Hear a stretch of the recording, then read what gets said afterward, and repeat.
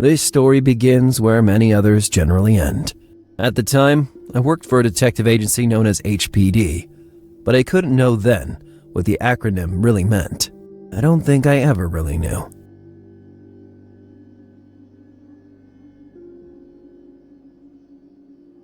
For a few months, I'd been on the trail of the man the press not very originally renamed Blowtorch.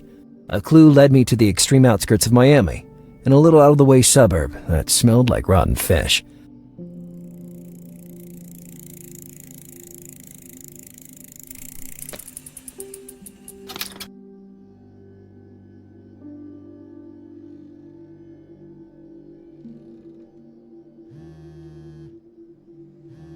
Operator, the caller you have dialed is unavailable. Do you want to leave a message? Bundy, knock it off. Judging from the traffic noise, I'd say you disobeyed my orders. Hey, I just went out for a ride on my bike. What's the harm? At 10 in the evening, I told you to stay home. The case is ours. We're already racing to the scene of the tip-off. But the cavalry's already here, boss.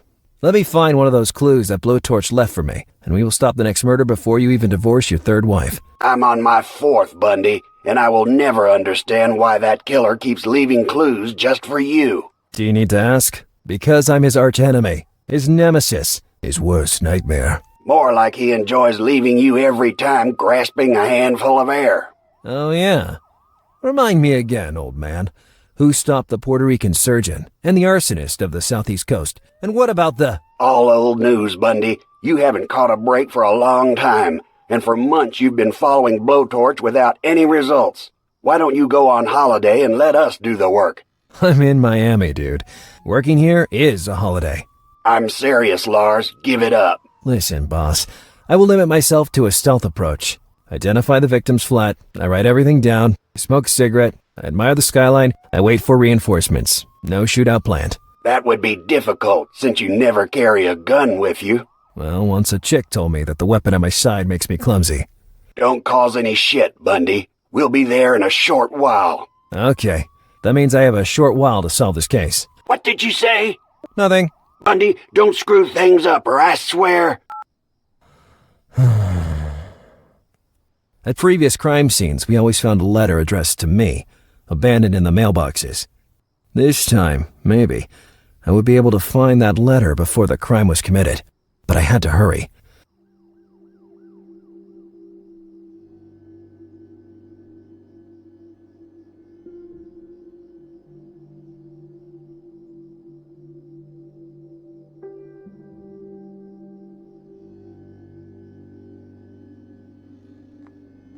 I looked at the various mailboxes and found what I was looking for.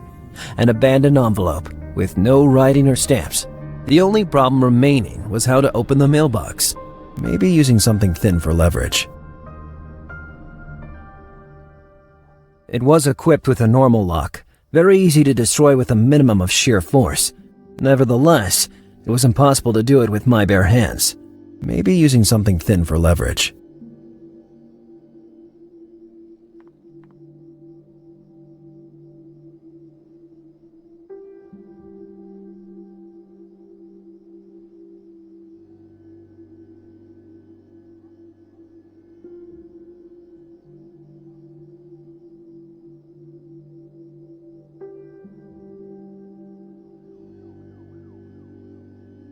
I could use it to establish the alleged stupidity of J.J. Earham, but nothing else.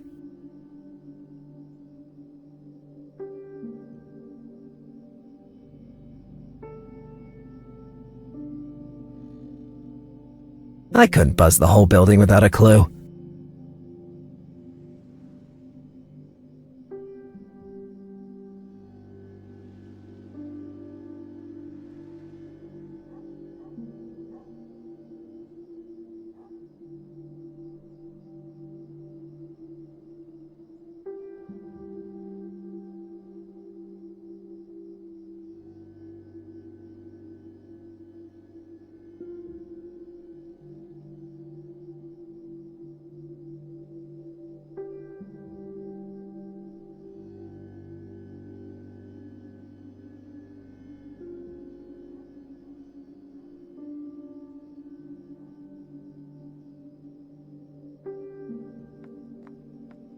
The alley led around the building to the right.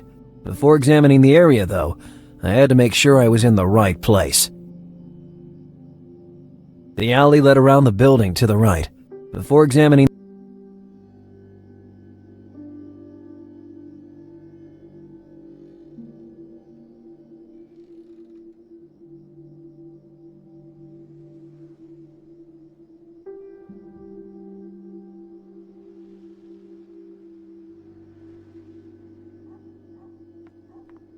That stuff tasted like chewing gum stuck under a desk for a month. I know that because at school I never had the money for snacks, so I picked up those.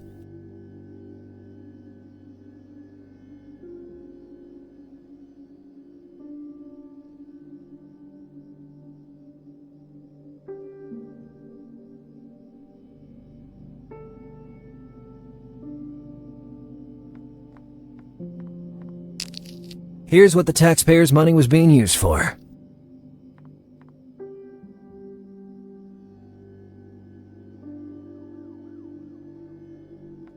The conditions of that sidewalk were getting worse.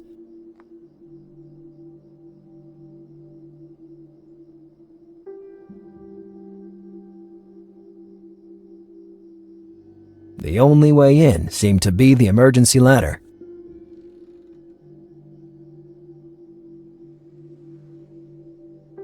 The ladder was too high for me to reach it, and that kind of model was equipped with a security lock too. I couldn't even see it from where I stood.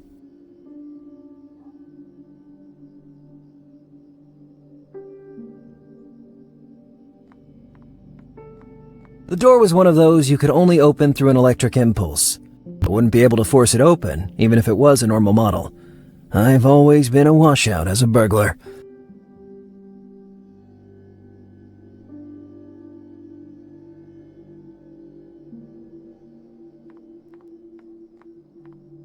An antique and horrible coin eater.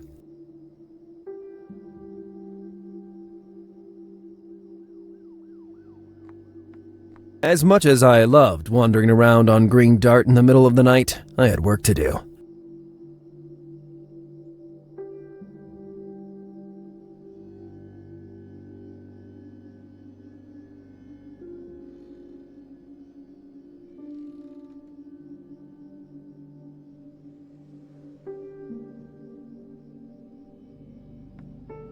It was equipped with a normal lock, very easy to destroy with a minimum of sheer force. Nevertheless, it was impossible to do it with my bare hands. Maybe using something thin for leverage.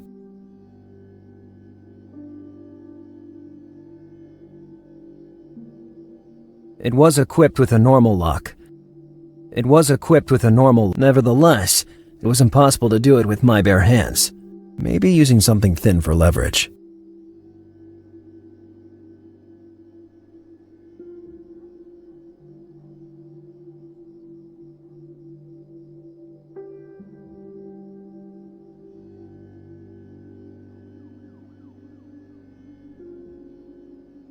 It was an indestructible model, but I still didn't want to use it as a chisel.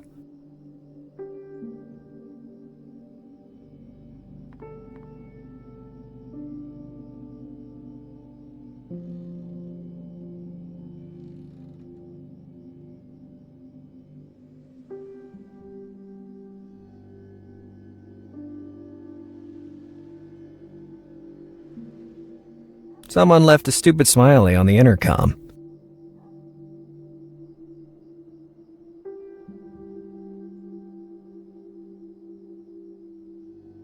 I love making prank calls, but this really wasn't the right moment.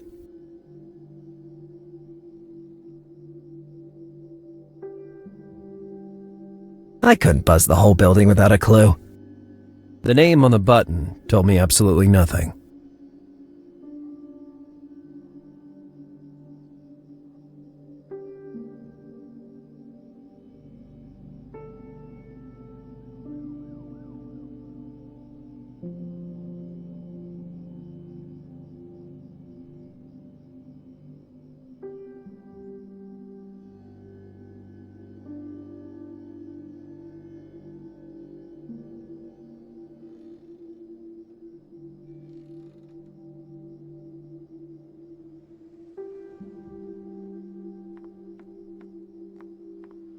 Maybe there was still something useful in Green Dart's flask. Normally I would have filled it with scotch, but I didn't want to find myself in Orlando investigating a red whale again, like last time. Hey, there really was some scotch after all. Scotch tape, I mean.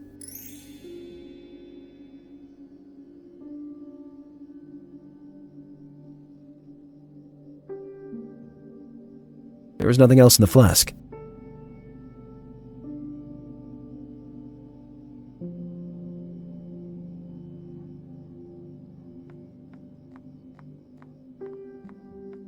A stone bigger than the others just fell off the sidewalk. And who was I not to accept the kind gifts from Providence?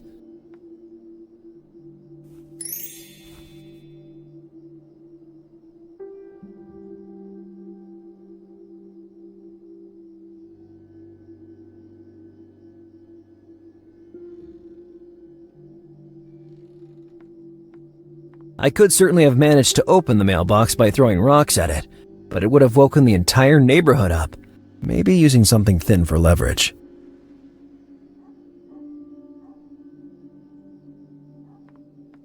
Sometimes, my obsession with using random items didn't lead anywhere.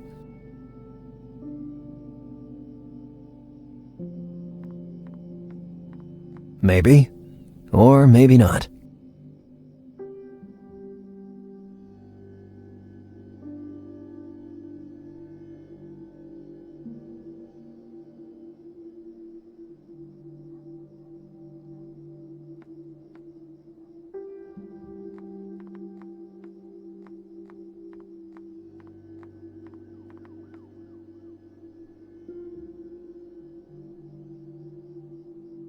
An antique and horrible coin-eater.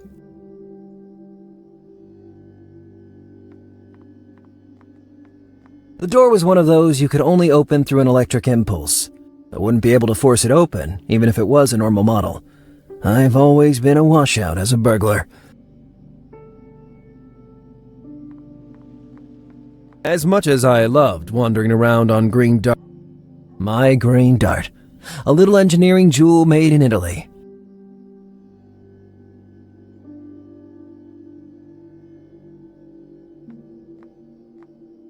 The little gate was well protected with a lock and chain. At the same time, it was so low that I would be able to jump it even on my knees. The alley led around the building to the right.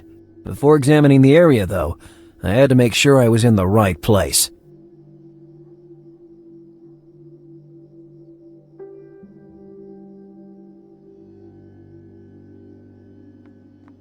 That stuff tasted like chewing gum stuck under a desk for a month. I know that.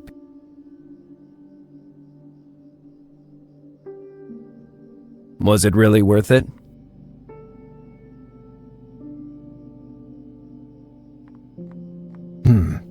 Better think about it. I didn't need to make the ladder come down.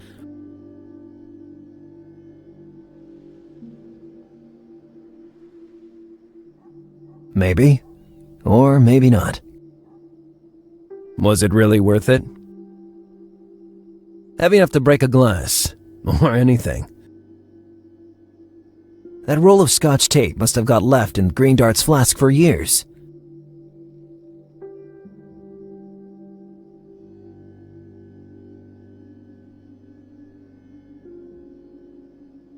By that time, they were all using those instant messaging programs. Therefore, my message box was constantly empty. As always, I was out of credit.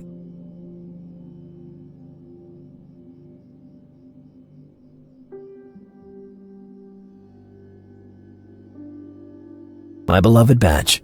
How much abuse and harassment I was able to accomplish using that simple square of fabric. Ah, those were the days.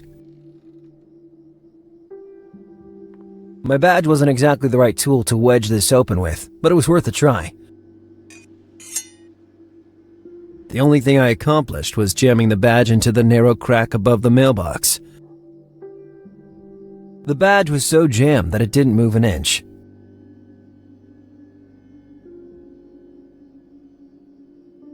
The way it was stuck, the badge would act as a chisel.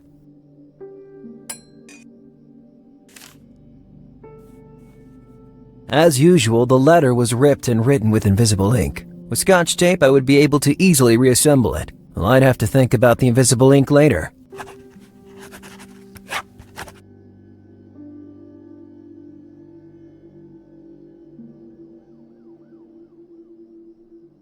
With Scotch tape, I would be able to easily reassemble it. I would have stuck the Scotch tape in the back of the letter, so as to obtain the best readability. I always hated puzzles.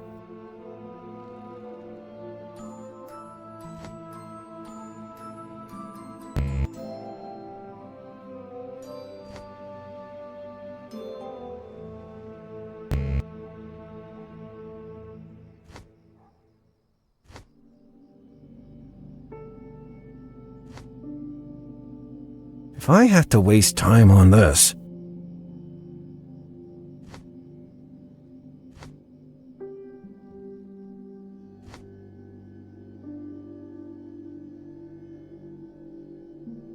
I hate this stuff.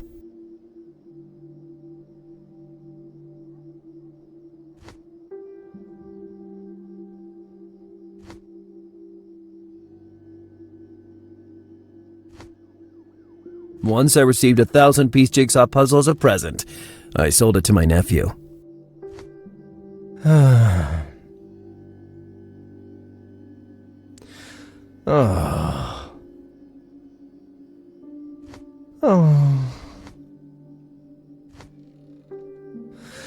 Oh. It wasn't as difficult as I feared. At that point, I just had to find a way to read the message hidden in the letter. Well, I remembered that to reveal invisible ink, you just have to warm it. Where could I find a source of heat that late at night?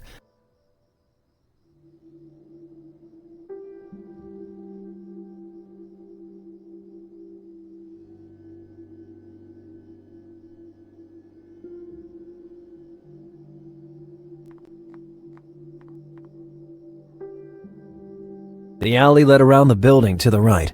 Before examining the area, though, the little gate was well protected at the same time.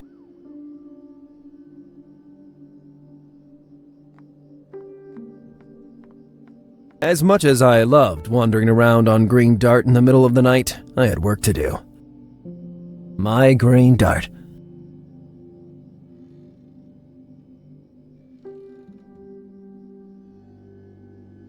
No matter how hard I tried, I couldn't see a good reason to do that. Green Dart didn't have an engine to heat up, so I had to do all the work, as always. As much as I loved wandering around,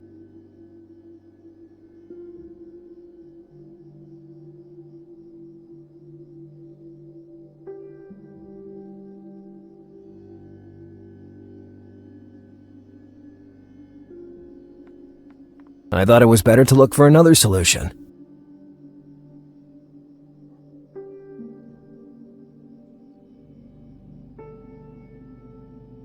I thought it was better to look for another solution.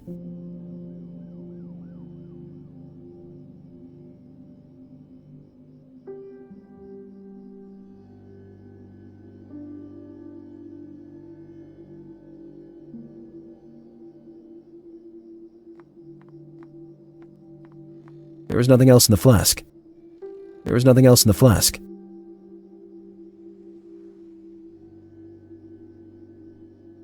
Maybe, or maybe not.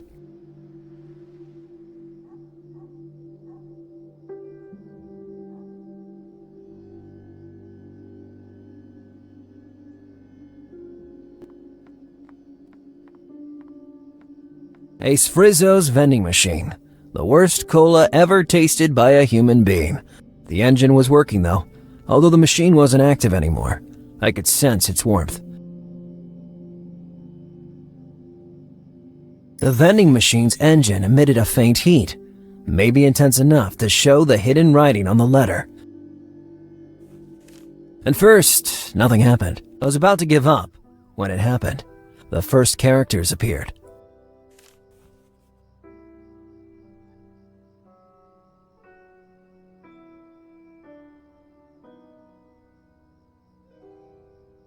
Blowtorch's tone ranged from disappointment to encouragement, with a barely concealed desire for recognition.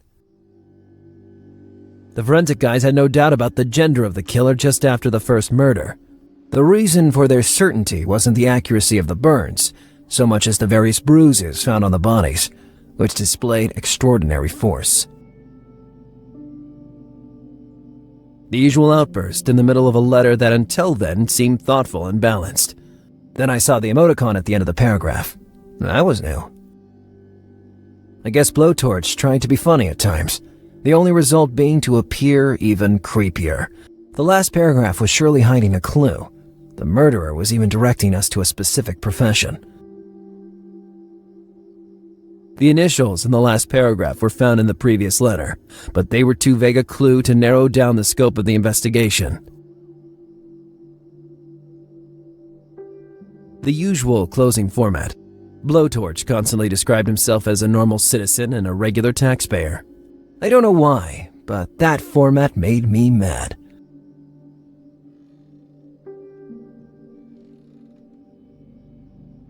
That face. In his earlier letters, Blowtorch never left anything similar. I took a mental note. That smile left on the letter and the one on the intercom were identical, so I could rule out a simple coincidence. I had just identified the apartment I was looking for.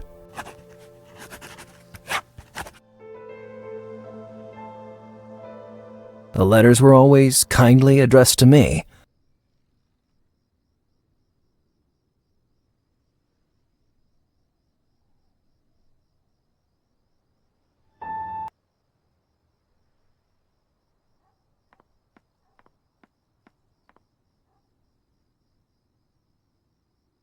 The apartment was registered to a certain G. Glover. I hoped I got there in time.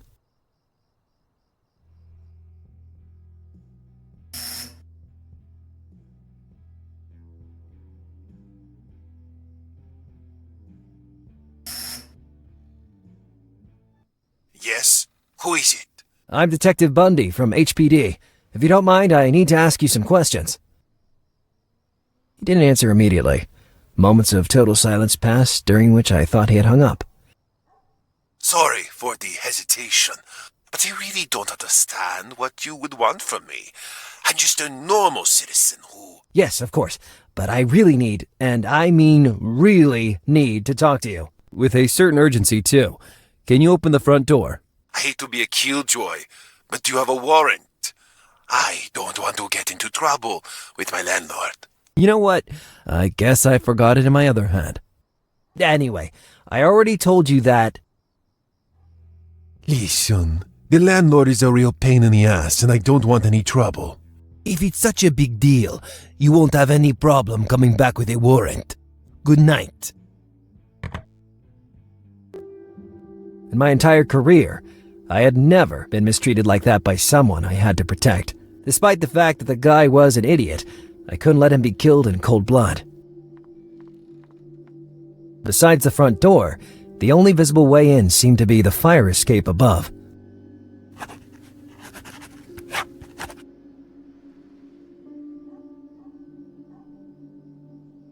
The ladder was too high for me to reach it, and that kind of model was equipped with a security lock too. I couldn't even see it from where I stood. That ladder would have been the perfect way in, but it was too far.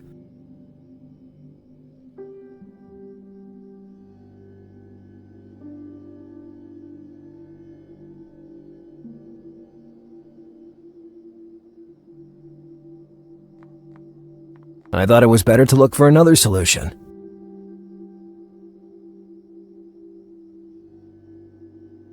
Maybe in that alley, I would find alternative access to the building.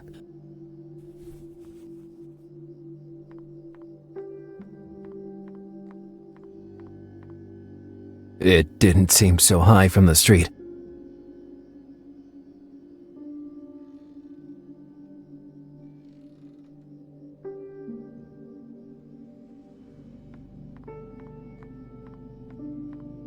Even from the roof, I couldn't get to the fire escape.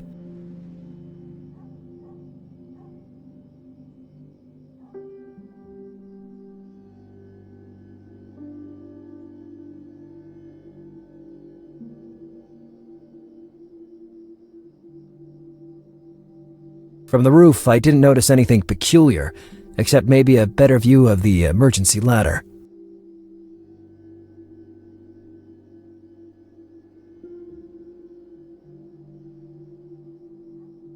Even from the roof, I couldn't get to the fire escape.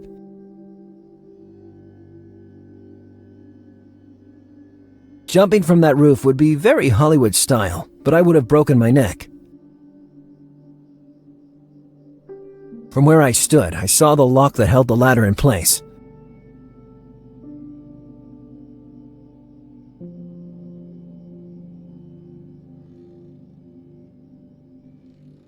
In that moment, I thought of the hundreds of baseball games I'd seen while living in America, and I had a real moment of epiphany. The greatest champions in history were looking at me from the sky, cheering for me and waving their arms. Ladies and gentlemen, introducing the newest member of the Baseball Hall of Fame, Lazarus Stonearm Bundy! Give it up for the only, the incomparable, Lazarus Bundy!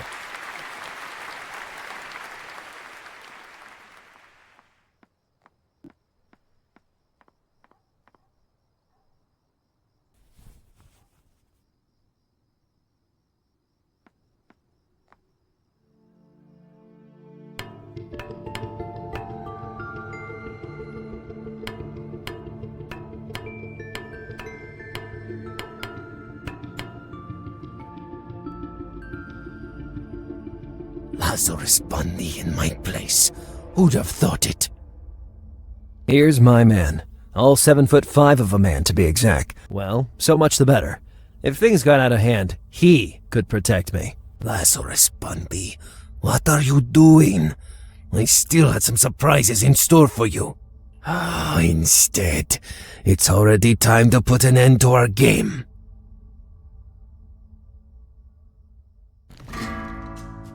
Just then, I knew I misunderstood the whole situation.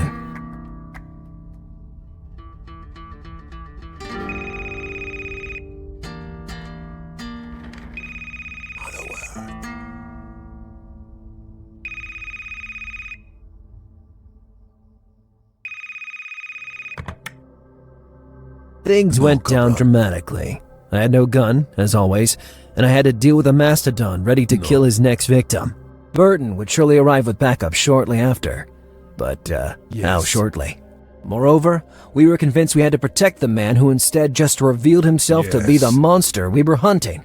I thought of sending a text to warn him, but I had no credit on my phone, having accidentally subscribed to a live weather service. I was in more danger than ever. But at least I knew the weather was fine in Baltimore. One thing was for sure. I couldn't wait anymore. Yes.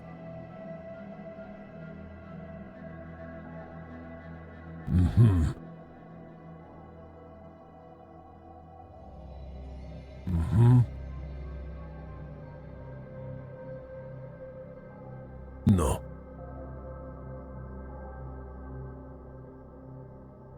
Impossible. With bare hands, I would barely be able to tickle him.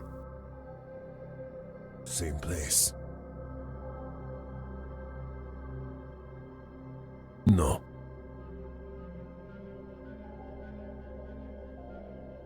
Trying to use the lamp as a makeshift weapon would have meant walking the entire length of the room twice. If I wanted to die, I could have found a more glorious method, such as jumping out naked after drawing a target on my chest. No. That beast towered over me, but a bottle in the right spot would put anyone to sleep. I had to hold my breath. The slightest noise would betray me. Same place. Never mind. Yes. What the fuck?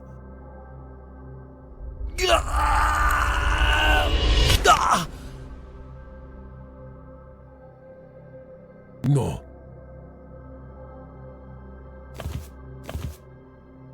No. I told you to close that sewer hole, you slut! If I hear even one more whisper, I'll be forced to use more brutal methods than usual. Is that clear? Could be. Yes. Freeing the girl was going to be way more difficult than that. No. I just have gone from the frying pan into the fire.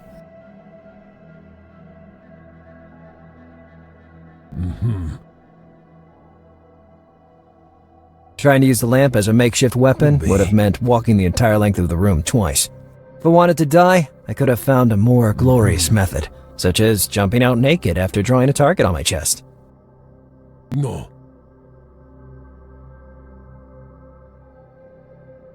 No.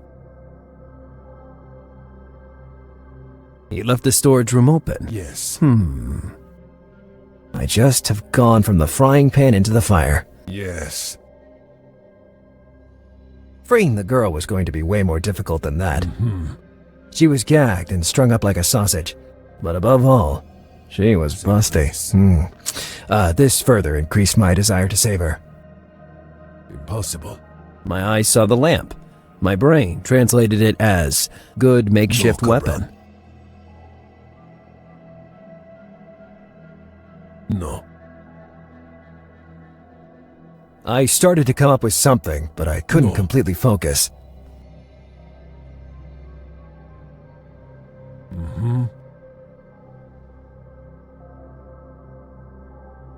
Impossible. I thought it was better to look for another solution. Yes. No.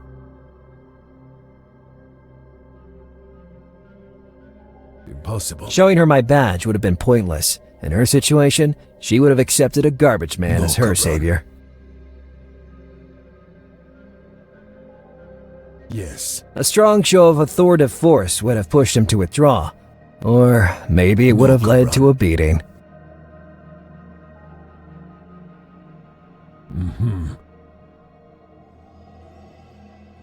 The beast was busy in a one-sided conversation. All he did was grumble. Apparently he became chatty only when it came time to write me letters. Same place. Could be. Same place. Yes. He already had his own, and I was short on credit. Yes. No.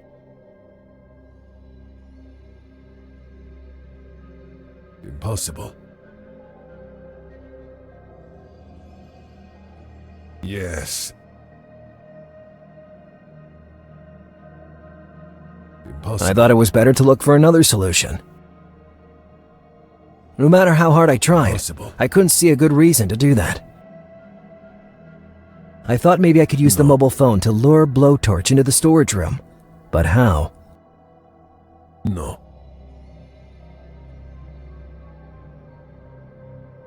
Yes. Maybe. Or maybe not. No. Better think about it. No, Cabron.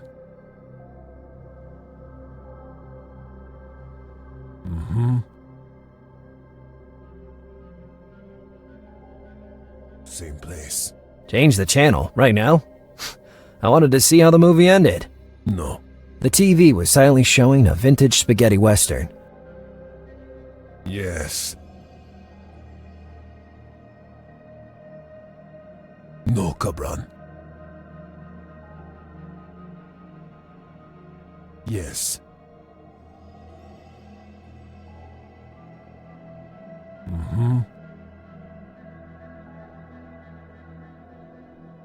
Could be. Same place. Breaking his TV would have been ecstasy, No. but not enough to put my neck on the line. No.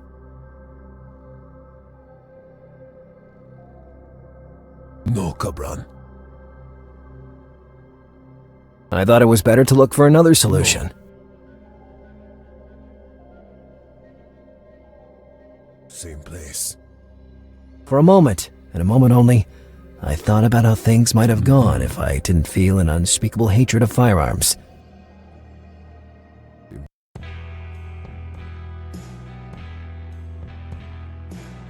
Could be. No.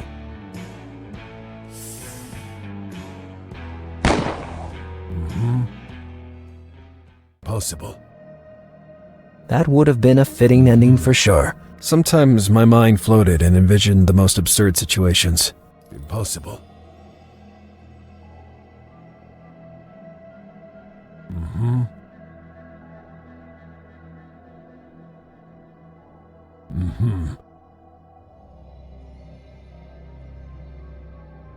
No, Cabron. Same place. Yes. With bare hands, I would barely be able to tickle him. Same The beast place. was busy in a one-sided conversation. All he did was grumble.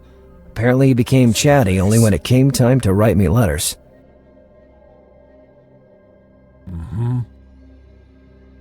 I thought it was better to look for another solution. Could be.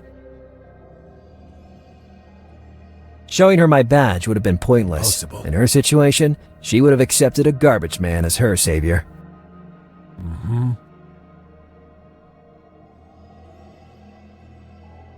I didn't understand how that could possibly help me.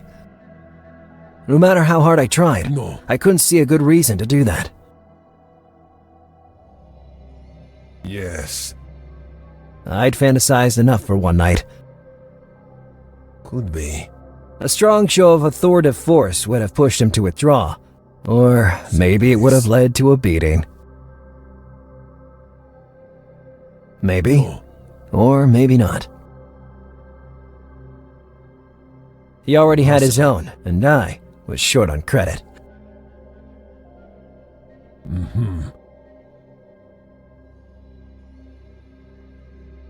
Yes. Better think about it. I thought maybe I could use the mobile phone to lure Blowtorch into the storage room. But how? Same place. Could be. No.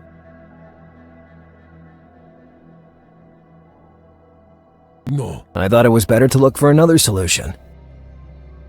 I thought maybe I could use the mobile phone to lure Blowtorch into the storage room.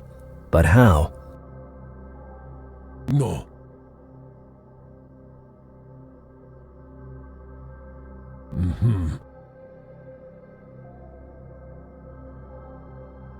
Yes. No.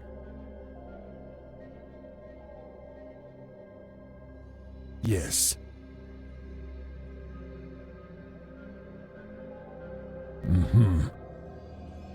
I'd fantasized. A strong show of authoritative force would have, or maybe it would have led to a beating. Could be. No.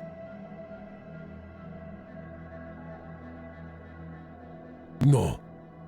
I thought it was better to look for another solution. No.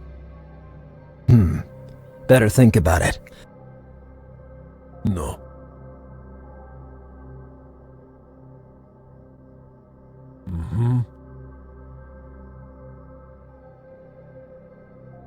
Yes.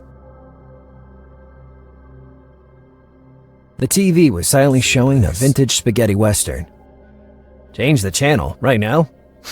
I wanted to see how the movie ended. Yes. I just have gone from the frying pan into the fire. He left the storage room open. Yes. My eyes saw the lamp. My brain translated it as good makeshift weapon.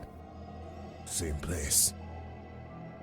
I started to come up with something, but I couldn't completely focus. Better think about it. Breaking his TV would have been ecstasy, but not enough to put my neck on the line. Impossible. Trying to use the lamp as a makeshift weapon would have meant walking the entire length of the room twice. If I wanted to die, I could have found a more glorious method, such as jumping out naked after drawing a target on my chest. No.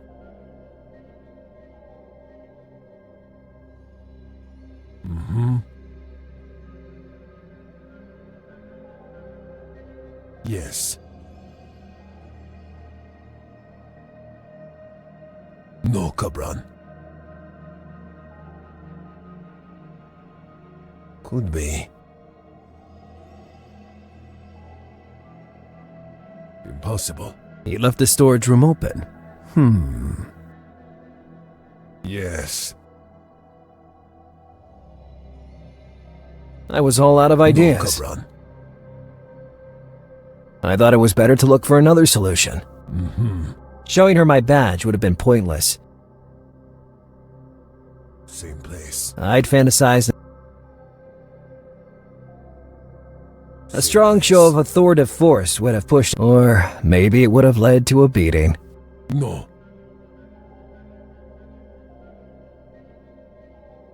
No. My beloved badge. How much abuse and harassment I was able to accomplish using that simple square of fabric. Ah, those were the days. Yes. As always, I was out of credit. By that time, they were all using those instant messaging programs. Therefore, my message box was constantly empty. Yes. I had a pretty good idea of how to distract the threatening big guy. Yes. No. I was desperate and in dire straits. I could do nothing but go for broke. Same place. Look what you made me do, slut. First, I need to recover that damn phone that I still don't know how you managed to keep from me. Then we'll settle up.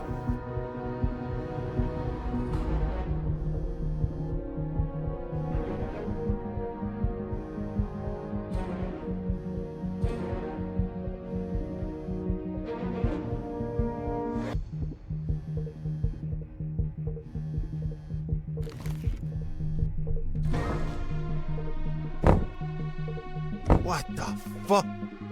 Stay calm. I'll get you out of here in a split second.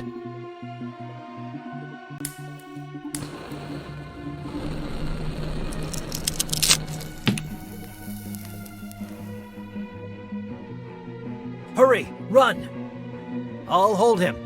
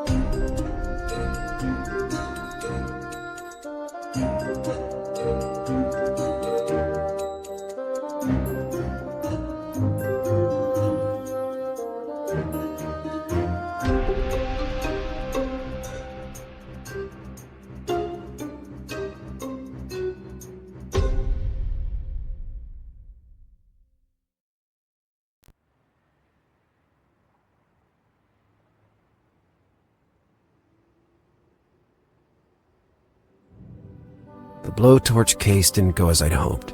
Instead of the savior, I found myself impersonating the damsel in distress. Luckily, Burton came just in time to get me out of the doghouse. In contrast to his usual MO, Blowtorch was about to take my head off with his bare hands.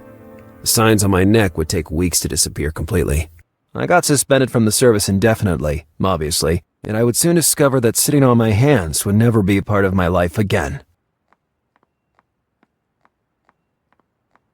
I found the Miami Harbinger under my door, as I had every day since I'd subscribed to their delivery service. I immediately saw the blurb on the front page.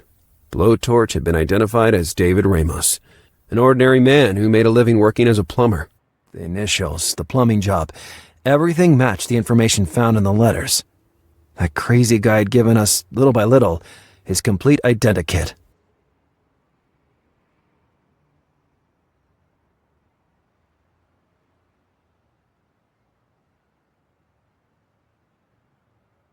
The envelope sticking out didn't have a normal appearance.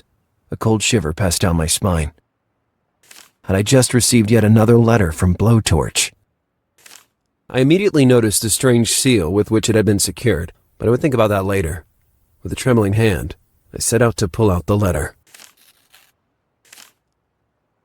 On the paper was an address and a series of meaningless numbers. Nothing else. Ramos was giving me an appointment in a West Miami alley, but that wasn't the most absurd thing. The most absurd thing is that I'd probably have gone.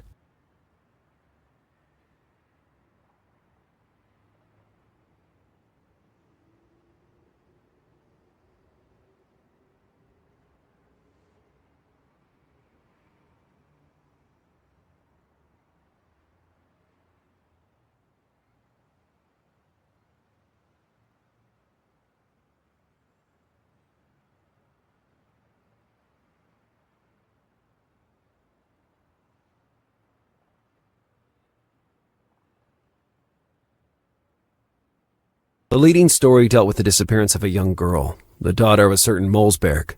Apparently, he was one of the richest and most powerful men in the city. Nevertheless, I had never heard of him before.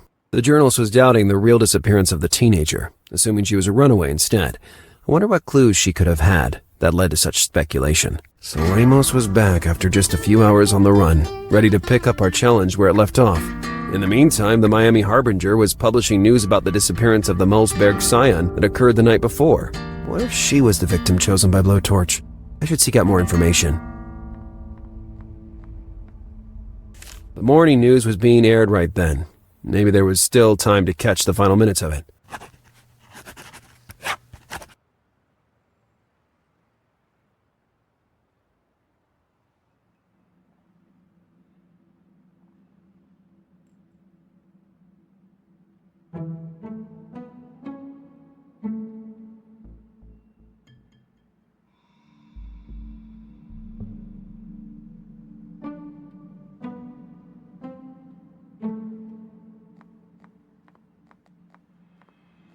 With blood and sweat, I had completed that collection of action figures when I was a kid. After Green Dart, it was my biggest triumph.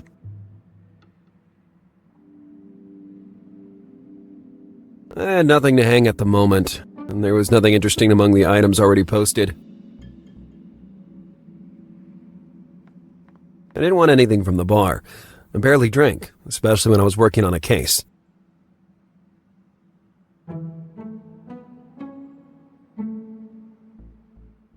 I kept the device thermostat held in position. Removing it would drop the temperature as low as it could go, but alright, I rarely ate the junk food in my fridge anyway.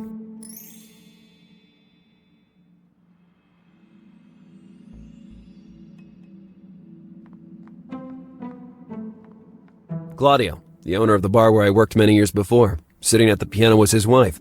Adela tried many times to teach me to strum, but with very bad results.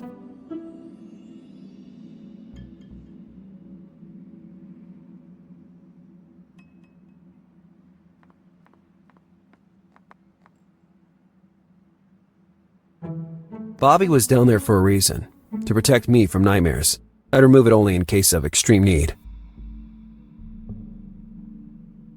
Bobby the bear, protector of my dreams. Lately he'd been slacking off, judging by the number of nightmares tormenting me. Bobby the Bear. Lately, Bobby the Bear. Protect. Lately, he'd been.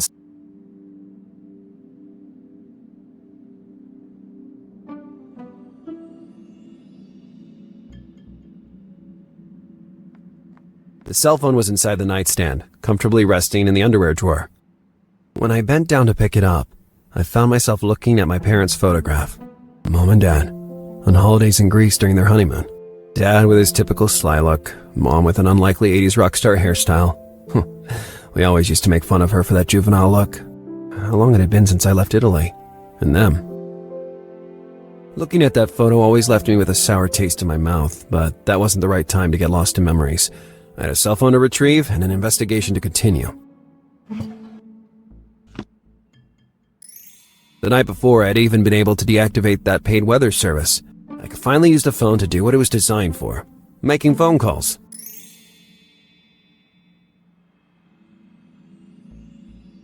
It represented the Sacred Heart of Jesus, a Christian symbol of worship. My grandma insisted that I take it with me to America for protection, but to be honest, I always found it, slightly gruesome.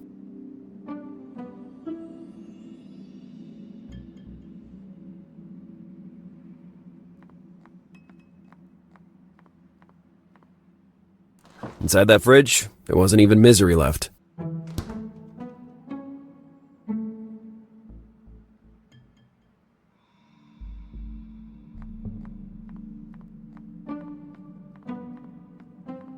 What the hell was my remote control doing in there?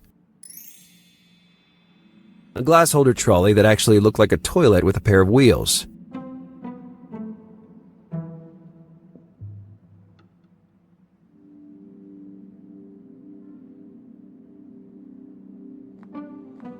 That TV had every possible function, including toasting bread, but not a bloody damn power button.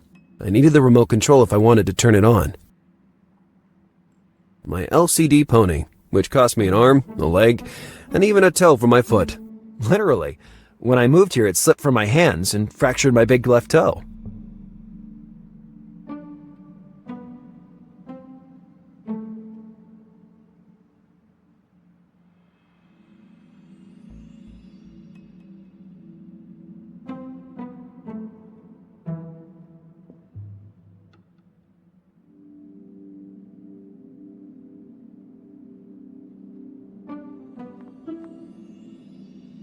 The TV didn't turn on. The batteries were probably dead, and the closest retailer was half an hour away by foot. Damn batteries. There must be some way to give you even a little boost.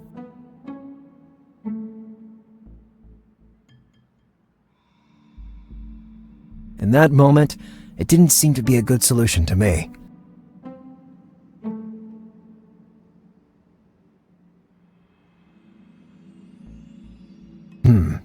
Better think about it. I'd wait for the right moment to enjoy one of my last cigarettes.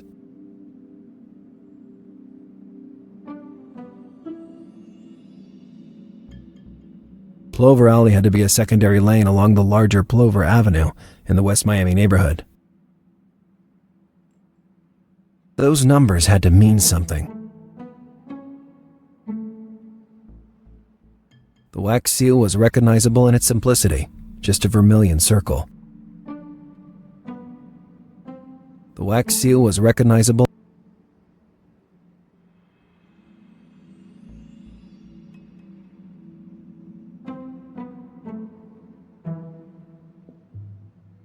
The wax seal was recognizable in its simplicity. The wax.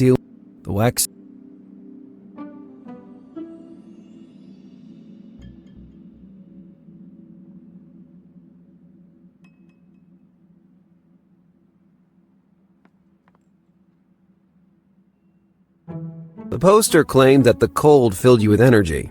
I wondered if that was true. I always preferred the sea to the mountains.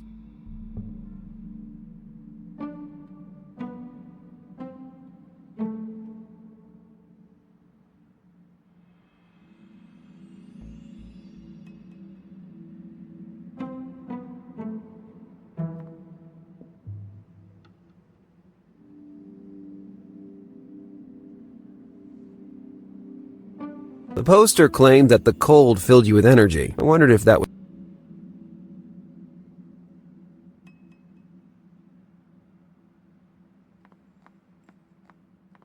If I left then, I wouldn't know what to look for precisely. First, I needed to find some information.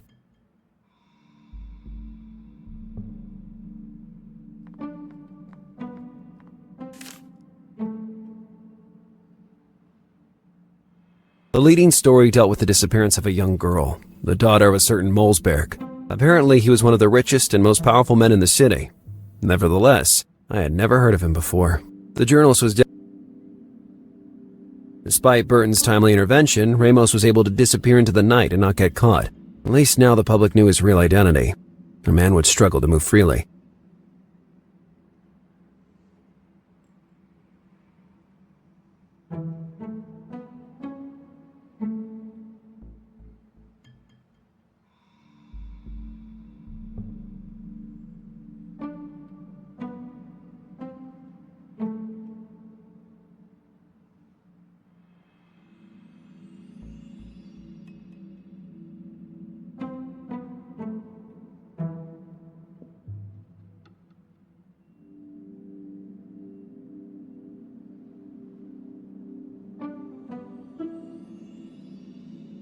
The universal remote control for my original pony. The best of the worst.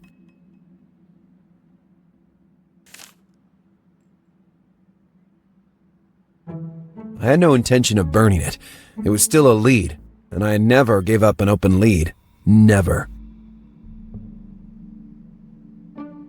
I thought it was better to look for another solution. Maybe. Or...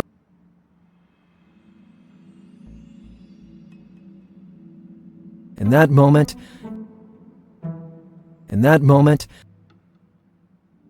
I thought it was better to look for another solution. Sometimes I remain enchanted just by opening and closing that lighter for minutes at a time. After the whirlwind conclusion of the blowtorch case, I had smoked an entire pack of cigarettes. I left just 2 for emergency situations.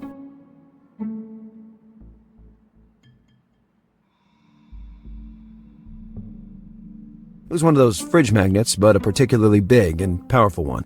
It was shaped like a UFO. The universal remote control for my original pony. The best of the worst.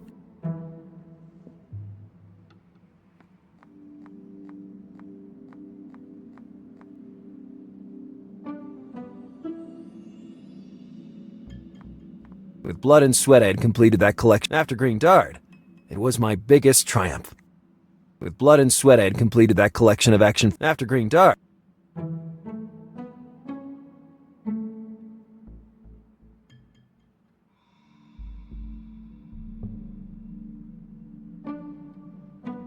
I had nothing to hang at the moment, and there was nothing interesting among the items already posted. I hung all kinds of reminders on that pinboard, like bills to pay and anything else, but I should have also learned a method to remind me to check them. A vicious cycle.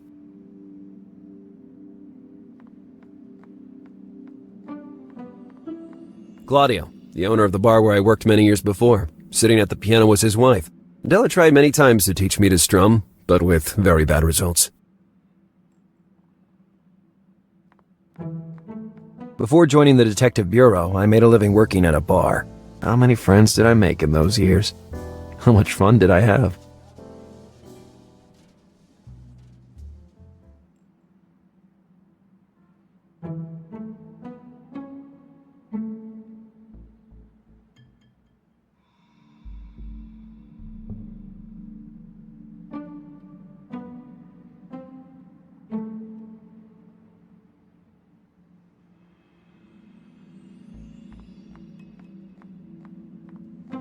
On the nightstand was a photo of my parents on holiday in Greece. Inside it, on the nightstand was a...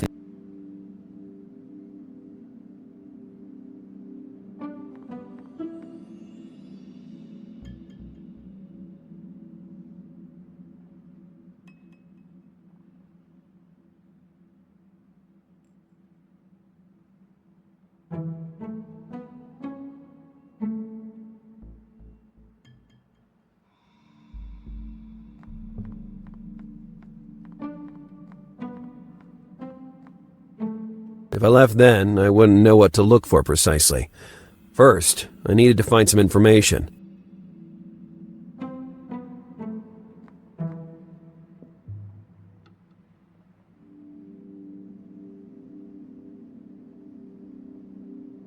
By that time, they were all using those instant messaging programs. They're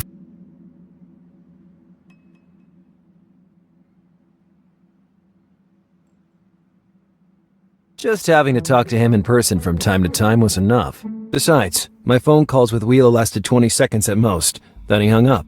Anti-interception measures, he said. I didn't need to call Burton. I wondered what my mother was doing at that precise moment. It had been years since we last spoke. Anyway, I had other things to worry about.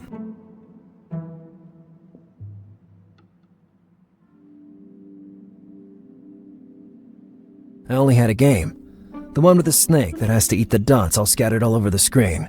I was complete rubbish at video games.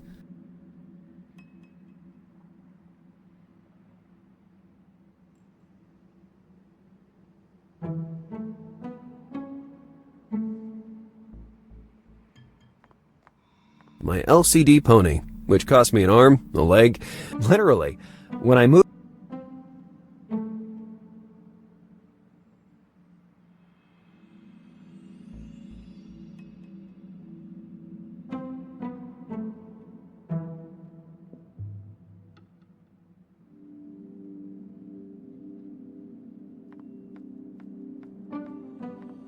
Before joining the detective bureau, I made a living working at a bar.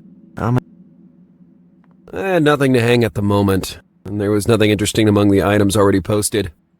I hung all kinds of reminders on that pinboard, like bills to pay and anything else, but I should have also learned a method to remind me to check them. A vicious cycle.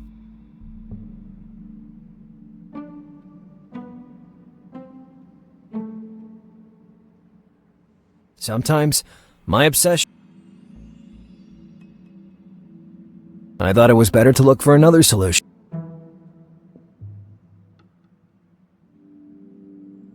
Was it really worth it? In that moment, it didn't...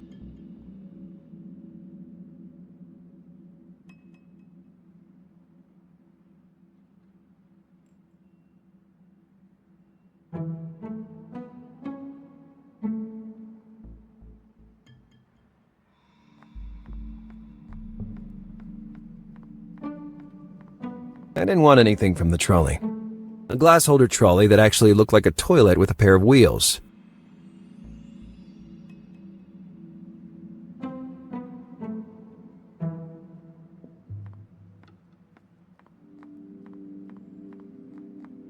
Before joining the detective bureau, I made a living work. How many friends?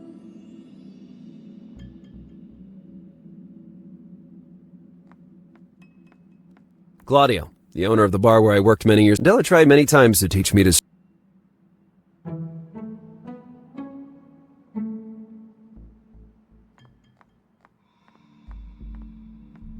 Sometimes, my obsession with using I didn't understand how that could possibly...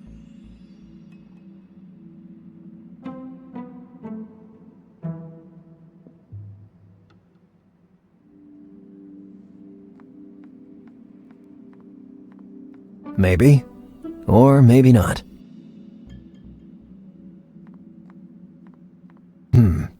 Better think about it.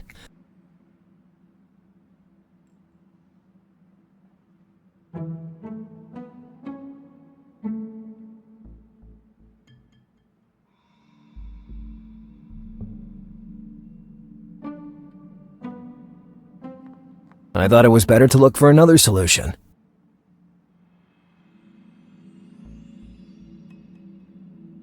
I'd wait for the right moment to enjoy one of my last cigarettes.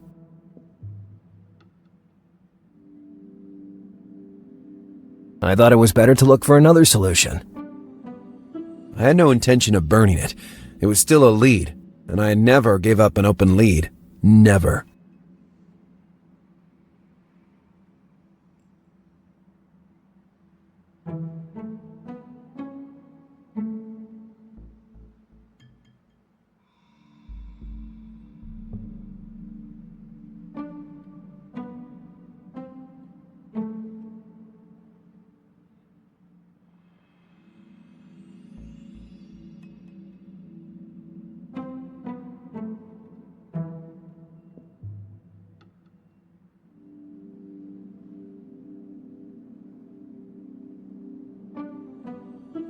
I had no intention of burning it. It was still a lead, and I never gave up an open lead. Never. I thought it was better to look for another solution.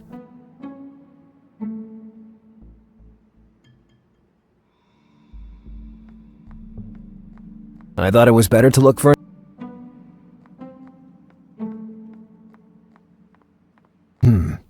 Better think about it.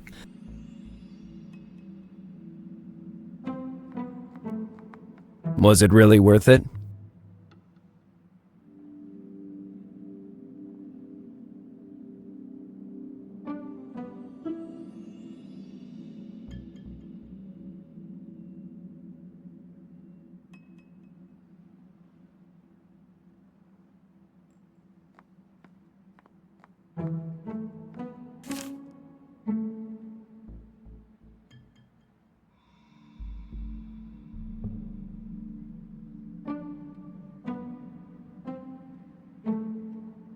Despite Burton's timely at least now the public knew his...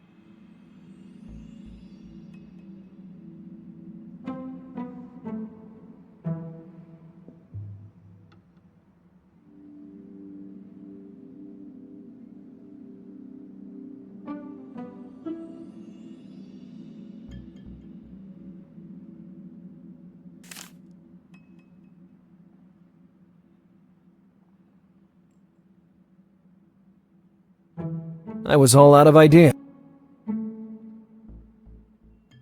Was it really worth it?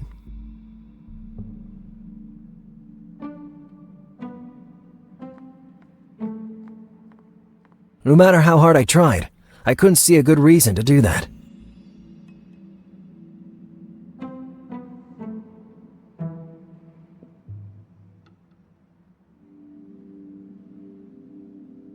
I was all out of ideas.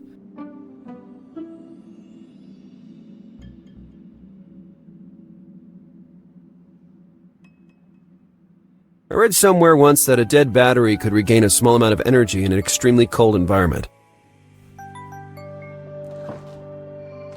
Could it be true, this story of batteries recharging in the cold? Hey, maybe that's what igloos are. Huge batteries shaped like houses. Oh, that would explain why Eskimos wear gloves, to prevent electric shocks. It was time to discover if my limited physics knowledge would help me or not.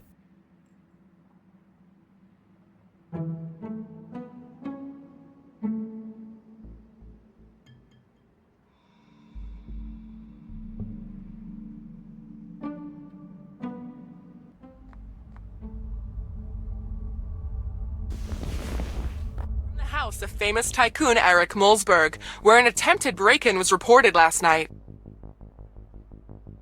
No statement has been released either from the police or the family, so the specifics of the offense are still shrouded in mystery. The only detail that has been leaked so far is some strange graffiti drawn on the front of the mansion, probably left by the same individual or group that attempted the late-night illegal entry. As you can see behind me, the symbol appears to have been applied using an enormous quantity of blood, perhaps of a human nature.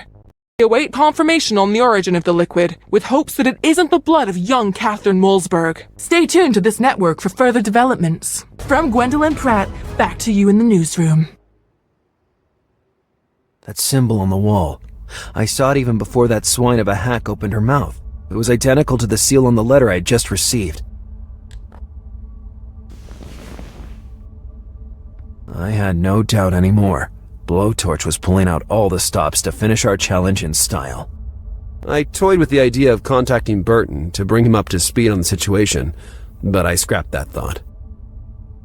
If I could close the case myself, my superiors would be forced to reinstate me into the department. Was it really worth the risk of falling straight into a trap? Or was I kidding? I was never the kind of man to back down from a challenge, no matter how dangerous it may be. It was high time to let the world see what I was worth. I wouldn't be remembered as the detective that let one of the worst serial killers in the history of Miami slip away.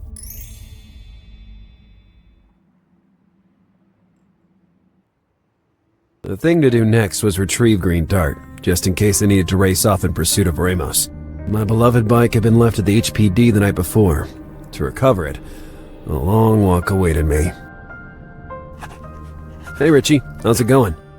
Hello, Lazarus. Richard, we've been neighbors for 5 years now. What do you think about finally calling me Lars? I like the sound of Lazarus. There's something magnetic about it, don't you think? Speaking of magnetism, do you still have that magnet I loaned you? Yeah, well, you know, it's complicated. What do you mean by complicated? You didn't lose it, did you? No, not lost. No. I used it in a secret mission. My magnet. In a secret mission. Very, very secret. So secret I can't tell you anything about it. Well, do me a favor and get it back to me as soon as possible. It's a fond family memory. And that's what it would remain for poor Richard. A memory.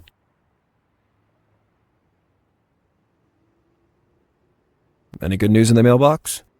Once you could find love letters inside. Now it's just bills and a mountain of advertising. Do you even read the advertisements they send you? No, I just use it to ignite the coal at the barbecues with my colleagues. See you soon, Richie. Sure, at next Sunday's residence meeting. You'll come, right? I have a previously scheduled engagement. Sorry, did I say Sunday? I meant Saturday. Even worse, I have to attend a funeral. Oh, too bad. Then my condolences. The only one who'd die would be me if I went to another one of those stupid meetings of boredom.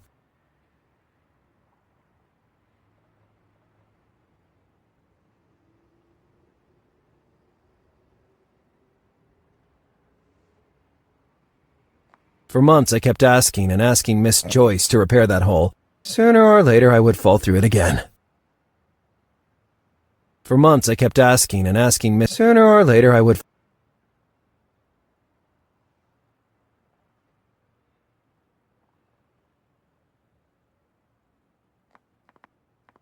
I was sure I would find only bills and late payment warnings. Sometimes it's better not to know, so I didn't open it. Despite having customized it and made it ridiculously cool, it was still a wretched carrier of bad news.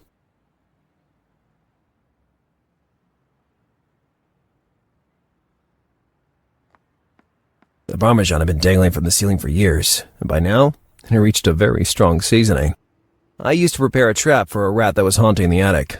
I almost managed to grab it when the floor decided to collapse underneath my feet, and what's worse, I disastrously landed on the floor beneath, causing that huge hole. Moral of the story? The Parmesan was still hanging from those wires, and I had started to hate rats.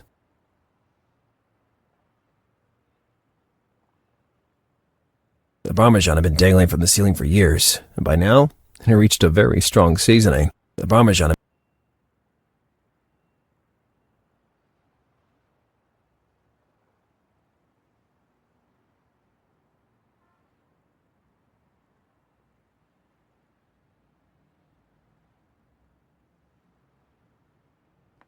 Richard, one of my neighbors.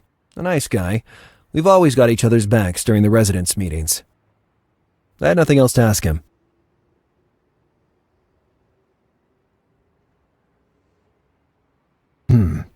Better think about it.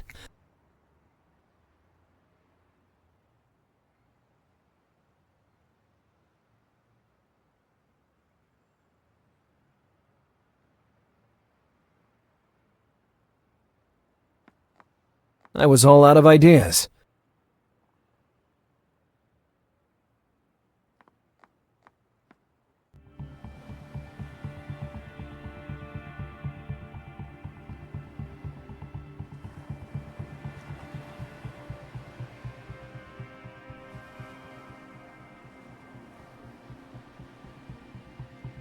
I found a very bad surprise waiting for me outside the office. Those idiots in the department had pierced the tire of my beloved green Dart. Furthermore, the bike was locked to the streetlight with its chain. We, though, probably had the keys, but for the tire, I would have to come up with something. One thing was for sure, I wouldn't leave the HPD without my green Dart.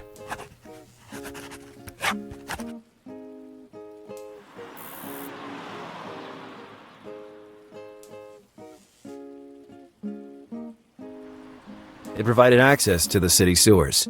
Many tourists love visiting sewers. I'll never understand why. I needed Green Dart to move, but fixing it with my bare hands seemed impossible. I needed something to plug the breach. It was Green Dart. My customized mountain bike. At the moment, it was still...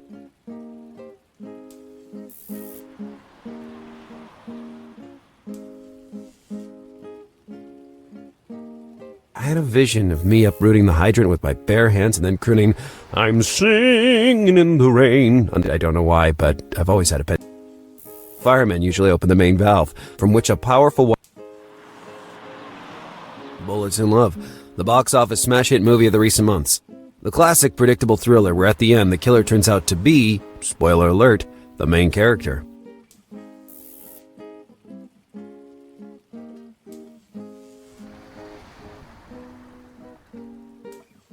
Hey, Wheelo, do you mind if I borrow this marker for a while? What do you have to do? I don't know why precisely. I might need it eventually. I, on the contrary, may need it for work, so the answer is no. It was a permanent marker. One of those that will never fade, even with acid. Hey, Wheelo. Oh, it's just you. Who else would it be? A government inspector, maybe?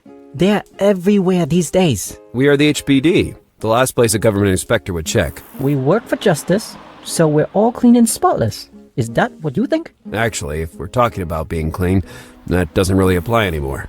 Listen, it's you has the keys to Green Dart, right? Yes, the chief inspector entrusted their custody to me. Can you show me an identification document? Wheelo, if you don't give me the keys to my Green Dart right now... I'll make an exception to the rule.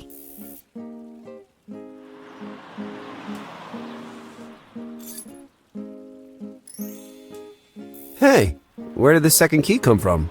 That's not mine. The keys were delivered to me as you see them, but if you want to fill out a complaint form... I'll keep them this way.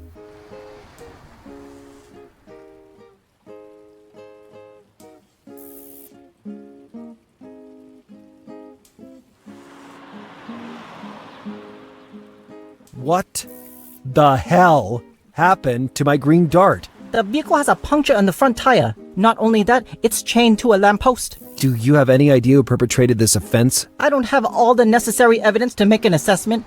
Do you want to press charges? It'd be a waste of time. Instead, do you know where there's a bike shop around here so I can buy a new tire? There's one 5 blocks away from here, along the promenade. It took me 2 hours just to get here from my house. I can't afford to lose the whole day. I'll manage some other way. Have you got any spare chewing gum? It depends. Who's asking? The President of the United States. Very funny. I might have some more, yes. Well, perfect. That's exactly what I need. Don't get any ideas. I'm done giving you things for free. Come on. Stop talking nonsense and give me some gum. Okay. Bring me the latest edition of Play Guy and maybe we can talk about it. What? I'm alone all day down here. I have to find some way to pass the time. Looks like I might have to spend the day running errands for this paranoid. On the other side of the street is a newsstand. I better hurry up if I don't want to waste too much time.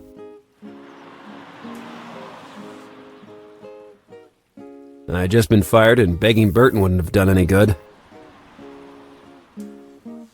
I could see my reflection on the glass door. And, what a reflection it was, my friends. I'd just been fired and begging Burton wouldn't have done any good.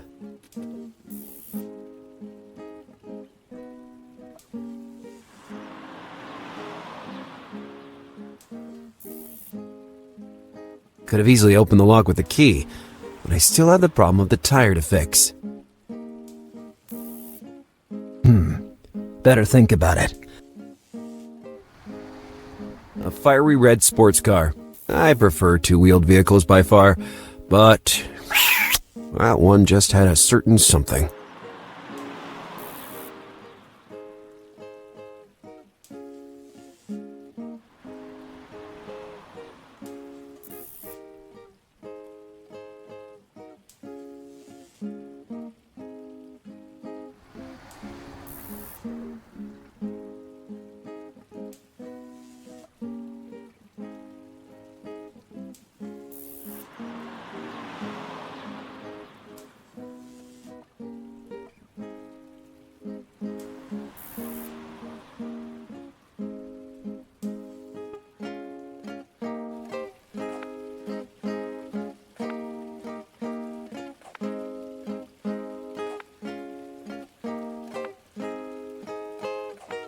If I ever had the need for those tools, I would know where to look. An inviting toolbox, stuffed with the lights of 1,000 uses. Good morning, Didier.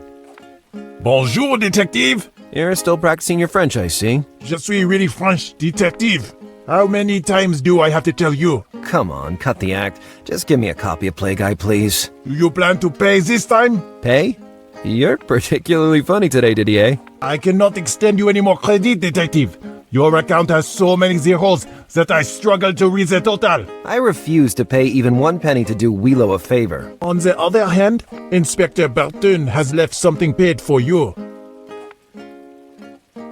Seamus is really funny. Was it my fault that Ramos was a mountain of a man? That is all for now. See you soon, detective. By the way, your fake pronunciation sucks.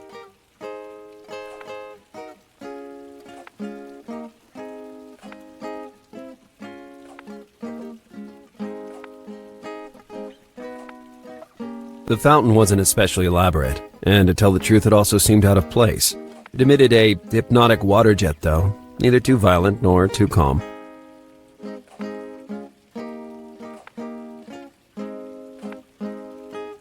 Ramos was everywhere, constantly reminding me of the thrashing I suffered. Ramos was everywhere, I could have tried asking him for it first. It was an adult magazine. The rabbit with the glasses subtly suggested its intended purpose. Hello. How can I help you? You're doing a really great job. You can say that again, my friend. Nobody does grout work like this these days. Listen to old Tom. That's not just a wall, it is art. If he could, that man would have exhibited his stuccoed wall in the Louvre of Paris, near the Mona Lisa. Is that magazine on the wall yours? Of course it's mine. What a question. Well, this is a very difficult situation to explain. In short, I urgently need that magazine. I understood full well what kind of urgency we're talking about. But unfortunately, I have an urgency even greater than yours. Look at those soft curves, those gentle shades. Please, let's not get into any details. What are you suggesting? My urgency is art. I need that magazine as inspiration for my walls. So I can't give it to you. Go to the newsstand and buy a copy like everyone else. Well, I tried to ask him politely. Now I'd have to graduate to cunningly stealing.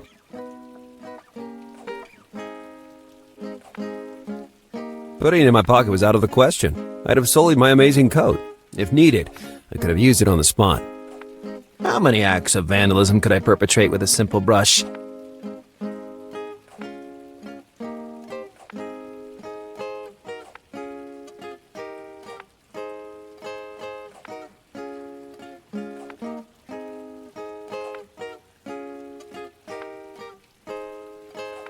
Yes, I would rapidly switch the covers so that the Mason wouldn't notice the disappearance of his magazine.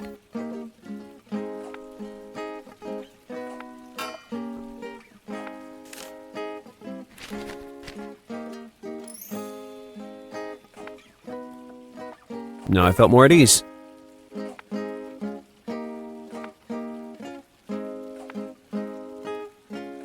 He was getting down with that guitar. He was getting...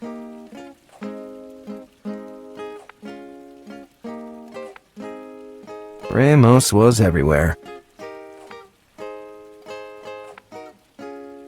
With his mother distracted, stealing the balloon and lollipop from the kid would be child's play.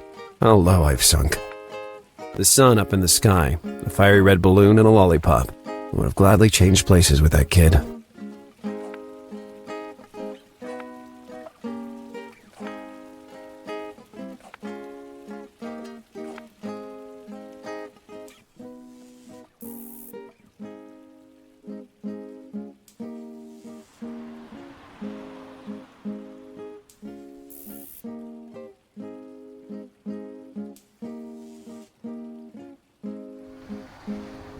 Here you are, you filthy pervert. But these were not the kinds of pecs I really wanted to see. Take the cover off, you idiot. Oh, now I get it. Don't get smart. Now, I want the chewing gum we agreed on.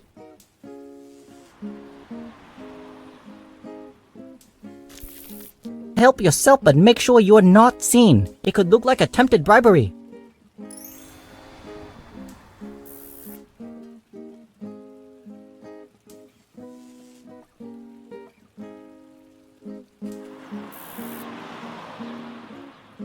The chewing gum was exactly what I needed to fix the bike.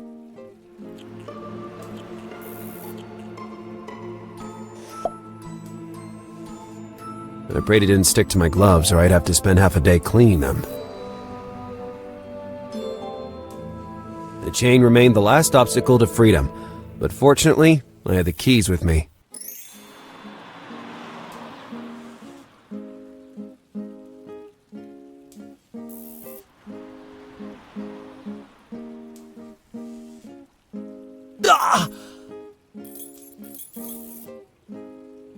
What clumsy hands! I think I felt a twinge in my hand. And you scored! What a shot! Which physical law of the universe causes keys to inevitably fall inside the only manhole nearby? Opening the grate with bare hands was impossible. Besides, inside it seemed empty, so I imagined there must be a long drop beneath it. I saw no alternative. To recover the key, I would need to penetrate the sewers, but this would take time, and I had already wasted too much. By then, the sun was almost setting. I decided to head out immediately, hoping not to miss the appointment. When I reached the place, the sun had already set.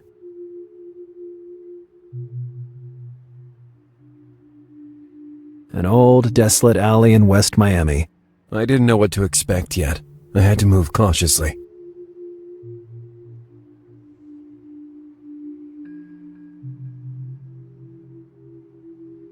It seemed like a vending machine for chewing gum, but actually it contained soft marshmallows.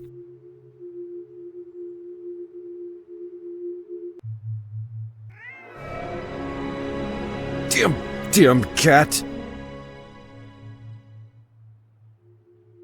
A TV in bits and pieces. Boxes, empty bottles of detergent, junk.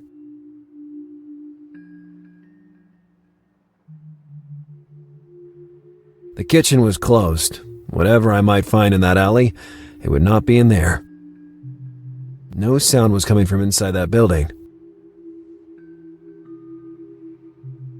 Hey, are you okay? No answer. Not even a twitch or perceptible movement. Then I realized how things really were. The man wasn't breathing.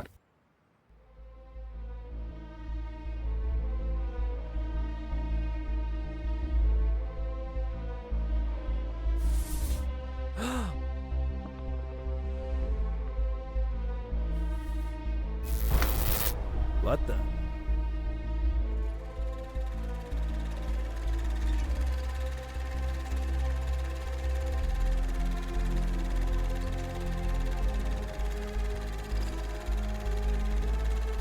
Lazarus Bundy. Forgive this production, but I can't be with you in person for reasons beyond my control. The young Mulzberg's kidnapping is just the first piece of a complex puzzle, a plan which, if not stopped, threatens to drag all of us to our doom. I leave the responsibility in your hands, Detective. Kathrin Mulzberg must be found, and her kidnappers brought to justice. Look for my symbol.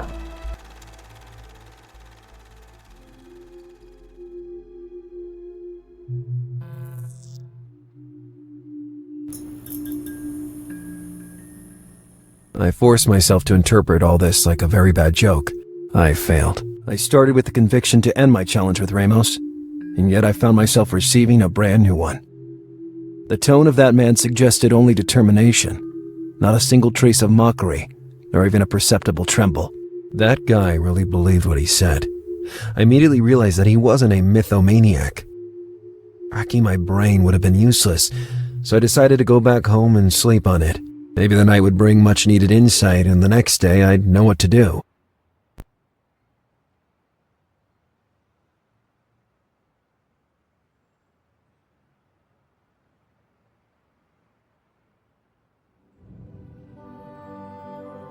As was happening more and more often, I hadn't slept much, and I almost had the feeling I dreamed everything. Had I really received a bloody challenge from a lunatic with a mask?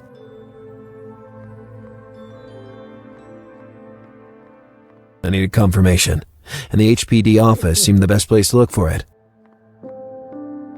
Today's Miami Harbinger. Who knows if it might suggest something interesting.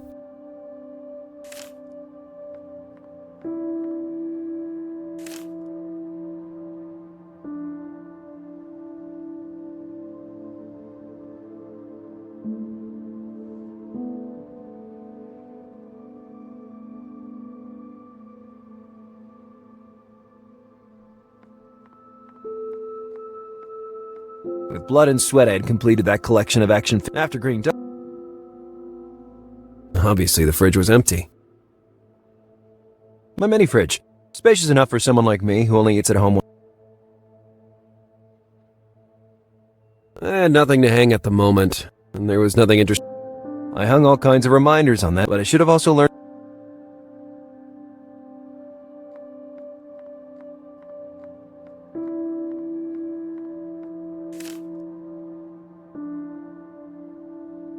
Father Verb, one of the most influential and controversial figures of our time. The Harbinger had even published the first page in color in his honor, years before he had received the Nobel Prize for, I don't remember what reason. Then he disappeared from the scene. Apparently he had recently decided to return with a book attacking the project Alternative Sentence, launched by the United Nations a few years earlier. I didn't know much about it, but I suspected that soon everybody would be talking about it.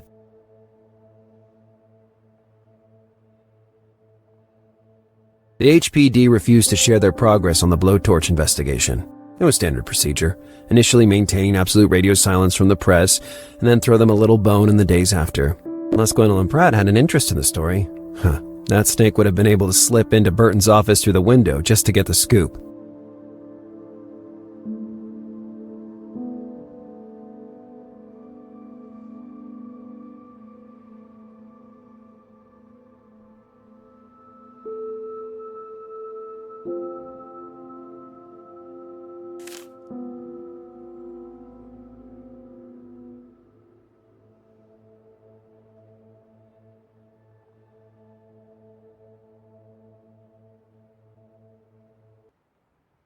I had to go to Mulzberg's mansion as soon as possible.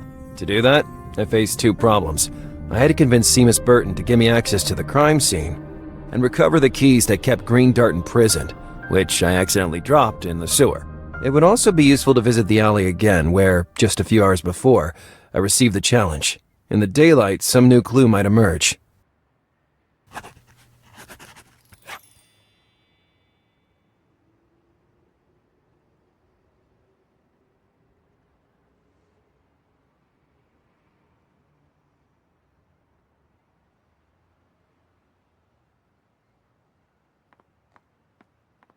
No matter how hard I tried, I couldn't see a good reason to do that.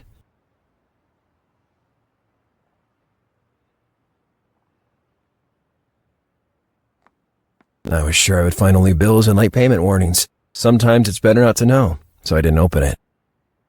Despite having customized it and made it ridiculously cool, it was still a wretched carrier of bad news.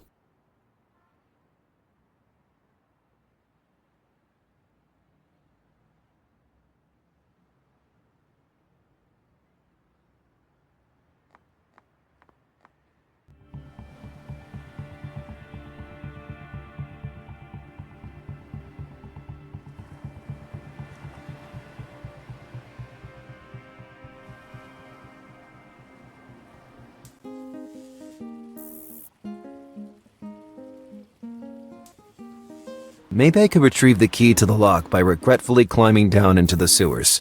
Lifting the manhole cover with my bare hands was an undertaking beyond my physical abilities. It provided access to the city sewers.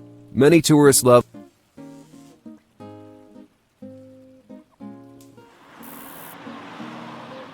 Obviously, the magnet attracted the metal, but not enough to lift the manhole cover.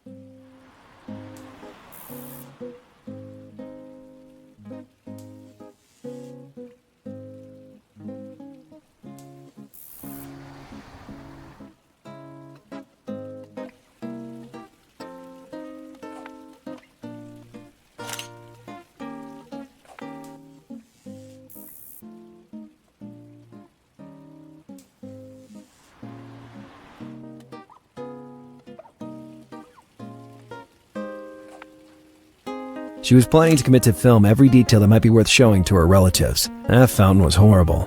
I didn't know why she took pictures of it so earnestly.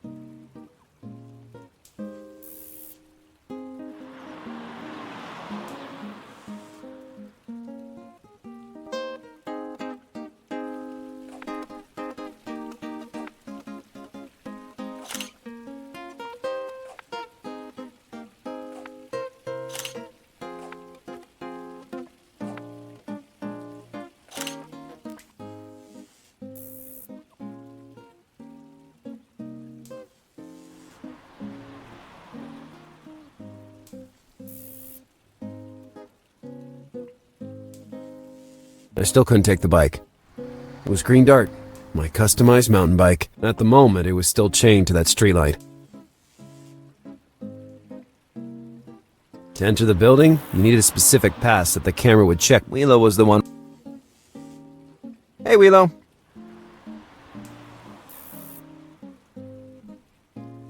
I need permission to enter, Wheelo. The HPD is not open to civilian. You should know that full well. But if you need to press charges, let me know. I came to visit Seamus, Wheelo. Is it necessary to be part of the CIA to see him? Curious that you mentioned the CIA. Oh, God. Let's just do this old school. You scratch my back, and I scratch yours. Deal? Actually, there is one thing an ignorant peasant like you could do for me. Do you see that red sports car? It's impossible not to see that fireball. A fireball parked for 3 days in a spot reserved for a public official, namely me. I tried to have it towed, but they just ignored me. I can't imagine why, but okay. I'll make that car disappear sooner than you can formulate another conspiracy theory. If you need tactical support, let me know.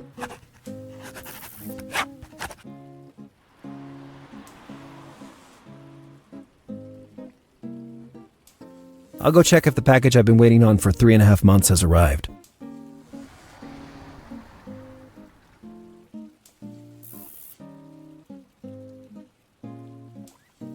Some men are able to move a car with their bare hands, as if it were a toy. I was never one of them. If I wanted to gain access to the HPD, the roadster would have to disappear from that parking spot.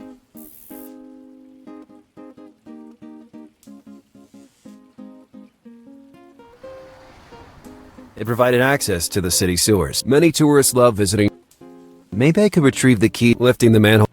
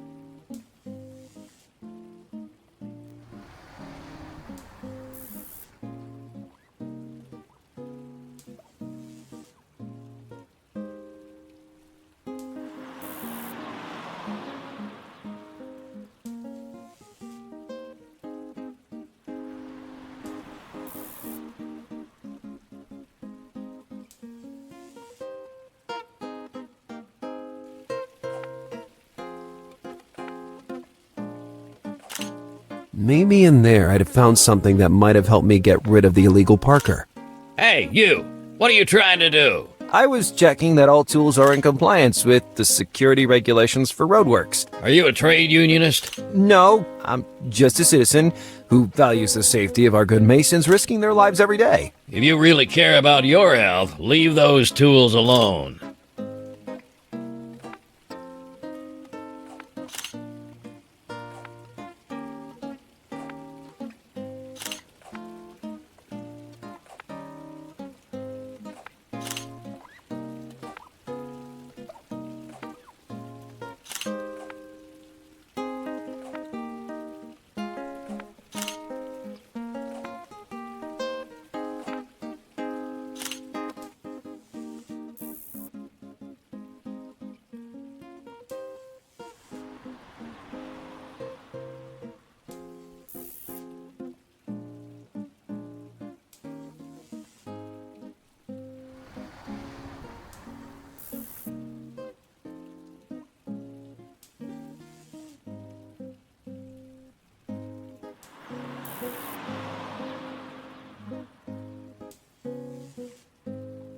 Just having to talk to him in person from time to time was enough. Besides, my phone calls with Wheeler lasted 20 seconds at most. Then he hung up.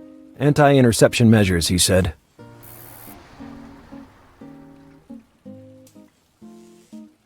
I'd rather talk to him in person.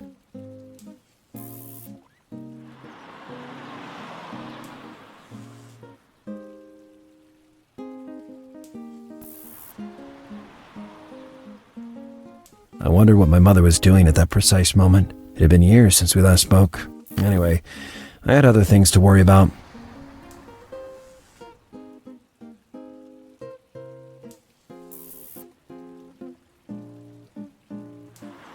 Bullets in Love, the box office smash hit movie of the recent months. The classic predictable thriller where at the end the killer turns out to be, spoiler alert, the main character. To enter the building, you needed a specific pass that the camera would check before opening the door. Wheeler was the one responsible for distributing the entry passes.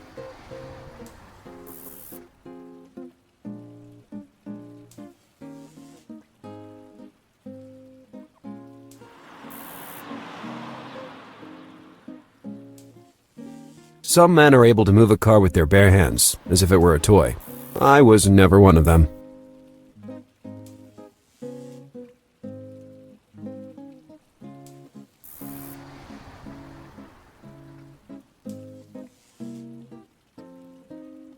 I'd wait for the right moment to...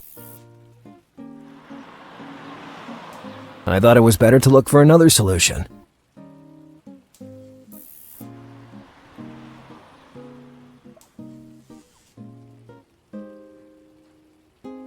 I didn't understand how that could...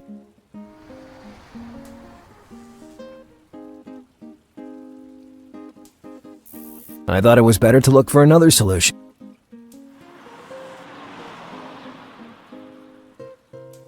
Was it really worth it? I thought it was better to... I was all out of ideas.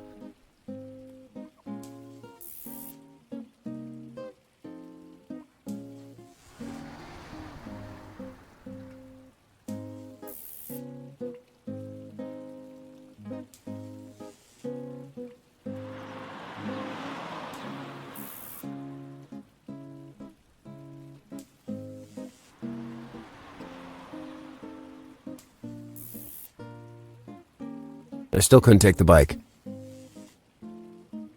It provided access to the city, so many tourists...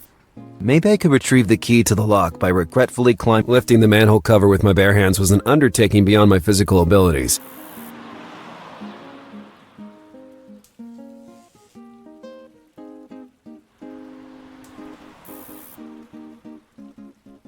It was one of those fridge magnets, but a particularly big and powerful one.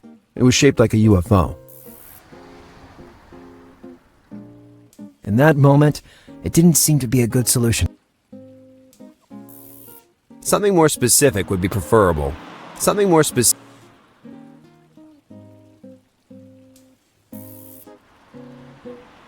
No matter how hard I tried,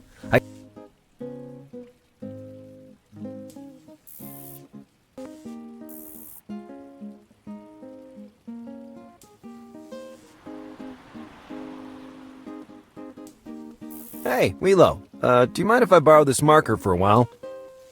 What do you have to do? I can use it to get rid of your illegal Parker. Alright, go ahead and take it. I prefer the old methods anyway. I will never understand why you keep using quills instead of normal ballpoint pens. Pens contain microchip for satellite tracking. Didn't you know that?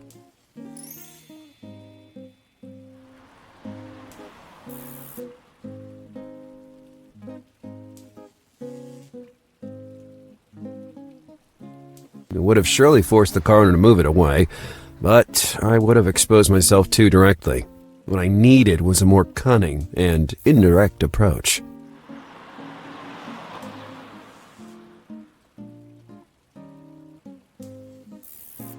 Something more specific would be preferable.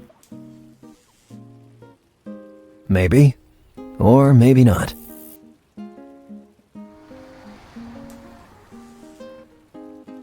No matter how hard I tried, I couldn't see a good reason to do that.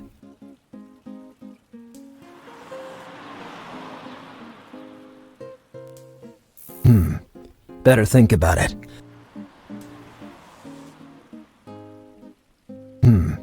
Better think about it.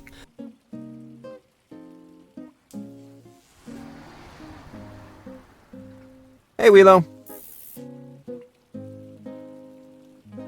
I'll go check the level of the sea's saltiness to verify it's up to code.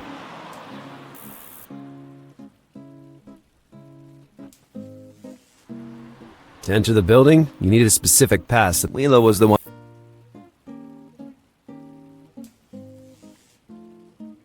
Would it be useful to get rid of the sports car? I couldn't do anything with bare hands. What I needed was a tool suitable for that purpose.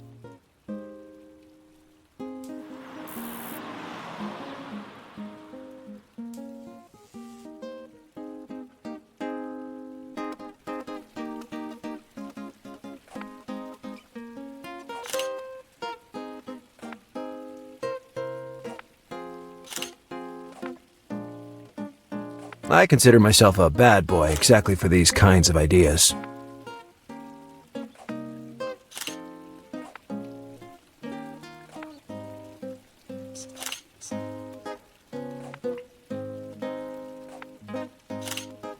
Hey, boss. Some punk must have targeted your amazing brick wall.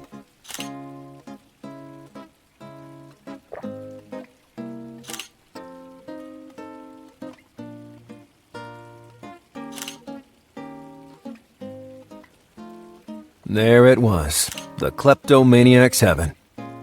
Found an adjustable wrench, a worn out but still usable mallet, and a brand new measuring tape.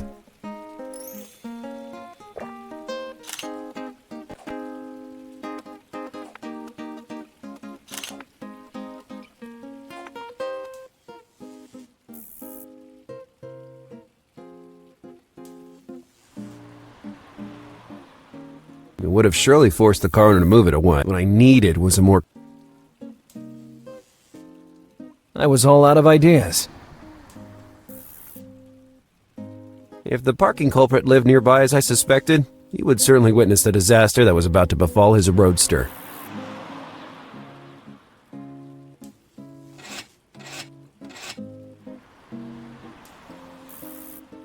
I let the water pressure do the rest. Now, it would just be a matter of time.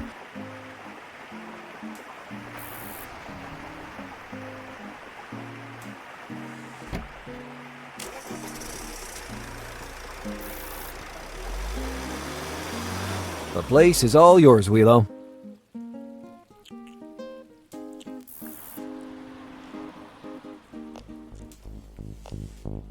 Lazarus Bundy. What a chance encounter. And things go from bad to worse. Man, I didn't realize how dirty Green Dart was. I really need to deal with something else right now. Come back later, okay?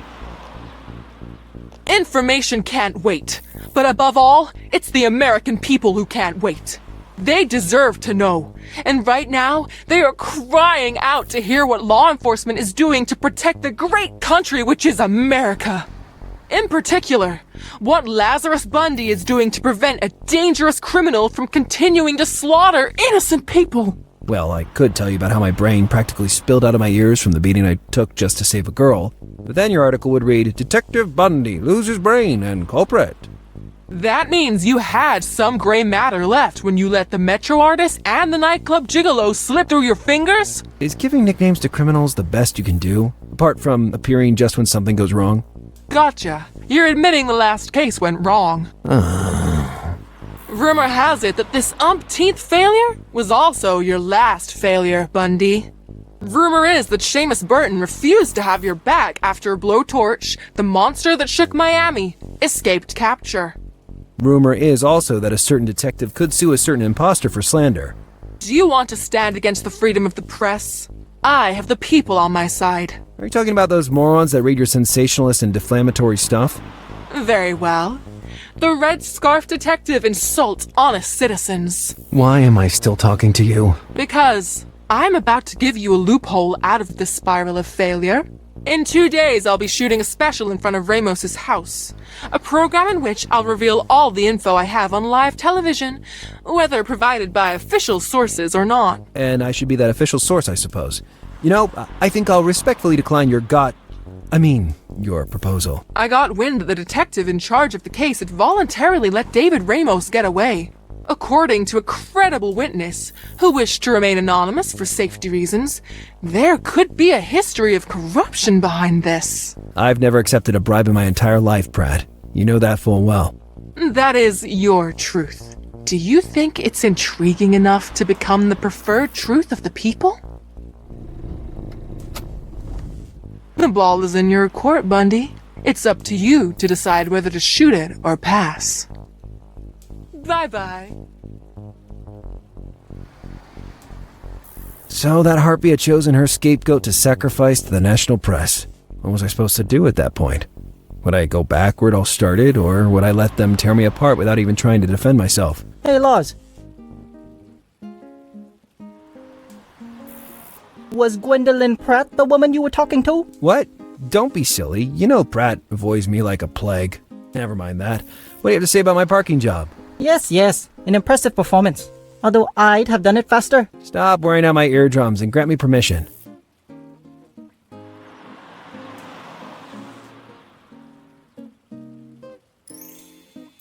This is my modified temporary pass.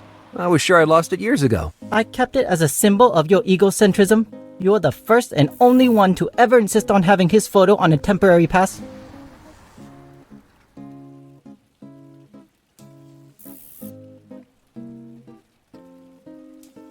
I wouldn't want a car like that even if it was a gift. Not to mention that green tar could probably go faster than that beater, with less pollution. A Korean piece of junk, ugly as its owner's mug. I prefer the car of the illegal parker.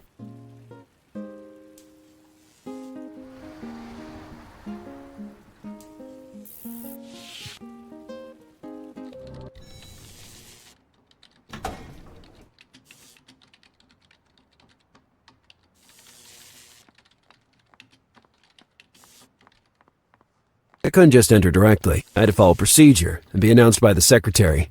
Burton really cared about those kinds of things.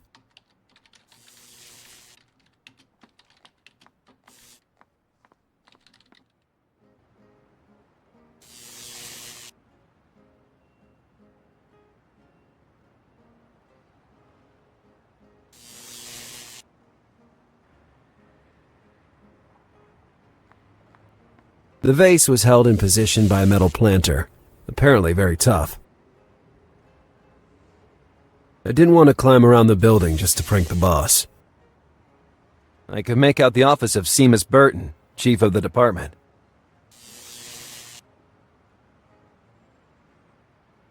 Useless junk, except maybe for one board longer than the others, and a metal tube.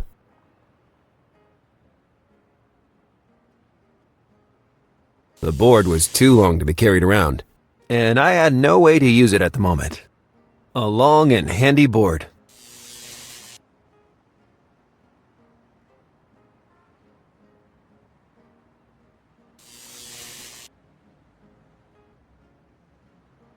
The window was made with a peculiar metallic frame. Having a metallic object of considerable size in my pocket could be advantageous.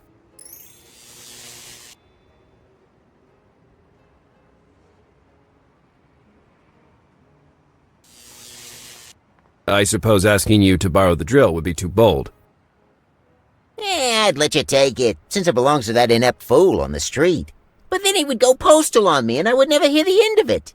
But if you want to use it here, I'm fine with it. Go ahead and drain the battery completely.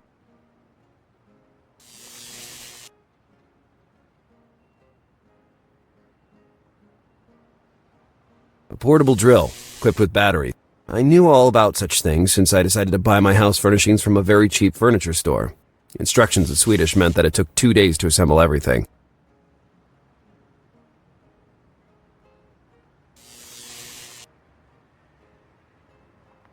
No way. I thought it was better to look for another solution. I couldn't drill in that spot.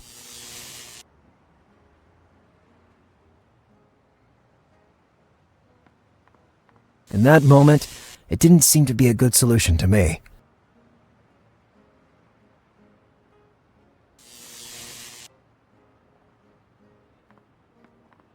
I was all out of ideas.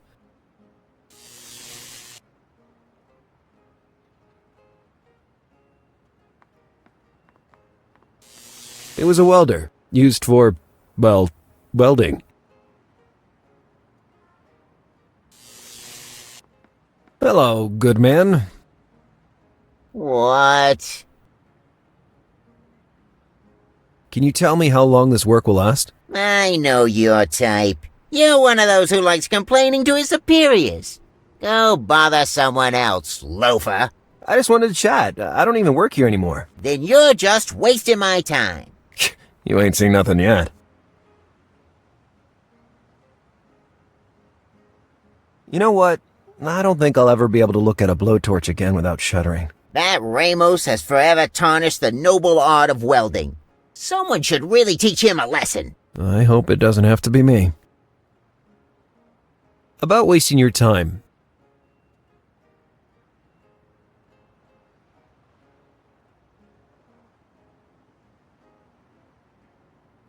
Why did the blacksmith turn the radio off? No, please, no jokes. I don't... He doesn't like heavy metal. That made me laugh so hard.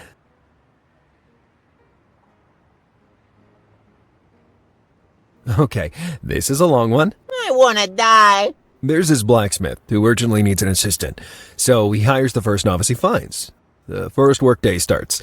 The blacksmith takes an iron bar, heats it, and puts it on an anvil. Now I take out the bar and put it on the anvil, he says to the young apprentice. As soon as I nod my head, you hit it as hard as you can with the hammer. Those were his last words. Well, maybe you'll get it later.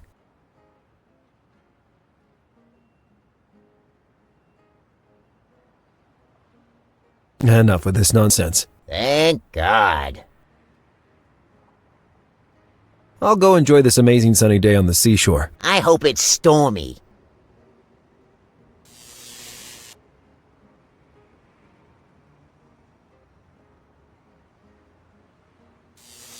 A temporary permit to enter the HPD department.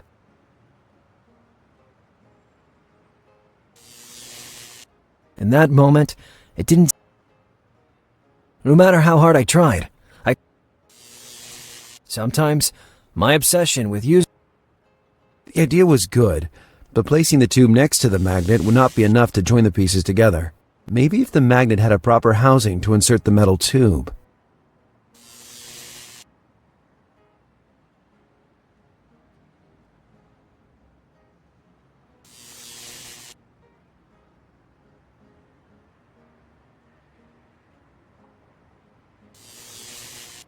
Was it really worth it?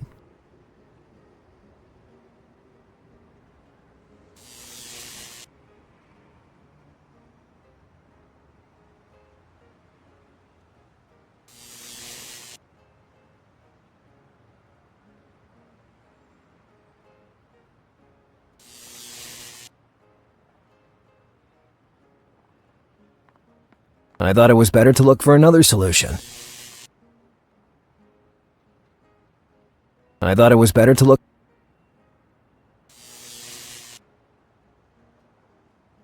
The idea wasn't bad, but I couldn't pierce the magnet with the drill by holding it in my hand. It would only get me a pair of stigmata that way.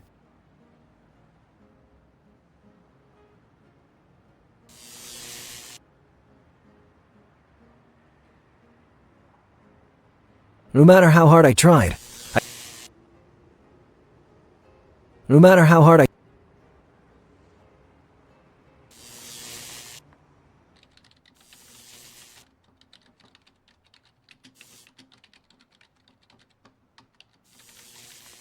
the weird cases, aka the department that dealt with investigations into mysterious events.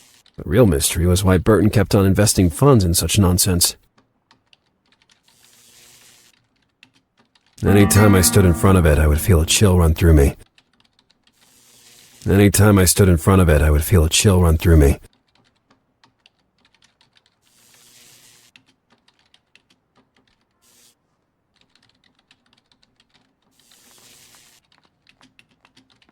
Ramos, immortalized from his best side.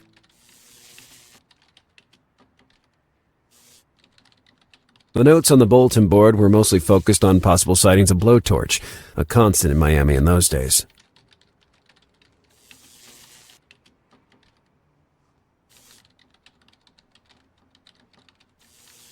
Hey there. Good morning. What can I do for you? How formal. In this office, the air is already stuffy despite the windows being open. You are right. This is an office, sir. Therefore, there's a standard we must adhere to, and I can't afford to make mistakes. First day of work, huh? First day of internship, actually. Terrifying. Once I did an internship at a post office, and I was forced to lick stamps for 3 months. Eventually, I acquired the ability to climb walls with my tongue. That's not my case. This is exactly the place I'd like to be.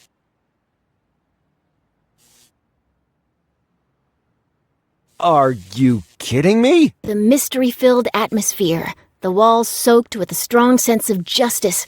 The excitement of not knowing what your next case will be. Or if you'll be able to pay the monthly rent? That is really not uncertain. This is an unpaid internship. I feel you, sister. Now, can you let Burton know that I'd like to talk to him? I can try, but I don't think the inspector will be receptive right now. Whom do I have to introduce? What? Don't you recognize me? I'm the one and the only incomparable Lazarus Bundy! You are Lazarus Bundy? They called you the mutt at the academy. Hey, if I get my hands on the ones calling me names... They meant that when you take a case, you grab onto it like a dog with a bone and don't give up until it's stripped clean. Oh, well, in that case, I cannot disagree. I'll promptly announce you, Mr. Bundy. I'm sure Inspector Burton will be happy to receive you. Mr. Burton? Detective Bundy is here asking to meet with you. Can I let him in, sir? Bundy, you said? Let him through. All right, sir. You can go in, Mr. Bundy. Thanks a lot, Miss... what's your name? Alice. Alice Sharp, sir. Alice. Nice name.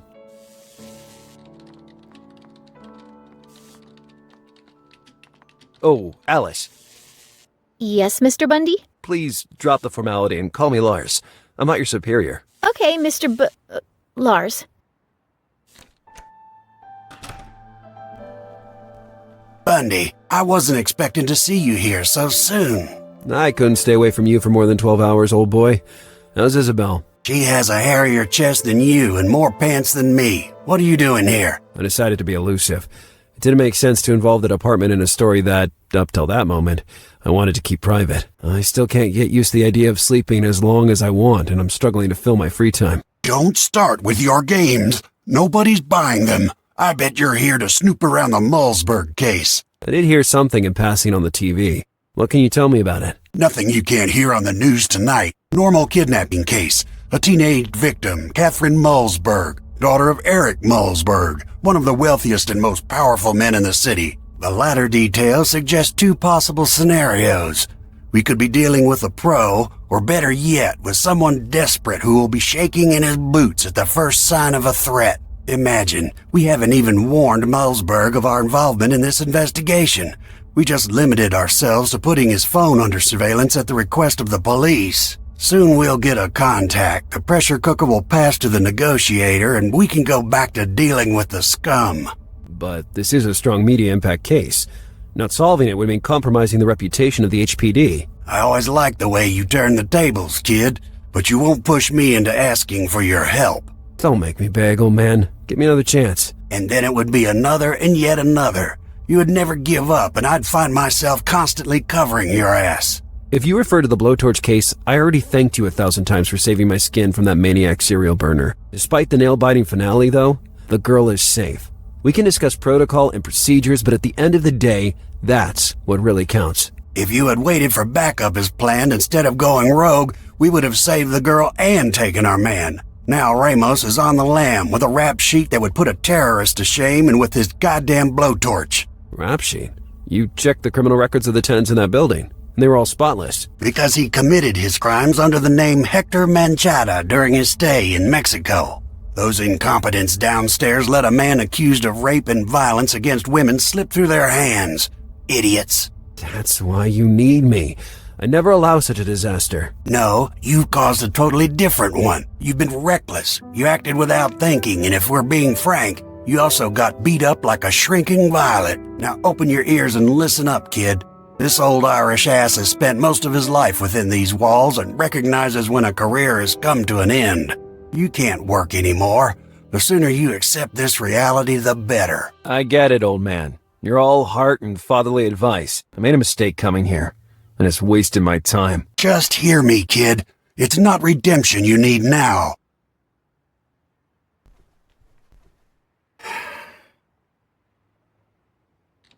Burton was immovable. I could usually extort any kind of favor from him, but not that time. I needed my badge if I wanted to take up the challenge posed to me. I asked myself where it could be stashed. In Burton's very own office? And if so, how to recover it? One thing was certain. I needed help. And maybe I knew where to find some.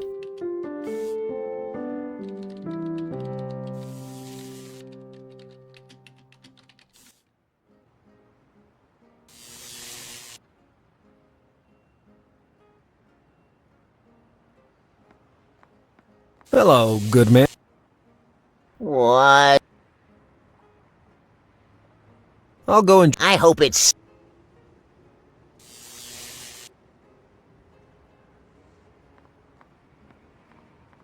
In that moment,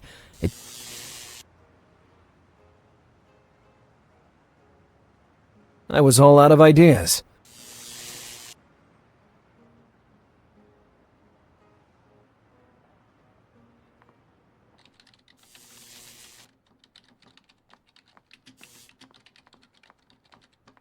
Hello. Hi.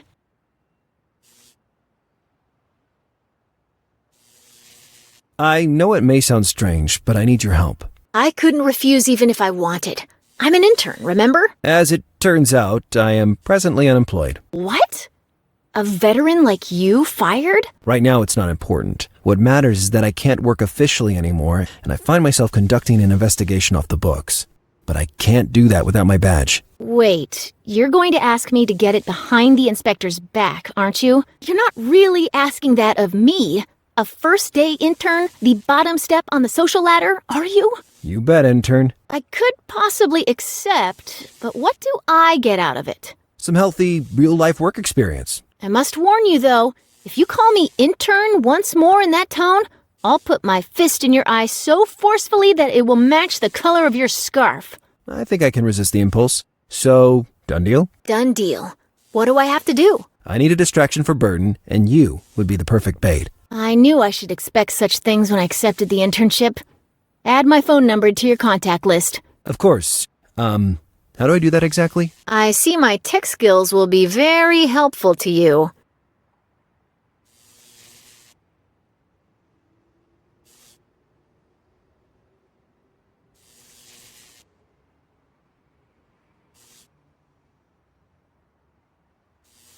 I was wondering, that white lock of yours. Everybody asks about my lock and nobody receives an answer.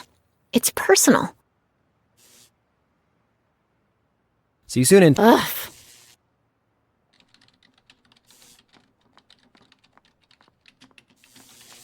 My badge might have been just a few feet away from me inside that office, but I couldn't just enter and take it. What I needed was a plan.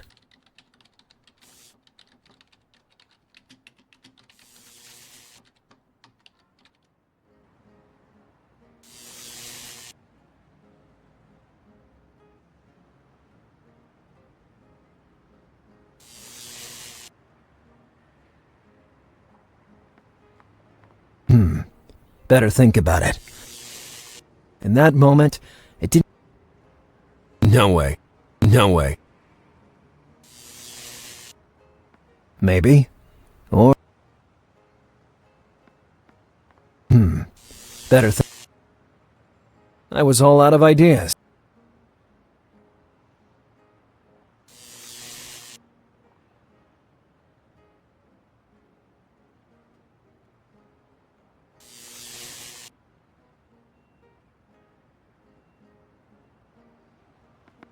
I was all out of ideas. Was it really worth it? No matter how hard I tried, I couldn't...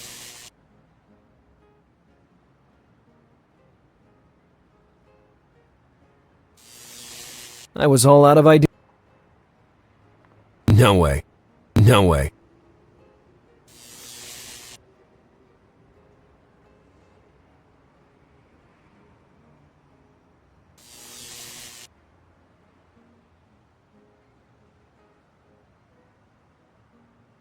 Maybe. Or maybe not. No way. I thought it was better to look for another solution.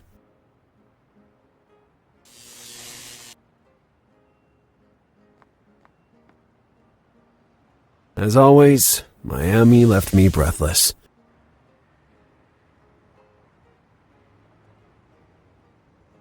Another amazing sunny day in Miami, yet the sky had, I don't know, something magnetic. I would have gladly gone to the beach rather than spending my day at the office. Well, maybe I would do it later.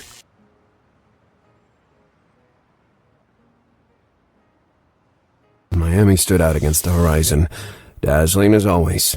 It wasn't exactly an easy city to live in, with its alarming traffic and no subway. But for me, it had always been a place where the sun rose. One of the many city parks where you can go jogging by the sea. Not that I ever jogged in my life, but sometimes I lurked on some bench watching the girls running.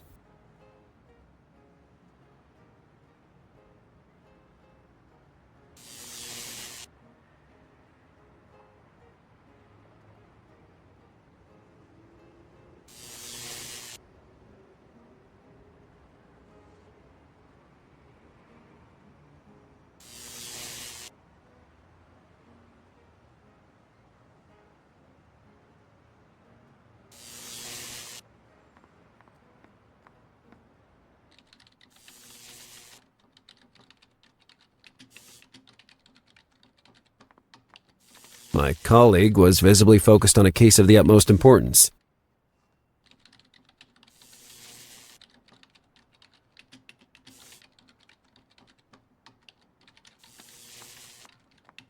Hello. Hi. Are you really interested? More than anything else.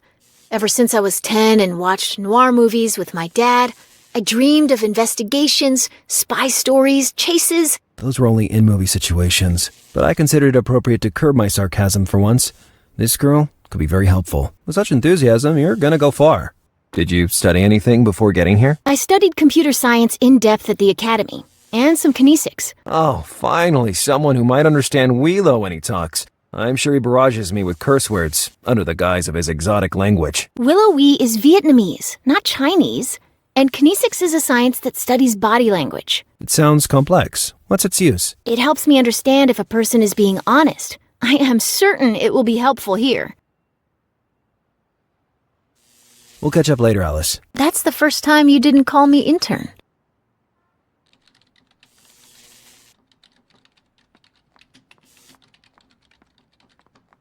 It was the boss's office, Seamus Burton himself. My badge might have been just a few feet away from me inside that office, but I couldn't just enter and take it. What I needed was a plan.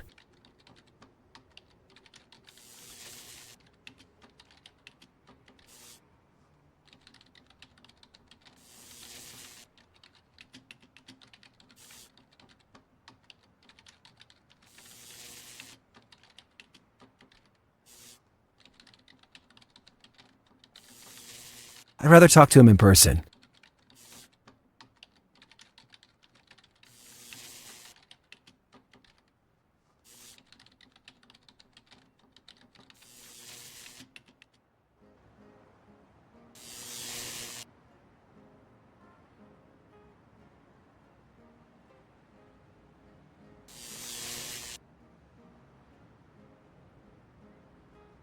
I'd rather talk to him in person. I didn't need to call Alice right at that moment.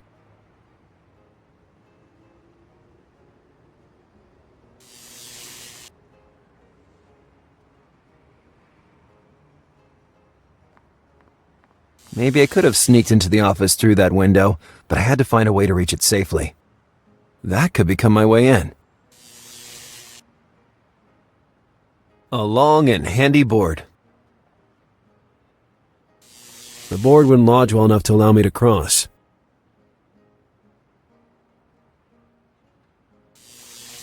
I balanced one of the boards over the void, creating a suspended bridge.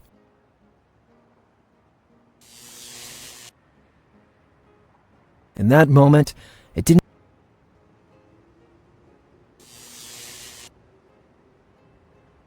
By securing the board to the railing, the crossing would be considerably safer.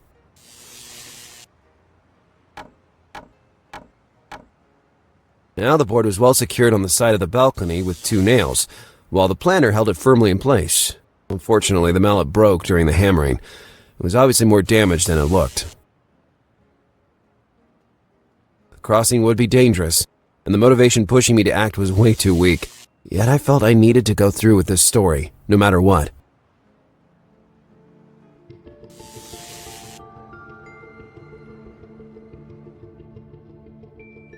It was already the second time in a matter of days that I found myself spying on someone through a window.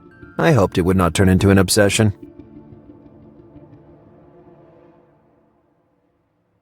I couldn't do anything from the windowsill.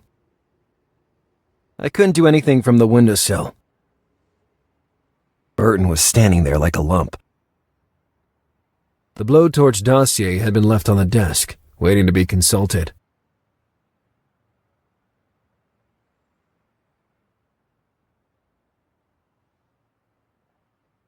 In that moment, better think about it. Burton was standing there like a lump.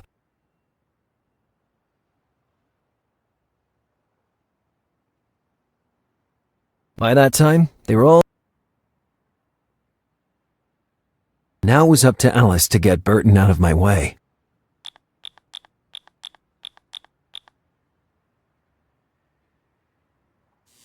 Okay, now I have the chance to prove myself. I just have to stay calm, not screw it up, and maybe, and I say maybe, this month I'll be able to pay my rent.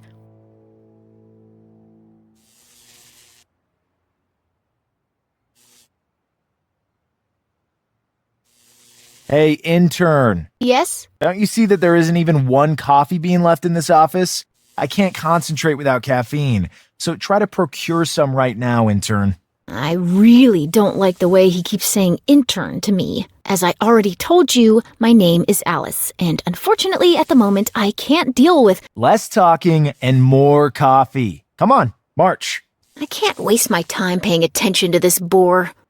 I must put into practice what I learned in the academy and study his behavior.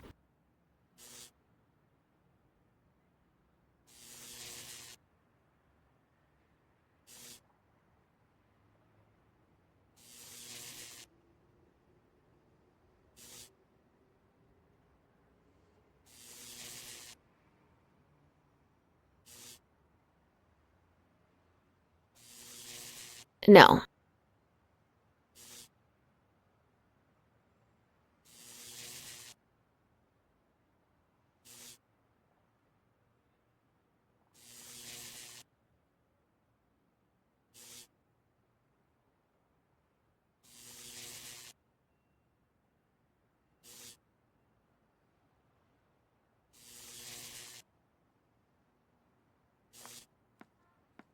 I don't need to go out.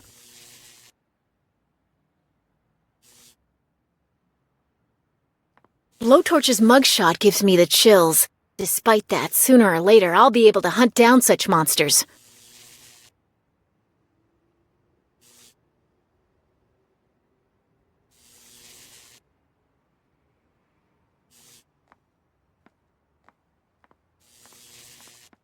If all my colleagues are boors like him, I foresee trouble.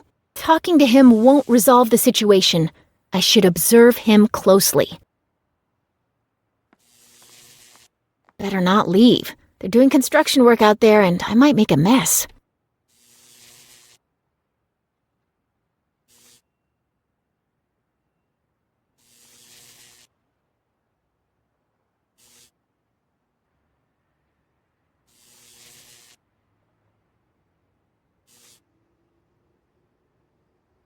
No.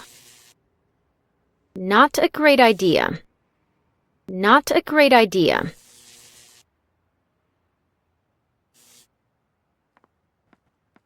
Talking to him won't...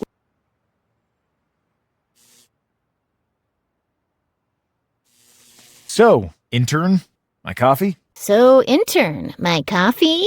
Ugh, I need to figure out how to shut this lot up.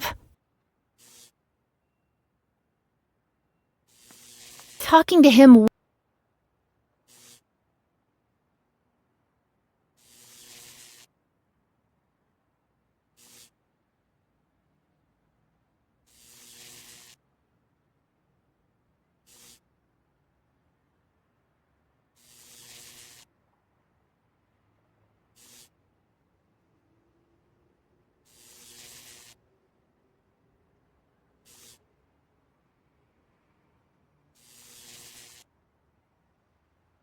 Not a great idea.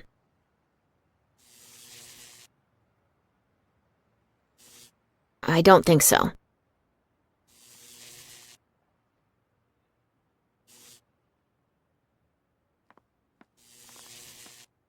All right, I need to read this man like a book.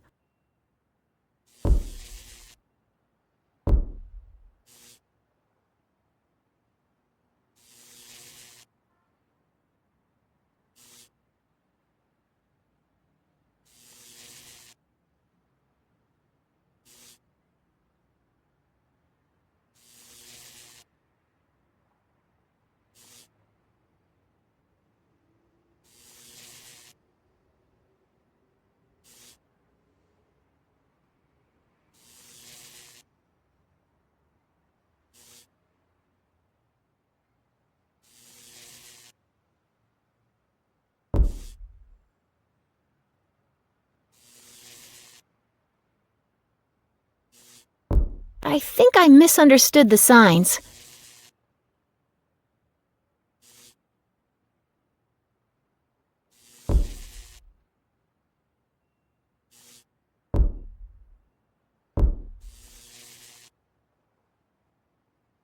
All right then, let's see if all those sleepless nights hitting the books were good for something. Hey, you! Are you talking to me, intern? Yes, you, hairdo. What? Hey, watch your mouth, intern, or else... Or else what? Actually, you know what?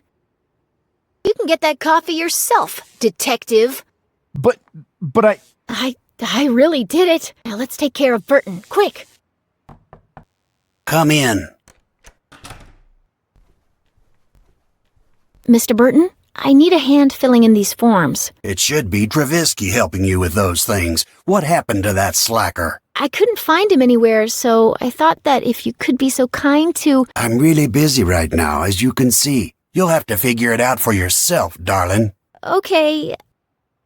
I'll be going then. Wait. Curse me and my compassion. I'll help you, but just this one time, are we clear? I won't disappoint you, sir. Thank you.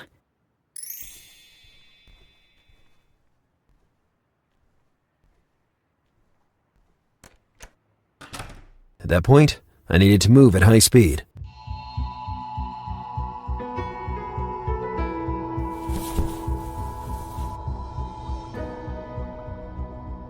The blowtorch dossier. It seemed possible that my badge might have been temporarily left in there.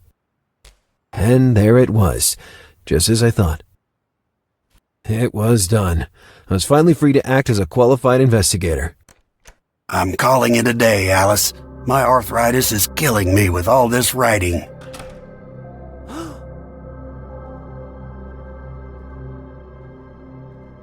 Well, let's take a look at this damn dossier. And then what would I do to get out of trouble? If Burton discovered me, all would have been for nothing. In that situation, I just had to hope that Alice would come up with something brilliant. That's not good at all. Lars is stuck and he can't move without being noticed. I have to go in again, but this time I really don't know what excuse I could fabricate.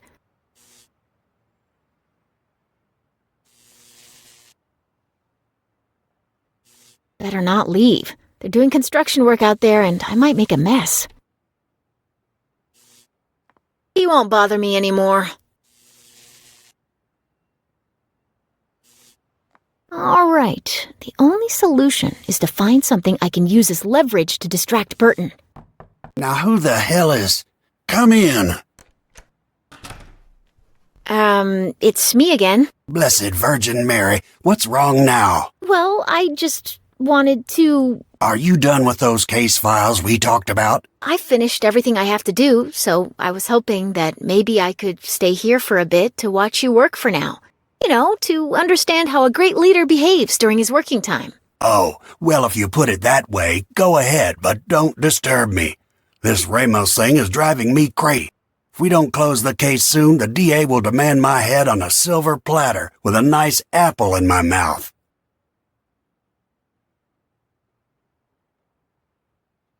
Such an absurd situation he's gotten himself into. But above all, what an absurd situation he's put me in. I must observe him carefully. The best way to learn. Very clever.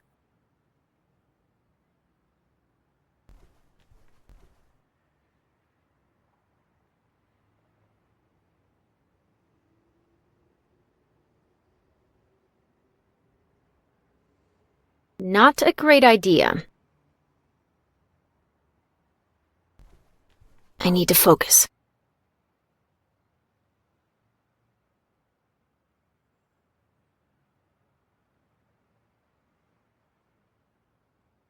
Better not. No, I don't think so.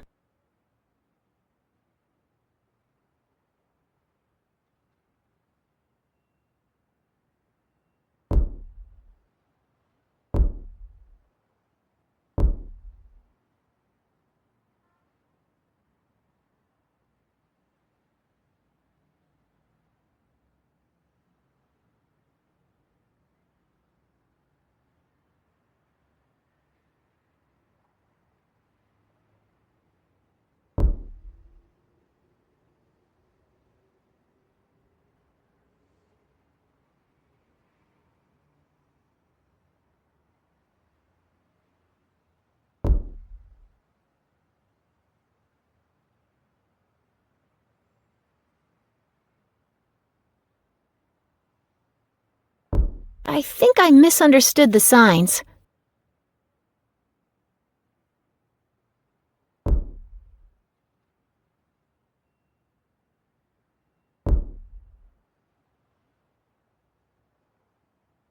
It doesn't match what I see.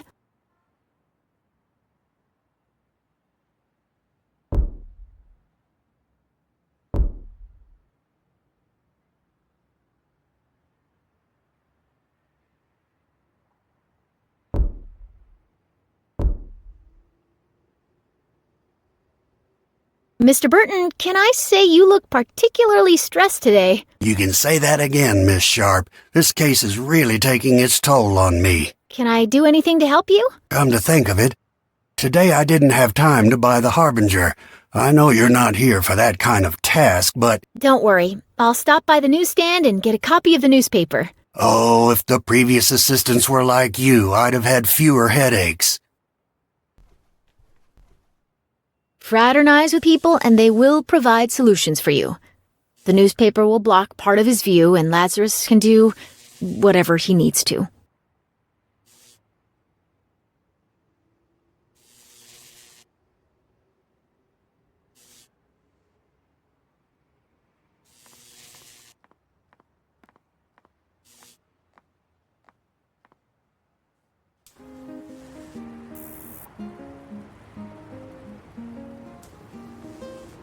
Good morning. Please identify yourself and specify the reason for your visit. Thank you. I'm Alice Sharp, the new intern. I still haven't had the chance to introduce myself to anyone. Yes. I remember seeing your picture on the resume you sent us. And you must be Uilo Wee, the attendant for the department. I've heard a lot of things about you. You heard about me? From who? Where? When? I just mean I heard the head inspector Burton mentioning you once and... So you heard my name mentioned once and that was enough to identify me and my role? Is that right? Tell me the truth. Who's paying you to watch us? Oh, believe me, I'd really like to be paid by someone. Right now, the only things I'm given are cheap insults from the detectives. You're very suspicious, intern, very suspicious. Well, I'll leave you to your precious job. Have a good day. Jeez, what a weirdo.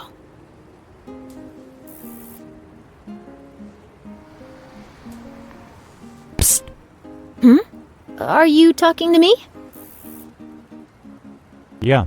You know, I hear there's a new wizard in Florida. He's going to open a theme park in Orlando. I usually wouldn't stop for such an approach, but I've always had a passion for theme parks. Seems interesting. I can send you something to look at, if you leave your email. Of course, write it down. All lowercase. alicesharp.hpd@gmail.com.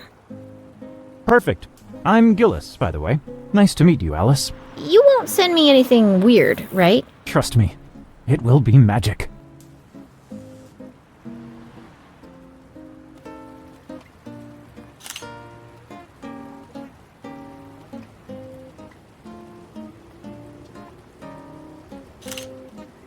I should ask the news vendor first.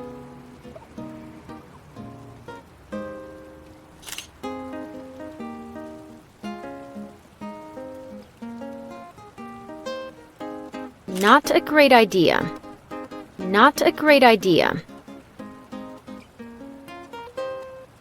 Good morning. Oh, hello, mademoiselle. Do you need something? I need to pick up today's newspaper for Chief Inspector Burton. Bien sûr. It's $2.50, ma petite. Oh no, the chief must have forgotten to give me the necessary amount. Could you please put this on the HPD account? Like your crazy colleague who never pays? Je suis désolé, but I really cannot. I understand. Thanks anyway. It's all I have for lunch. Will I ever earn a decent salary?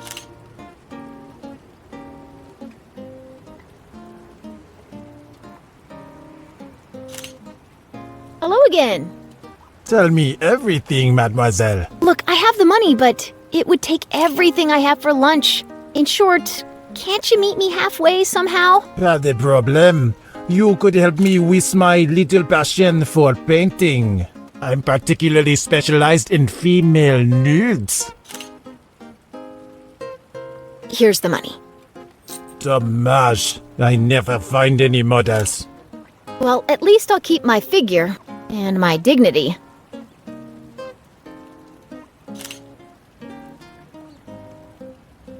It cost me dearly, but helping Lazarus could give my career a nice boost.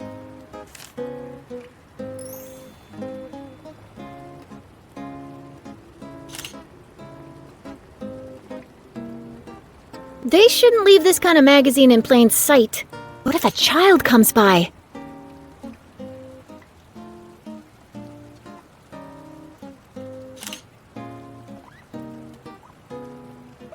Better not. Miami's fountains are more common than you might expect. When it comes to drinking water, though, the situation drastically changes. Better not. She'd surely ask me for information, and I'd be trapped talking for who knows how long.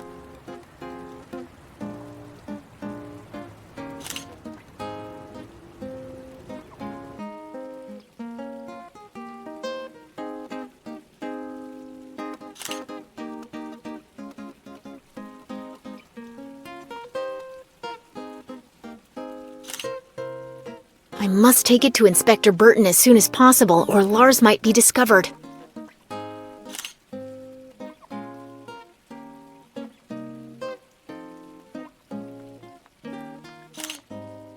I don't think I have to talk to him again today.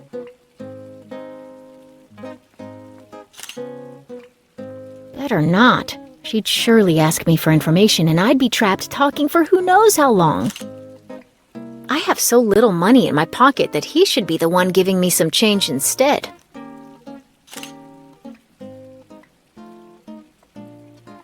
They shouldn't leave this kind of magazine in plain sight.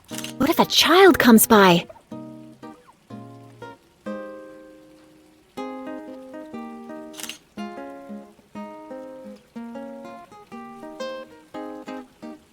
Better not. I don't think so. No thanks. I just dyed my lock. I love white.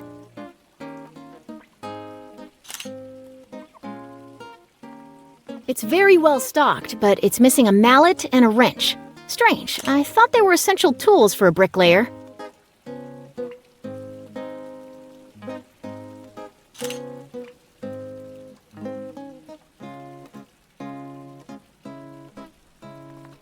No.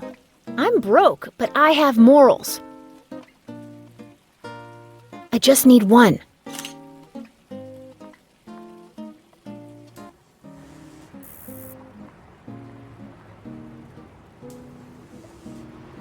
He made me curious, but now I have something else to think about.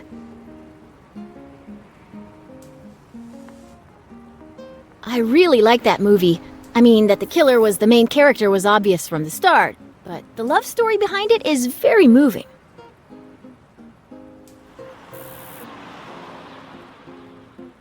I've heard about Lazarus Bundy's bike. Apparently he calls it Green Dart. How curious. I've been told there will be a chance to get my hands dirty in the HPD, but I hope they meant that in a figurative sense.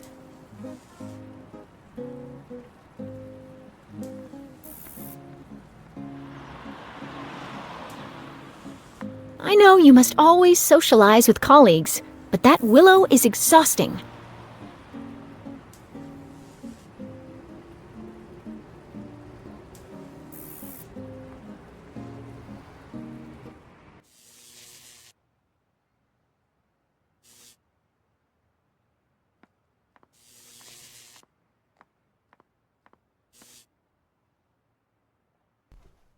Here is today's newspaper.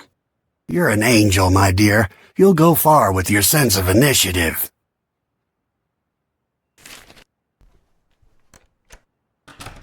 Brava, the intern. With that move, she partially blocked Burton's line of sight.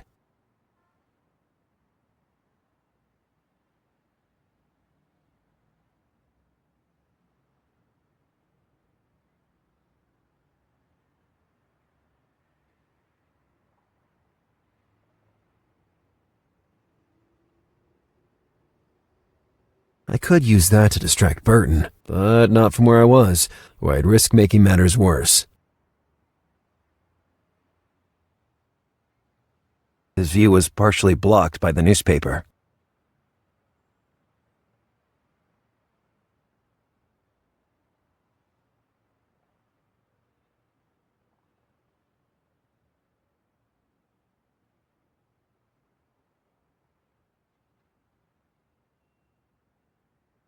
Burton would have seen me despite the newspaper.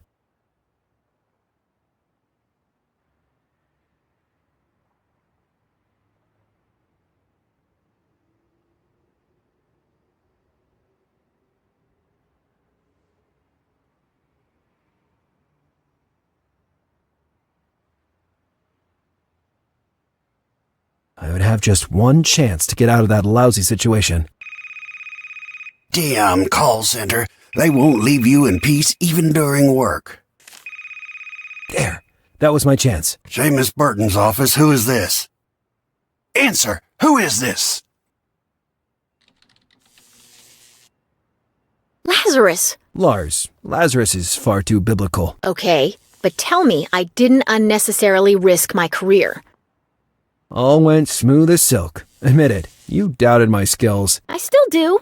The mental ones, at least. Wait, what? Explain it to me. If you didn't enter by the main door, how did you sneak into the office? I challenge the laws of gravity in spite of the danger, sister. So you'd run such a risk just to pursue a case like any other? You don't fool me, Lazarus Bundy. There's something big going on. And I'm sure it has to do with Kathrin Mulzberg's kidnapping. You know the Mulzbergs? I don't think there's anyone in the city that hasn't heard all about it. Anyway, try not to break your neck, please.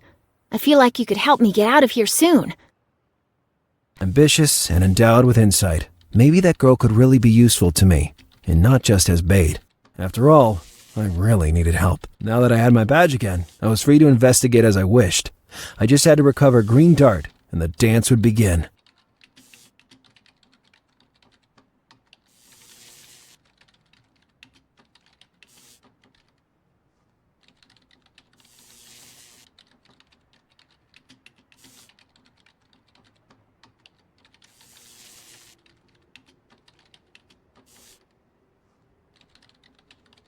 Hello. Hi. We'll catch up later. Keep me posted.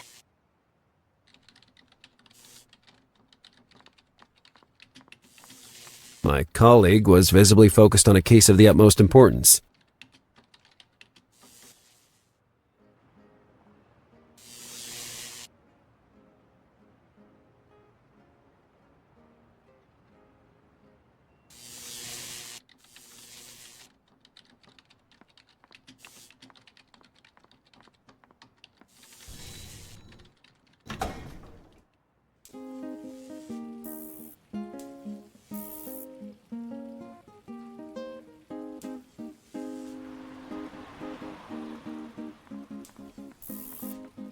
I still couldn't take the bike. It was Green Dart, my customized mountain bike. At the moment, it was still chained to that streetlight. Maybe I could retrieve the key to the lock by regretfully climbing down into the sewers. Lifting the manhole cover with my bare hands was an undertaking beyond my physical abilities.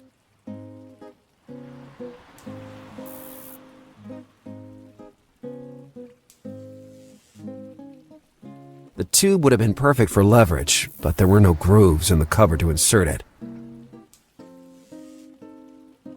The tube would have been perfect for leverage, but there were no grooves in the cover to insert it.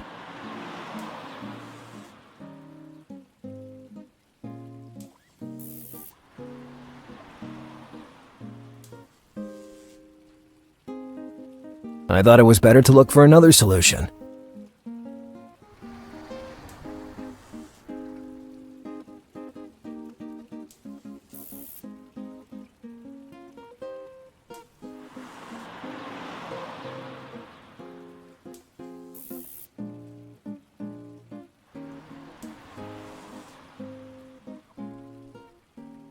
Was it really worth it? Maybe. Or maybe not. In that moment, it didn't seem to be a good solution to me. I didn't understand how that could possibly help.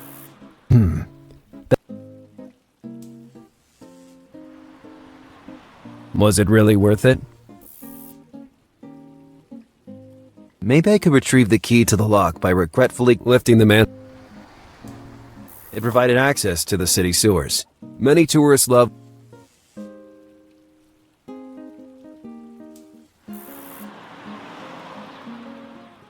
The tube would have been perfect for leverage, but there were no grooves in the cover to insert it.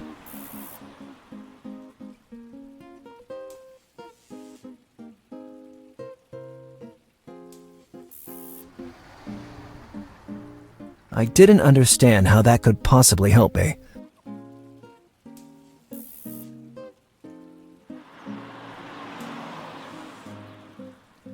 The idea was good, but placing the tube next to the magnet would not be enough to join the pieces together. Maybe if the magnet had a proper housing to insert the metal tube. I thought it was better to look for another solution. Obviously, the magnet attracted the metal, but not enough to lift the manhole cover.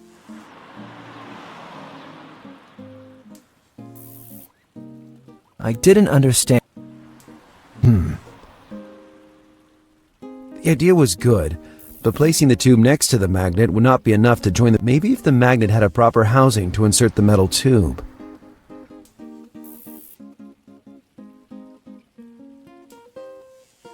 A temporary permit to enter the HPD department.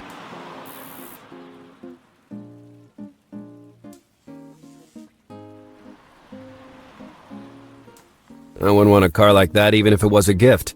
Not to mention that green tar could probably go faster than that beater, with less pollution.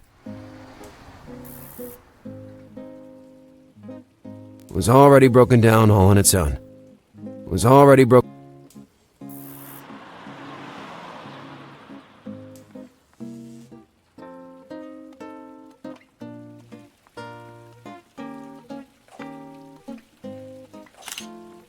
She was planning to commit to film every detail that might be worth showing to her relatives. That fountain was horrible.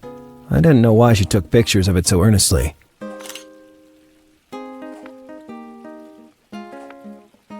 Putting it in my pocket was out of the question. I'd have sold my amazing coat.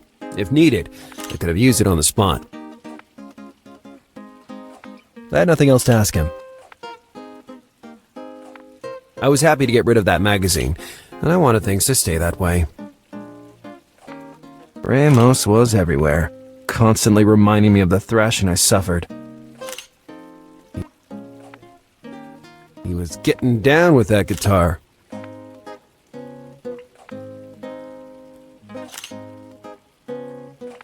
The fountain wasn't especially elaborate, and to tell the truth, it also seemed out of place. It emitted a hypnotic water jet, though, neither too violent nor too calm.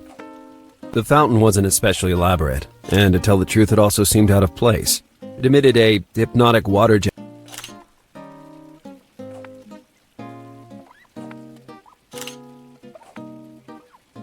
Maybe, or maybe not. I didn't understand how that could possibly help me. In that moment, it didn't seem to be a good solution to me. I didn't understand how that could possibly...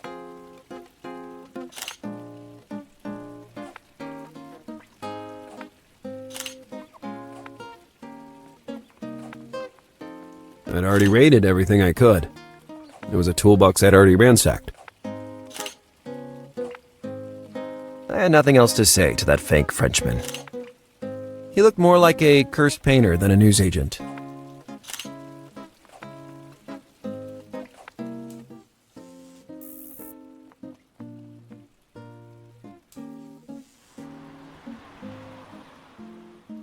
I didn't understand how that...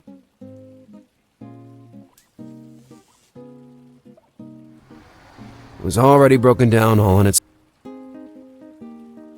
Sometimes, my obsession with using random items didn't lead anywhere. With a thinner metal rod, I could have leveraged and forced the lock, but the tube was too thick. The tube would have been perfect for leverage, but there were no grooves in the cover to insert it.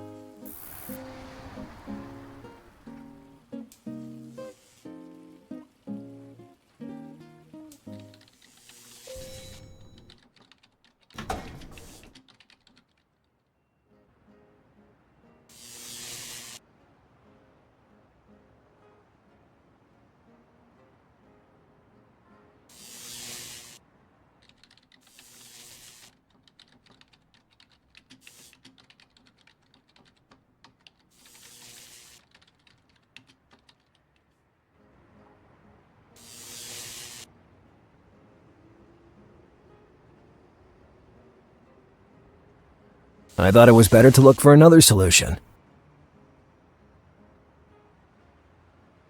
The idea wasn't bad, but I couldn't pierce the magnet with the drill by holding it in my hand. It would only get me a pair of stigmata that way.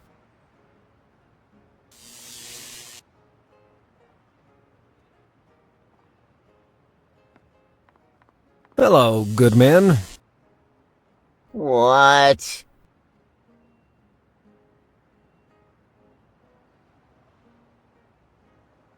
I'll go enjoy this amazing sunny... I hope it's stormy.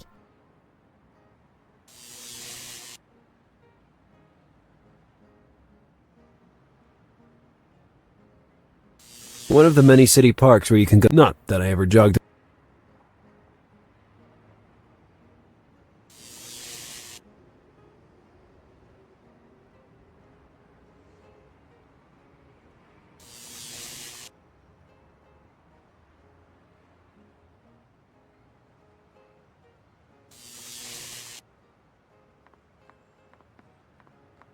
I thought it was better to look for another solution.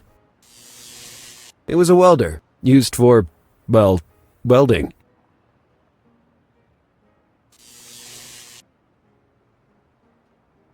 Was it really worth it? I started feeling like I was onto something. Could I alter the tube in order to create a convenient sewer key?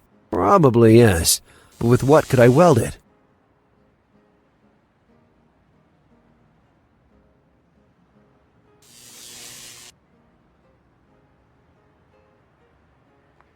I didn't understand how that...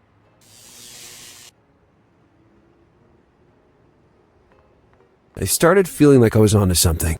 Could I alter the tube in order to create a convenient sewer key? Probably yes, but with what could I weld it?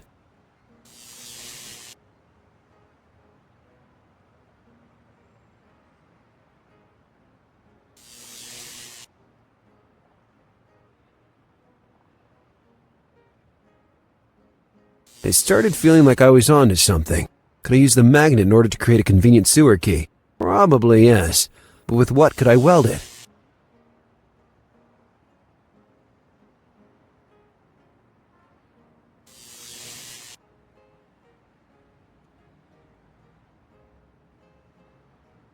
The idea was good, but placing the tube next to the magnet would not be enough to join the pieces together. Maybe if the magnet had a proper housing to insert the metal tube.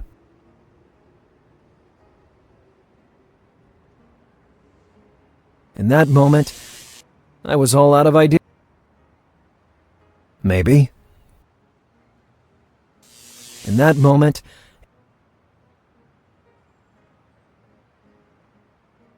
in that moment,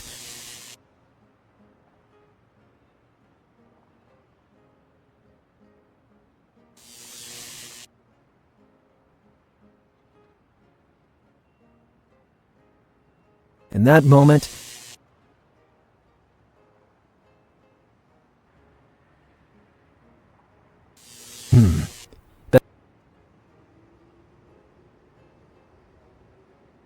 the universal remote control for my original pony. The best of the worst.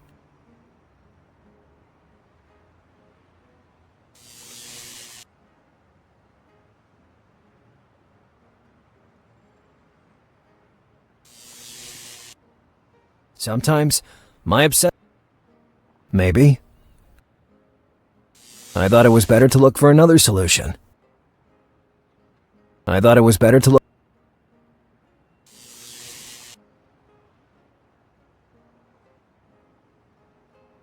Maybe.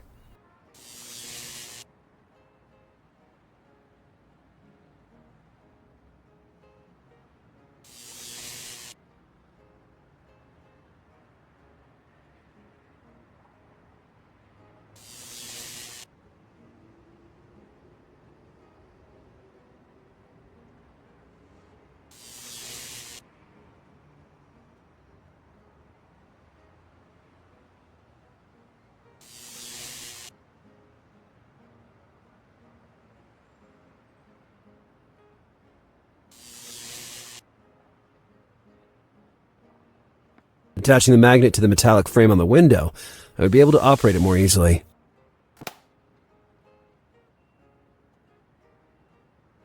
I didn't understand how... The window was made with a peculiar metallic frame.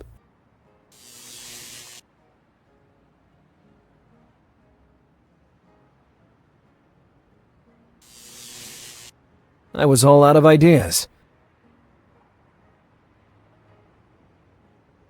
Yes, I perforated the magnet exactly in the center.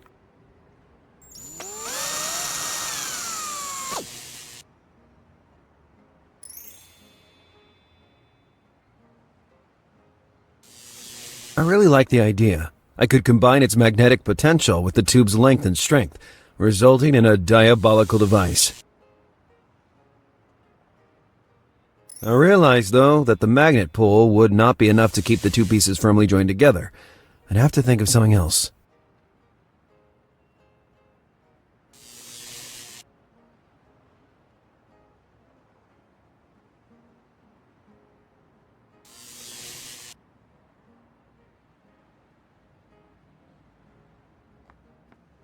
That way, the two pieces wouldn't detach anymore.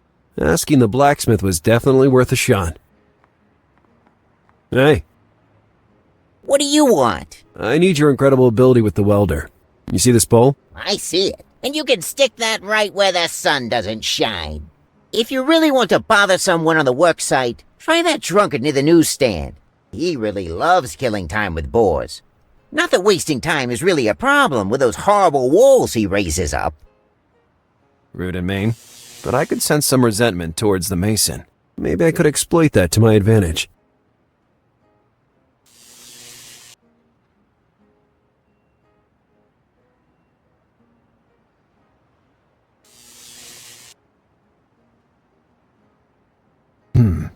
Better think.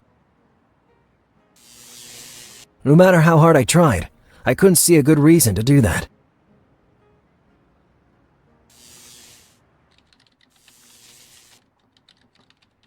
The tube fitted the hole of the magnet perfectly. I wasn't sure, though, whether magnetic strength alone would be enough to hold the two pieces together. No matter how hard I tried, I didn't understand. I thought it was better to look for another solution.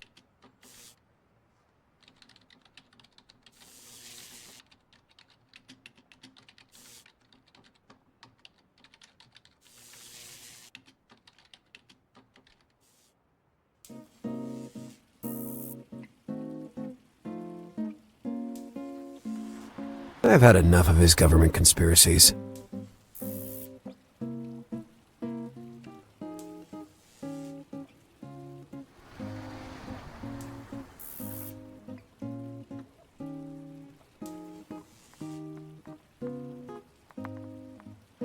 It was the right tool, but the binding between the two parts was too weak.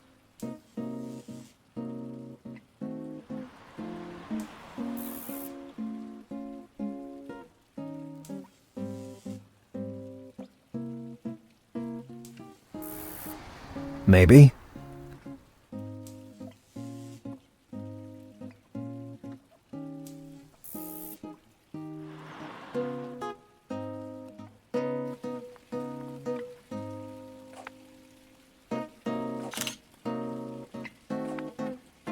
I thought it was better to look for Sometimes...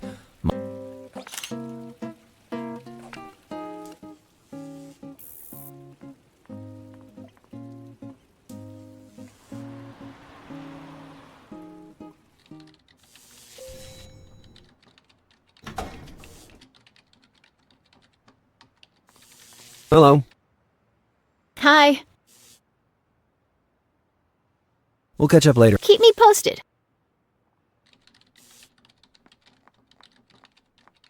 My colleague...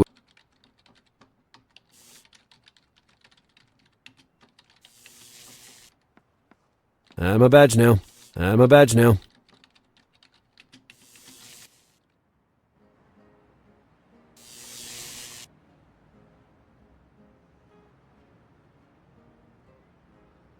No matter how hard I tried, I thought it was better to look... I thought it was better to look... Maybe. I thought it was better to... Sometimes... I thought it was better to look for... Better think... No matter how hard I try...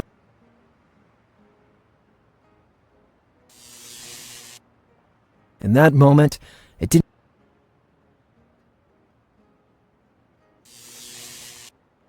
I thought it was better to look for...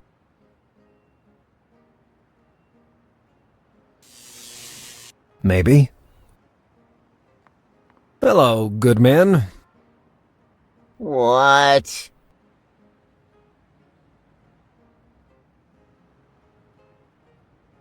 I hope it...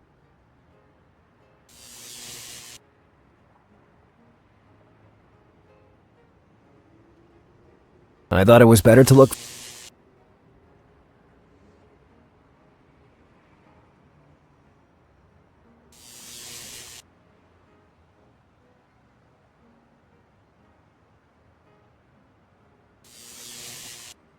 I thought it was better to look for another solution. That lout proved to be opposed to helping me, so I'd prove myself inclined to ruin his day.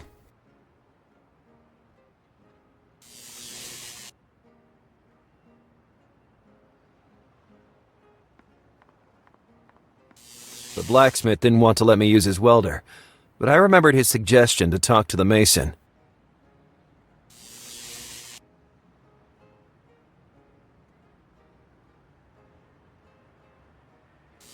It was a welder, used for...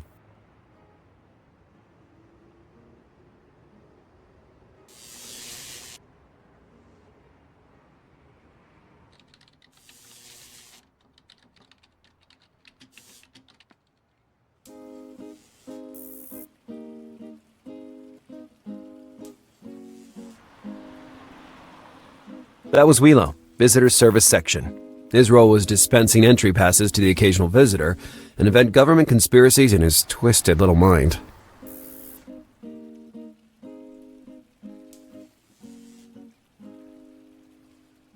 I was all out of ideas.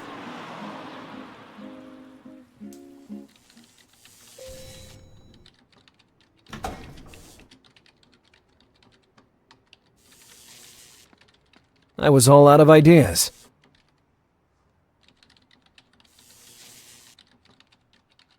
No matter how hard I tried.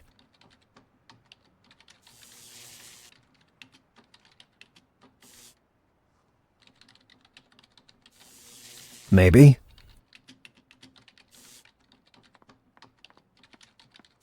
I thought it was better to look for another solution.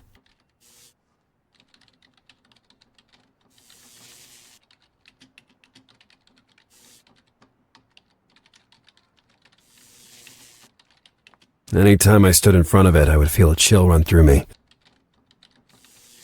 The weird cases, heck, the real mystery was why...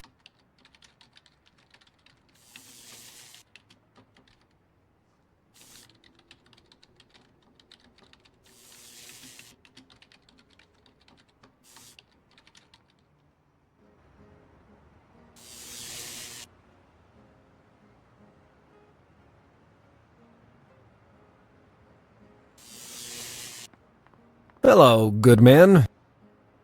What? About wasting your time.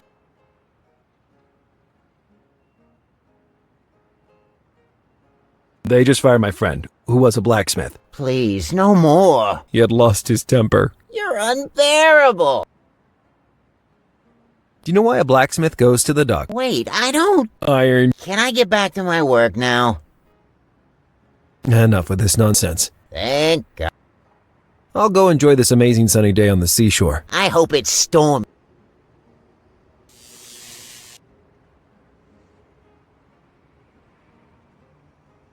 That lout proved to be opposed to helping me. So I'd prove myself inclined to ruin his day.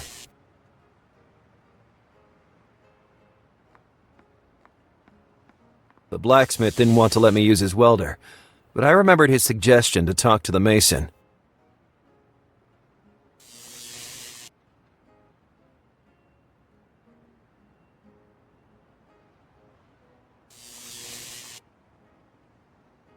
The blacksmith didn't want to let me use his welder, but I remembered his suggestion to talk to the mason.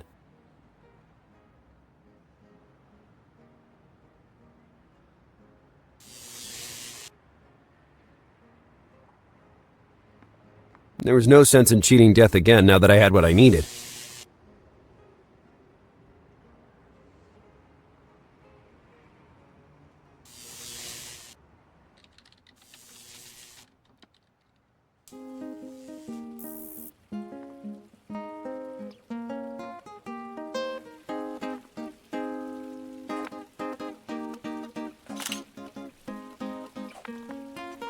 I thought it was better to look for another solution.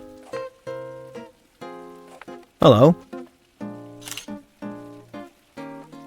The blacksmith was right. It looks perfect, but upon closer inspection, the flaws really stand out. You aren't talking about my newly stuccoed wall, are you? Oh, not me. The blacksmith working on the upper floor. How could that jerk dare to criticize me? You know what I say in return? I'm all ears. That beard that he proudly parades around is dyed.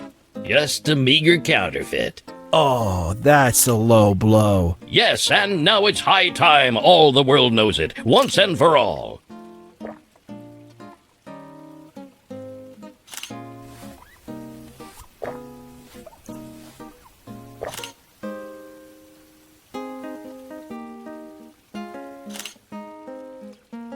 There we are. I hope this will teach him to shut that big mouth. It's a real piece of art. In my humble opinion, you even helped improve the neighborhood. I think the blacksmith would really like that little masterpiece.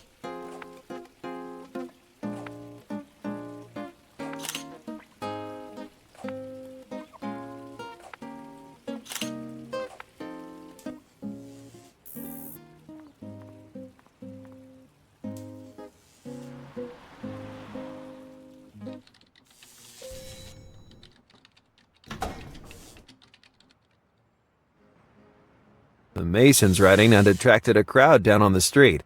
Lucky for them, because soon, an unforgettable show was about to start.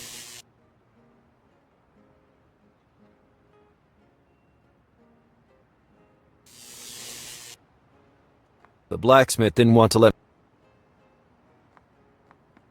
That lout proved to be opposed to helping me, so I'd... Hello, good man. What? I think there's something you need to see as soon as possible. What are you talking about? Here you go. The atomic bomb. I really don't have the heart to tell you. You'd better look for yourself. It's down the street. The whole world fell silent. The birds stopped singing. Everything stood still. Holy mother! This beard is sacred. A Shaolin monk taught me to groom it while I was at a spiritual retreat. Since then, I've looked after it every day of my life, like a perfect bonsai. That writing on the ground says the exact opposite. This offense will be repaid in blood.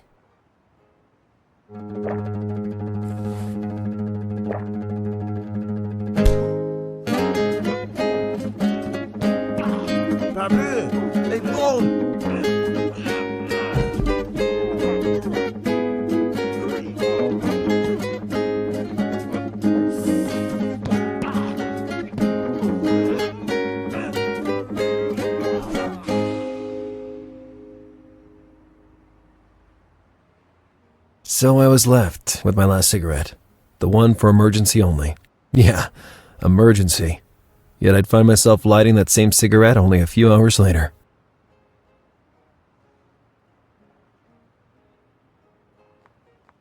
Now that the blacksmith wasn't around anymore, I could use his welder.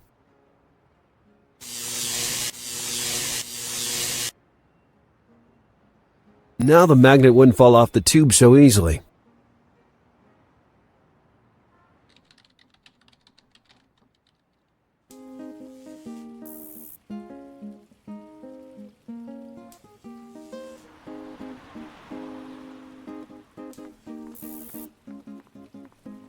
With the tool I'd ingeniously fabricated, I would be certainly able to lift the manhole cover.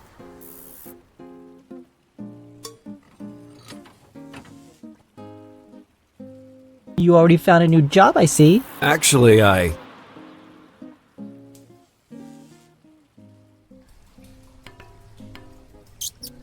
What? Ah! Get out of here, filthy rat! Look what you've done! You made Spubby run away, and now it will take me all day to find him again! Spubby? You mean you have a sewer rat for a pet, and you put a collar on him? Besides which, what are you doing in the sewers? I live in the sewers. Not exactly in this area, though. Now, I'm on the hunt for lost technology. Lost technology? People throw away lots of good stuff in the sewers. Radios, old phones, even TVs. I gather and collect everything. I bet you're one of them. You feel so superior, you guys from up there. Get over yourself, kid, or I'll take a swim and pull you by the ear. I'd like to see that. I'm Lars. What's your name, young bully? I am M. M? Do you work for the MI6 or the Men in Black? I chose the name myself, okay? M.R. Well, M, I need to retrieve those keys over there. I can't say it was a pleasure to meet you. Not that I care, but careful of the current. There's an undertow in that spot. I'm more afraid of your rat, to tell the truth. I had a bad experience once, and I still haven't gotten over it. Keep it away from me, okay?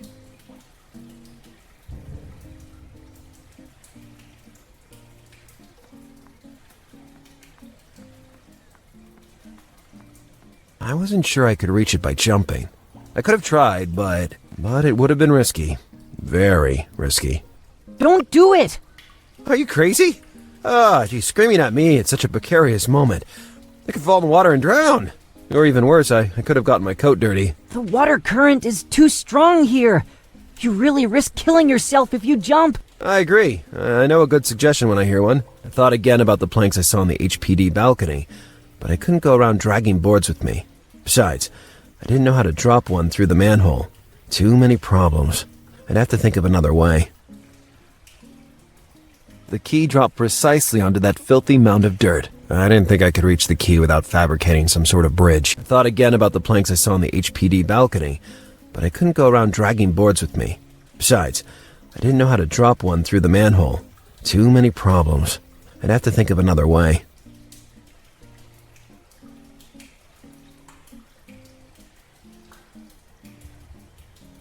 I couldn't reach it even with the tube.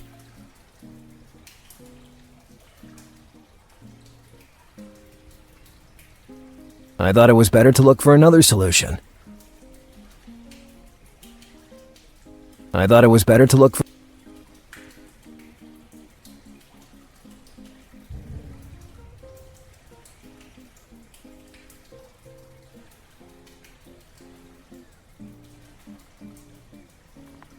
A bottle of the worst firewater on the market. A bottle of the worst firewater on the market.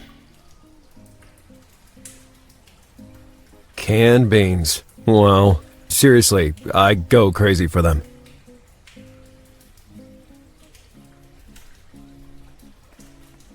A rusty cage. I hope they didn't use it to dump an alligator into the sewers.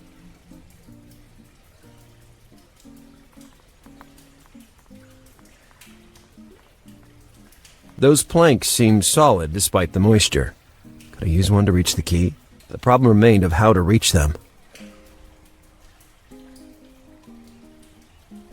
I thought it was better to look for another solution.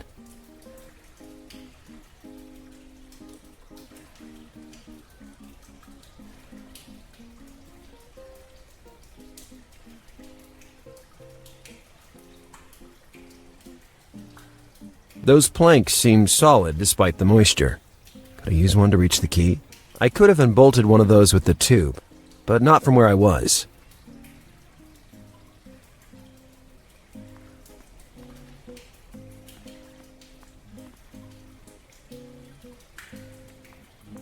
Back there, it was a real maze of alleys. I'd get lost.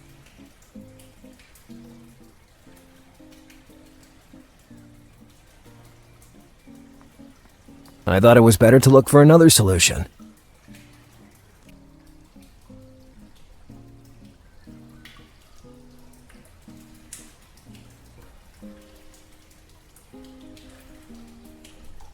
In that moment, it didn't...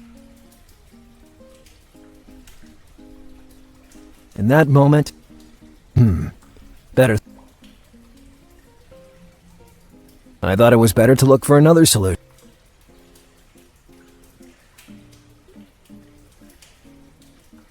I thought it was better. No matter how hard I tried, maybe. No matter how hard.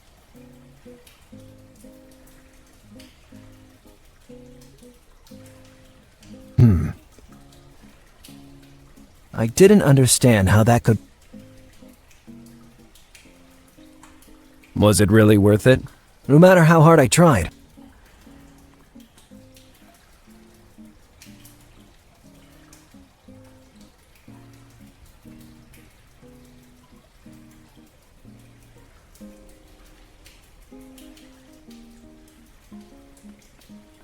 In that moment, was it really worth it? No matter how hard I tried.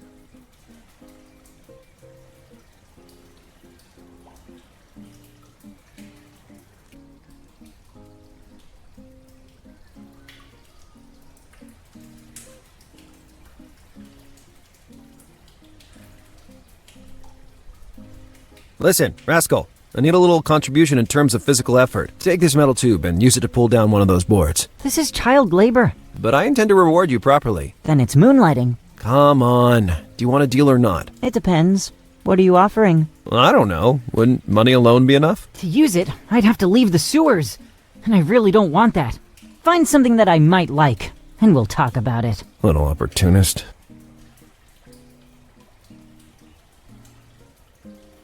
Maybe. Or maybe not. I didn't understand. Sometimes, my obsession...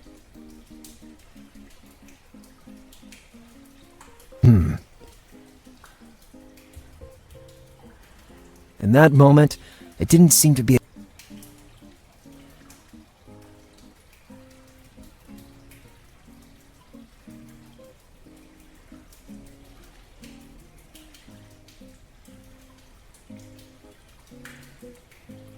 I didn't understand.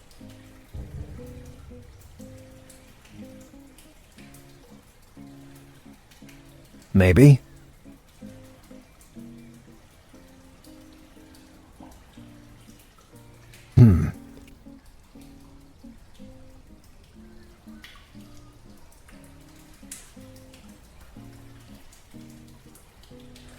In that moment,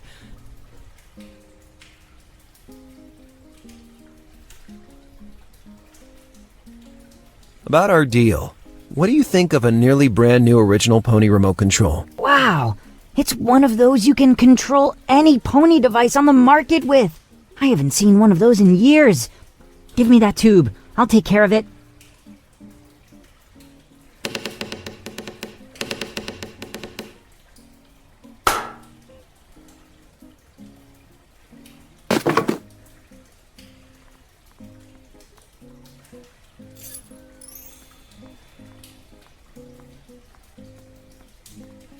Good job, young scoundrel. Now give me the tube back. Come on. No way. If I trade it to the junk dealer, I'll earn enough to buy a nice stuffed sandwich. A universal pony remote control and a wonderful iron tube in exchange for a nearly rotten board. I got screwed over by a mutant youngster living in the sewers. On the other hand... Green Dart, I'm coming to the rescue.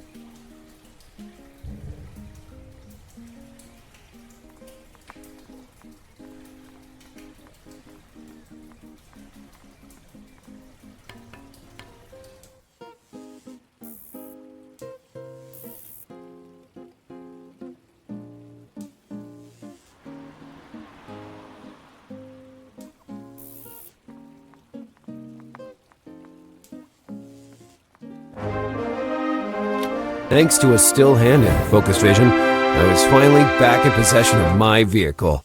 Now, I could freely explore Miami high and low.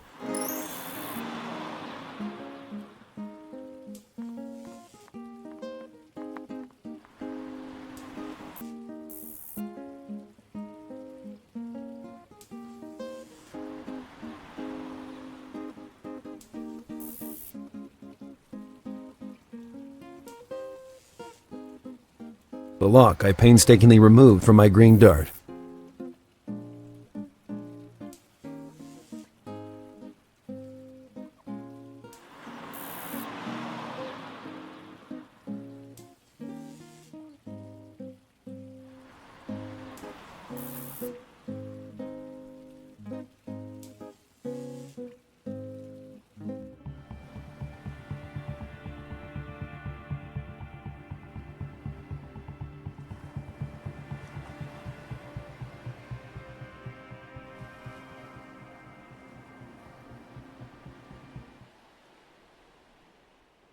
Bucatinis Manacati. They treat people well around here. Then I saw it. Majestic and creepy. The symbol that attracted me at the Mulzberg mansion took up a good portion of the side facing. From up close, I could determine without a doubt that it wasn't blood. After an entire night, the coloring would have assumed another shade, increasingly turning brown. Nevertheless, it properly played its role, giving me the shivers.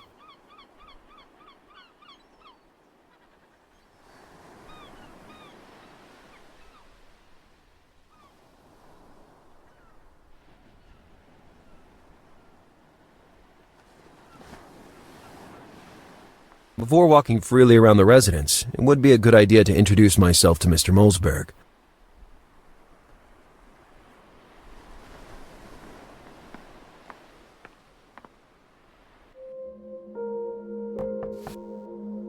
Come in!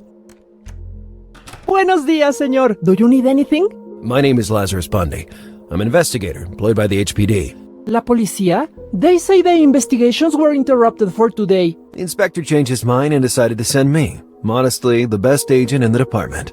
Bendita Virgen María, gracias. The more people is looking for little Kathrin, and more chance we have to find her. I agree, Mrs. Lupe, señor, just Lupe. I'm the housekeeper of the Mulzberg mansion. Is Mr. Mulzberg home? First and foremost, I need to ask him a couple of questions. No, lo siento. He left the house a few hours ago. He said he prefers to throw himself into work than staying home waiting for news without doing anything. Estoy segura he'll be back mañana. Tomorrow, I mean. I understand. In the meantime, do you mind if I carry on my investigation in the mansion? No, on the contrary. Do como si fuera en your casa. That door behind you. Does it lead to the girl's room? Oh no, esa is the room of her father, el señor Mulzberg. Unfortunately, he expressly asked me not to let anybody enter. Mr. Mulzberg was in his room at the time of the kidnapping and thinks it no necessary to invade his private space. You can find the girl's room on the upper floor. Both doors are fine. Well, for once, things were going smoothly. Please stick around. I'll have some more questions soon. Please do what you can.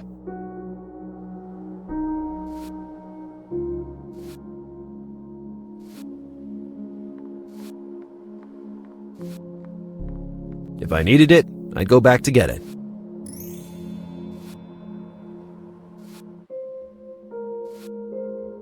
If I wanted to, I could have used the piano stool somehow.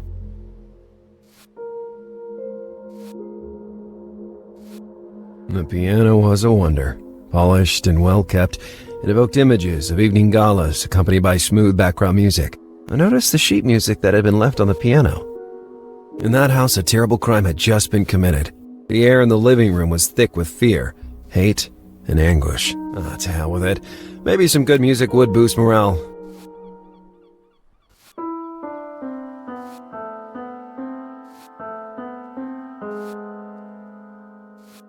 Or maybe not. The piano was a wonder. Polished. I noticed the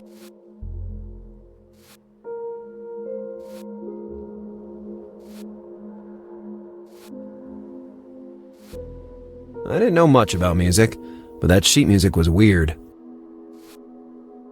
I didn't know much about music.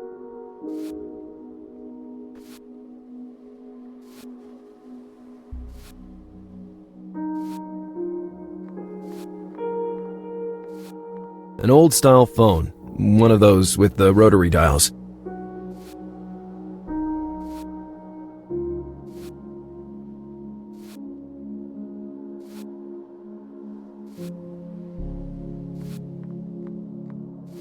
I wasn't interested in the products. On the other hand, I noticed a side compartment containing some fresh white clothes from the washing machine.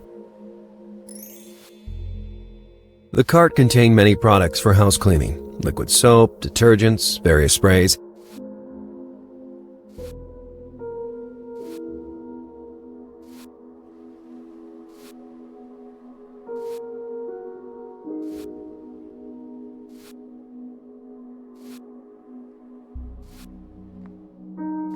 Mulzberg had clearly conveyed that he didn't want me in his room.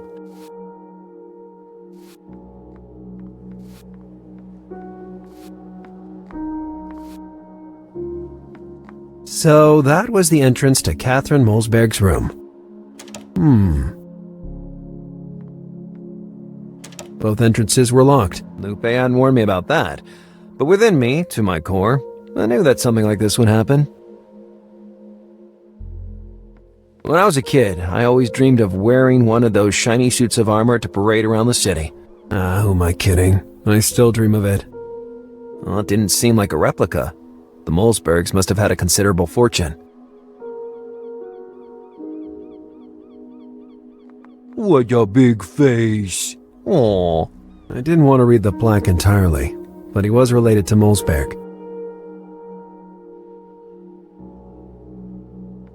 A guy with a mean face and a diabolical goatee. I didn't want to read the plaque entirely, but he was related to Mulzberg.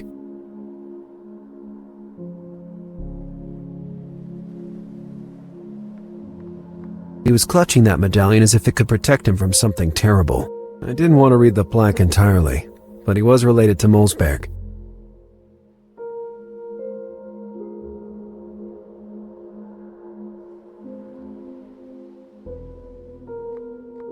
It seemed authentic. The Mulzbergs even had a coat of arms.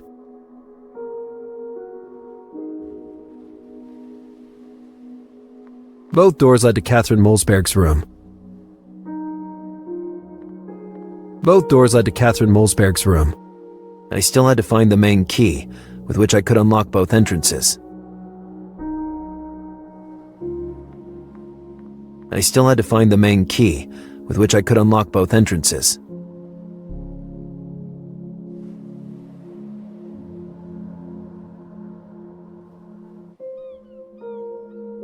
In that moment, it didn't seem to be a good solution to me.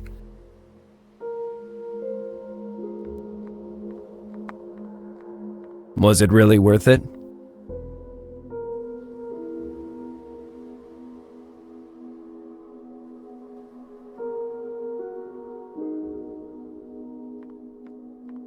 I didn't understand how that could...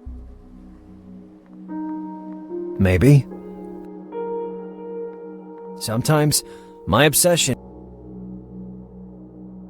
No matter how hard I try...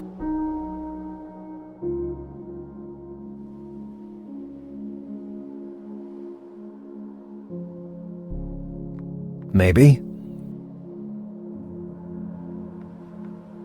No matter how hard I try.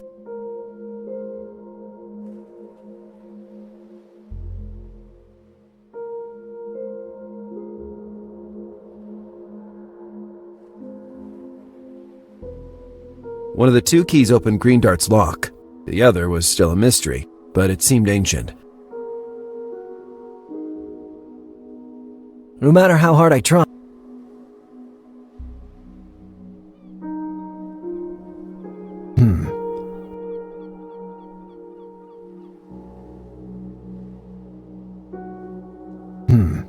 Better think about it.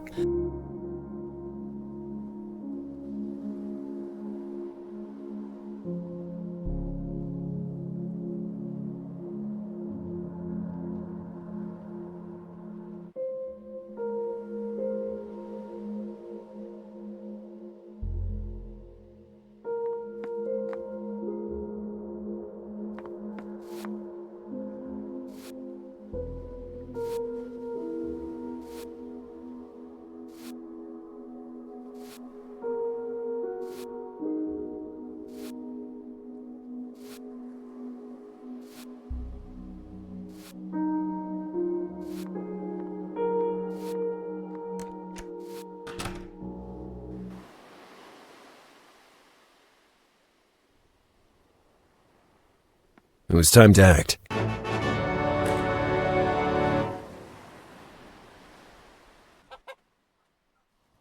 Who are you? And above all, why did you knock down the gate? It was open. Oh, are you sure? Well, anyway, I'm surprised how many people don't read the newspaper anymore. I am. Lazarus Bundy! Lars to friends, but you can call me Bundy, Mr. Pirate. I'm the detective assigned to the case of young Kathrin. I'm relieved to see you here. That poor girl doesn't deserve what's happened to her. Spare me the platitudes and don't go very far. I want to question you personally. I'm not going anywhere. As if I could. They haven't given me a holiday since '95.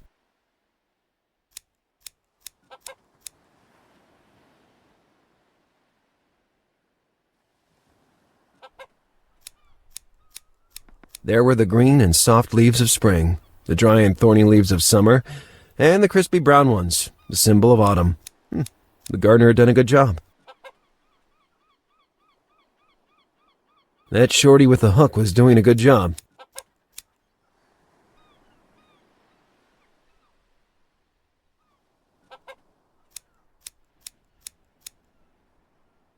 Why lock up that poor hen?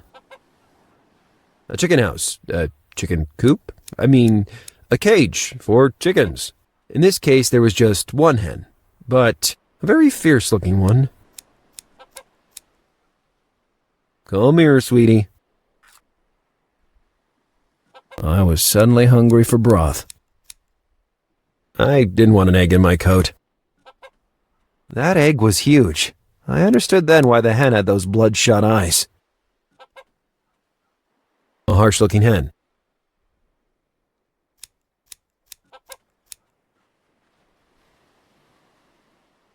The sight could have fooled me, but surely not the smell. That was rosemary.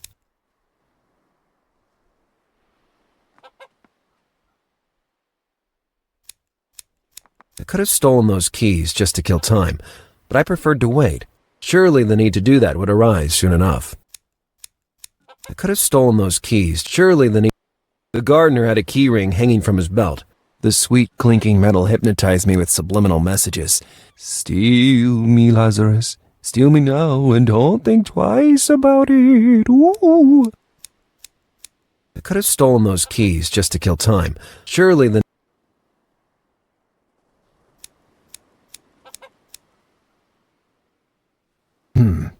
Better think about...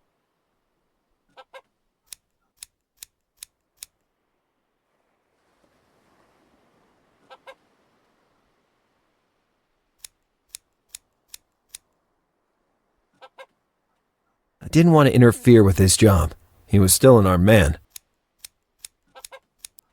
Hello, good man. Cut the small talk and tell me everything you know about the crime. It was late at night when from my shed out back, I heard a loud crash. It gave me a shock. I rushed outside and found Mr. Mulzberg in his robe. I don't know if I was more upset by that spectacle or the sign on the facade. So you live in the vicinity. The kidnappers were reckless. You could have seen them. The mansion is really dark at night and very isolated. We're more vulnerable to these sort of crimes than you think. What do you think was the reason for the kidnapping?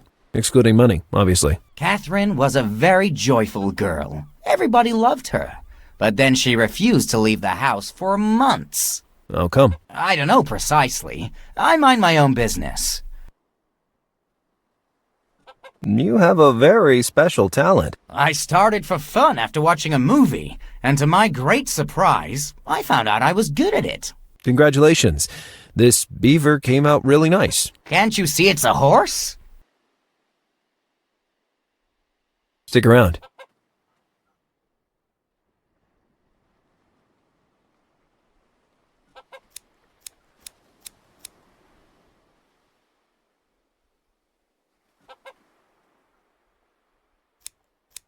The hatch was needed to lock the hen in the cage. It was open at the moment.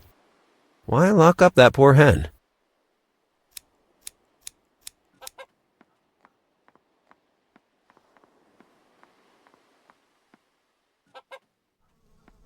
The back of the house revealed a separate floor. Clearly the back area was reserved for the servants, and they kept it hidden from sight.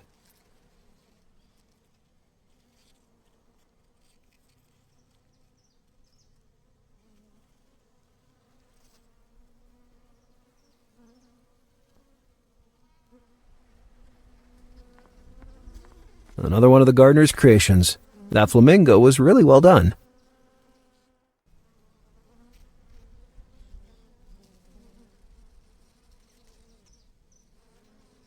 Here, Bridget. Come here, sweetie. Something in the look of that dog told me it didn't want to play.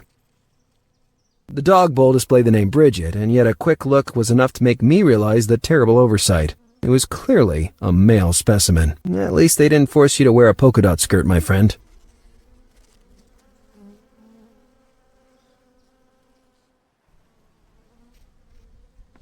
It was slimy dog food. Despite that, a primal instinct triggered inside me and made me drool.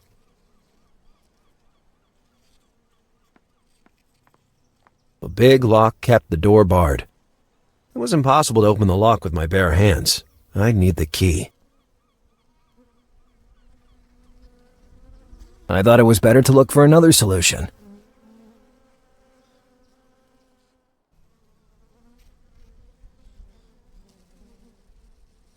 In that moment, it didn't.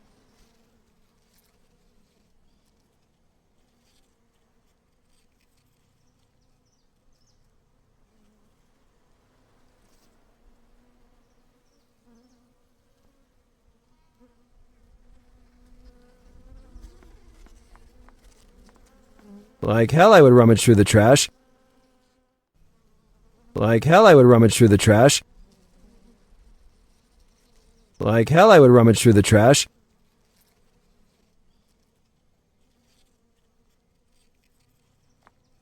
It contained grain and animal feed. I was fond of that feed. It tasted like ham. Better stay away from it. Buzzing, threatening, potentially lethal.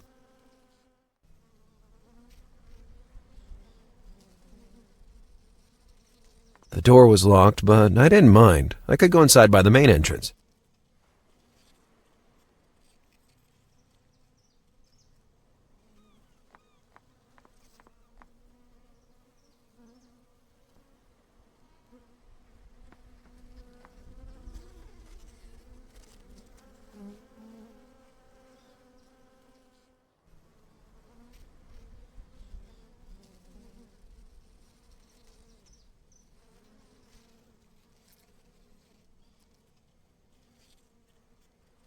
Maybe. Sometimes my obsession with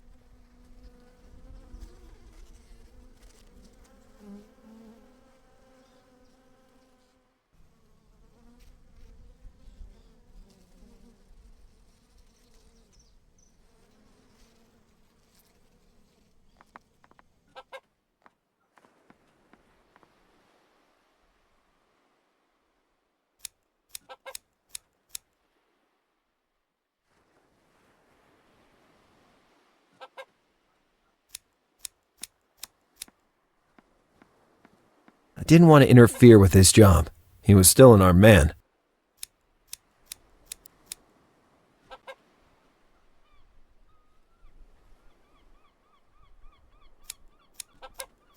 Was it really worth it? Sometimes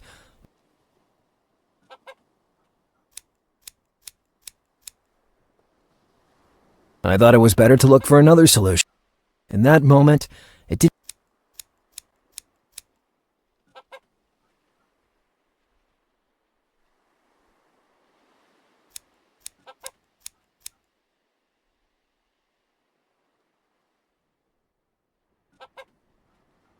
Was it really worth it? In that moment, I didn't understand how that could better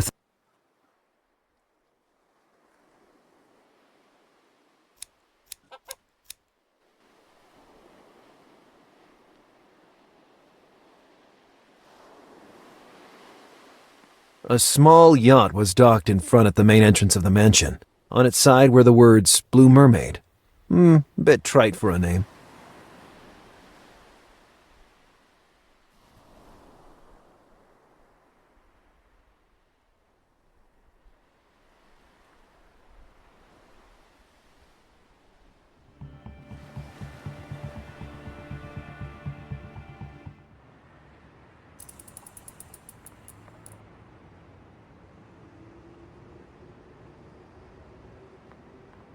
That bad guy's face was haunting me.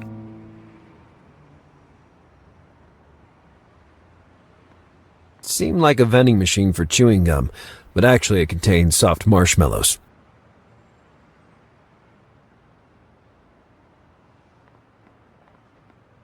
I never liked staining walls.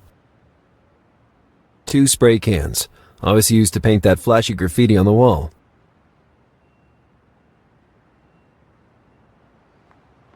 No trace of the events I would always remember as the night of the challenge.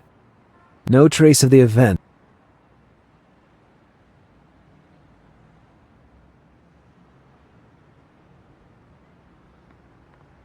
The mannequin had been replaced with those sacks overnight.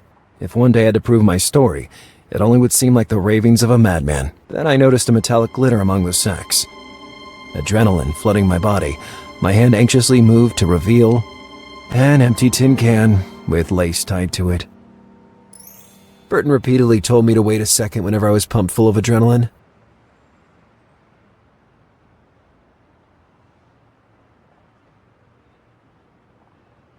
In case one of my shoelaces broke, I'd have a good replacement. Tin, empty, and filthy. The kitchen was still closed for the weekend.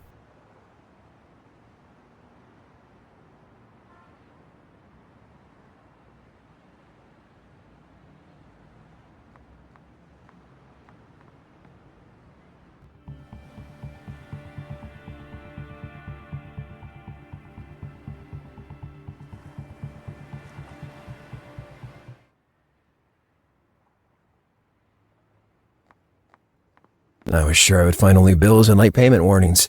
Sometimes it's better not to know, so I didn't open it.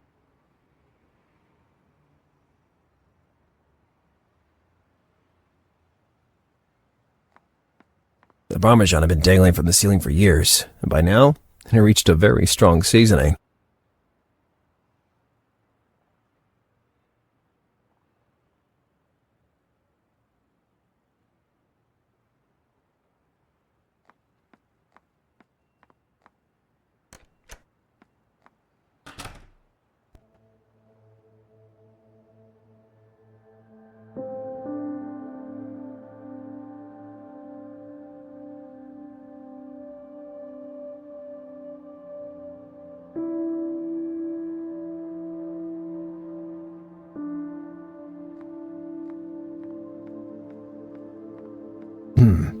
Better think about it. I was all out of ideas.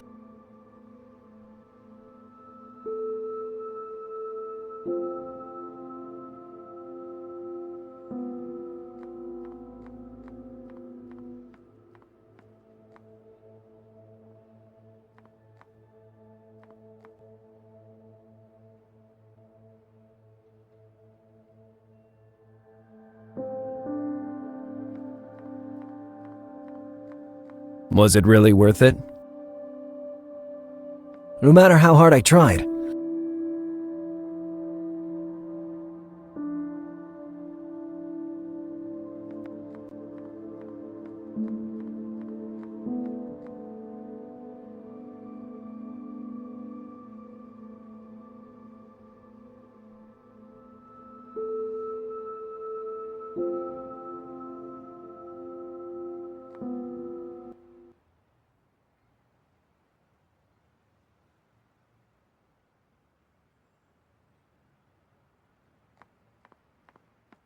I thought it was better to look for another solution.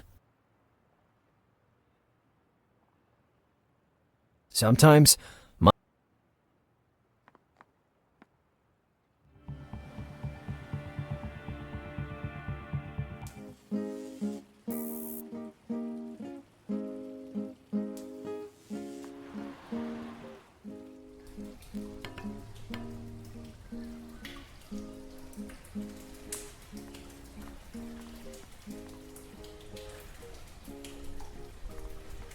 back there, it was a real maze of alleys. I'd get lost.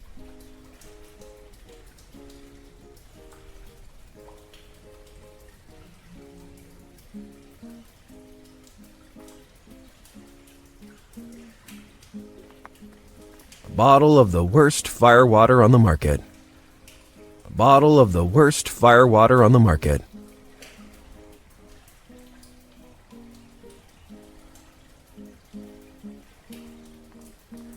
A rusty cage. I hope they didn't use it to dump an alligator into the sewers. A rusty cage. I hope they...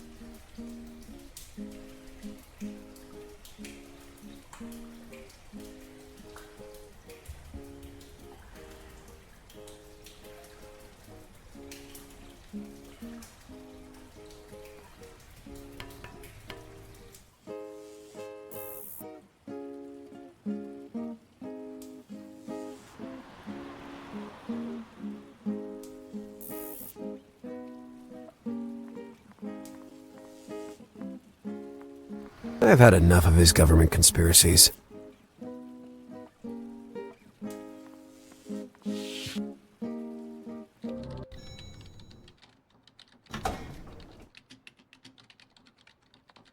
Hello. Hi. We'll catch up later, Alice. Keep me posted.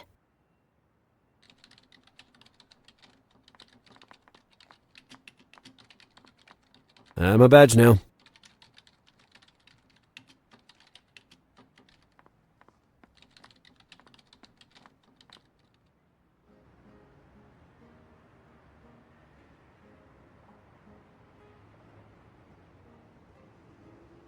The welder was abandoned to its fate.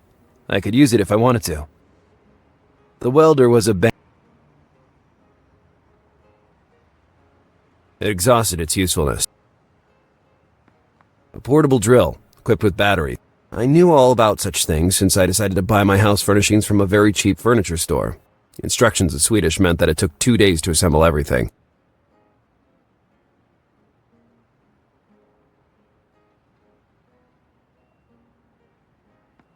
There was no sense in cheating death again now that I had what I needed.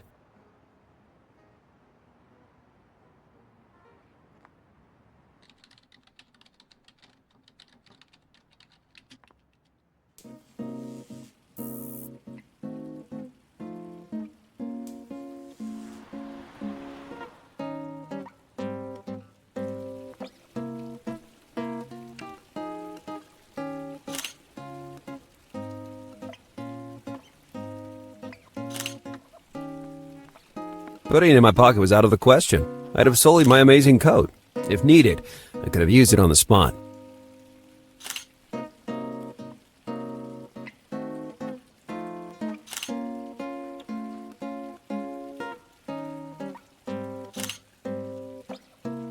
Tin, empty, and filthy.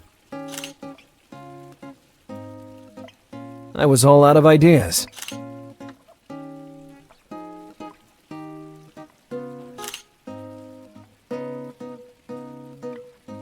She was planning to commit to film every detail that might be worth showing to her relatives. That fountain was horrible.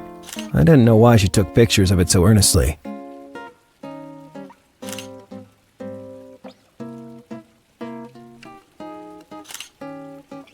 Maybe, or maybe not.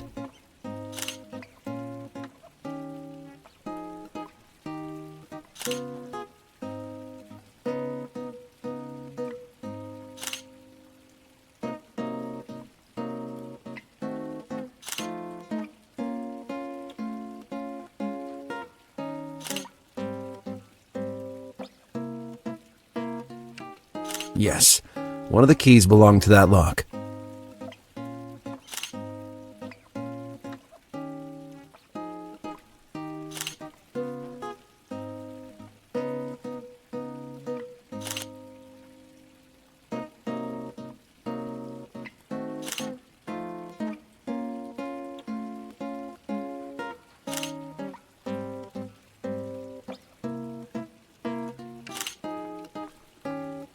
I had nothing else to say to that fake Frenchman.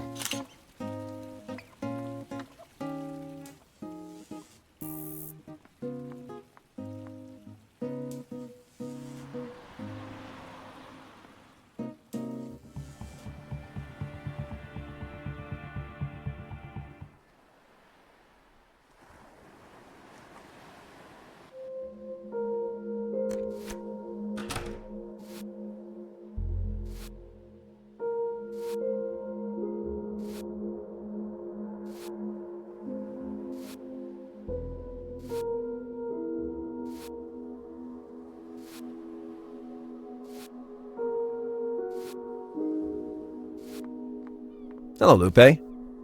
Do you need something?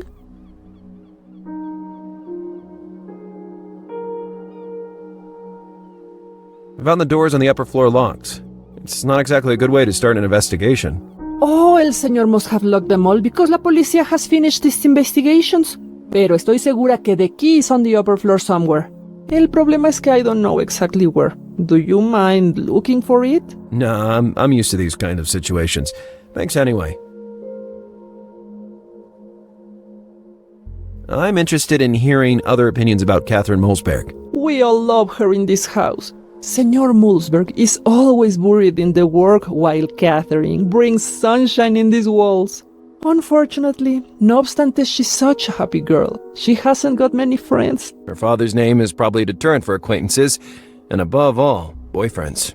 God bless you for what you are doing for her. I just know that La Señorita is still alive. Where does this confidence of yours come from? Dios would never let one of his sweetest creatures be hurt. I was going to tell her that in real life nobody is ever spared from evil, but I held my tongue. That woman was already upset enough on her own. Stick around, Lupe.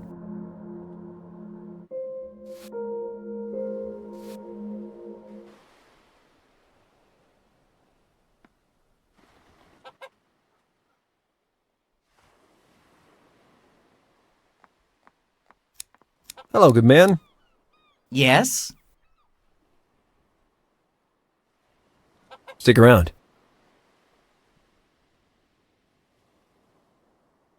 I could have stolen those keys just to kill time. Surely the need to do that would arise.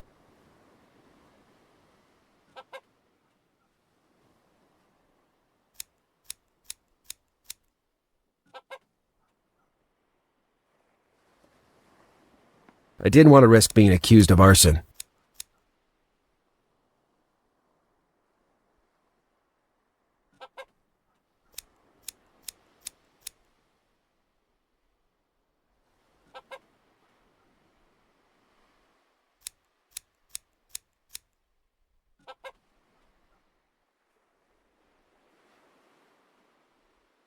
Maybe.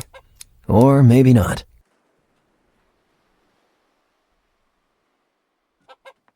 The sight could have fooled me, but surely not the smell. That was rosemary. The sight could have fooled me, but surely not the...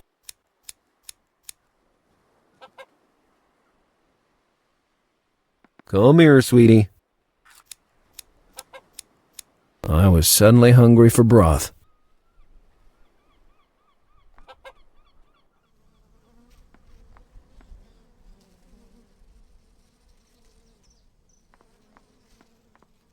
It was slimy dog food.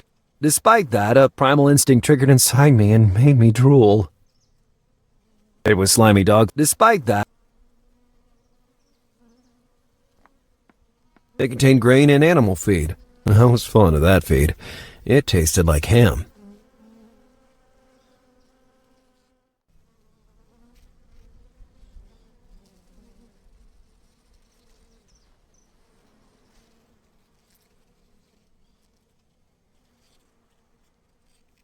In that moment, it didn't...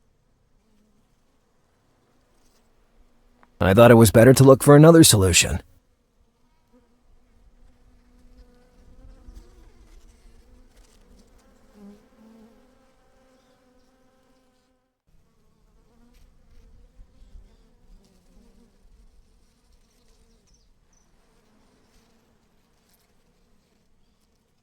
In that moment, it didn't seem to be a good solution.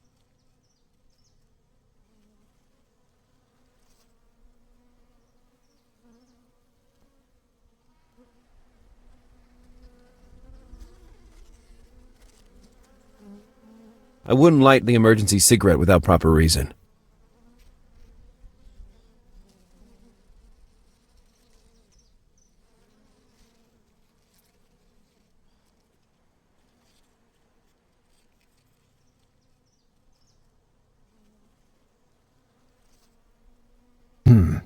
Better think about it.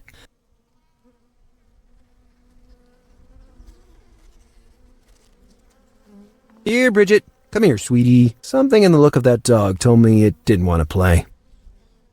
The dog bowl displayed the name Bridget, and yet a quick look was enough to make me realize the terrible oversight. It was clearly a male specimen. At least they didn't force you to wear a polka dot skirt, my friend.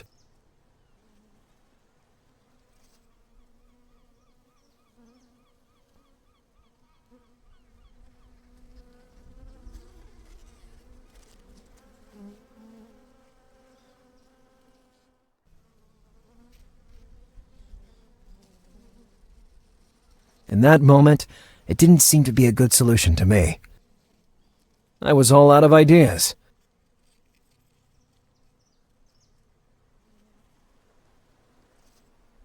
A magnetic fishing rod.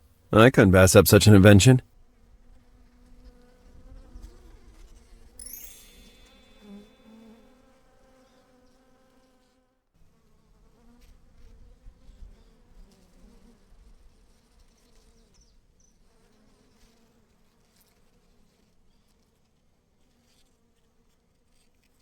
I thought it was better to look for another solution.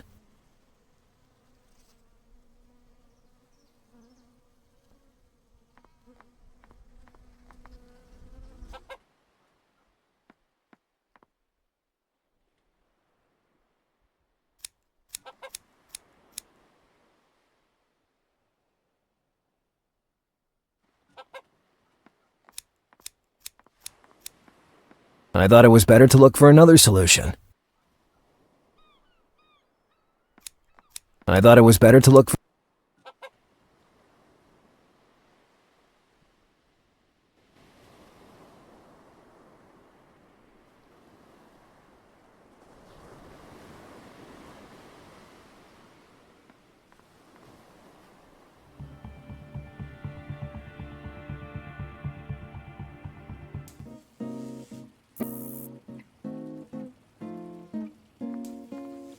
Not to mention that green dart with less pollution.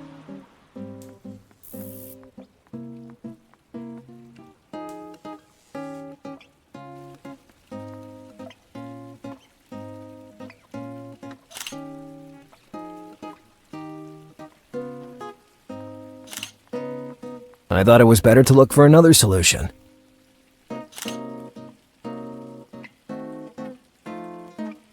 I was all out of ideas. I thought it was better to look for another solution.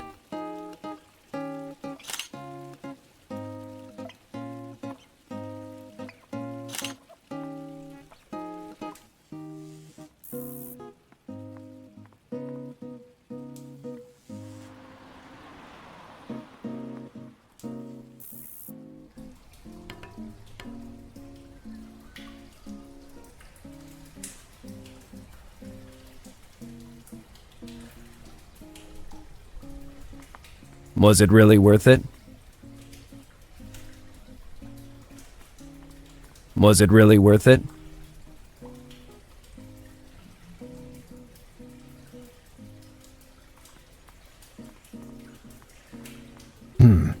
Better think about it.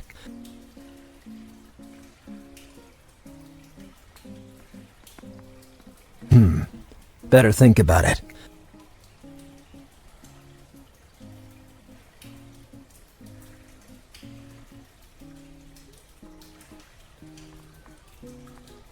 Maybe, or maybe not.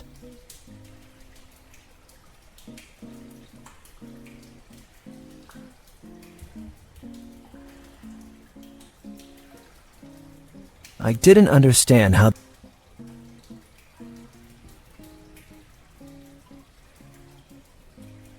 Was it really worth it?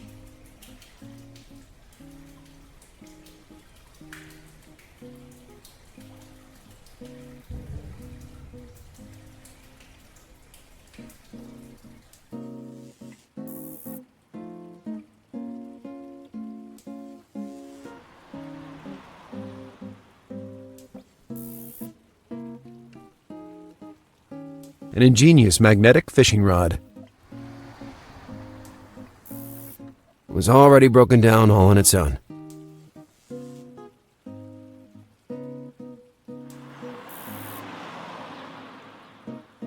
Sometimes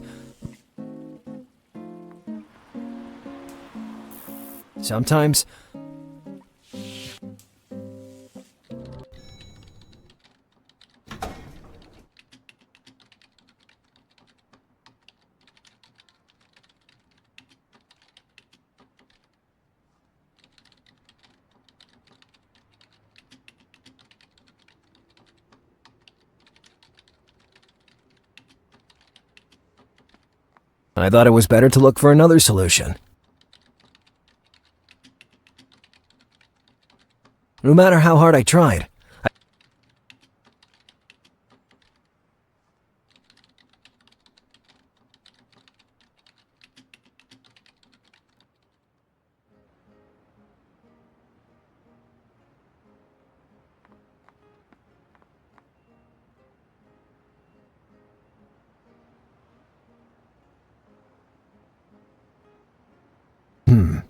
Better think about it.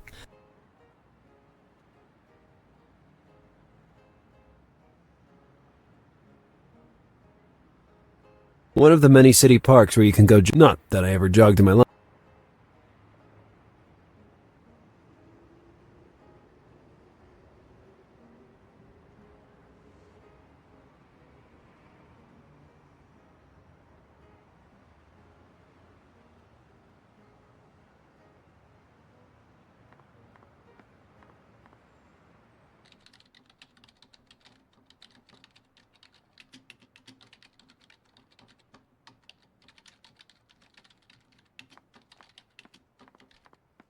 I'm a badge now.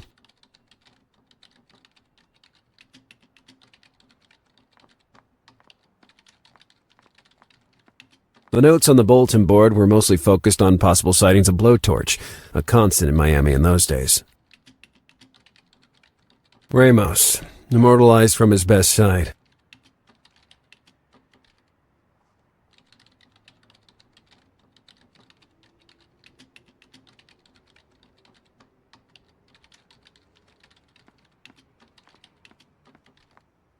The weird cases, aka the real mystery, was why Burton kept...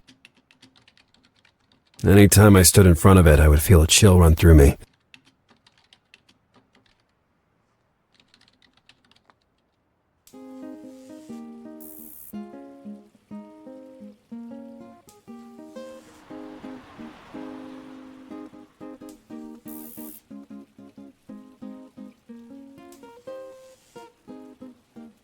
Was it really worth it?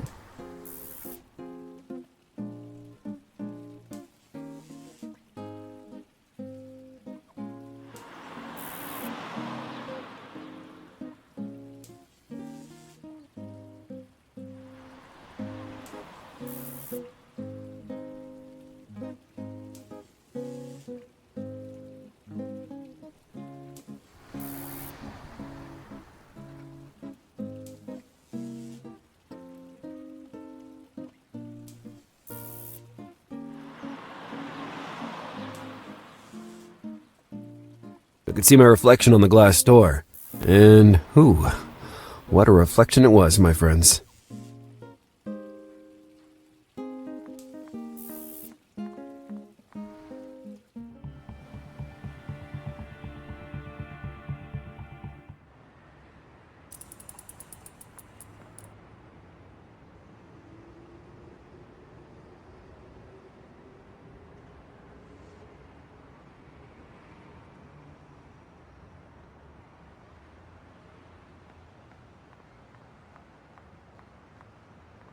I preferred not to find out what other treasures those sacks were hiding.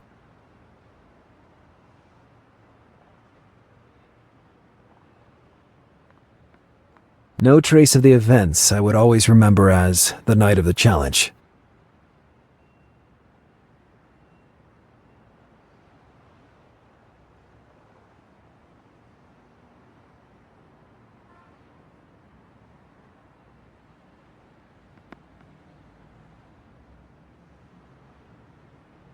The kitchen was still closed for the weekend.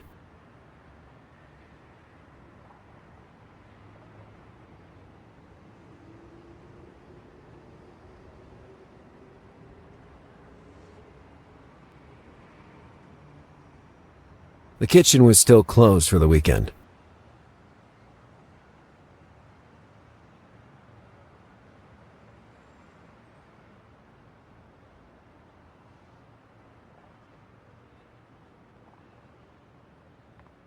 In that moment, it didn't...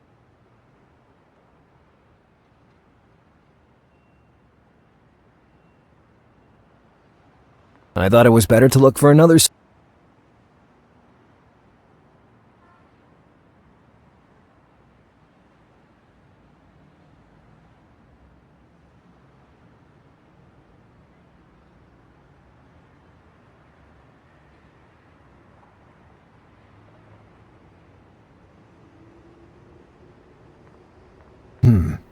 Better...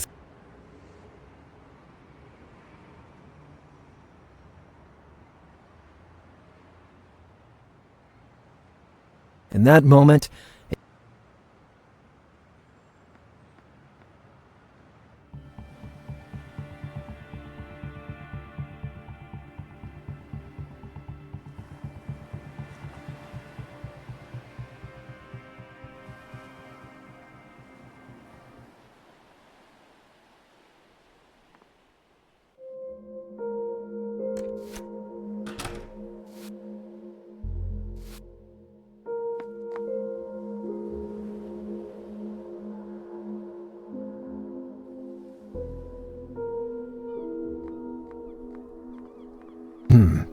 Better think about it.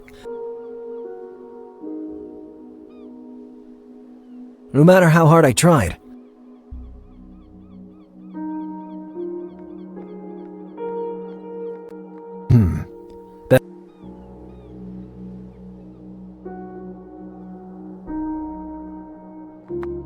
I took a look inside the lamp, but the key wasn't there. I took a look inside the lamp, but the key wasn't there.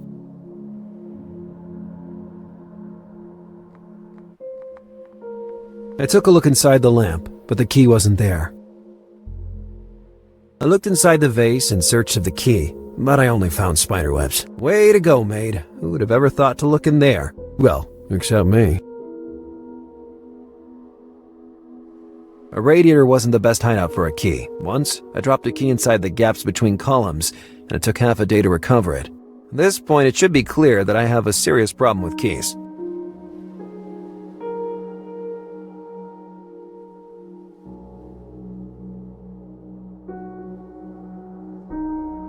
I took a look inside the lamp, but the key wasn't there.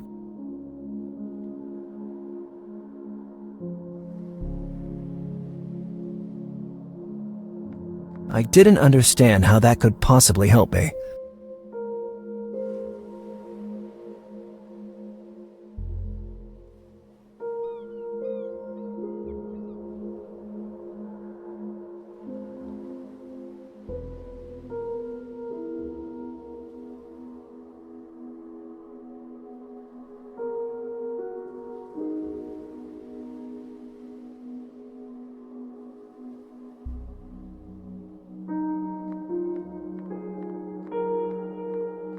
The key hadn't been hidden in the frame of the picture. I really doubted the maid would have hidden the key in the armor. She wouldn't have risked making such an ancient armor fall, which was probably more expensive than her whole house. The key hadn't been hidden in the frame of the picture. The key hadn't been hidden in the frame of the picture.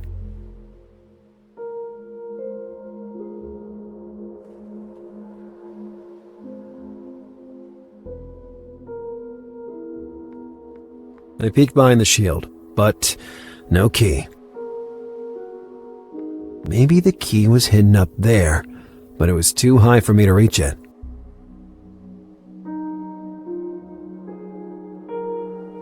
I thought of putting the piano stool in a useful position to reach the top of the frame.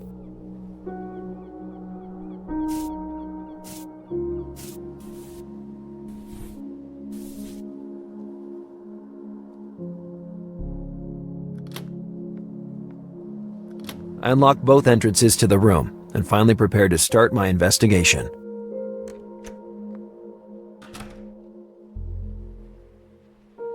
I only needed a quick glance to realize that something inside that room wasn't as it should be. Not even a minimum sign of struggle, no item out of place, none of the typical evidence usually found at a kidnapping scene. The bed was even made. I was sure that Kathrin Mulzberg hadn't had the room fixed up after the alleged crime. Alright, let's try to understand what happened in here.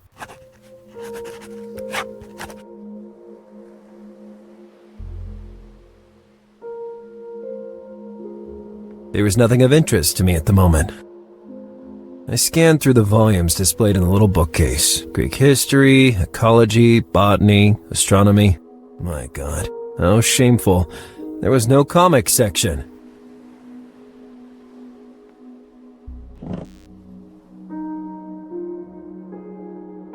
It had been a while since I'd practiced with the blue steel. With a mirror like that, it would have been much easier to match a scarf to my clothes. I had to get one.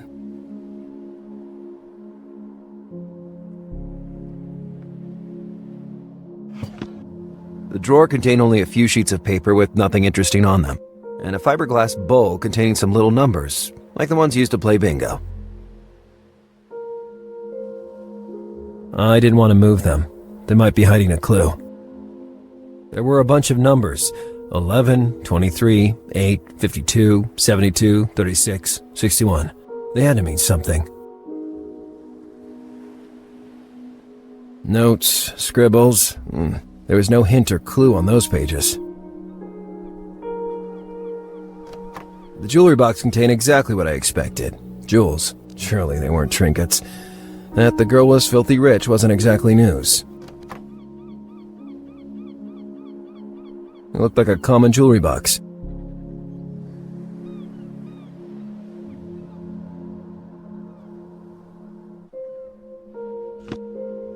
It was stuck, and so in all probability unused.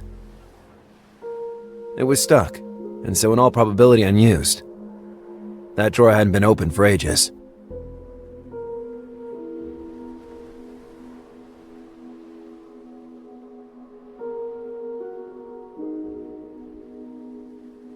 No matter how hard I tried,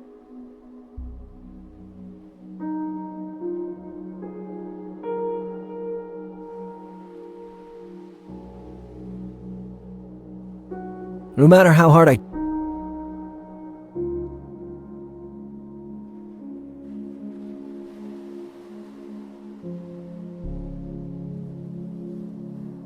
was all out of ideas.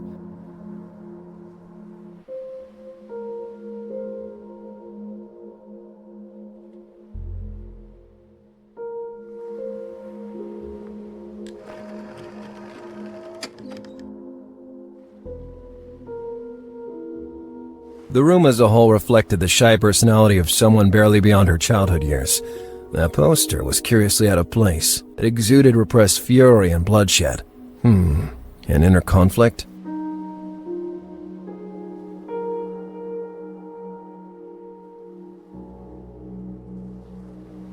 Strange. The bed wasn't disturbed, and yet Kathrin had been kidnapped overnight.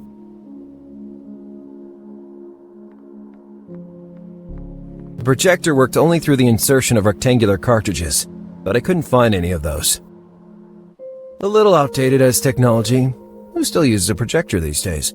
Was the girl fond of antiques?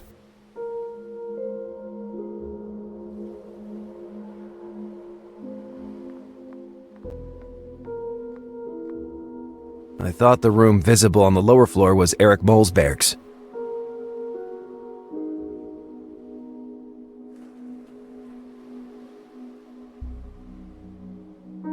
I've always suffered from a strange phobia. Strangers' bathrooms terrify me. Even the water closet was high class. Just hygiene products, nothing I wanted to examine thoroughly.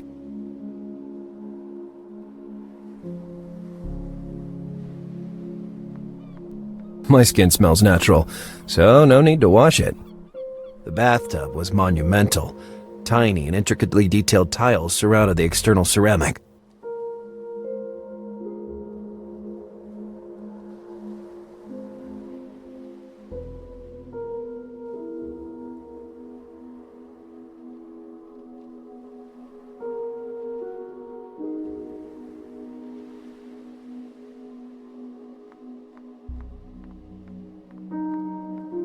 Strange. The bed was...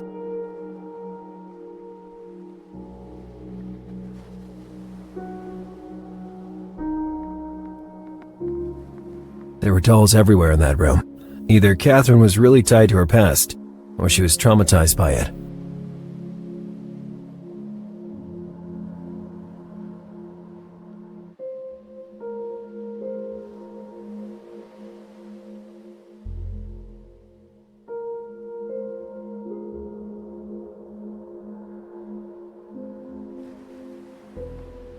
There was nothing of interest to me at the moment. It was too dark to read anything.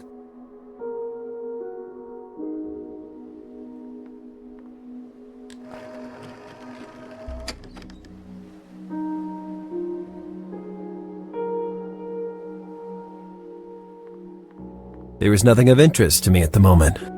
I scanned through the volumes displayed in the little bookcase. Greek history, my God, how shameful.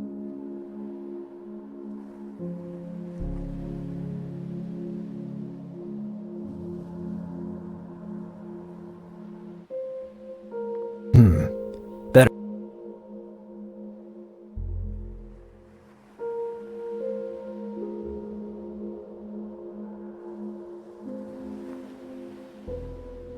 That side of the house faced a small backyard, where I could see an unused shed. Directly below the window was a trash can. If the girl decided to get rid of something compromising, all she had to do was throw it in the garbage. I decided to check.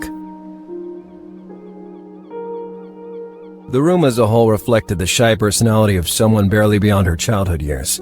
That poster was curiously out of place. It exuded repressed fury and bloodshed. An inner conflict?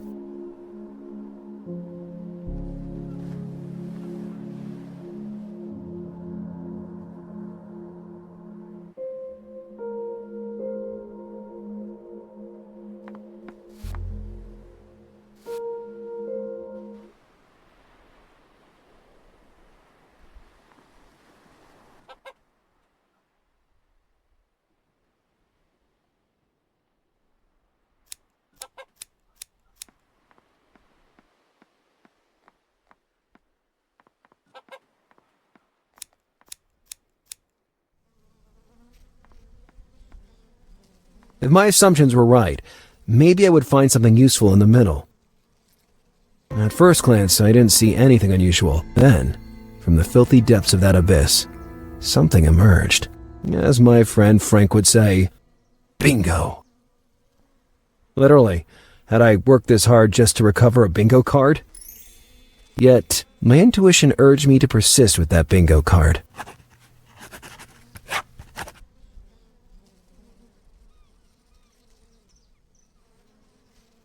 Some of those numbers reminded me of something.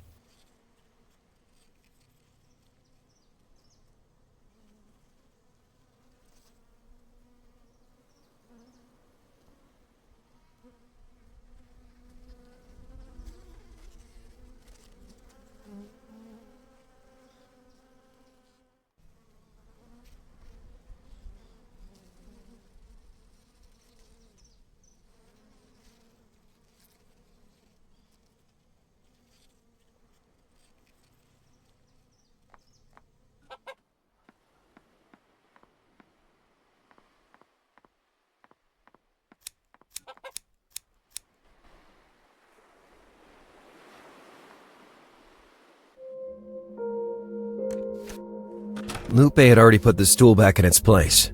If there's one thing I really hate, it's people that can't stand anything left out of place for more than 5 minutes.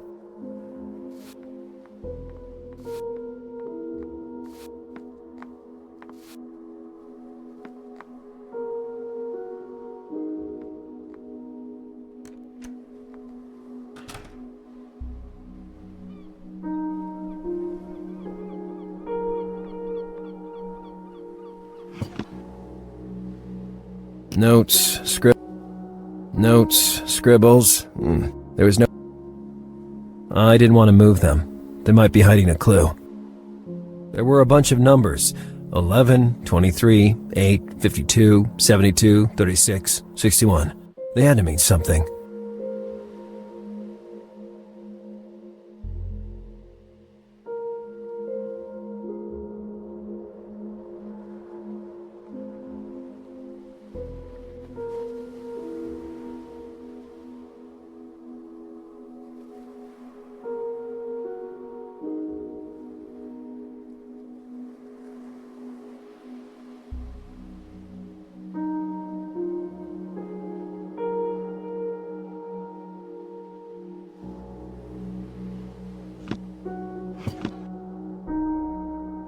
There were a bunch of numbers. 11, 23, 8, 52, 72, 36, 61. They had to mean something.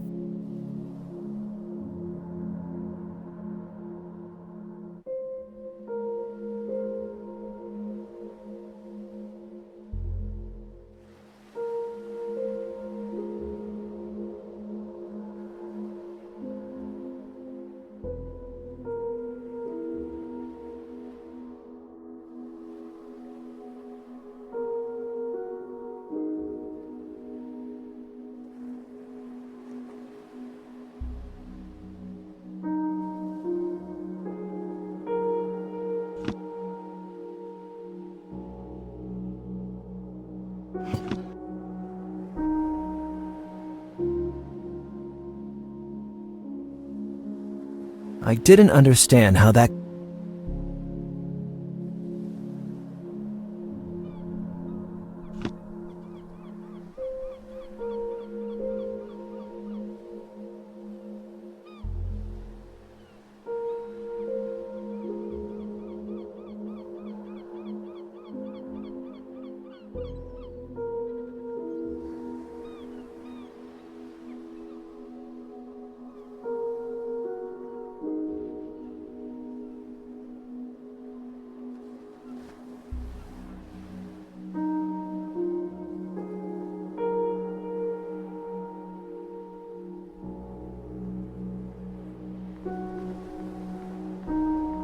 There were dolls everywhere in that room.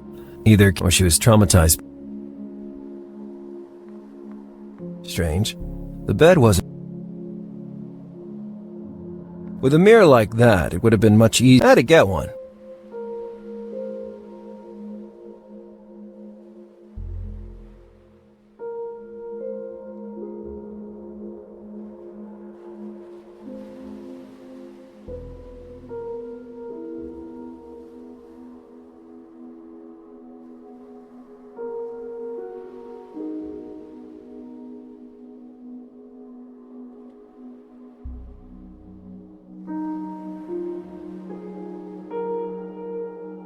I thought it was better to look for another solution.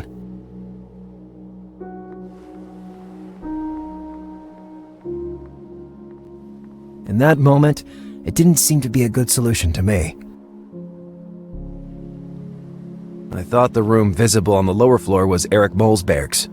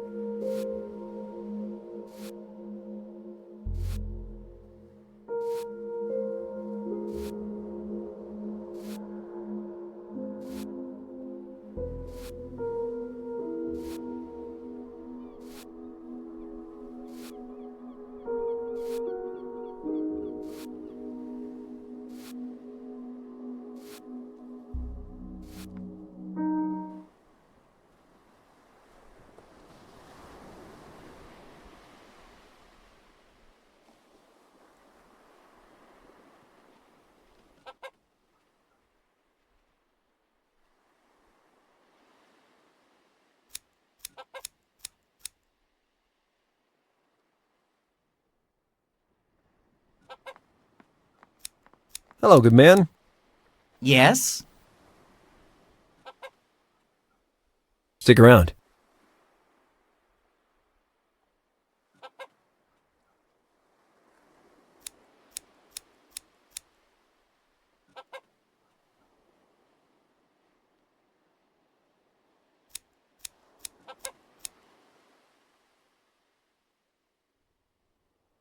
Sometimes, my obsession with using random items didn't lead anywhere. In that moment, it didn't.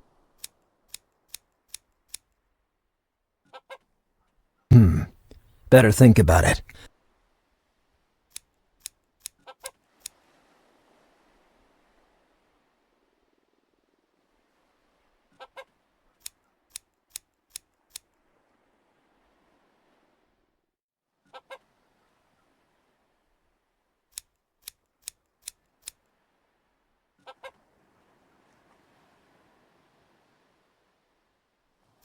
No matter how hard I tried, I couldn't see a good reason to do that.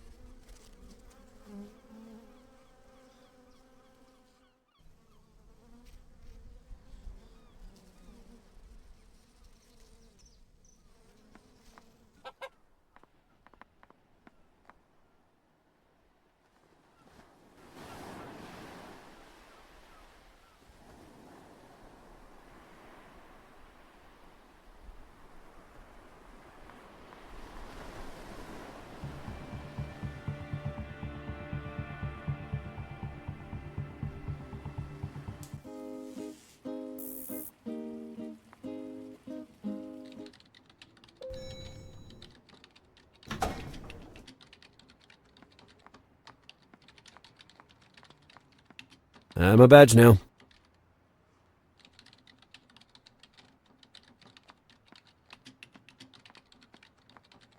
Hello. Hi. We'll catch up later, Alice. Keep me posted.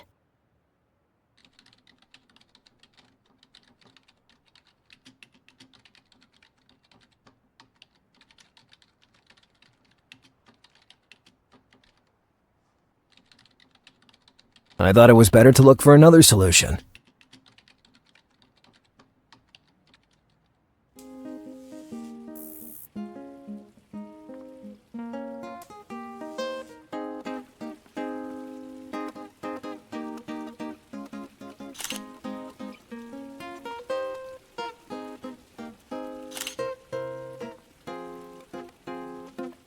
I was all out of ideas. I had nothing else to say to that fake Frenchman.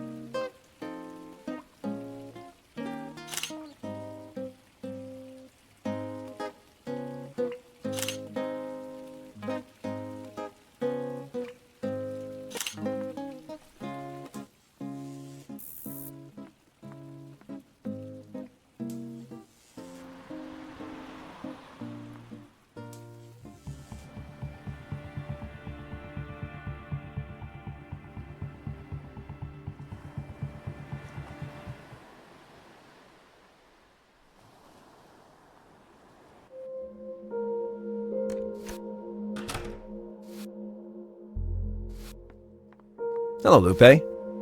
Do you need something? Stick around, Lupe.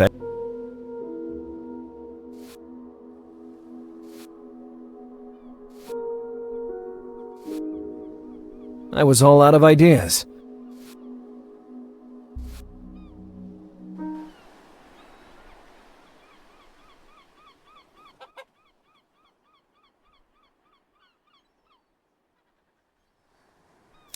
Sometimes, my...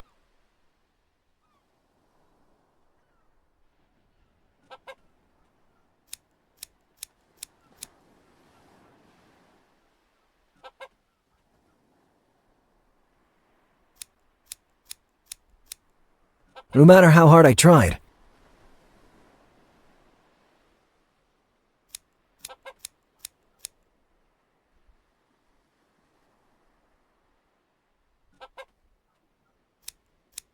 By that time, they were all using those instant...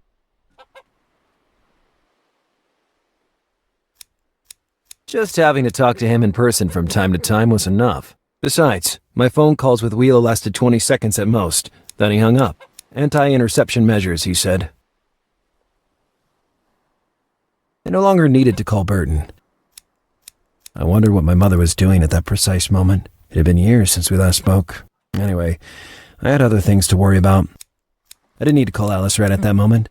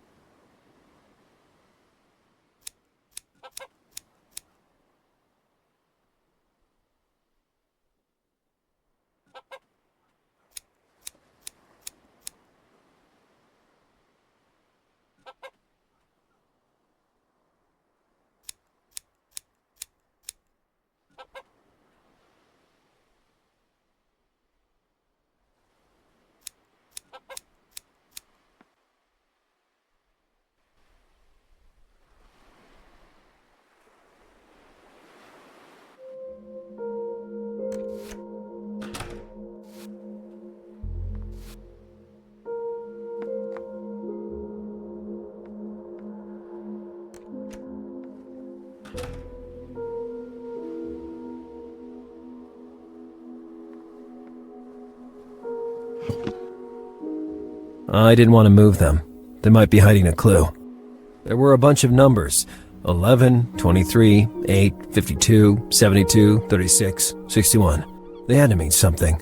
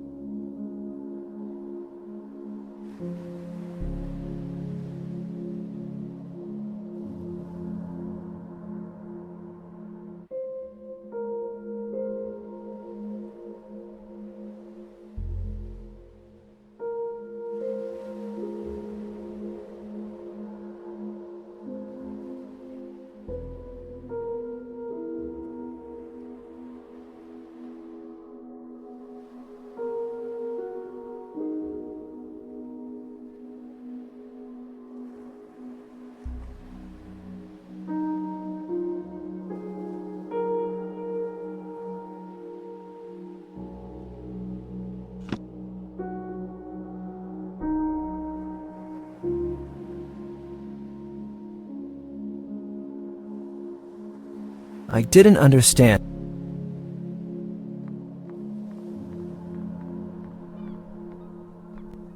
I was all out of ideas. I thought the room visible on the lower floor was Eric Mulzberg's.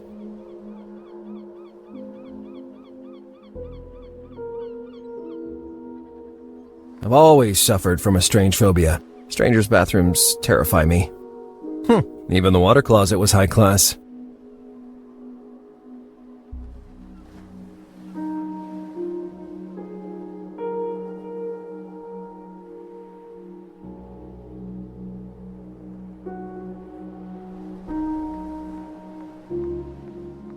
A little outdated as technology. Who still uses a projector? Was the girl phone? The projector worked only through the... but I couldn't find any of those.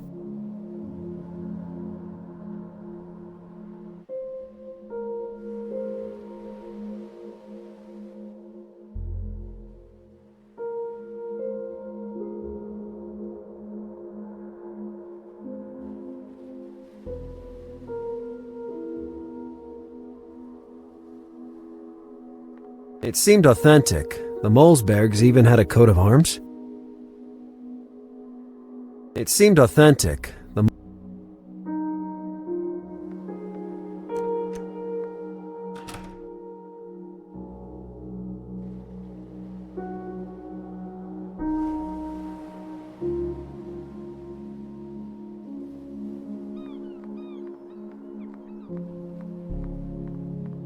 With a mirror like that, it would have been bad to get one.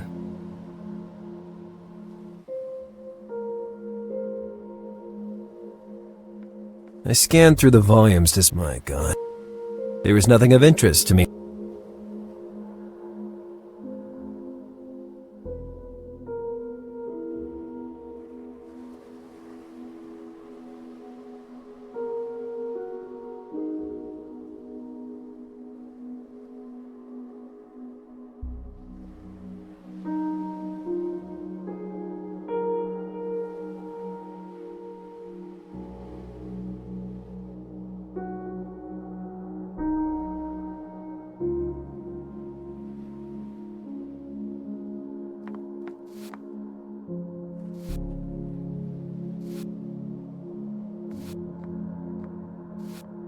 Mulzberg had clearly conveyed that he didn't want me in his room.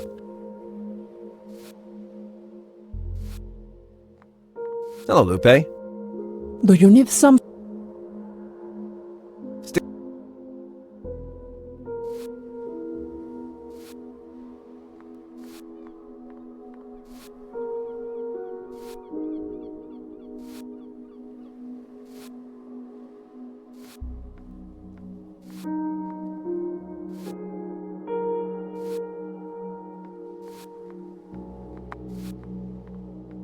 The piano was a wonder. Polished and well-kept, it evoked images of evening galas accompanied by smooth background music.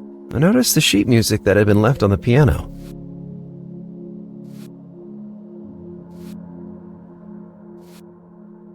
Was it really worth it? No matter how hard I tried, I couldn't see it.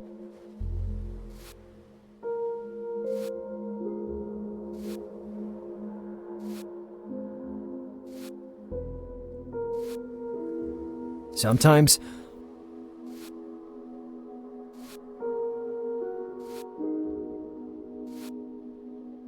no matter how hard I try,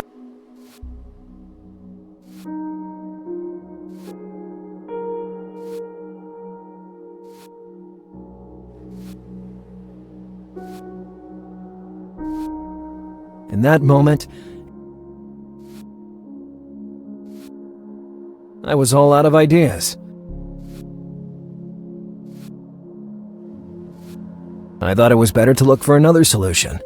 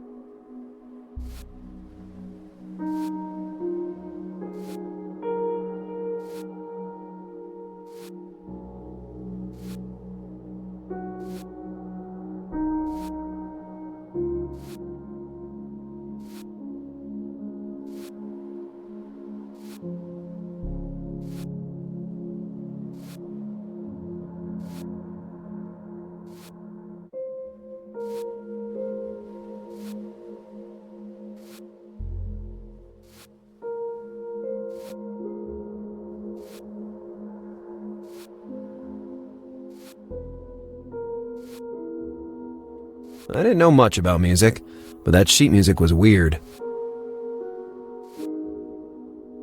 I didn't know much about music.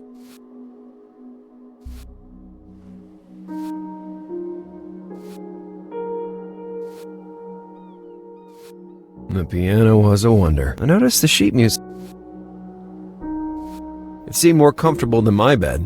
Come to think of it, it probably was. These rich guys could afford fabric more expensive than my own skin.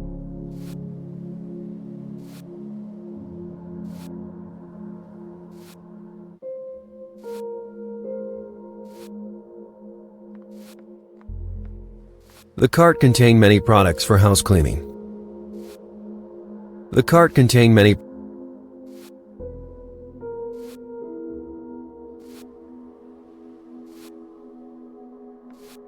An old-style phone, one of those with the rotary dials.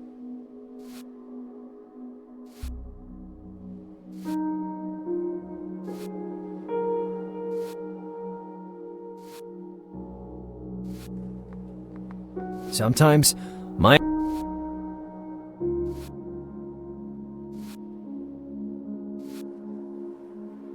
no matter how hard I tried, I was all out of ideas.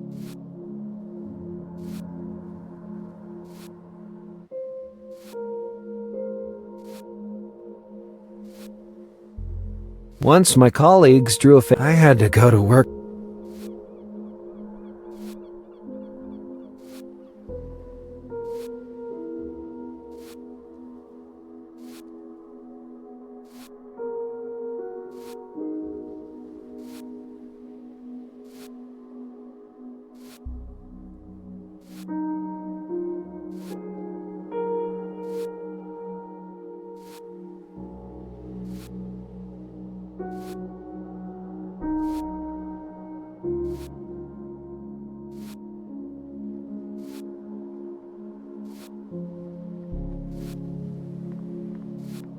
In that moment, it didn't.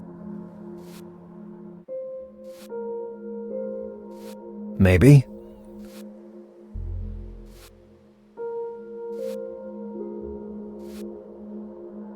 Maybe.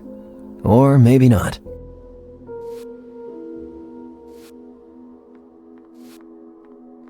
Sometimes.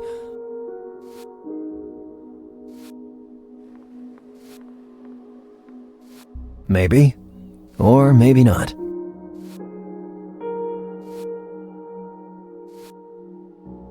No matter how hard I tried.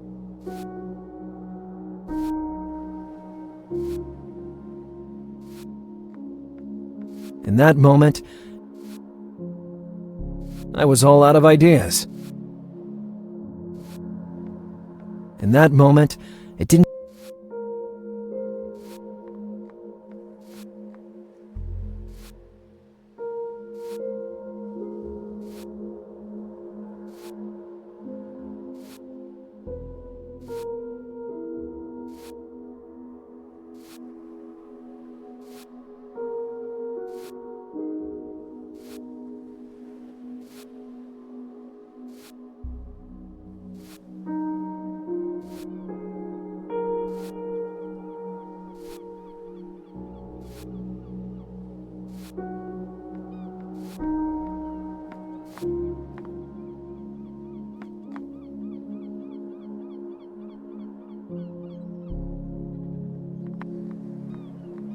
A guy with a mean face and a diabolical goatee.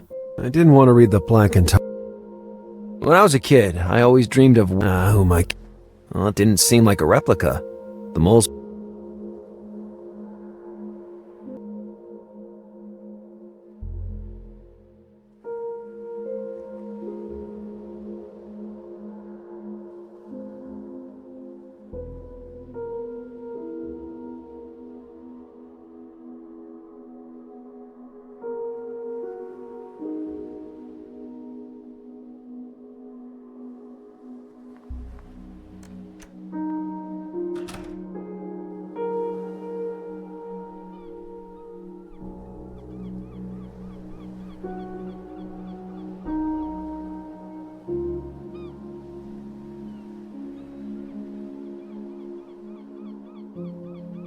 card was the right size to be inserted into the projector, almost as if it was specifically created for it.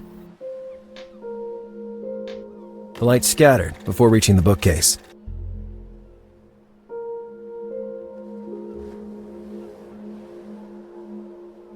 I scanned through the volumes displayed in the little bookcase. Greek history, my god. Oh. There was nothing of interest to me at the moment.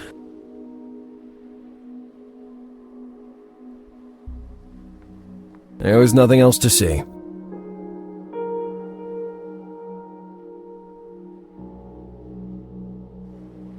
With a mirror like that, it would have been much easier to match a scarf to my clothes. I had to get one.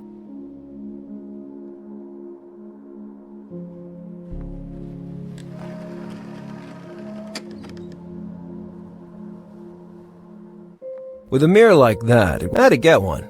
With a mirror like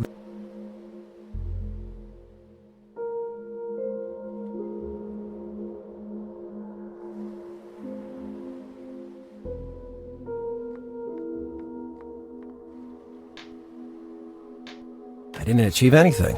The card was the right size, but I clearly inserted the wrong code.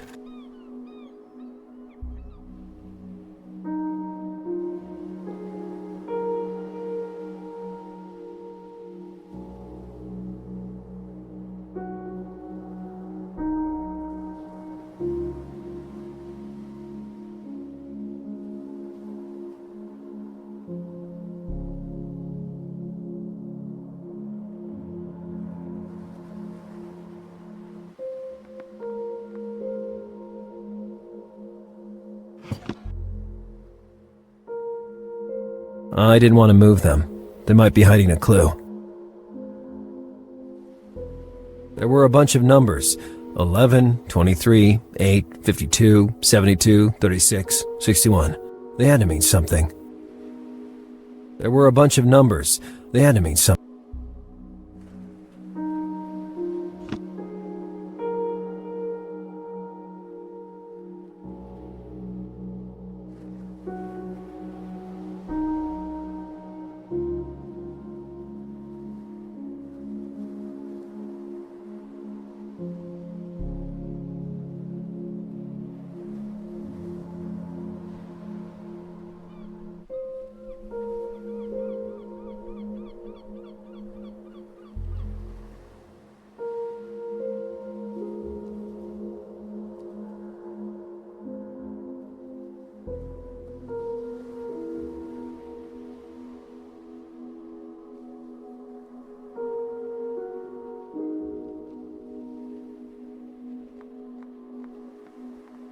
I would obtain very little by simply guessing.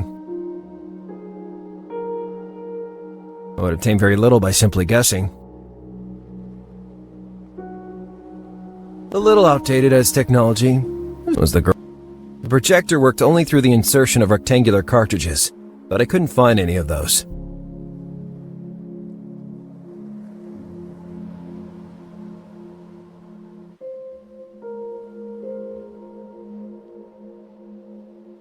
I would obtain very little by simply guessing.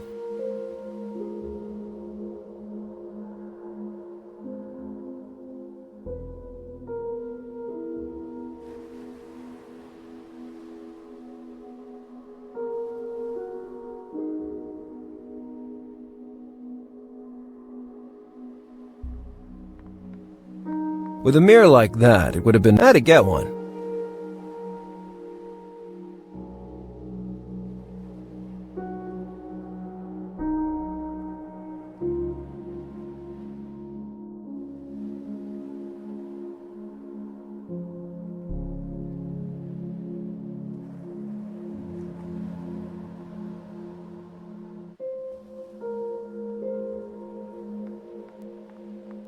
I would obtain very little by simply guessing.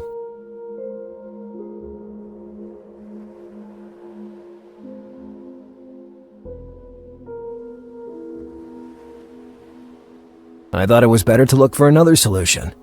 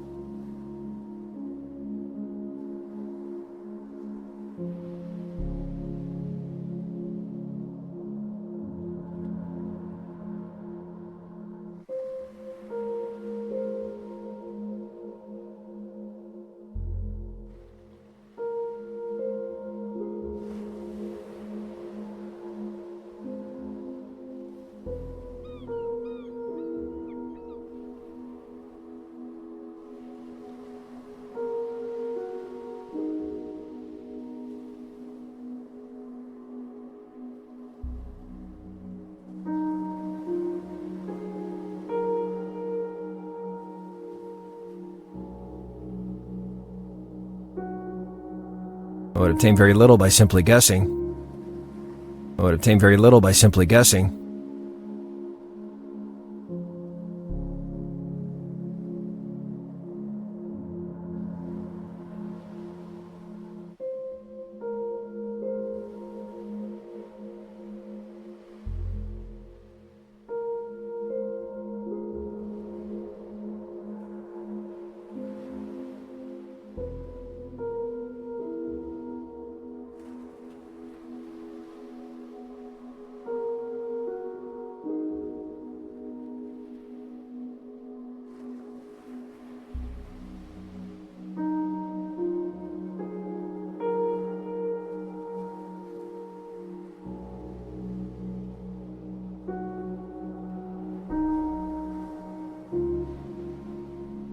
I would obtain very little by simply guessing.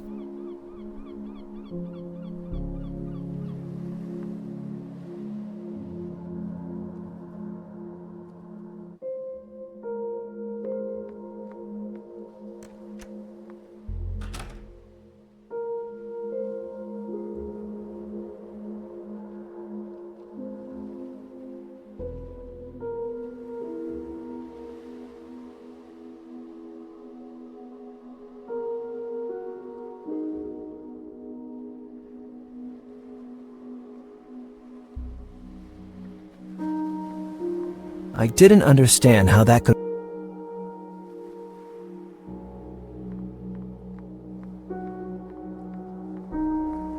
I thought it was better to look for another solution. Sometimes, my obsession...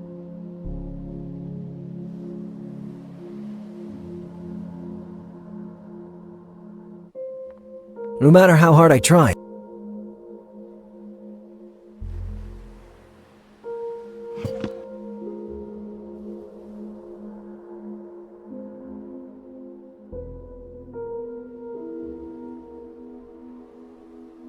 matter how hard I tried, there were a bunch of numbers. 11, the enemies.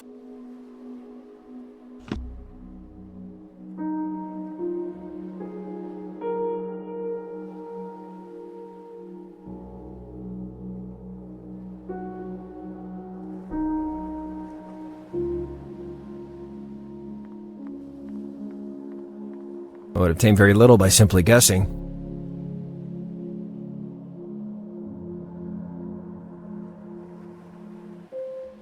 I would obtain very little by simply guessing.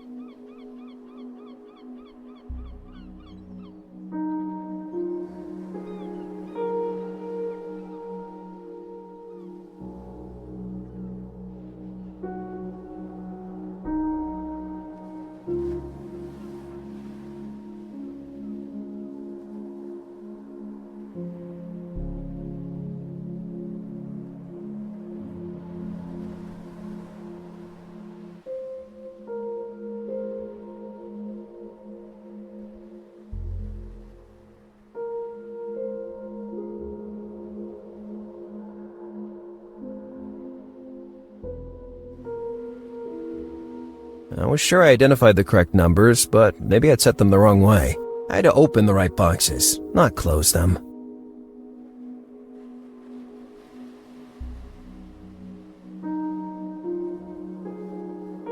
I was sure I identified the correct... I had to open the...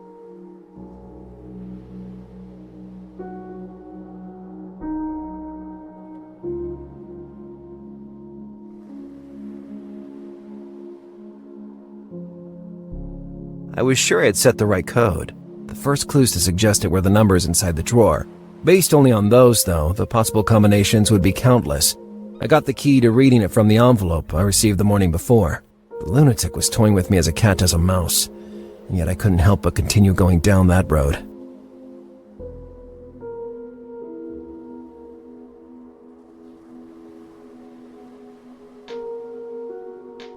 I felt like an old man hearing the final number called, the victorious one. I had done it. The peculiar angle of the holes directed the beam of light toward 3 specific points on the bookcase, highlighting 3 syllables: Balsamo. Balsamo, Italian for balm. Why did Kathrin leave a clue in Italian? No, I was confused. All that work just served to lead me to a hygiene product?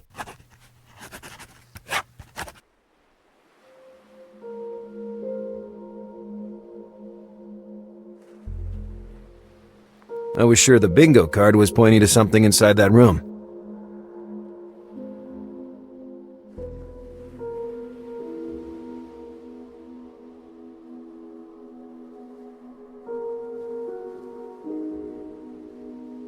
There was nothing of interest to me at the moment.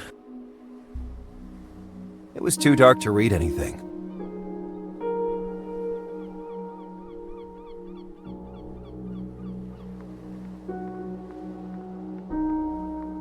As weird as it might seem, the message hidden in the young girl's room led me to the word balsamo.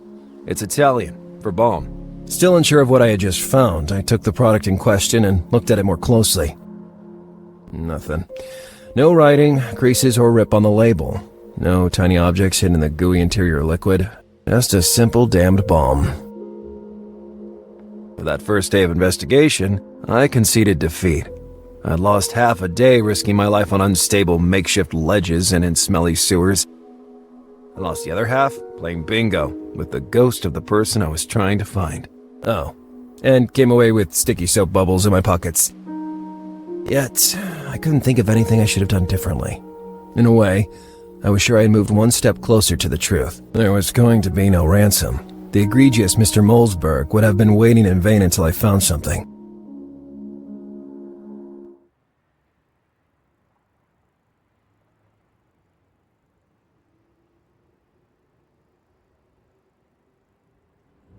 Lately, I hardly get any sleep. This kidnapping case was making matters worse. An extravagant girl, Kathrin, the claustrophobic atmosphere of the Mulzberg mansion, the twisted challenge that was thrown at me, and that mask. That mask was haunting me.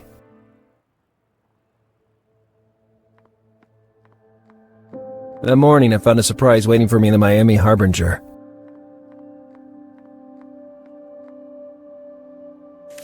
Tucked between its pages, similar to the letter found 2 days before, an envelope stuck out. Inside it, a note, displaying some chess pieces, whose meaning would only become clear to me later, and a picture that immediately attracted my attention. Kathrin, hand in hand with a guy I'd never seen before. I woke up with very few ideas, but this event gave me a new lead to investigate. But who sent that hint? I had to show the picture to Alice by the end of the day. I was sure she knew her stuff about online searches.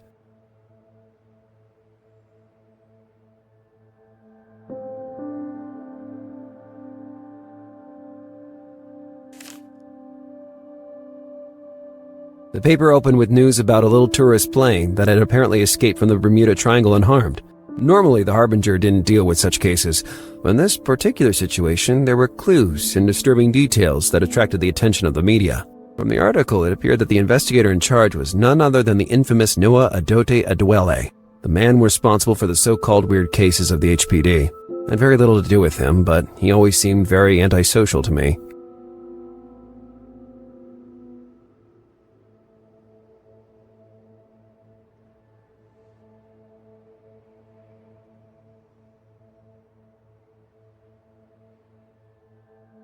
Ramos was still on the run, but the experts believe it impossible that he could have left the country due to the extremely tight security checks.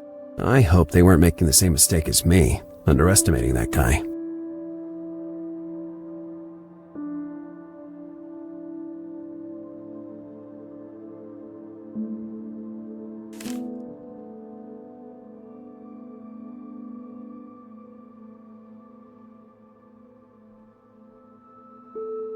It showed Kathrin with an athletic-looking guy with gel-slicked hair. Very, masculine.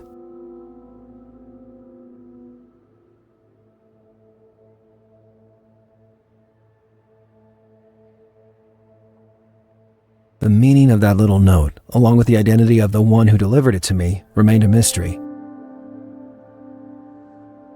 The meaning of that little note.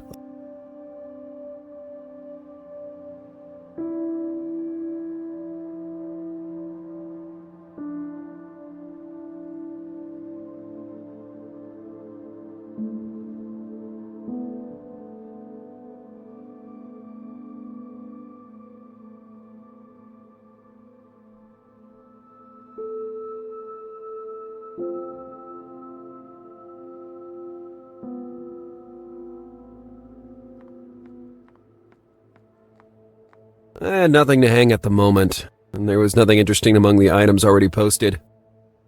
I hung all kinds of reminders on that pinboard, like bills to pay and anything else, but I should have also learned a method to remind me to check them. A vicious cycle.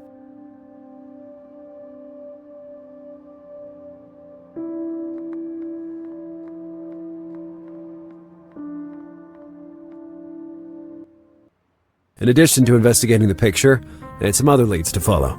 First of all, Lupe had told me Mulzberg would return during the day, and I absolutely had to question him. In addition, I wanted to better inspect the alley where I'd been challenged by that madman. I had to check if someone saw or heard something useful that night.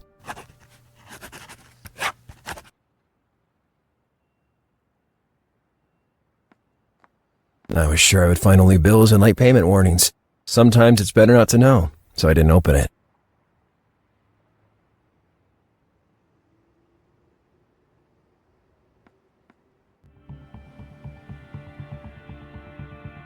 First, I had to make sure Alice saw the photo and made a copy before showing it around. I couldn't risk someone taking it away from me.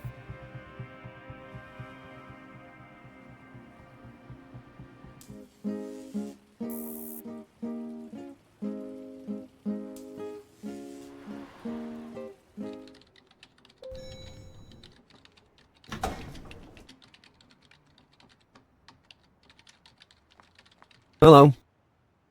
Hi, Lars. Look at this picture, Alice. That's the recently kidnapped girl, isn't it? The one you were investigating. Precisely. Do you recognize the guy accompanying young Kathrin? I recognize the girl only because her picture is everywhere. I don't recall ever seeing him at all. Have you got any way to find additional information? I have many resources, my dear investigator.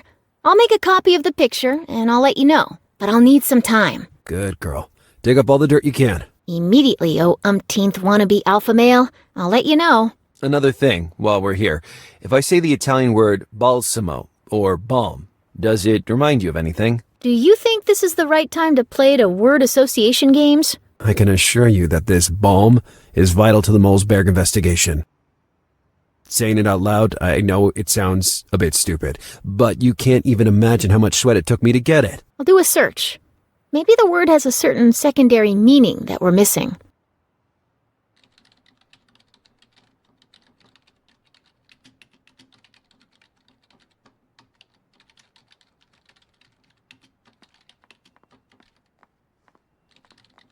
I'm a badge now.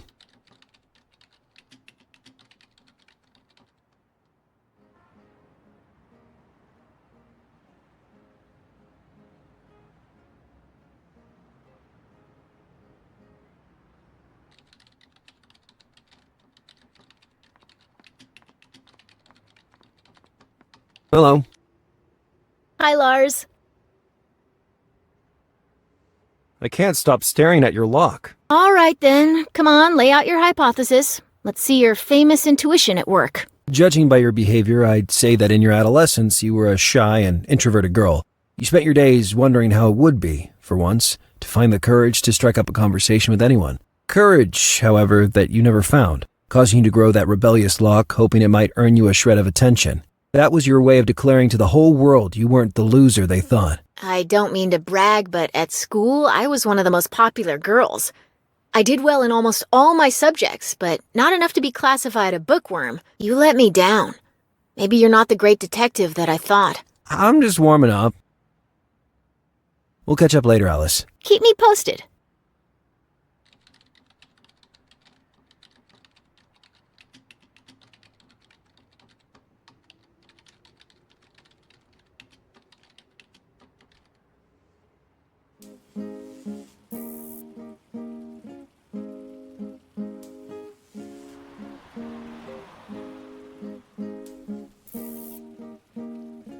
I was all out of ideas.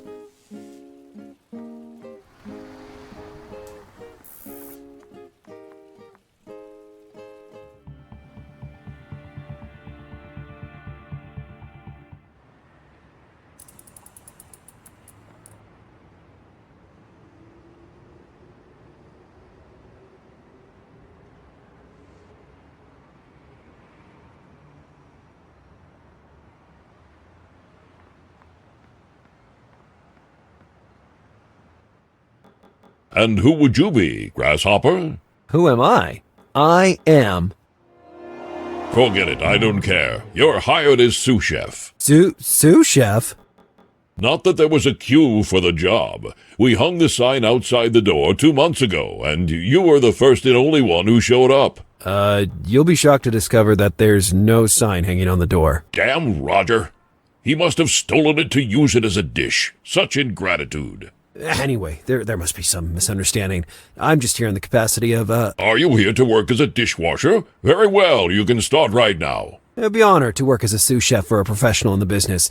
In fact, I've always dreamed of a career like this. Great. I'm Chef Tony, and from now on, your life is mine. Can I call you Antoine? No. For now, there's not much to do, so just observe me and try to learn something. I'll find you something to do for tonight. May I at least ask you some questions? Do what you like, but try not to pester me.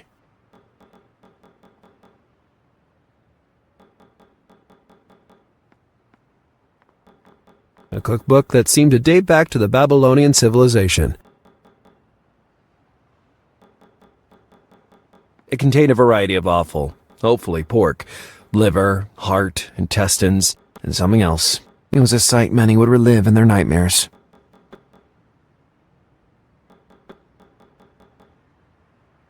A cooking station, as filthy and messy as the rest of the room.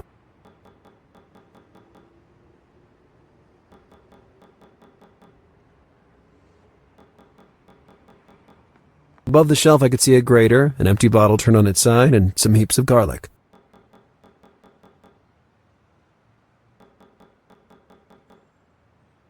Establishing how long the stew had been in the pot would have required carbon dating.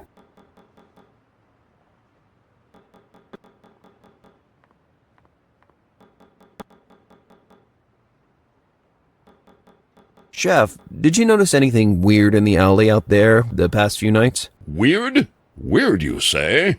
Now that I think about it, yes. Does it concern a mannequin with a bloody smile drawn on its face by any chance? No, of course not.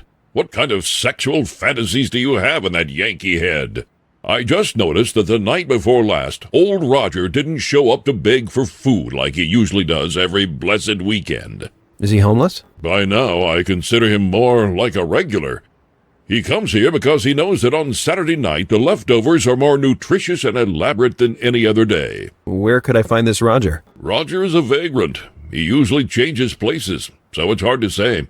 But if I was really in a hurry to find him, I'd take a walk around Nancy's. That pub-like place on the promenade, right? That one exactly, Pipsqueak. Now go slice 5 pounds of fresh tomatoes, then mix them and put them on the stove with a drop of oil and a pinch of mustard. Of course. Maybe in a minute.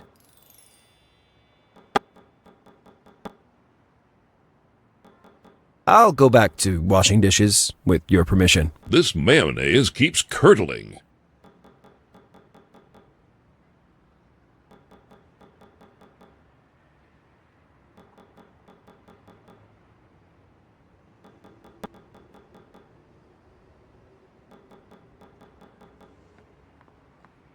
I thought it was better to look for another solution.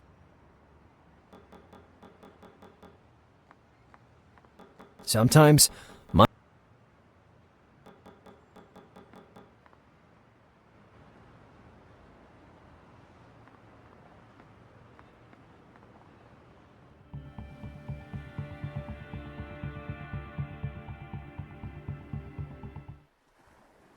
Here's Nancy's, but still no trace of Roger the homeless guy.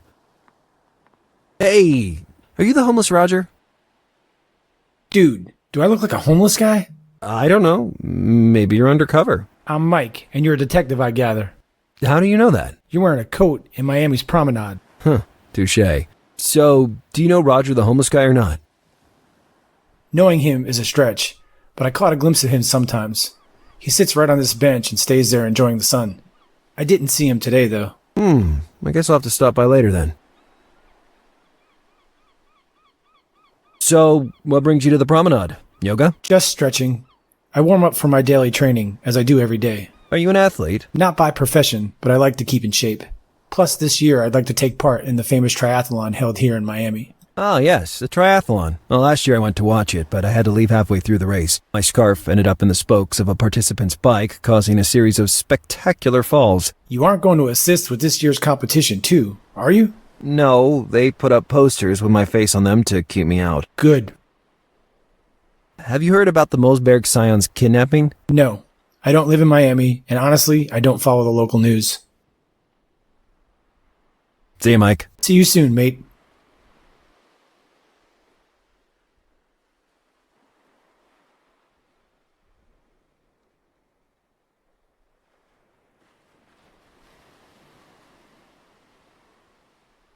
I didn't know what kind of plant it was, so I didn't care about it. The palm was marked with a red symbol on its trunk. I wonder what that meant.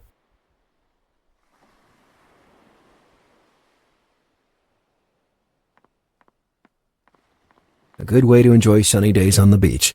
Not as good as Green Dart, but a decent replacement. Typical seaside place, where exotic cocktails and Tex-Mex plates were served regularly.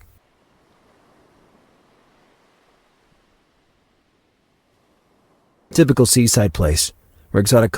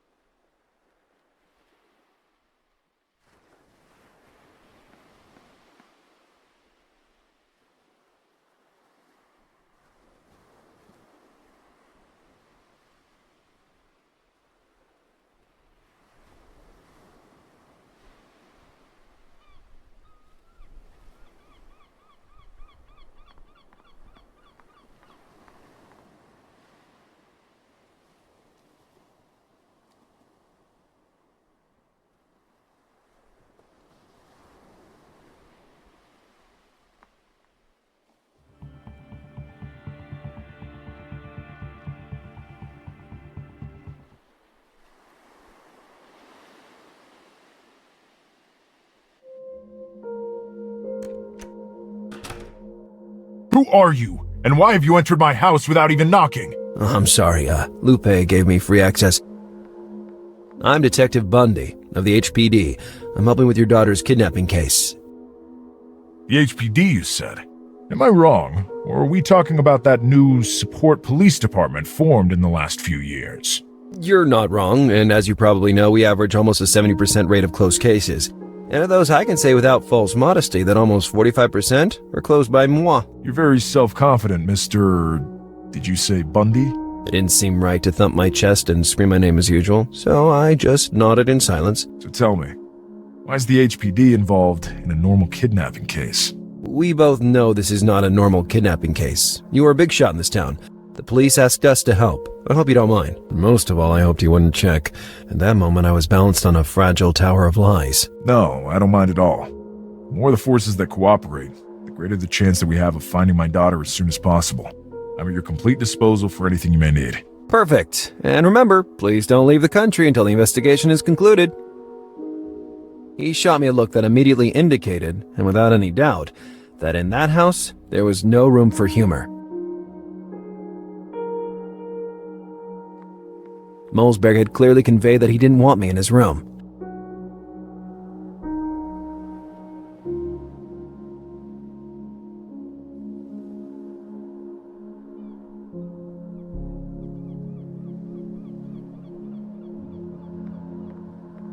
The cart contained many products for house cleaning, liquid soap, detergents, various sprays.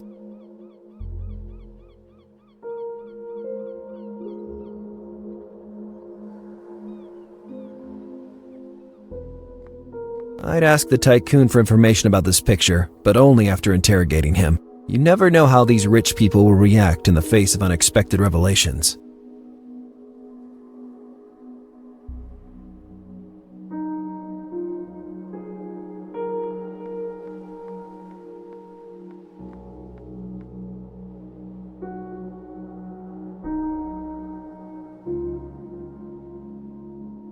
In that moment, it didn't seem to be a good solution to me.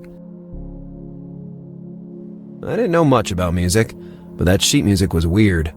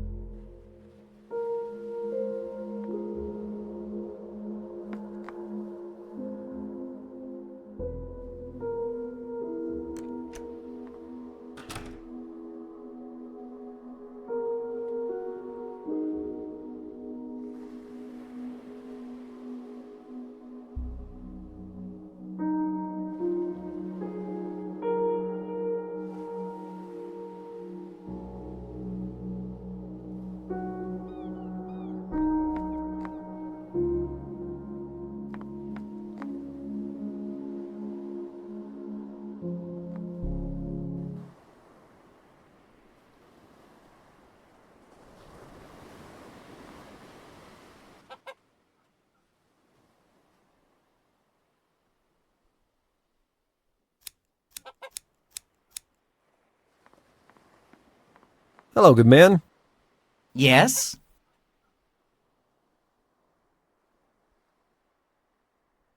Stick around.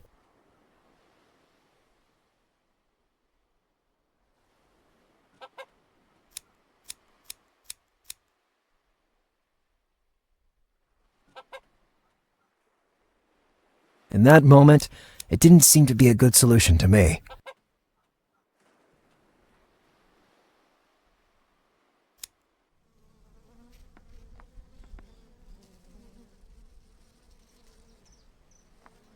The door was locked, but I didn't mind. I could go inside by the main entrance.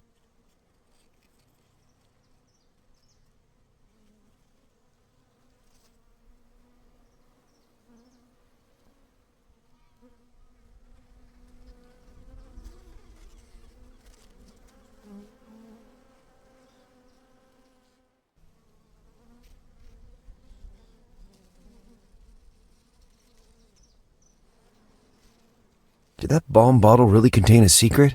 Well, at the very least, that month I'd save on soap.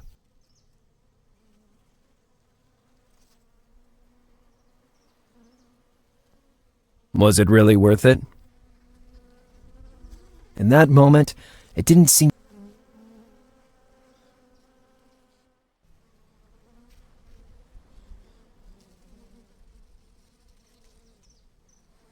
Sometimes, my obsession with using random items didn't lead anywhere.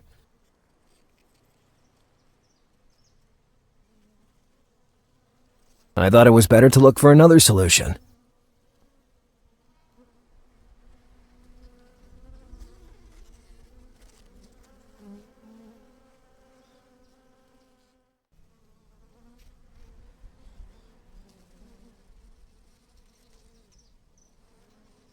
I could have used the tin to collect some meat, but I wasn't that desperate.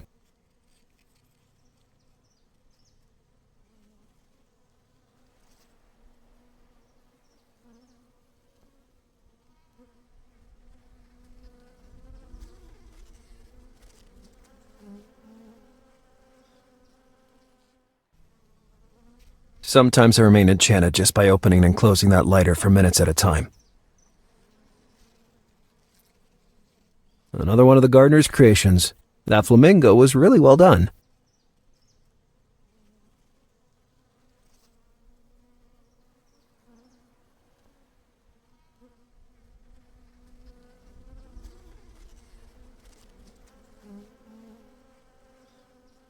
Maybe, or maybe not.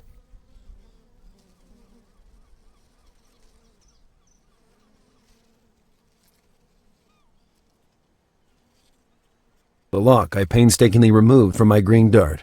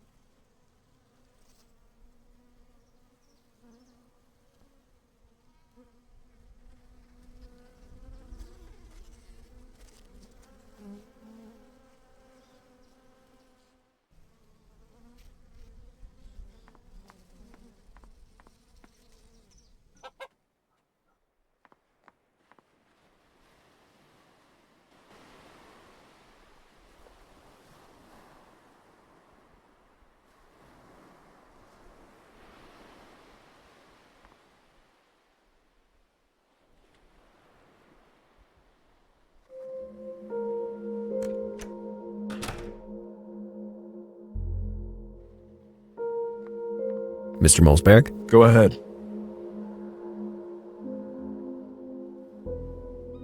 What can you tell me about your daughter? Kathrin. I know it might sound strange given her social status, but she was a very simple girl. Everyone that knew her couldn't help but love her. But at the same time, nobody dared get too close. You know what it's like. I understand perfectly. Anything else? She loved music. You might think that's a family trait, but it's not. Kathrin was the first and only one of us who ever touched an instrument. Personally, I know little or nothing about music. I have to ask, do you think there is anyone who might want to hurt her? I absolutely and categorically reject the idea. Kathrin had no... I couldn't help but notice how Mulzberg talked about his daughter in the past tense. It seemed a bit too soon for such resignation. About the sign painted on the facade. How do you think they did it? It's quite high. I have thought about it nonstop for hours. And honestly, I can't explain it. Tell me everything you saw or heard. Last night, the silence was abruptly broken by a loud crash. Me and the gardener, who lives in the shed behind the mansion, ran outside and found that symbol.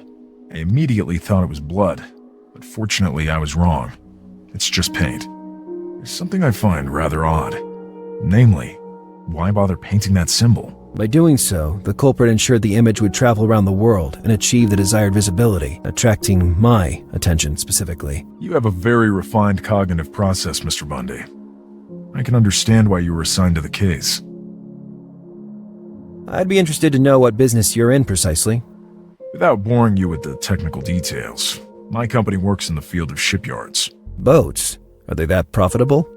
We're talking about a company that covers every sector, right up to the construction of entire oil platforms. That must cost a fortune. You can't even imagine.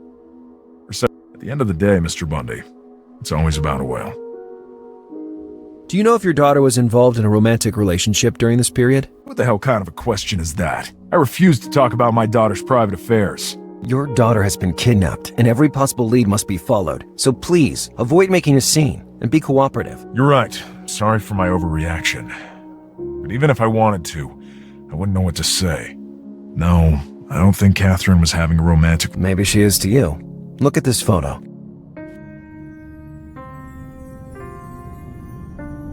Where did you find it? I'll keep my sources confidential if you don't mind. Now, can you please explain to me why you look so upset? That picture would be very inconvenient if leaked to the press, Mr. Bundy. My daughter's kidnapping would quickly devolve into rumors of a romantic getaway, and that's a scenario I can't risk happening. I can assure you this photo will remain in my hands only. But now please answer the question. I don't recognize that man. I trust you'll identify him and then report back to me, won't you? I'll keep you updated. But bear these words firmly in mind. I don't work for you. I understand perfectly. Now, if you don't mind, I have to steel myself and regain control of my business.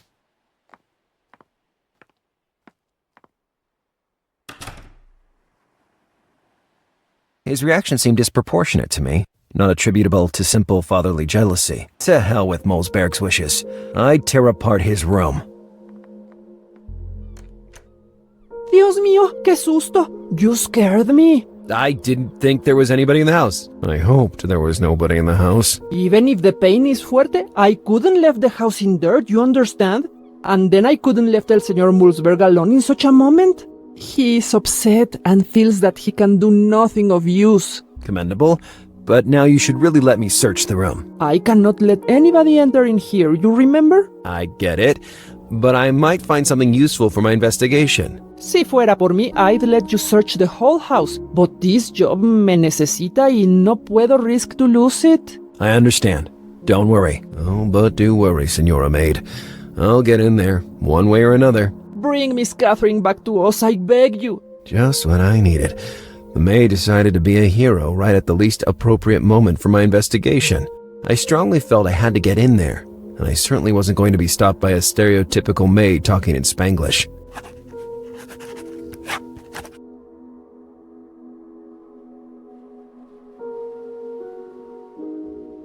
What do you think of this photograph? I never see that man before. And yet Kathrin seemed to be pretty much of her current age. Maybe a secret novio, como se dice, a sweetheart? I have every intention of finding out. Tell me something else about Kathrin. Lately she was having a time of isolation. Muy preocupante. Maybe because a piano competition. How long did this isolation last? Months and months, señor. It wasn't like her. Such a lively chica who never let nada get to her. Not even the spirits haunting the house could scare her. The spirits haunting the house? You'll think I'm loca, señor. Forget what I just tell you. Don't worry, I'm used to crazy lunatics. Tell me more about these spirits. The Mulzbergs are a muy ancient familia, and the spirits of their ancestors are still in here. Do you have any material proof? Maybe some ectoplasm, a recorded tape with macabre children's voices, something like that? I never saw any of these manifestations, but La Señorita Kathrin did. One night, while she was in the upstairs hall, she hears some whispers. Then, suddenly, words from a threatening voice echo in the air, and a bloody heart almost hit her. What kind of threatening words? One of the ancestors' mottos. I read it many times while I dust on the upper floor. Madre de Dios, I'm so terrified this could happen to me too. I come from a very Catholic familia, and the bloody heart always scared me since I was a niña. I liked Kathrin more and more. Taking advantage of a bloody heart and a motto uttered from who knows where, she had designed an epic prank. Unconsciously, from the past, the kid had just sent me a clue to getting rid of the maid. I should replicate that scenario myself by acquiring a bloody heart. I also had to figure out the cursed words used by the girl to lend credibility to her story. The housekeeper told me she had read it while dusting on the upper floor. In addition, I needed a place where I would have full view of the housekeeper, but the main door wasn't an option. Maybe the window on the upper floor would suit me.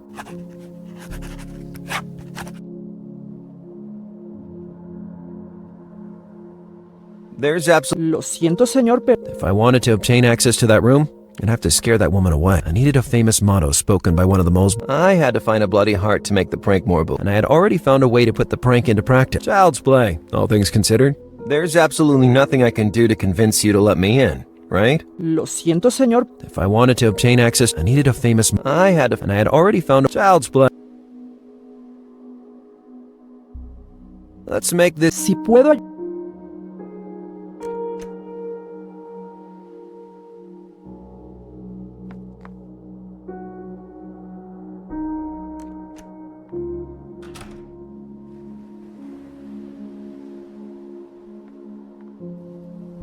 The window was directly above the tycoon's, offering me a good opportunity to infiltrate it. I just had to come up with a method to lower myself down there.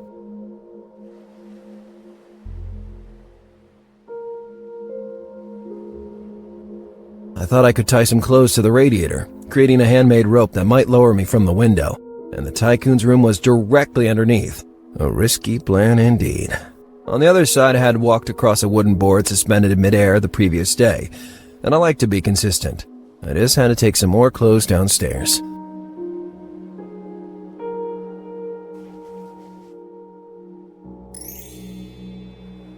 I couldn't get off the ledge yet.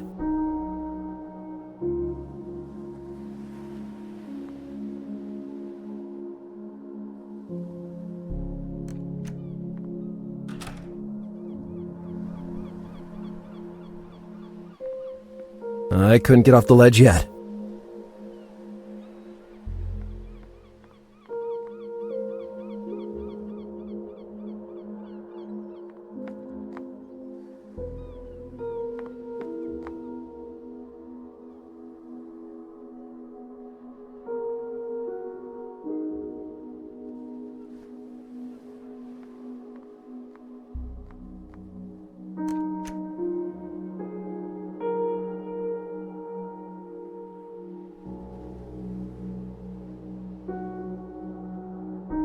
Let's make this... Si puedo...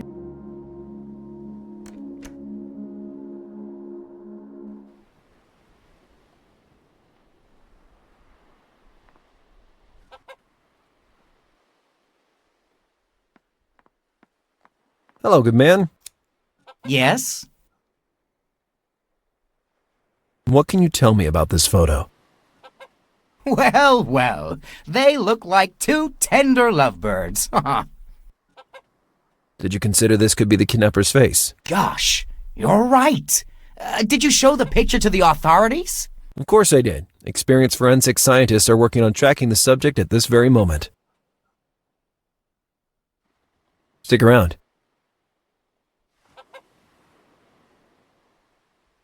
I could have stolen those keys just to kill time, but I preferred to wait. Surely the need to do that would arise soon enough. Come here, sweetie. I was suddenly hungry for broth.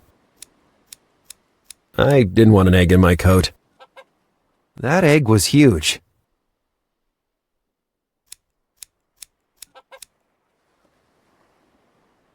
Sometimes, my obsession, no matter how hard I try.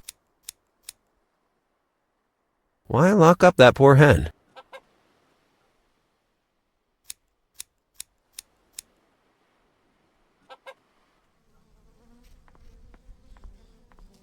The door was locked. It was impossible to open the lock with my... A big lock kept the door... Here, Bridget. Come here, sweetie. The dog bowl displayed the name Bridget. It was clearly... At least they didn't force you to wear a polka dot skirt, my friend.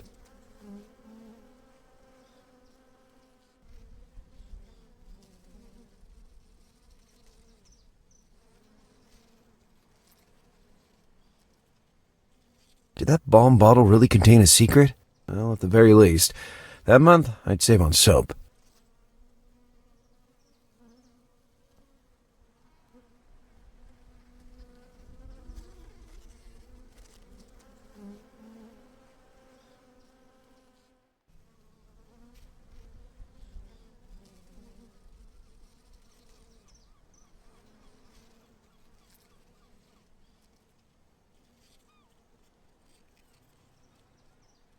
The door was locked, but I didn't mind. I could go inside by the main entrance.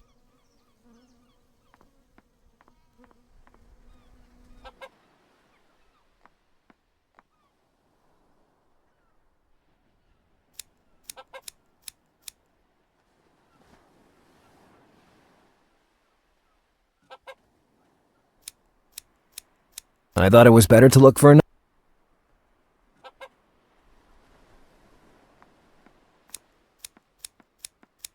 I thought it was better to look for... In that moment, it did... Sometimes... In that moment...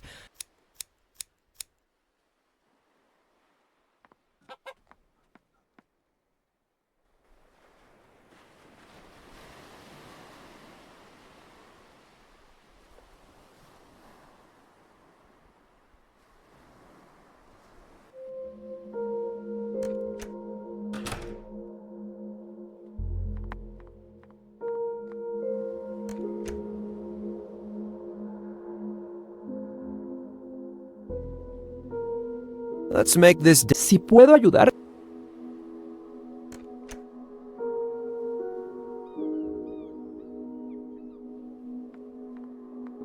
Maybe.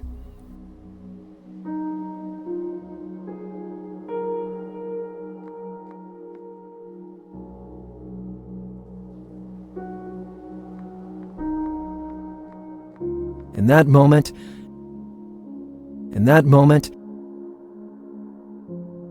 I didn't know much about music, but that sheet music was weird.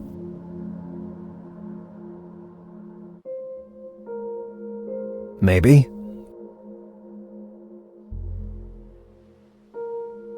I didn't understand how that could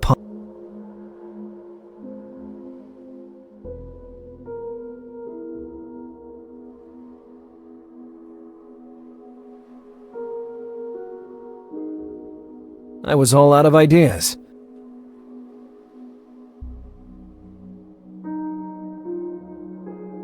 I thought it was better to look for another solution.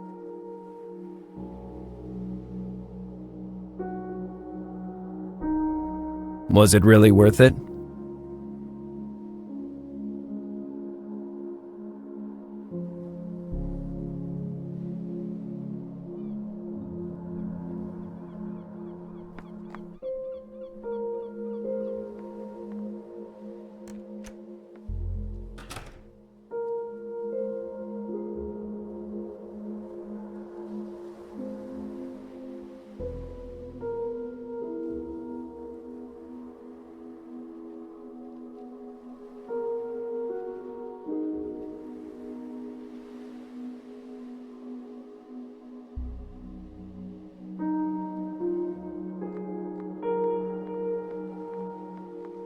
I couldn't get off the ledge yet.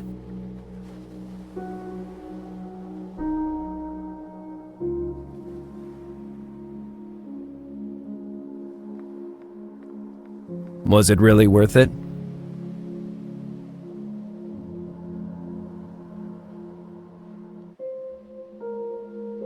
I didn't understand how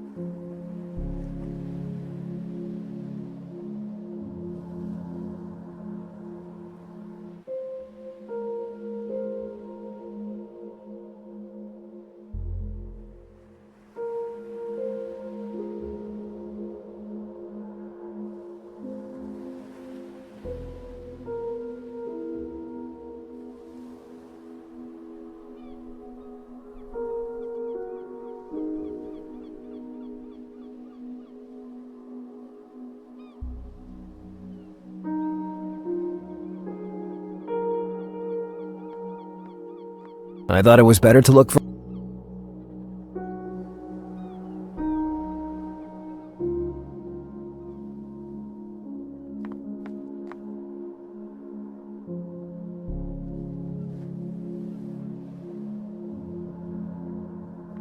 The cart contained many products for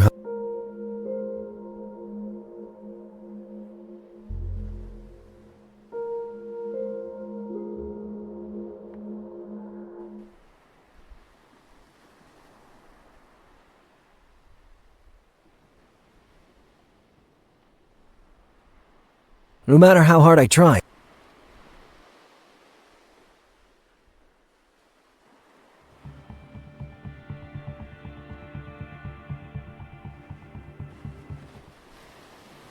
Nothing. Still no trace of that phantom homeless guy, Roger.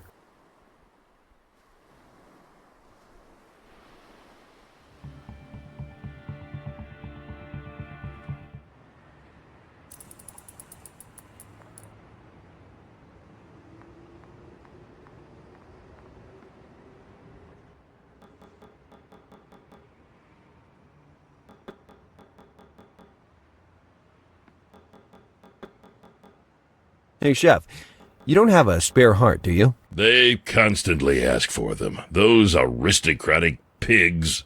You can find a bucket full of them near the entrance door. To be honest, it's for personal use? I knew immediately I'd hired a beginner, but I'd hope you had at least a little taste. I am full of taste. I am You're a runt, that's what you are. Stop interrupting my official presentation. I perfected it over years. Listen, Ant. Fresh hearts are really expensive, and I surely won't waste one of them on a kitchen boy. Okay, I get the message. What do I have to do to get that heart? Now we're talking. I need some special number 5 meatballs, cooked with the recipe you can find on that counter over there. I'll need them in large quantities for tonight, so try to hurry. The preparation seemed elementary, but the ingredients would be a problem. Florida ginger? I have no idea what that is. It's a root, but I don't know its shape. Normally, my supplier delivers it already grated. And the other ingredients? Don't we have any of them already? You can find salt and pepper on your workstation. For the rest, you need to make do yourself. Ever since I threw that cleaver at him, my supplier has disappeared. Oh, and be careful with the exotic meat. It must have a fresh new taste, something never tried before. These aristocrats become more and more demanding. Can I take that Parmesan from the shelf up there at least? No, it's only the crust. I keep it there to lure out those damn rats that plague West Miami. Tell me about it. I've also had my share of headaches with those little pests in my place, so I'd find salt and pepper right on the workstation. Considering the sophisticated nature of some of these ingredients, the Mulzberg residence seemed like a promising place to start.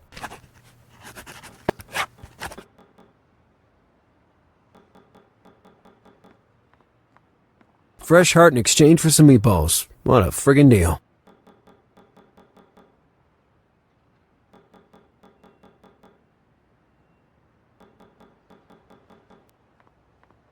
Above the shelf I could see a grater, an empty bottle turned on its side, and some heaps of garlic.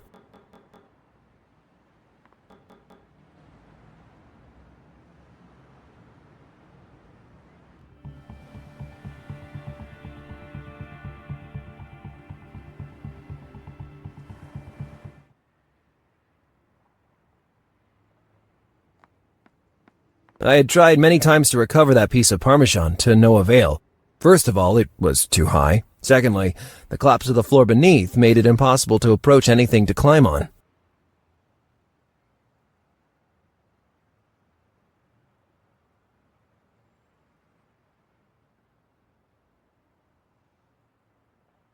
Maybe it was the right thing to do, but in that moment, I didn't realize it.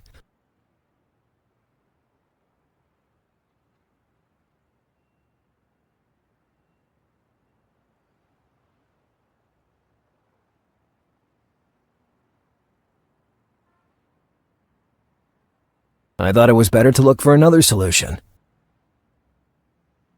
I was all out of ideas.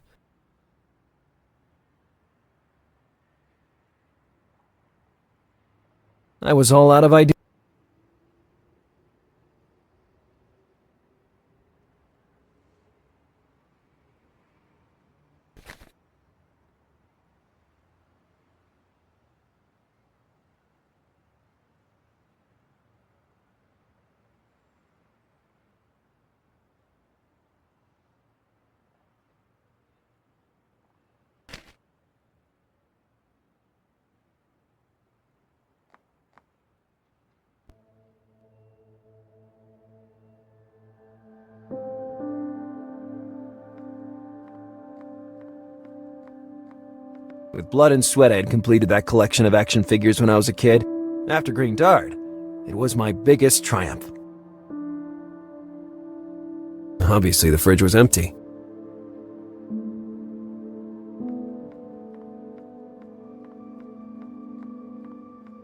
I didn't want anything from the trolley. A glass holder trolley that actually looked like a toilet with a pair of wheels.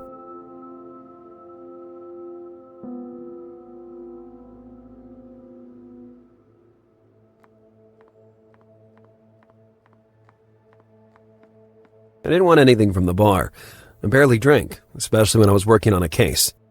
Before joining the detective bureau, I made a living working at a bar. How many friends did I make in those years? How much fun did I have?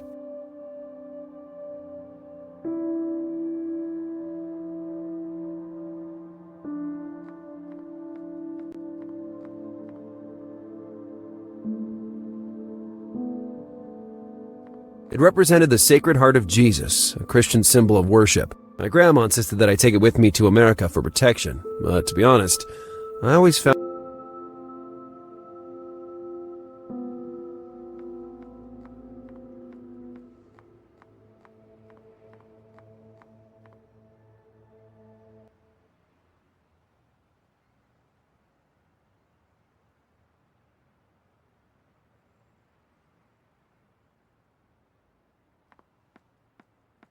the Parmesan had been dangling from the ceiling for years, and by now, it had reached a very strong seasoning. I had tried many times to recover that piece of First of all, it was too...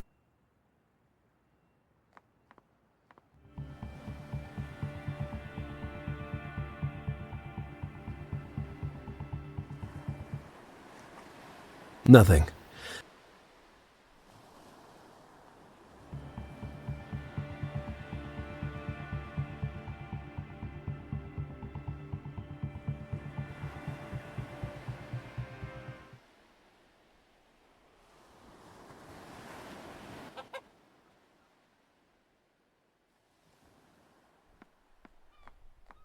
I didn't know if the hen was Sicilian or not. Maybe the gardener could help me.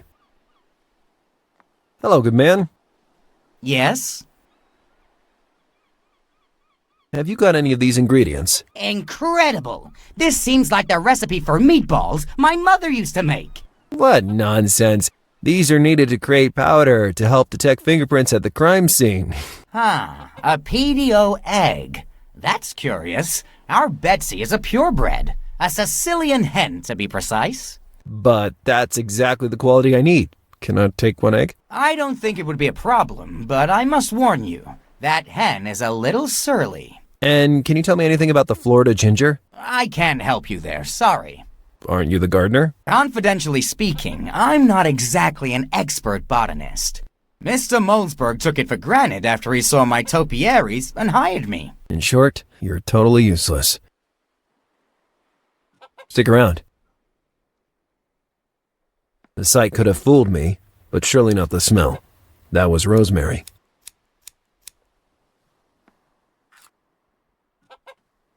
I was suddenly hungry for broth.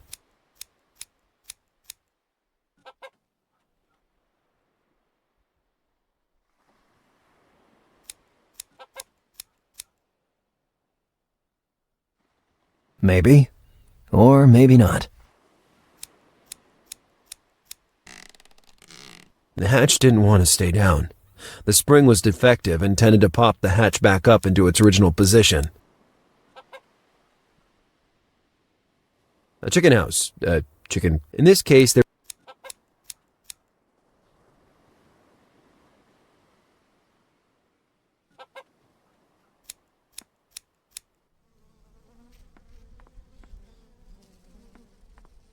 They contained grain and animal feed. I was fond of that feed. It tasted like ham. Another one of the gardener's creations. That flamingo was really well done.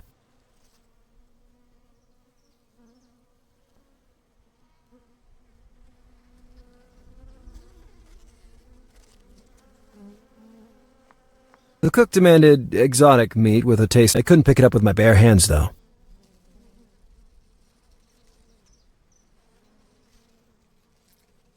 The cook demanded exotic meat with a taste never tried before. Well, as far as I'm concerned, that one satisfied both requirements.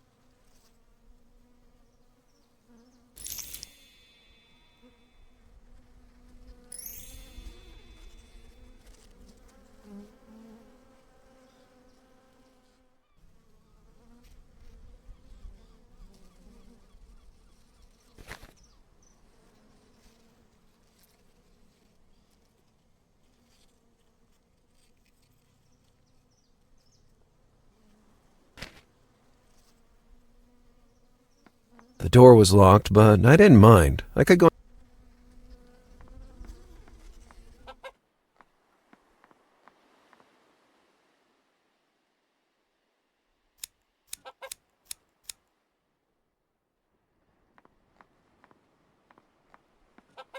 No matter how hard I tried, I couldn't... Was it really worth it?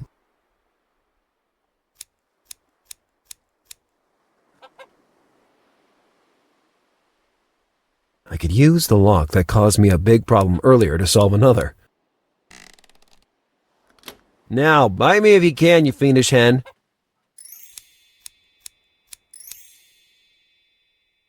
One more egg for me, one less for you, Featherbrain. Yet I didn't feel like leaving the diabolical creature locked up. I've always been a fan of personal freedom.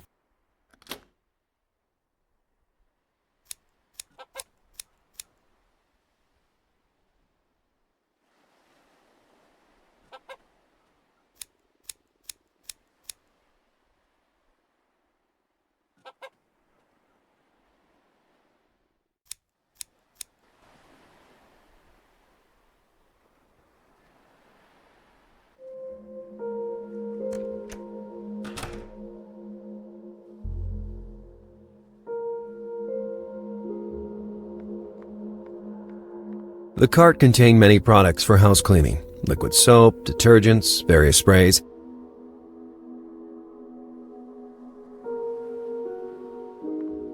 An old-style phone.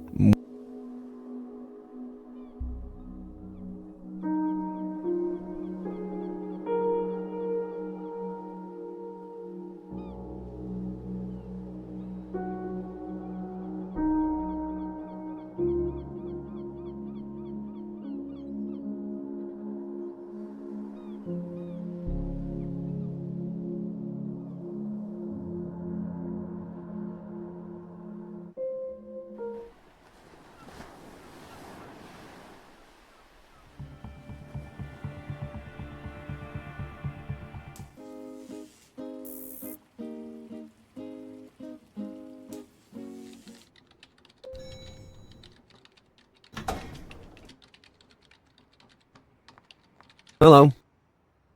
Hi, Lars. I need a quick search. Of course. Do you need information on Eric Mulzberg? Or maybe his daughter? Nah, much better than that. I need to know what Florida ginger looks like to prepare some meatballs. Your investigative methods are even more bizarre than I thought. I never back down from even the most absurd challenge. Give me a second. Here you are.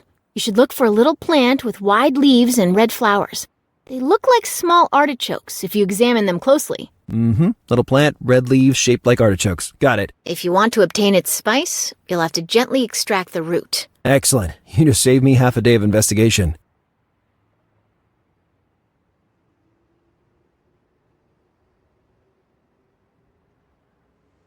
We'll catch up later, Alice. Keep me posted.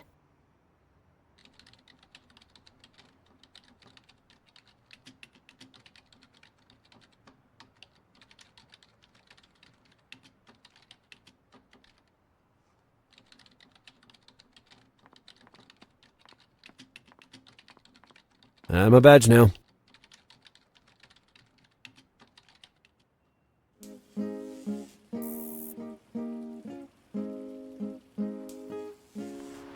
I've had enough of his government conspiracies.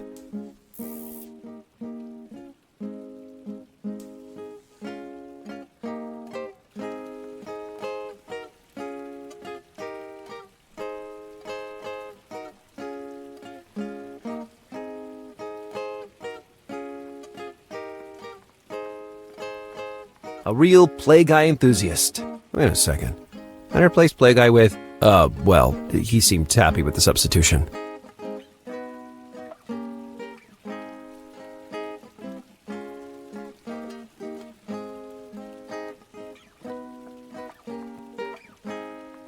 I had nothing else to say to that fake Frenchman.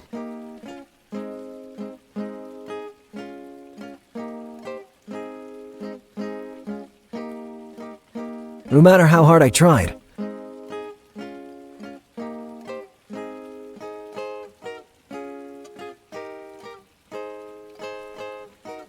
Was it really worth it?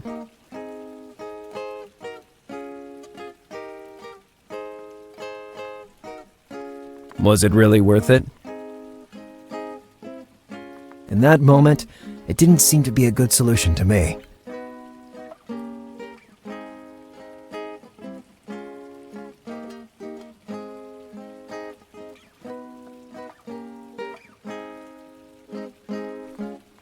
I thought it was better to look for another solution.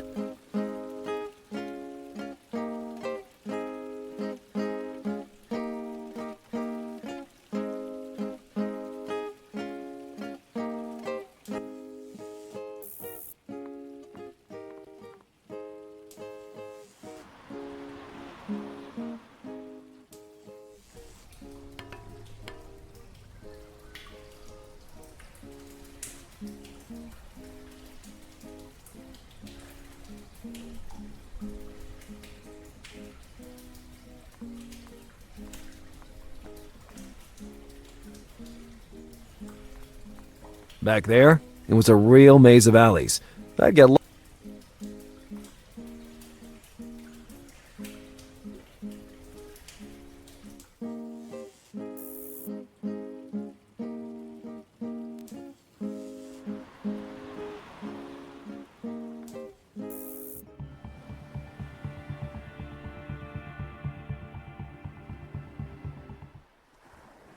nothing.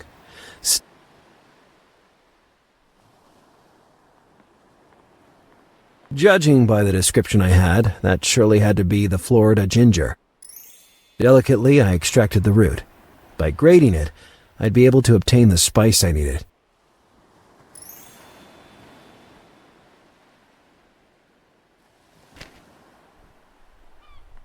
I had nothing else to ask him. The palm was marked with a red symbol on its trunk. I wonder what it meant. Typical seaside place.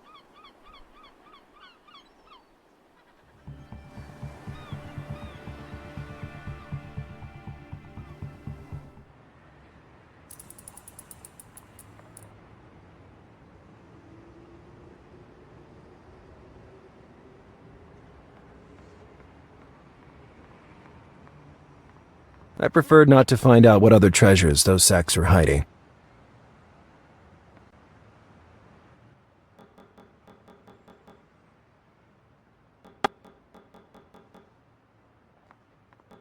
Establishing how long the stew had been in the pot would have required carbon dating.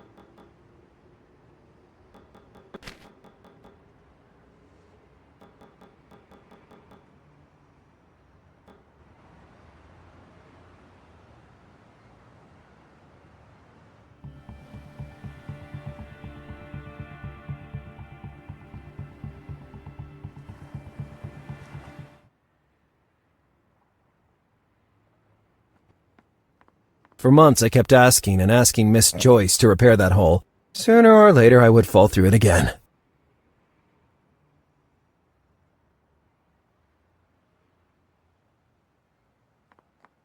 I was sure I would find only bills and late payment warnings. Sometimes, despite having customized it and made it ridiculously cool, it was still a wretched carrier of bad news.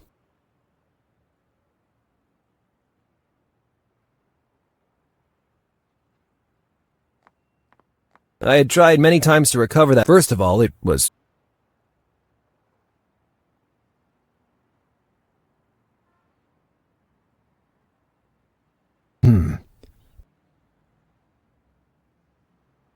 I thought it was better to look for.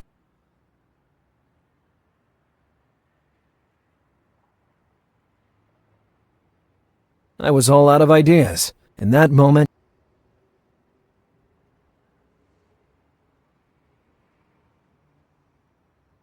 I thought it was better to look for another solution.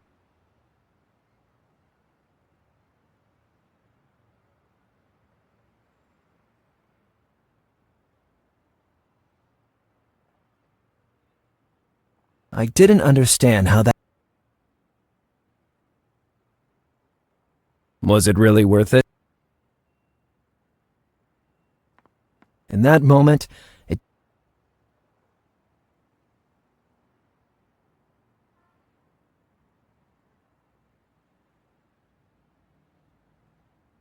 Sometimes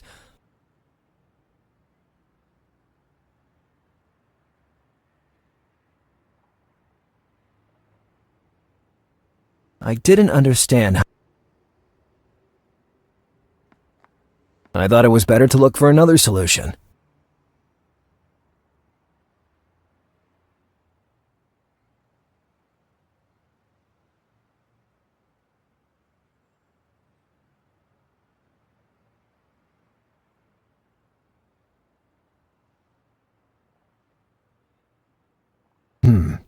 Better think about it. I didn't understand how.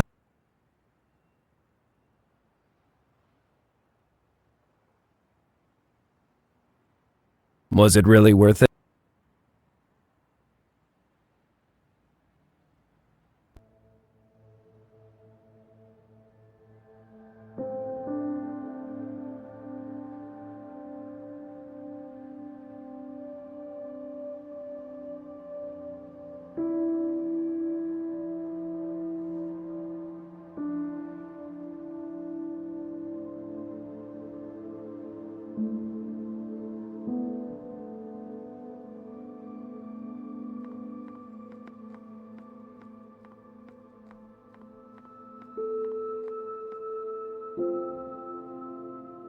On the nightstand was a photo of my parents. Inside it was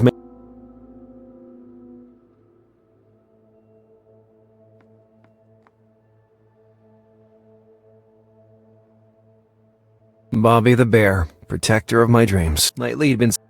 Bobby was down there for a reason. To protect me from... I'd remove it only...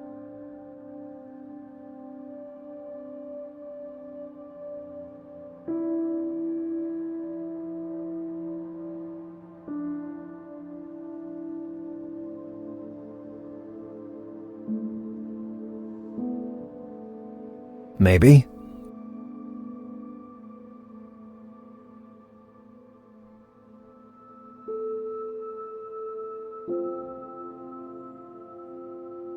Bobby the bear, protector of my dreams. Lately.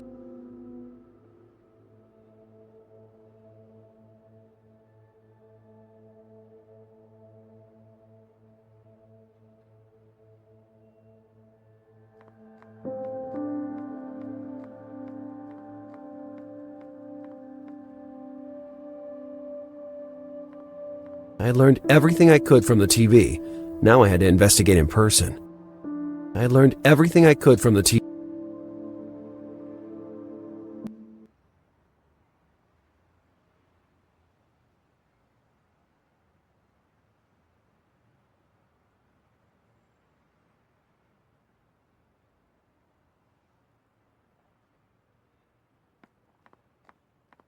Sometimes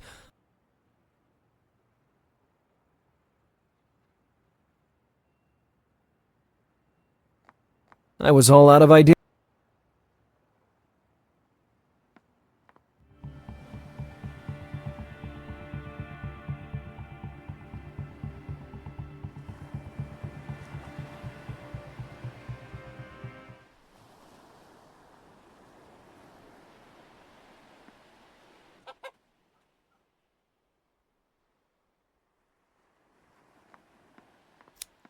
A chicken house, chicken. In this case, there was a chicken house, chicken coop. In this case,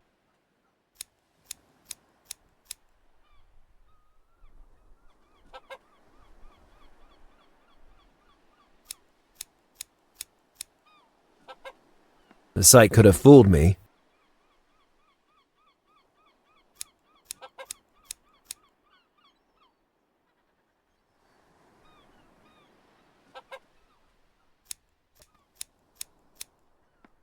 Hello, good man. Yes? Stick around.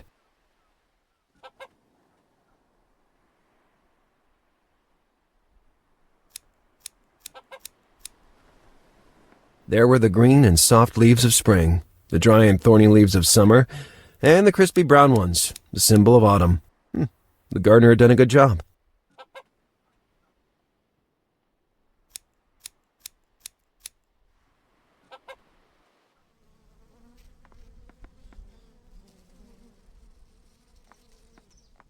Better stay away from it.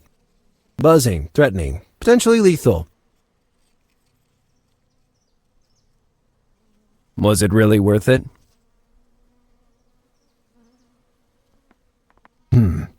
Better think.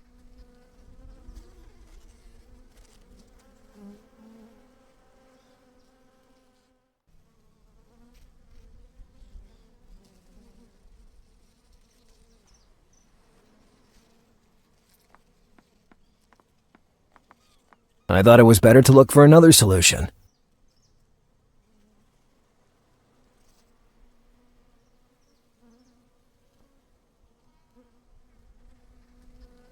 One of the 2 keys already opened the lock I had in my pocket. The other was too ancient to match the shed's lock.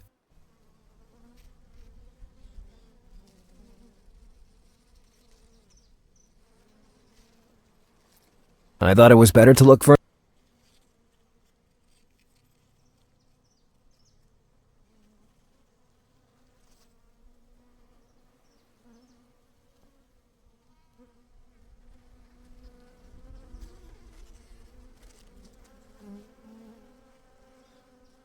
I was not an expert on the subject, but it looked like a windrose to me.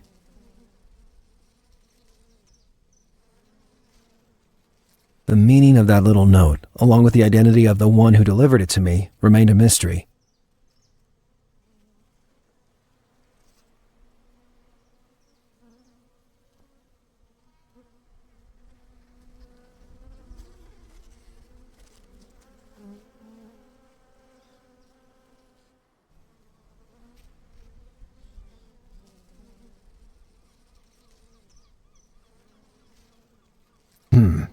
Better.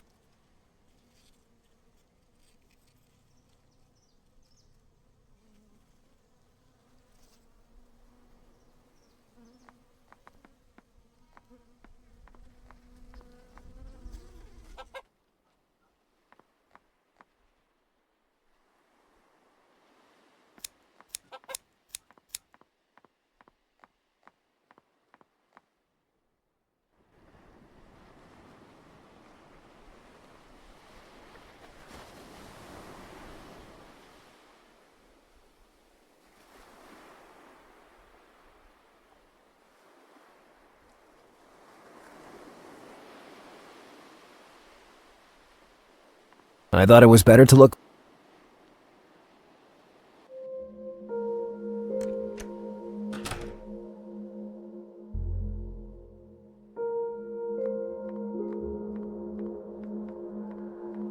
It was pointless to play without an audience.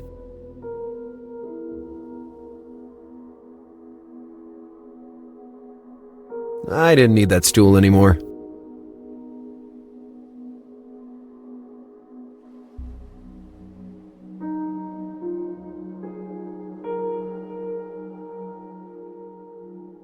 I didn't know much about music, but that sheet music was weird.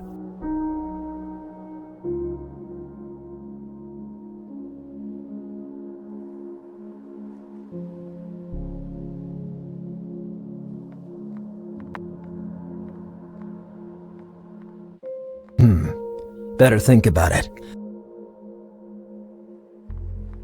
I didn't understand how that...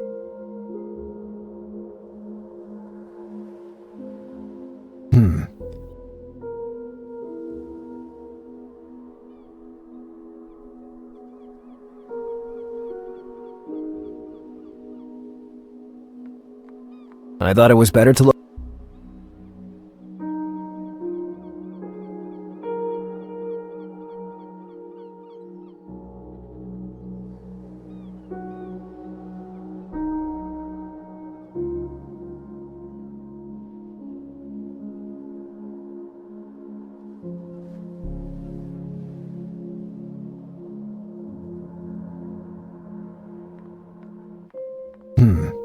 Better think about it.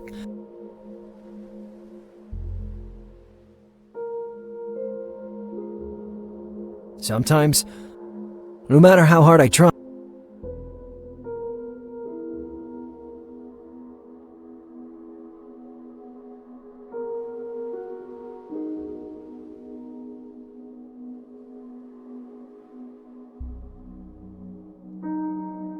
I didn't understand.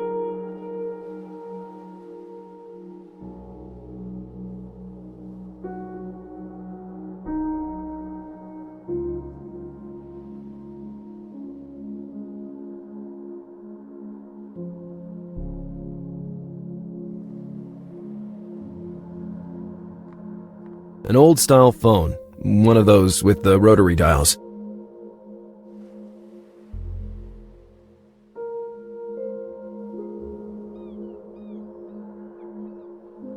Sometimes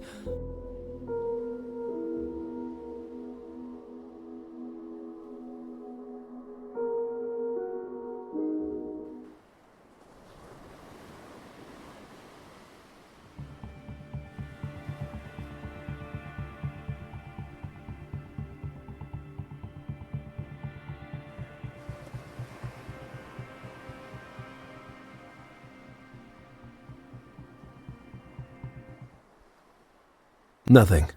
Still, a good way to enjoy sunny days. Not as good as green dart.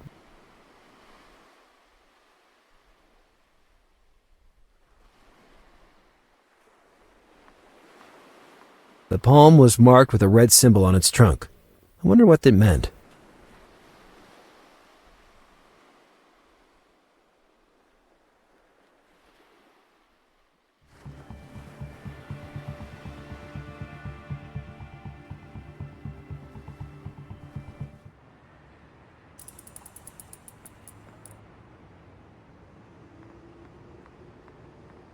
No trace of the events I would always remember.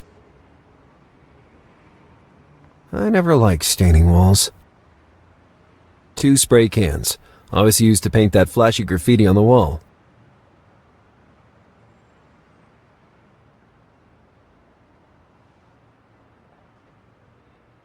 in that moment,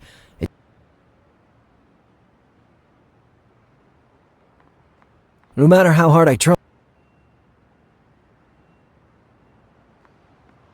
sometimes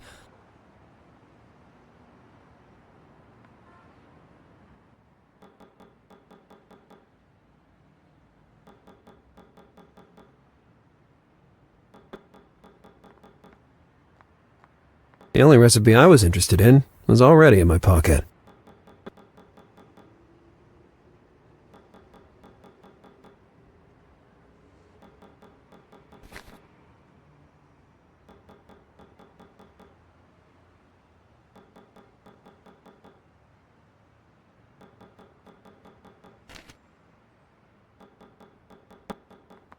Once I found the ingredients, it would become my culinary kingdom.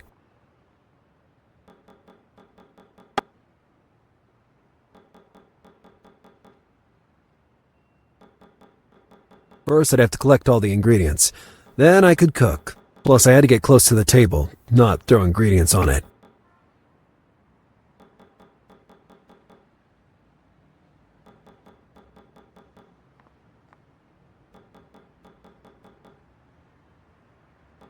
About the ingredients I have to find. Why do I pay you if I have to do your job for you? That's not a problem since you don't pay me at all, cheapskate. Dwarf. Tightwad. Insect. Skinflint. Dachshund. Hiker. Garden gnome. I've run out of synonyms. I can go all day long, Shrimp.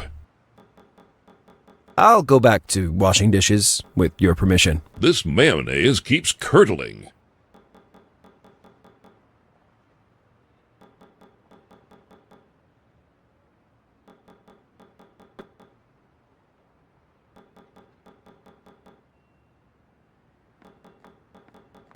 Maybe. I was all out of ideas.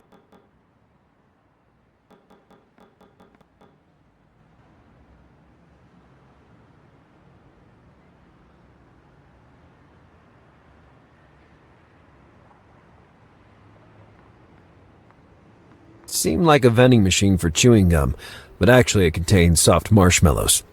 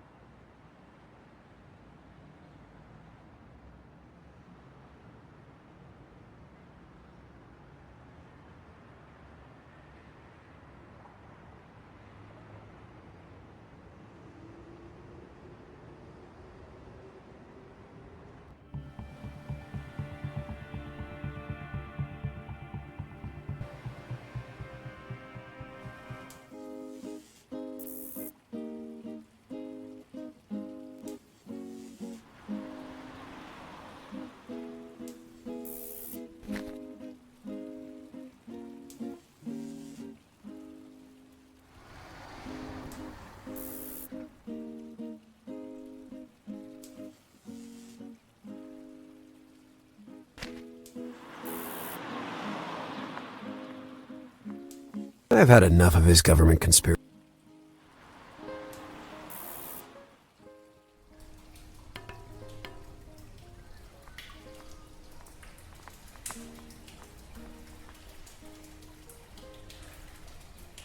Hey there, kid. What do you want?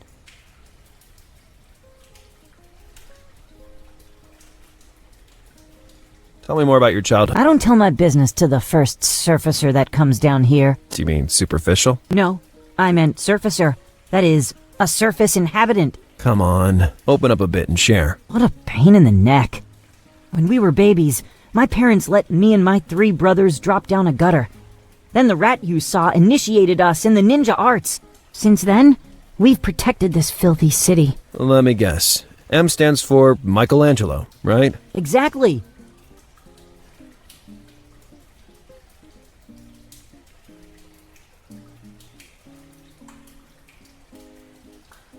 Smell you later, kid. A bottle of the worst firewater on the market.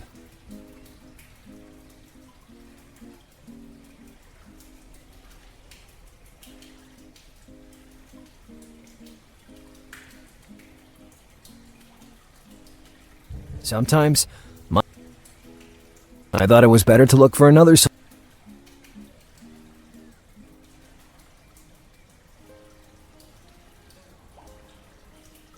No matter how hard I tried,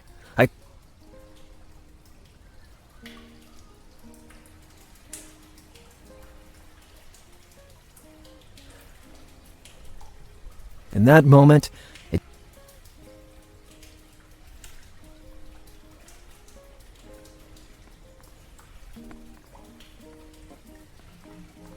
bottle of the worst firewater on the market.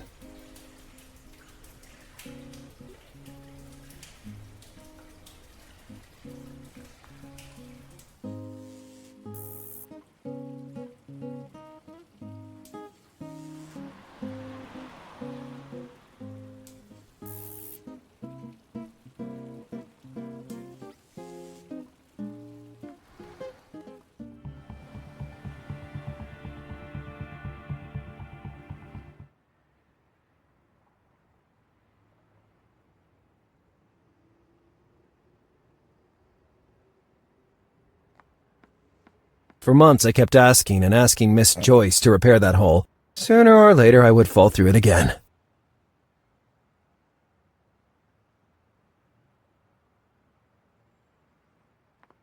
I had tried many times to recover that piece of Parmesan, to no avail. First of all, it was too high. Secondly, the collapse of the floor beneath made it impossible to approach anything to climb on. The Parmesan had been dangling from the ceiling for years, and by now, it had reached a very strong seasoning.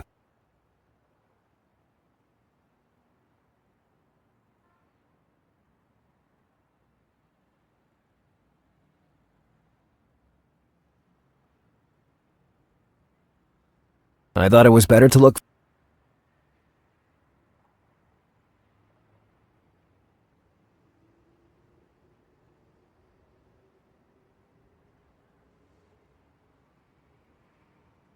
In that moment,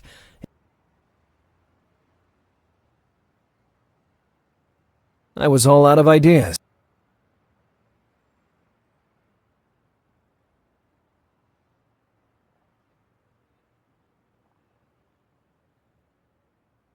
I was all out of ideas.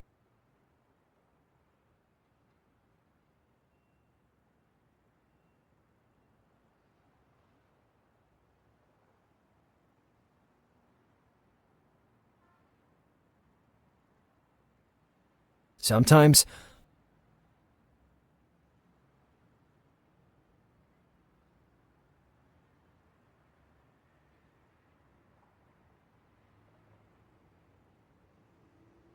I was not an expert on the subject, but it looked like a windrose to me. I was not an expert on the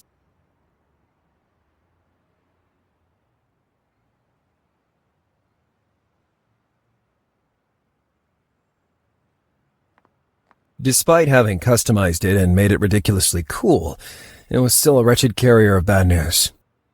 I was sure I would find only bills and late payment warnings. Sometimes it's better not to know, so I didn't open it.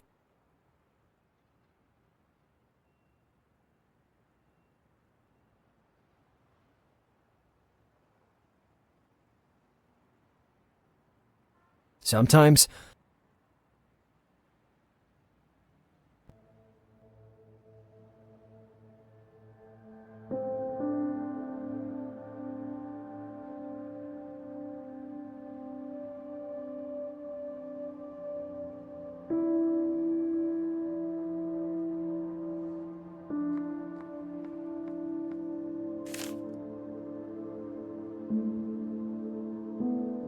the paper opened with news about a little tourist plane that had normally the heart from the article it had very little.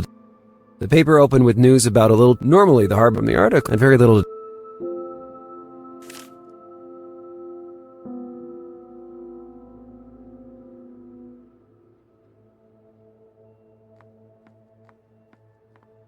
Before joining the detective bureau, I made a living working at a bar.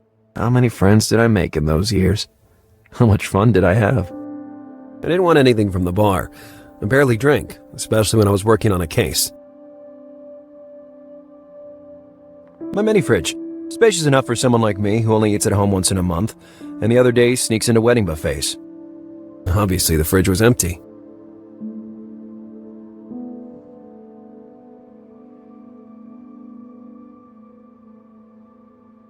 I had nothing to hang at the moment, and there was nothing interesting among the items.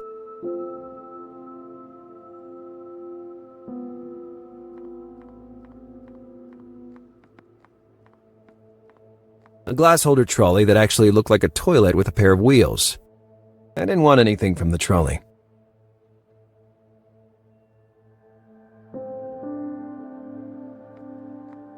I had learned everything I could from the TV. Now I had to investigate in person. I had learned everything I could from the...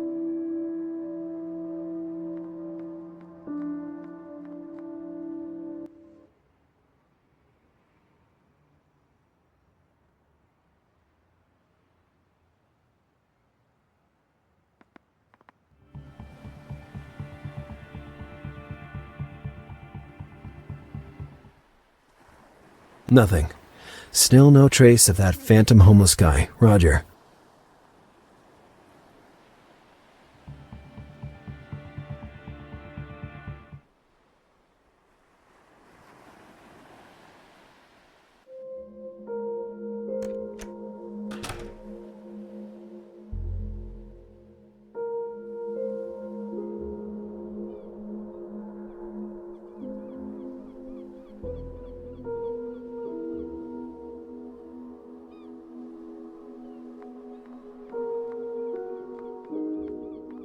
No matter how hard I try. Maybe.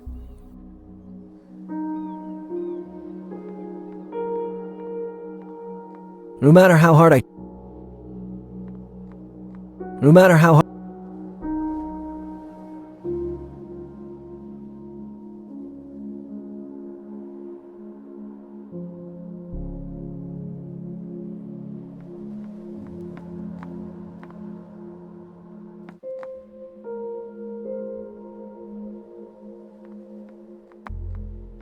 Well, it didn't seem like a replica. The Mulzbergs must have had a considerable fortune. When I was a kid, I always dreamed of wearing... who am I kidding? I thought it was better to look...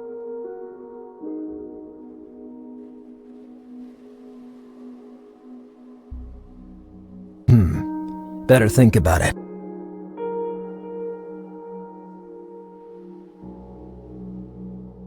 Was it really worth it?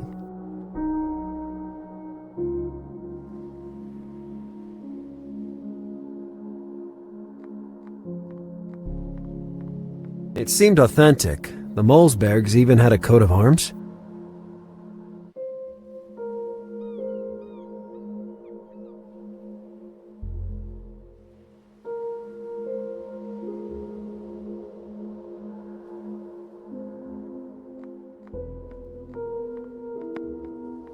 Archbishop Mulzberg da Molina. Judging by his size, I imagine that he loved ham more than God.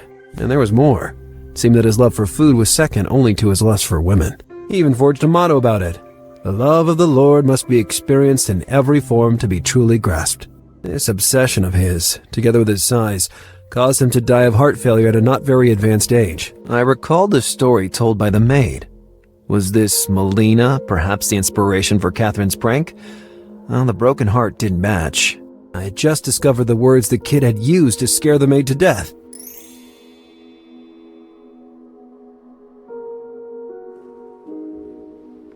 Count Manuel Cortez Mulzberg. According to the plaque, he had started a branch of the family that settled in Spain, in the autonomous community of Andalusia. But his line of succession had become extinct by the end of the 16th century for reasons not clearly specified. The man had an impressive tuft, the gaze of someone who stared death in the eye multiple times, and a medallion that made me inexplicably shiver. The guy had something familiar about him.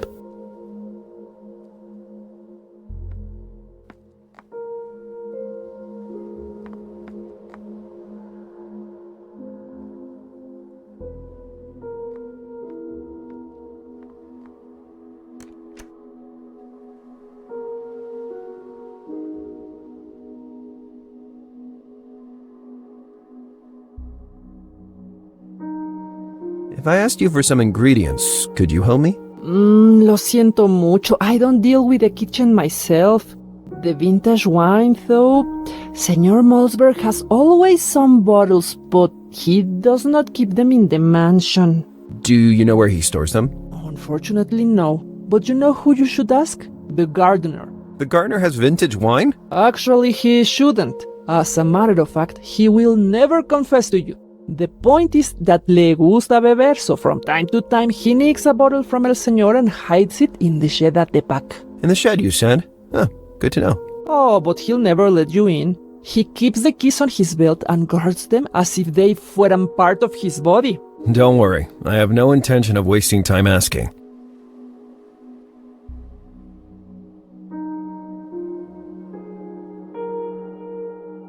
So the wine is in the shed out back? Yes, senor, but as I said, the gardener will never give you the keys. I agree, not deliberately at least. Let's make this day of investigation worthwhile. Si puedo ayudar, estoy aquí, señor Bundy.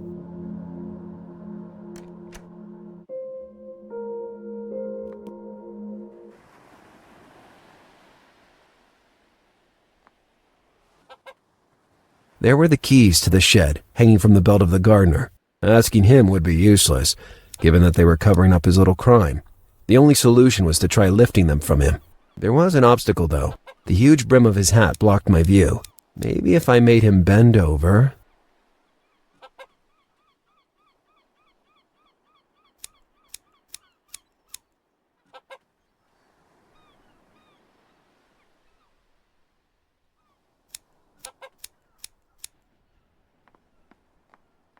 Hello, good man. Yes? Let's talk about vintage wine. Vintage wine? Never seen, never heard, and in fact, I'm a teetotaler. Such a guilty conscience. Lupe was right. I would never get him to talk. Never mind. The keys were my target. Stick around.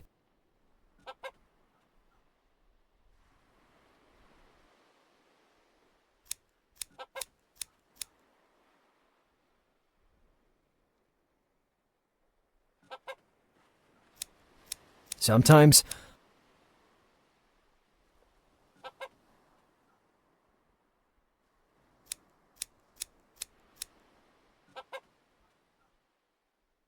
Maybe.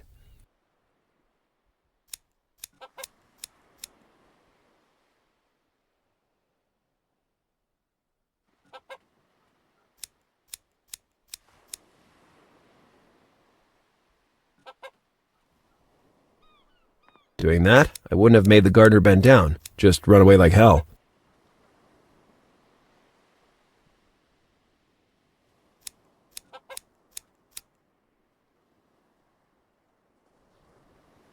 Doing that, I wouldn't have made the gardener bend down, just run away like hell. I wondered if I might need them to make the gardener bend over.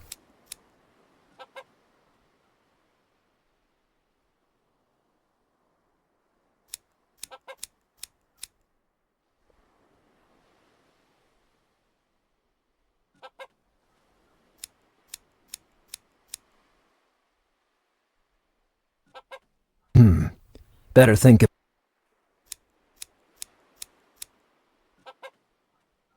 Maybe?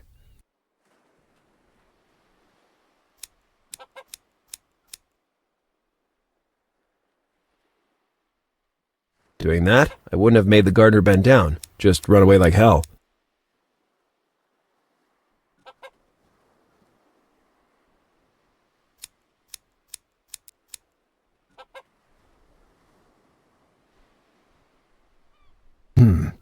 Better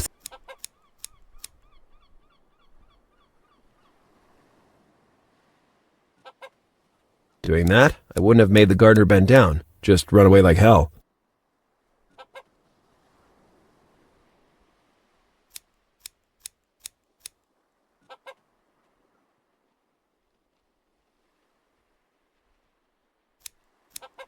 Was it really worth it?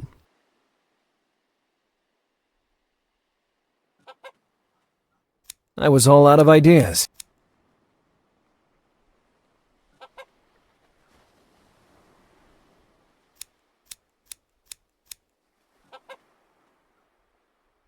I thought it was better to look...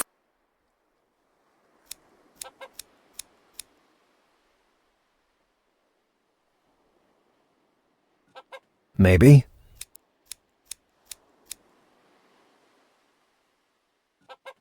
Sometimes...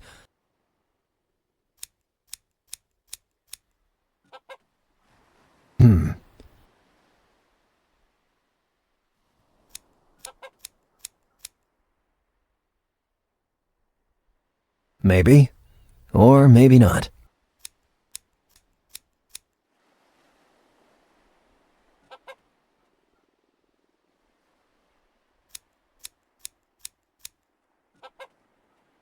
With Ramos, it had proven to be a good plan, so why not?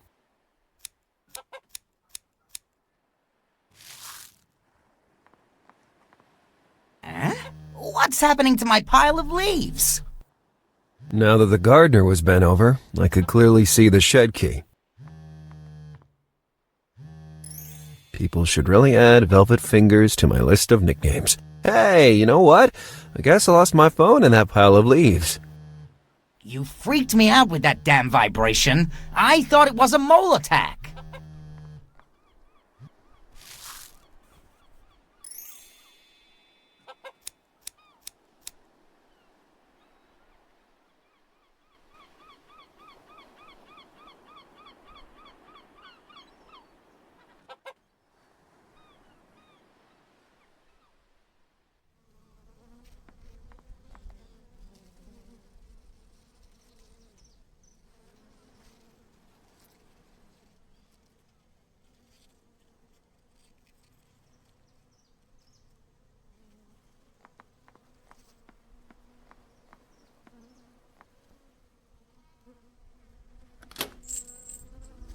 Hey, not bad at all. Toilet in the same room as the bed? Interesting idea. And there was the reason for my raid.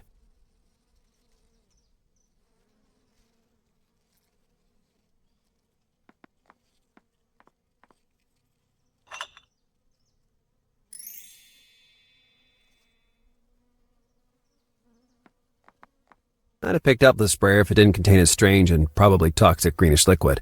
I don't know why, but I've always had a passion for vaporizers.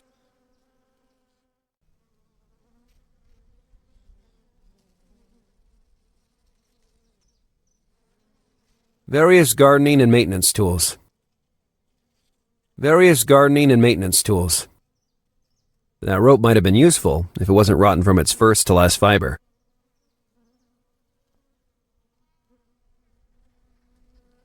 Various gardening and maintenance tools. The shears are inviting, but I would have felt like a worm depriving the gardener of his best tool. Who am I kidding? I didn't steal them only because they were all rusty.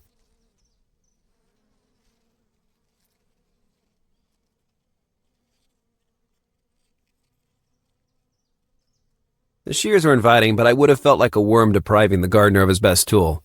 Who am I kidding? I didn't steal them only because they were all rusty.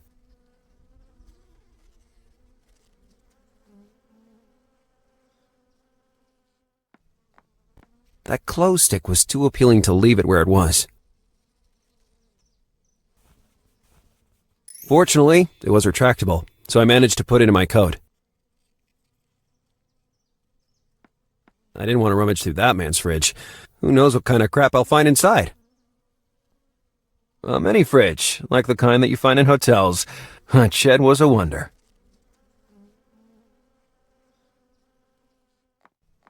Flea-bitten, creased, beaten up, old, smelly. The only adjective that didn't apply there was inviting. Pebbles and dust, nothing more.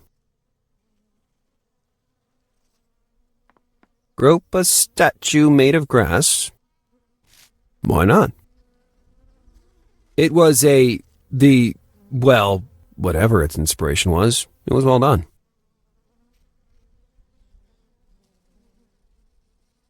A nice way to air out the room on hotter days.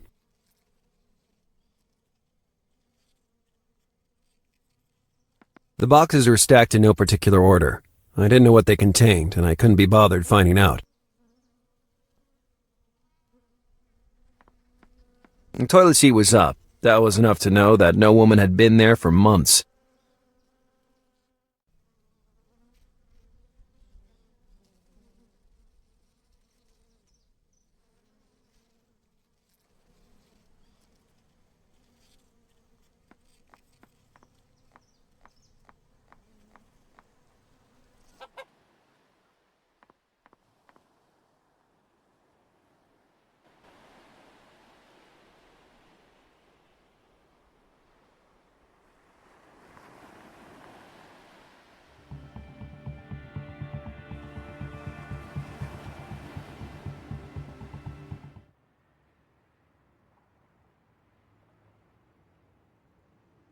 It was one of those extendable clothes sticks, very practical for those who, like me, wore long coats even during the summer.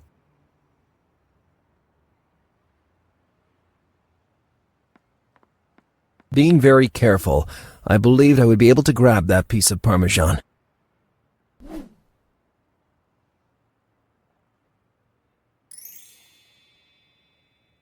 I had collected all the necessary ingredients for my brief excursion into the culinary world. Now, I could start the actual preparation. My sous chef table was waiting for me.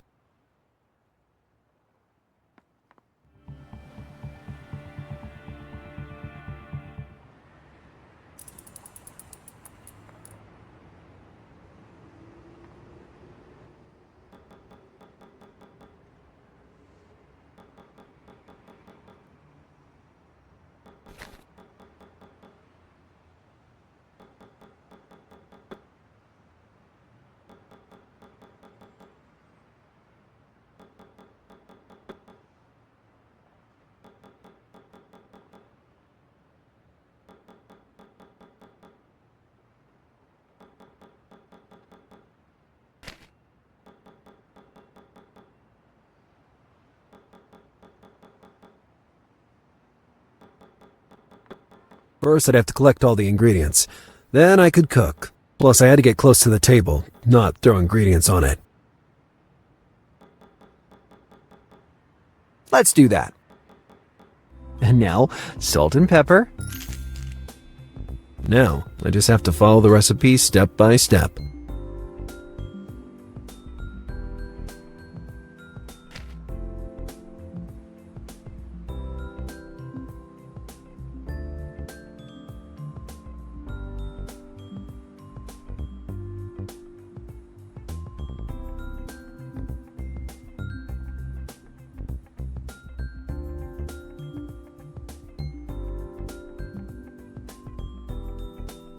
First of all, the meat had to be minced.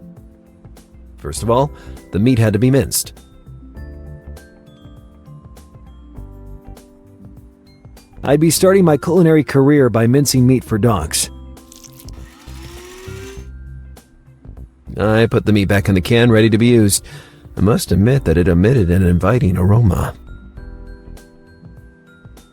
The meat was ready to be prepared. A non-stick pan. It was the only tool in the whole kitchen that didn't look filthy.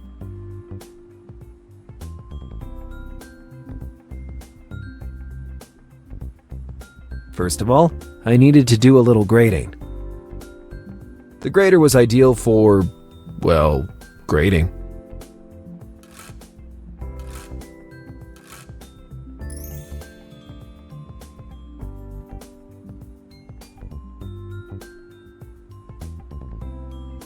Let's start with seasoning.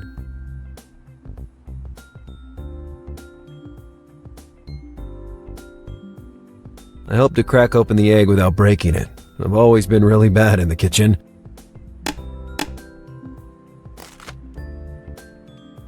A non-stick pan. It was the only tool in the...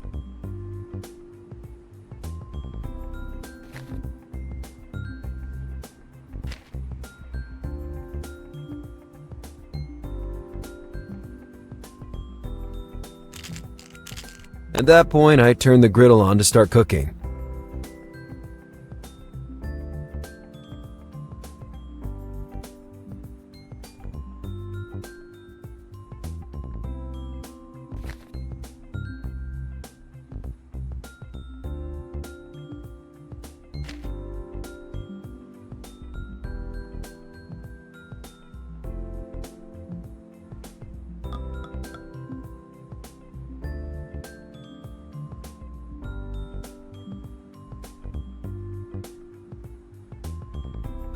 I'd extract the spice from the root using that grater.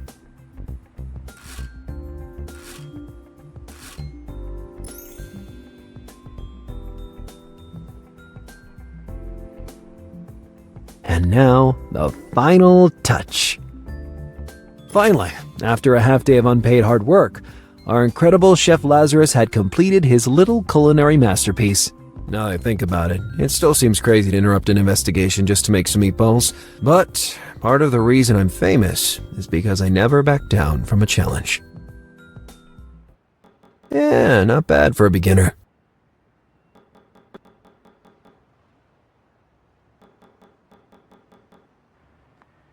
Here's your meatball, Chef. I'd given up hope, damn. And you took only half the day to prepare them. Maybe I underestimated you, lightweight. Let's see what you did.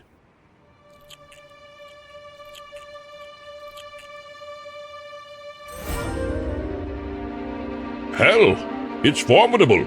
I meant passable, that is. I told you there was a real cook hiding deep inside me. I just had to spread my wings and fly. Can I take a heart now? Suit yourself. I'll see you at 8 o'clock tonight. And be on time. Like a Swiss watch. I had finished in there, and I'd probably never touch another stove again in my life. Just a minute. Lazarus Bundy! What the? Now I could finally leave.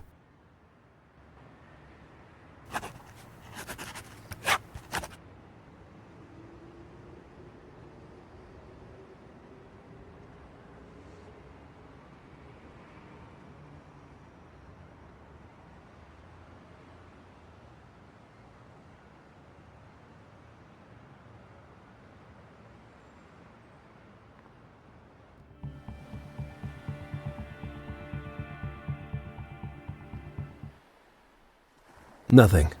Still no trace.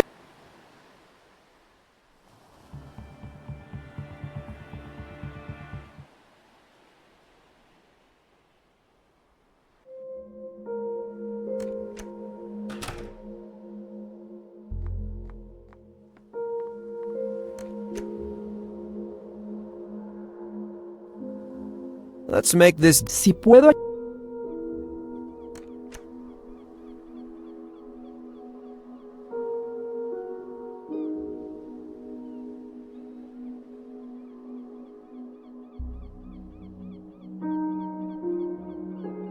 If I had thrown the heart from the door, she would have surely seen me.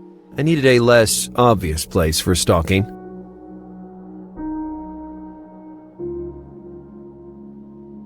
A chain can always come in handy for something. For example, to lock someone's bike to a lamppost.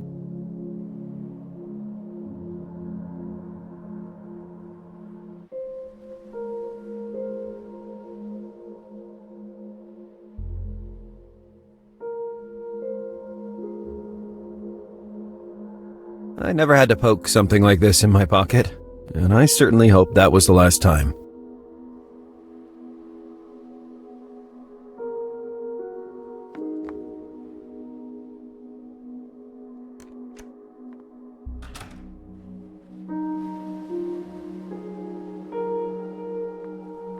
With what I had with me, I was sure I could scare Lupe to death. I held my breath.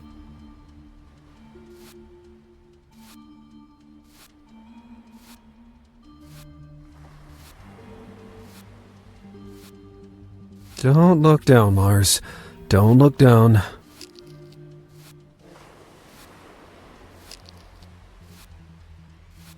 First, I needed to warm her up a bit with words. It was time to terrorize that poor woman beyond all limits.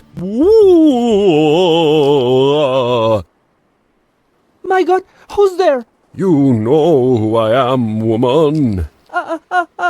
Archbishop Molina? As God be mine witness, verily it is me. My imitation of medieval language is pitiful, but I never bother taking a course. But por qué you have come to me? Thy beauty beckoned me back to this vivid land, and to its call I shan't resist. But you are a ghost, and yo soy alive. Ooh, we can easily remedy that, can't we? She was totally spooked.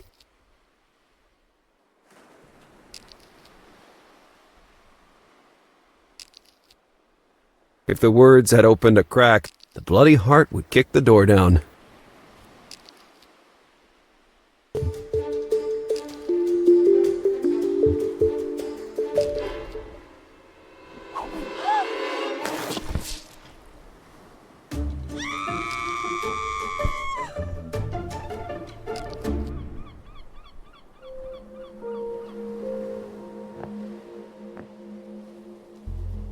The woman took off like a race car at the green light. Well, at that point, I had to find something. I had to find it fast before she could call for help.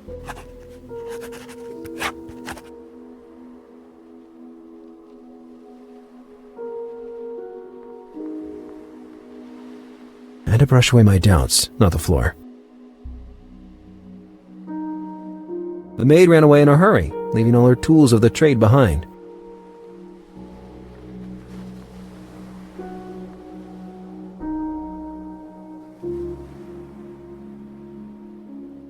The bed was made, and it didn't seem to hide anything peculiar. There wasn't anything under there, not even dust. The cleanliness of that house was unnerving. The classical style of canopy was blended with the local architecture. Basically, they had tied some palm leaves to the inlaid wood.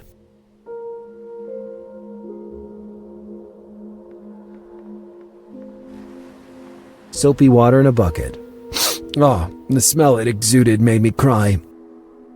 Soapy water in a bucket.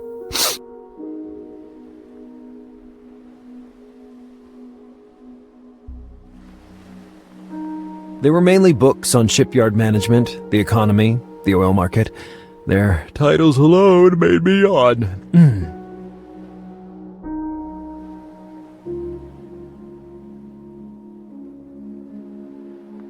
The house owner's educational qualifications. Too specialized to be fond of him.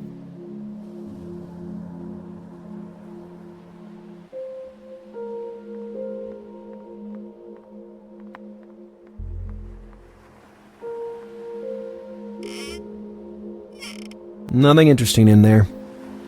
The chest was in harmony with the rest of the ambience. Finely inlaid woodwork, surely of a certain value.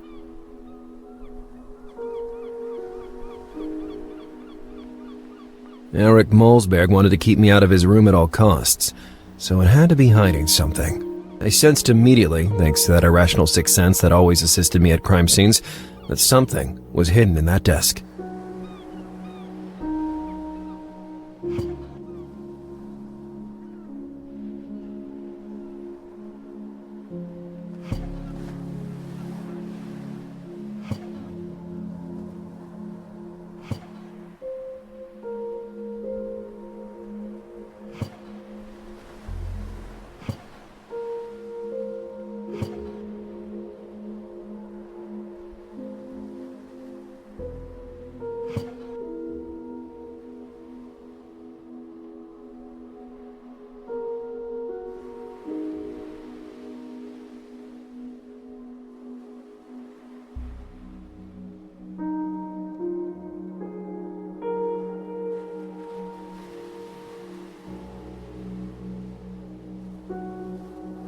the meaning of that little note.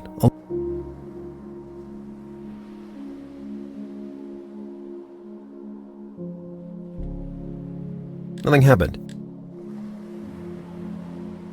The switch button of the lamp was set to off. Nothing happened.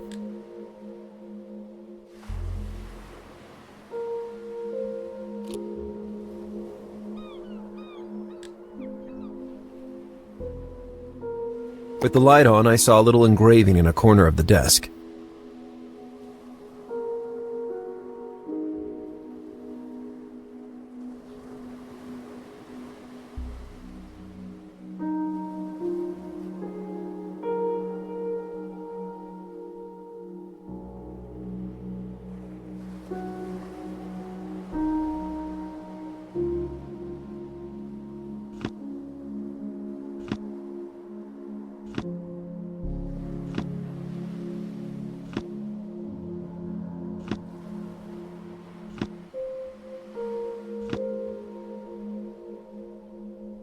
Books on oil drilling.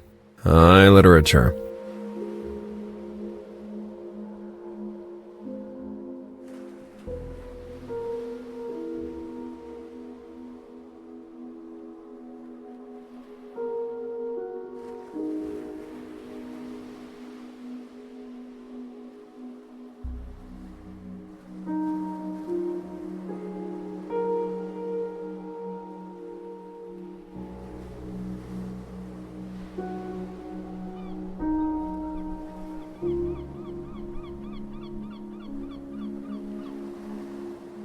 The engraving seemed to resemble the shape of the desk, but every row of drawers was marked by a musical key and a series of Roman numerals. I remembered seeing the sheet music previously on Catherine's piano.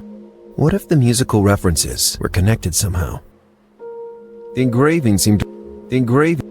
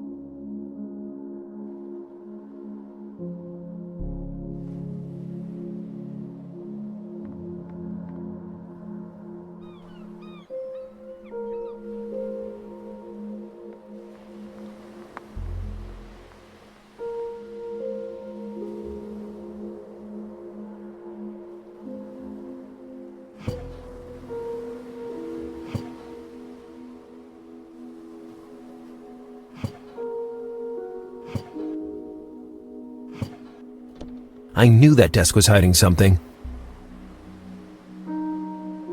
With my hands shaking with emotion, I grabbed the folder. I was prepared for anything, but what I found on that paper left me speechless. What do you think you're doing in my room? Who let you enter? Normally, I'd have a pair of sarcastic answers for you, but right now, I've completely lost my sense of humor. How do you explain this?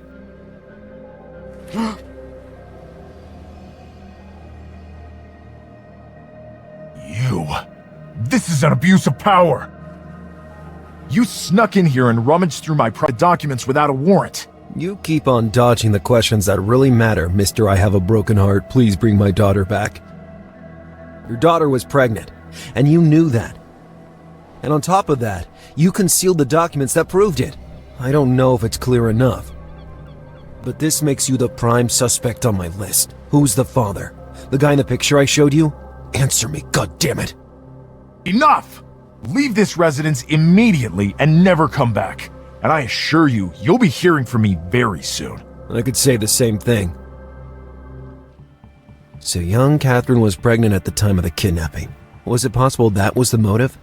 And what was her father's role in the whole story? Had he hidden the medical records to preserve his daughter's dignity, or to hide a motive that would have been a red flag for the authorities? Night had fallen by then. Initially, I thought of going straight to bed and falling asleep. Then, I was suddenly struck by a brilliant idea.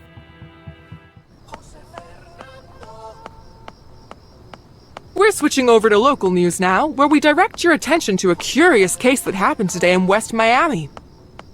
The well-known Chef Tony was arrested after many clients in his restaurant began showing worrying physical symptoms. The police report has identified the cause of the patron's collective discomfort as some meatballs, apparently prepared using dog meat. The chef defended himself, claiming he had given instructions for the making of the dish to an elusive sous chef, of whom no traces can now be found. What can we say?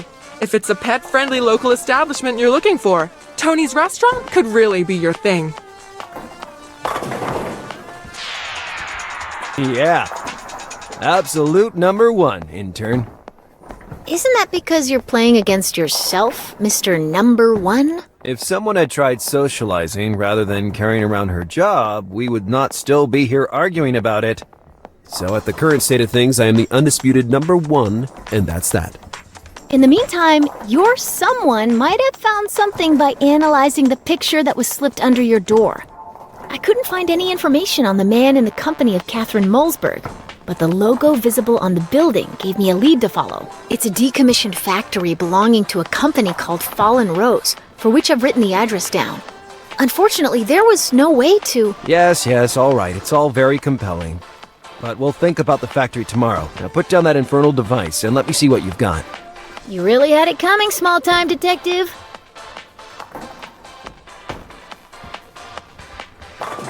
What do you think about that? That was beginner's luck.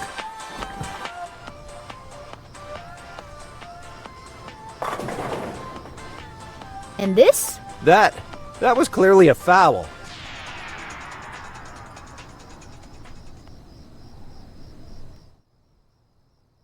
I found a surprise waiting for me. Mr. Bundy, I was just looking for you.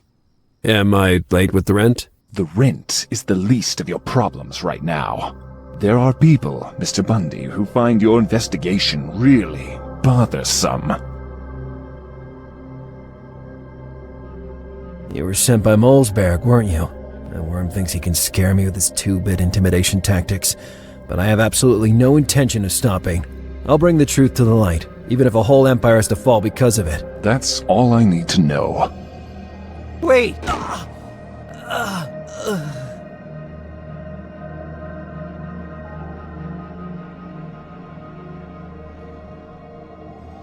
I don't need your fake warnings. Now get out of my way. I'm afraid I can't do that. Wait!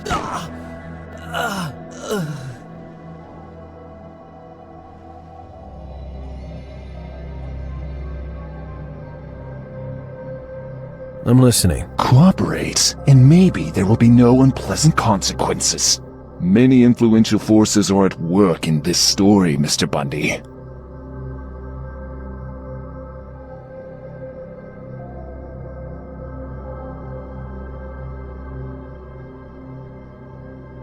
take the bait.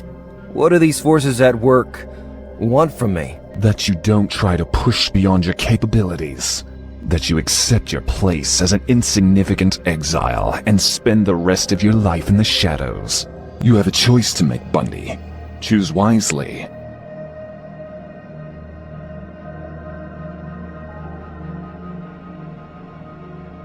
Okay, I quit the case. Really, it's not a matter that concerns me. I'm sorry for the girl, but in the end, these things happen. The important thing is that they don't happen to yourself. You just made the best choice of your life. Oh, Bundy. Just some advice. Let this be our last meeting. The guy had been clear and explicit. I could be sure that if I didn't comply with his demand for answers, he'd kill me without giving it a second thought. My rational size urged me to really let it go. Goodbye case, goodbye challenge, goodbye unsolved mysteries, and goodbye Kathrin. But no, I couldn't leave that girl to her destiny. Her father did something horrible to her. He had hidden the truth from the world, maybe even going so far as having his own flesh and blood kidnapped or even killed. No way I'll give up. I am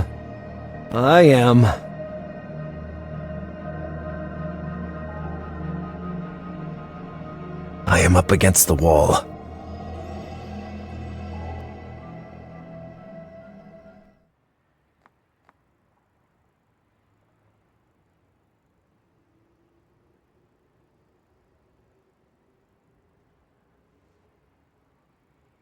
Things just get better and better.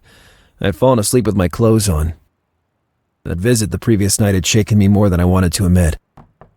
Well, that must be Alice. The door's open. Come in.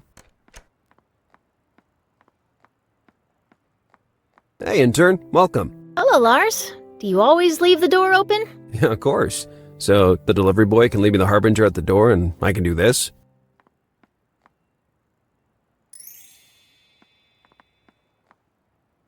Hey, Alice, look at that. Did they finally find Ramos? Much better.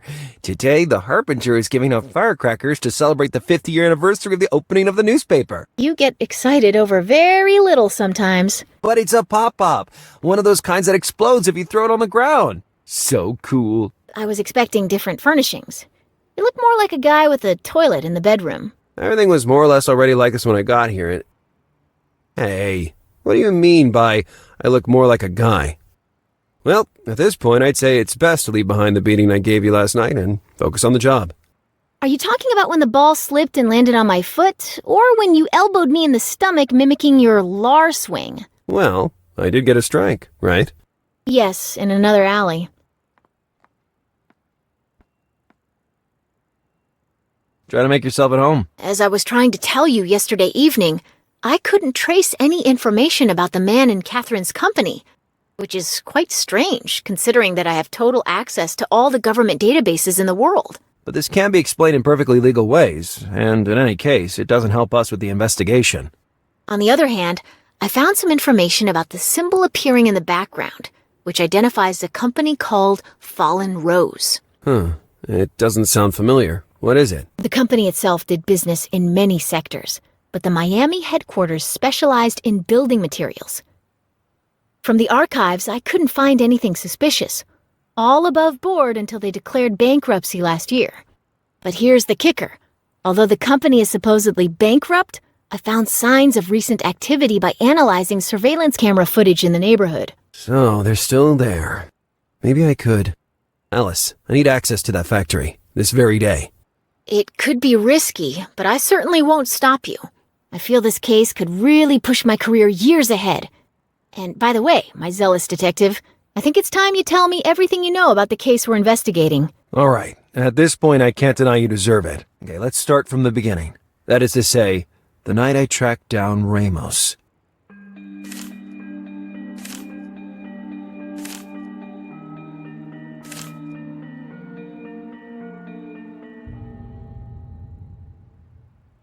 This is, in broad terms, what pushed me to investigate the Mulzberg case. I'm still not totally clear on the relevance of the porn magazine. Oh, that? Wait, I can explain that in more Doesn't matter. Anyway, it's really absurd.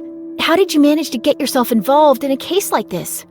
This could be my big chance at redemption, Alice. I'm not ready to surrender yet. I get it, but now... I'd better get back to the office. I really can't afford to be late. I'll leave with you then. I expect this will be a very emotional day.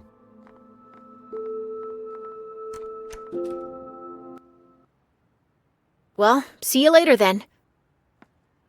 Alice's contribution was crucial, giving me another lead to follow. An abandoned factory belonged to the Fallen Rose. I figured I should also swing by Nancy's. Maybe I would be able to talk to the mysterious homeless guy, Roger. Come to think of it, this was the day I was also supposed to have my interview with that leech Gwendolyn Pratt. I had serious doubts about what to do. Maybe it would be better to go back to Ramos's house to face that shrew.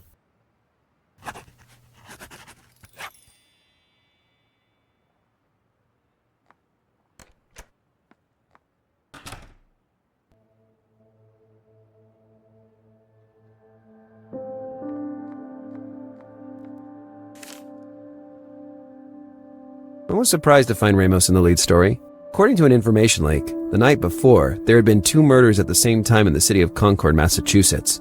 The journalist was reporting on a connection between the murders and Ramos being on the run, but I still couldn't believe Blowtorch would have been able to reach Massachusetts with all the security checks in place. The article was written by Pratt. God, that vampire was everywhere.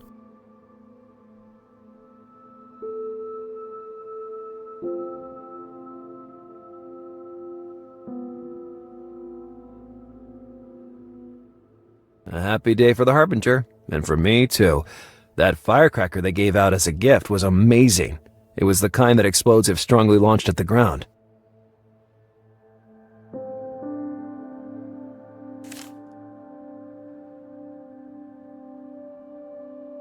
The firecracker the Harbinger had handed out that morning is one of those that explodes when thrown against the ground.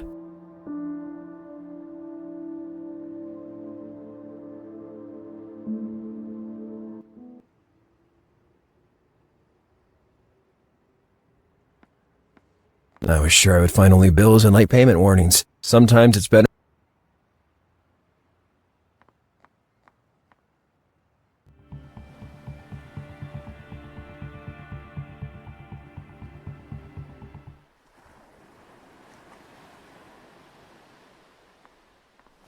You are Roger the Tramp, aren't you? Firstly, the term tramp is now considered inconsiderate, and the preferred nomenclature is homeless person or transient. Secondly, it is very rude to address a stranger by name without introducing oneself first. I beg your pardon, but I didn't realize I was in the presence of the Baron of Sussex. Do not be absurd, boy. I'm not the Baron of Sussex. I'm Duke Roger Emerith Ravendish III from Derbyshire. Yet you live on a bench and you have a torn shoe. I also rummaged through the refuse, to be completely honest.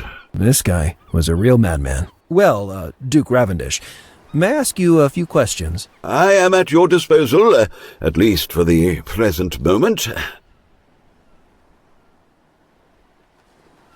So you are an actual nobleman? The Ravendish family dates back to the 16th century, during the time of the controversial Henry VIII.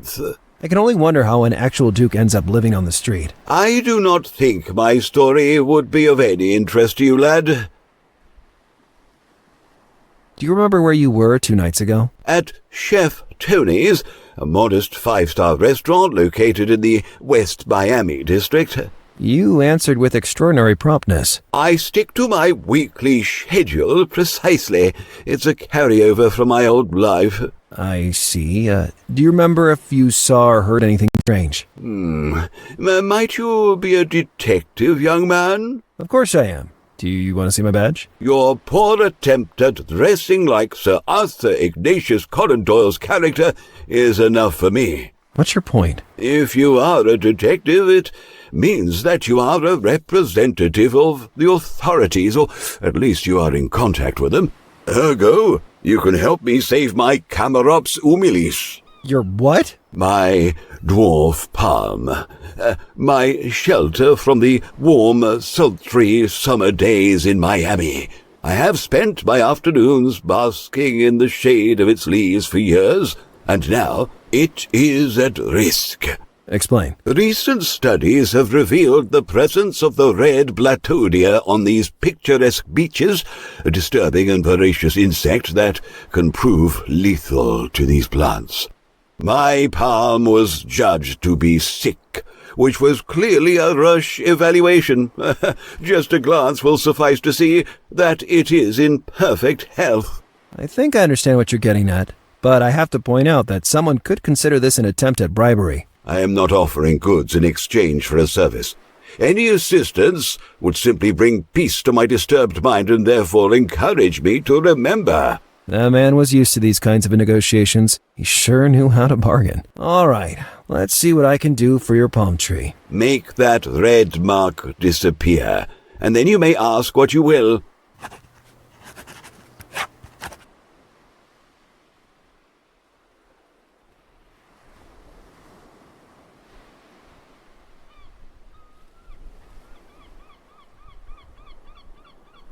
So what if I asked you to remember the night we spoke about? Oh, my poor dwarf palm. If only someone would take care of removing that symbol from its cortex. I think I know perfectly well who that someone is. Quid pro quo. Don't leave the country, Duke Ravendish. I would be reviled for doing so. That red mark with fresh paint sentenced that poor plant to death. It had to disappear if it wanted to obtain Roger's help.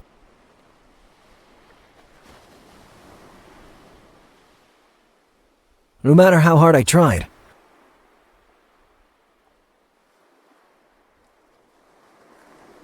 I'd already taken all the necessary ginger.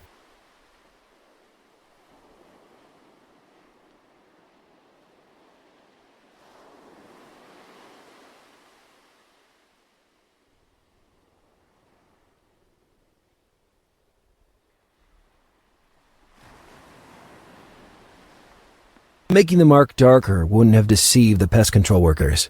That mark had to disappear if I wanted to obtain Roger's help.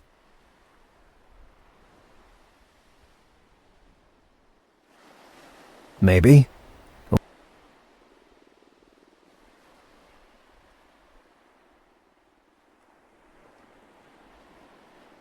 I was all out of ideas.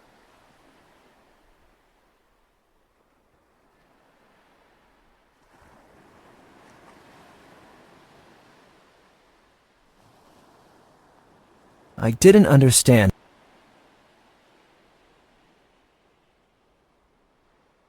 Sometimes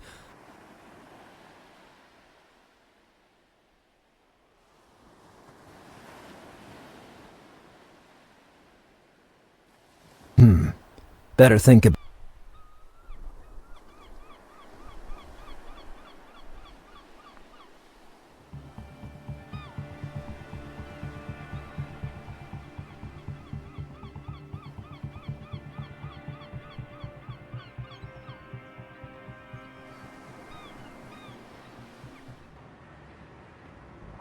Look at that, Jimby!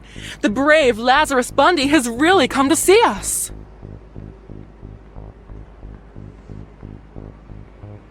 I can't believe I'm actually here. There, no reason to be upset. I can assure you you've made the best decision of your career. I'll content myself with the assurance that you won't smear me out of turn. Alright, so I'd say we've got everything we need to start rolling. Jimby, you can start recording. Whoa, wait a second. Just like that, out of the blue, without preparing the questions a bit? This is Gwendolyn Pratt reporting from the house of the serial killer Blowtorch, aka David Ramos. We have with us the detective in charge of the case, Lazarus Bundy. Good evening, Mr. Bundy. Good evening. Let's get straight to the point. Last night you were involved in a struggle with the dangerous individual who, we mustn't forget, is on the run. How would you describe this experience to our viewers?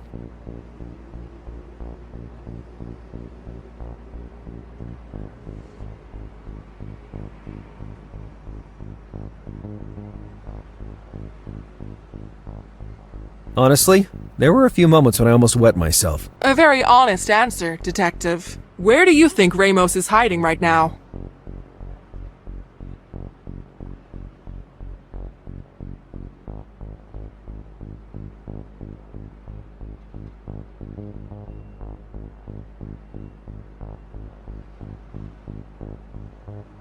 I'm afraid that lunatic has unfinished business with me, so no doubt he's still in town. If things are really as you say, I'm sure Seamus Burton will hunt him down wherever he's hiding. The respectable Seamus Burton, who always diligently watches over our city of Miami. Let's cut to the chase, Detective. How do you answer the accusations that you purposely let Blowtorch escape just to have someone to hunt down to keep your already at risk job? Already at risk job? What are you talking about, you ugly witch? It's no secret that you've just been fired, Detective. Or I should say, ex-detective. I wasn't covering up anything. I was fired specifically because... Facts tell another story, Bundy. It seems you've been in difficult waters lately. That your alleged detective skills have been, how can I say it, deteriorated for quite a few months now. My understanding is that you haven't successfully closed a case for at least 6 months, ex-detective. How do you answer to this real data? Enough, Pratt. I knew I was making a mistake coming here, but your lowness knows no bounds. One more question, Bundy. Have you given any thought to your immediate future? I doubt that anyone will offer you work after what you... As you wish. I'm Gwendolyn Pratt. Back to you in the newsroom. I told you, Bundy. The important thing is not for the audience to have the absolute truth, just a plausible one. Have a good day. Go to hell.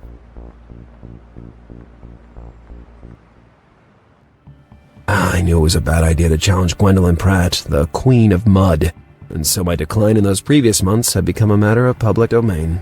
Anyway, who cared? My crisis had been leaked, yes, but not the real reason behind it. They could speculate, but the real truth was mine alone.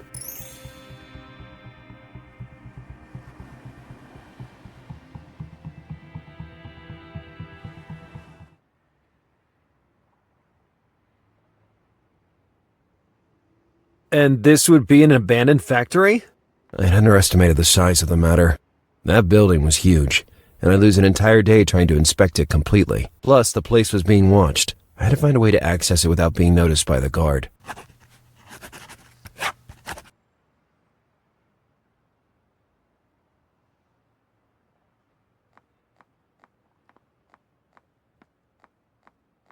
The upteenth beach party, complete with a contest for surfers. I even tried to surf once, but my scarf continually covered my eyes, and I kept on falling off the board.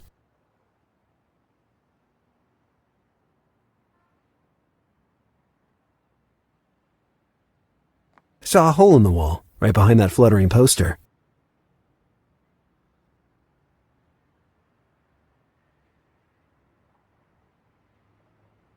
The manhole could have been a perfect gateway into the factory. The question was, how to get there. Alice held her own quite well with that computer, and I had started to rely on that. I always wanted to drive one of those. Even after entering the premises, I don't think I could ever lift that big shutter door.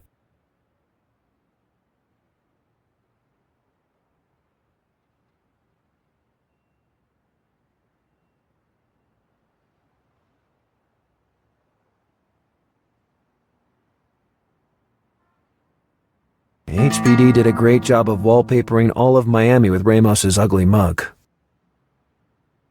HPD did a great job of wallpapering all of Miami with Ramos's ugly mug.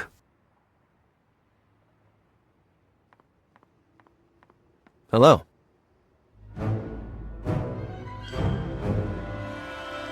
Did you by any chance come from the future to stop android domination? Huh? I don't understand what you're saying, mate. Who are you? I am... Maybe it was best to use a fake name, given the circumstances. Stallone! Like the cartoon they show every Thursday night! I like it a lot. Especially when Clint kicks the bad guy's ass. I am Eugene, mate. Meeting you is a huge pleasure, in all possible respects.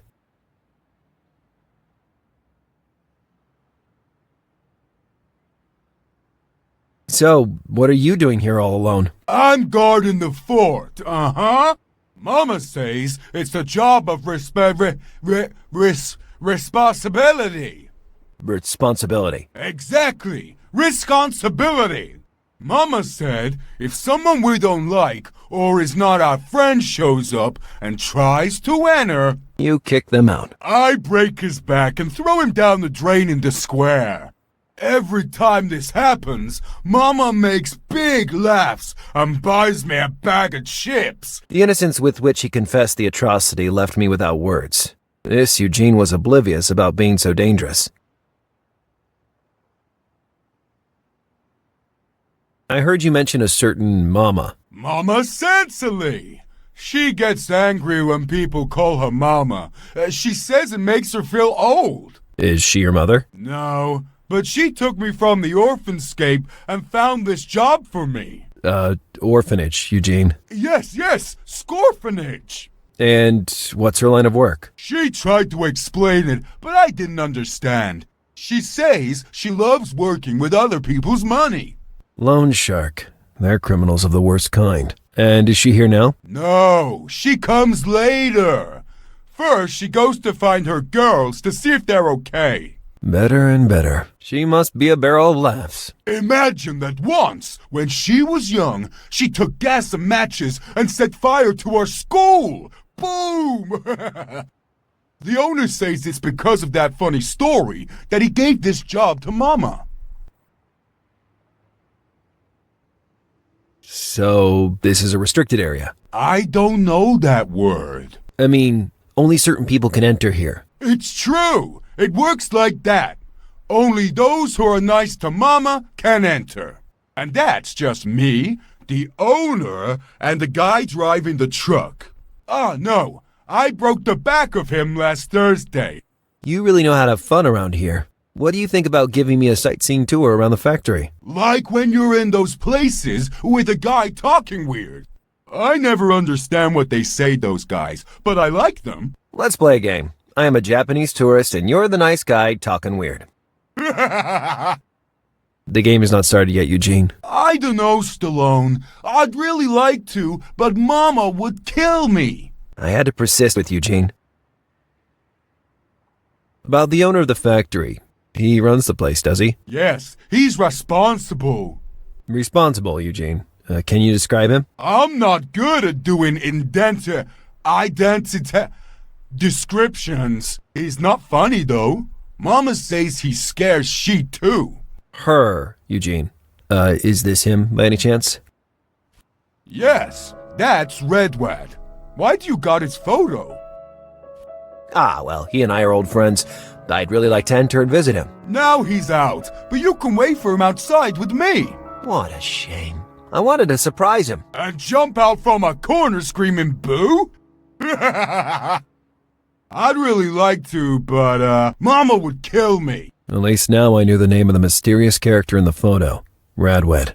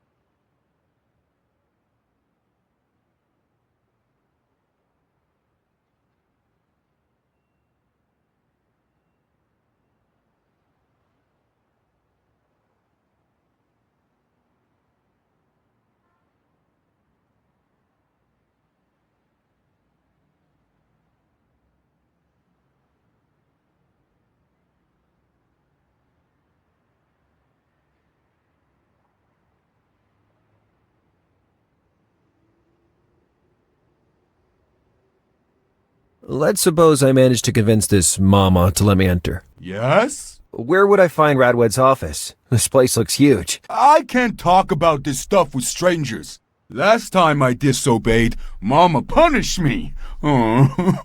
She took away Bert, and the same night, she made me found his severed head on the bed. Good Lord.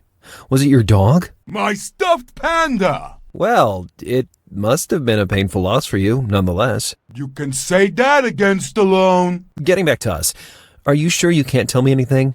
After all, nobody will ever know. No, and again, no. I already suffered too much. That information was useful.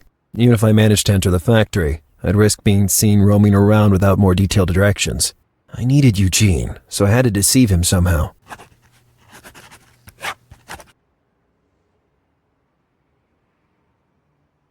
So, you really loved your teddy bear? A panda! It was a panda!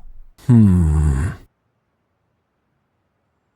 have more important things to do than stay here to correct your grammar. Bye, Stallone!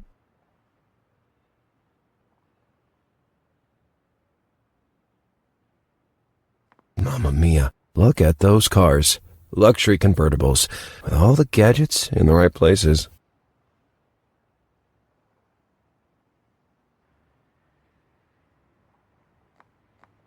I couldn't climb over it with that brute guarding it.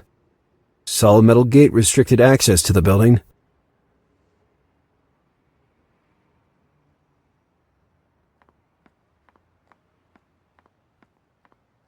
HPD did a great job of wallpapering all of Miami with Ramos's ugly mug.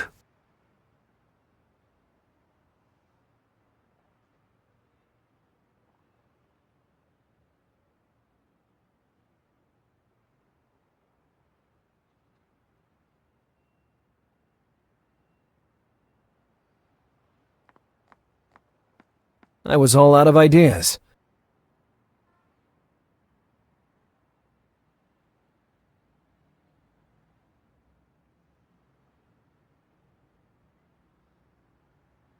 I thought it was better to look for another solution. Sometimes,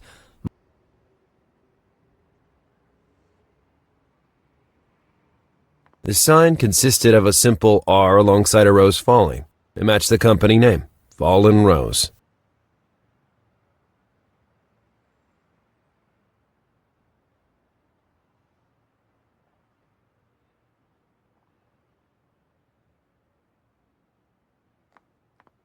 I didn't understand how that...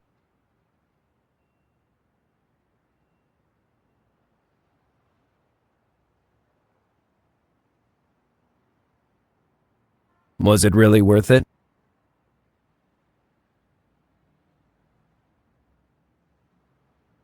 I didn't understand.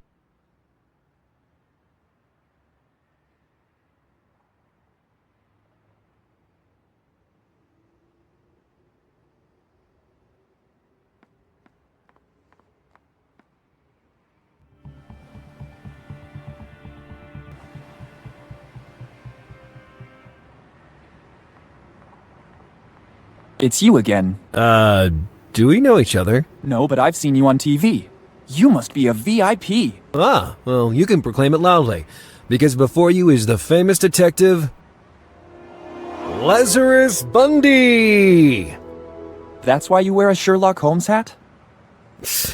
It's more like him wearing my hat. Well, actually... Anyway, let me work now, Mr. Issa. Stay there and watch how a real investigator works. I have to wait for the pawn shop to open anyway. The owner has no will to work. He should have been here already for a while now.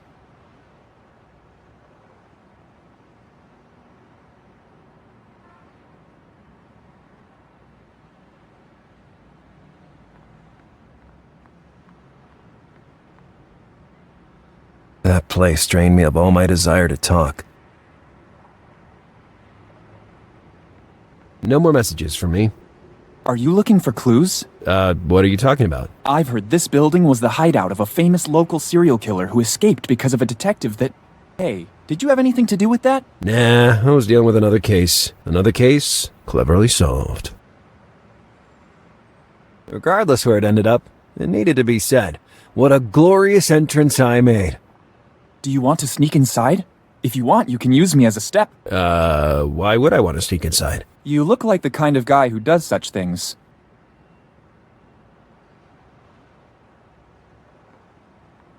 The vending machine wasn't working, so I couldn't buy a soda. But that wouldn't be a problem anyway. I always hated Sfrizzo Cola. Trying is useless. It's gone. I put some money inside and it was eaten. I also tried to kick it, but no dice. Believe me, you were lucky. I wouldn't wish a Sfrizzo even on my worst enemy. A vending machine for a Sfrizzo. The worst cola ever tasted by a human being. Actually, the soda was pulled from the market some time ago. That's why the vending machine wasn't functioning, although the engine was still running.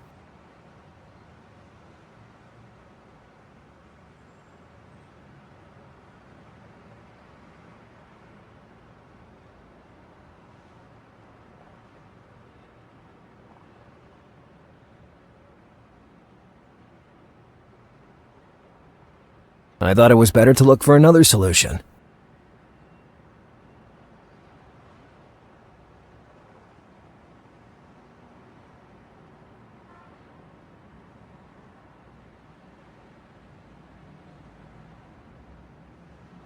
There was no need to start stealing things without good reason.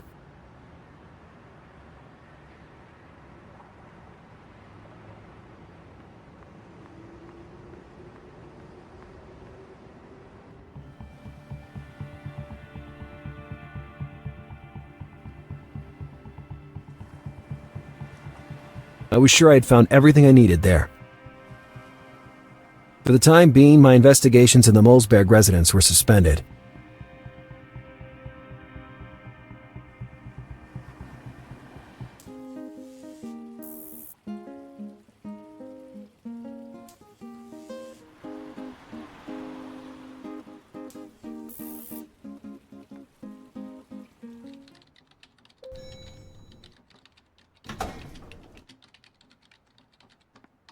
Hello.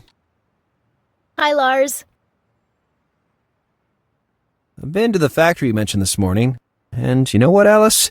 That place is anything but abandoned. Which makes it a real lead, instead of the potential dead end that it seemed. The problem of sneaking inside remains, though. The place is guarded by the last descendant of a race of prehistoric giants. Yet I think I found a possible access point. You can hold your own with that hellish thing, can't you? I'm usually able to find out more than an average person can learn about their spouse by rummaging through their wallet. Remarkable. Could you provide me with a map of the, Alice, I know it may seem strange, but I need a map of the city sewers, with a marked path that will lead me from a certain starting point to an end one. You want to go through the sewers? Such elegance. Give me 2 minutes. All right, I already found an up-to-date map and I marked the coordinates for the old factory. It wasn't easy. I had to hack the server of the Miami municipality, upload a worm that would hide my IP from the IT control. And you did all that in 20 seconds? I'm messing with you. I just loaded the appropriate site and found a recent map.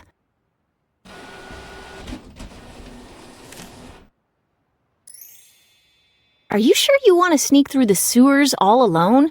With or without a map, it is still a dark and smelly labyrinth. Recently, I met a kid that could prove useful. Let me know what you find in there. And most of all, be careful.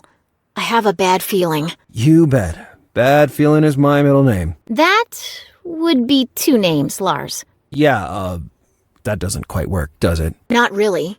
But wait, you could say, bad feeling is my nickname instead. Great. Bad feeling sounds fearsome as a nickname, doesn't it?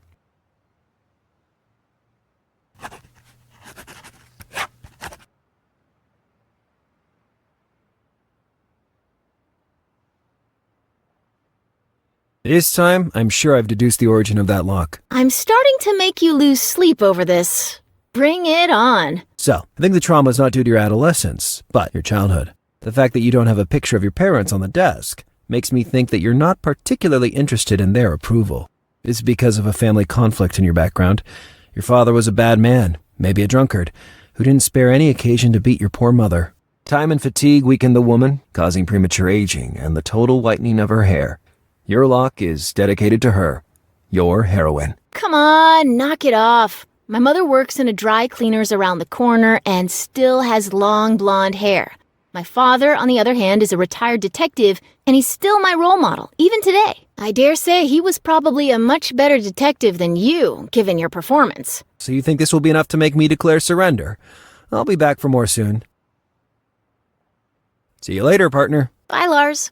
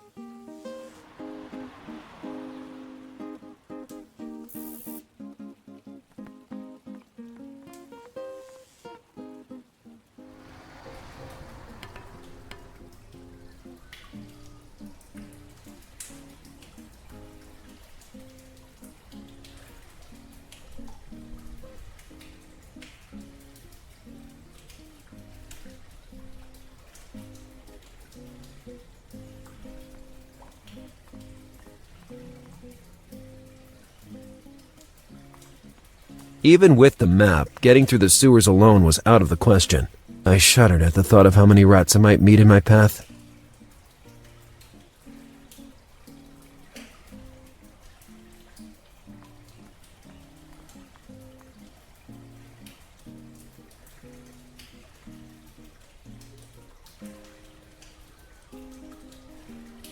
The moment has come to finally assert your peculiar talent. To open tuna cans using only my toenails? No, gross.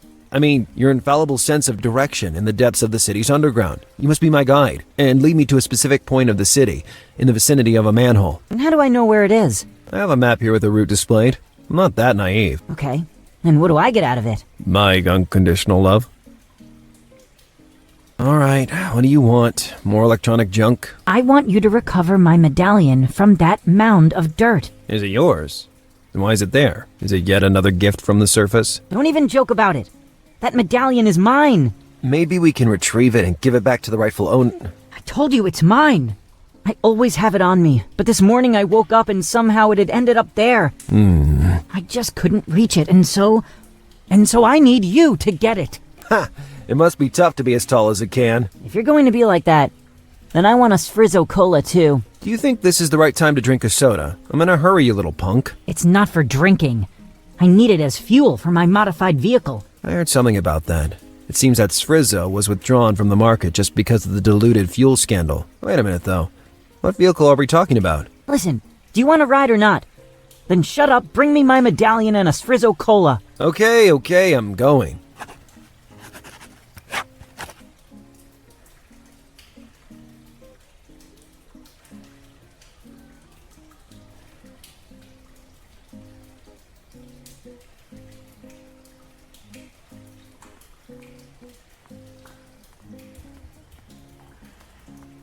It was the medallion M asked me to recover.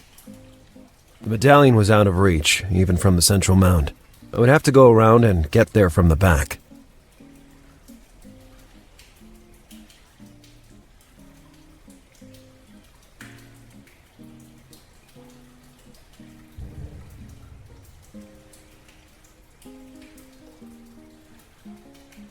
It remained out of reach.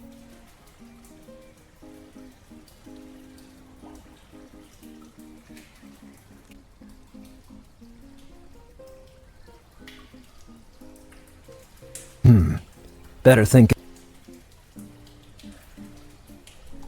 I thought it was better to look for another solution.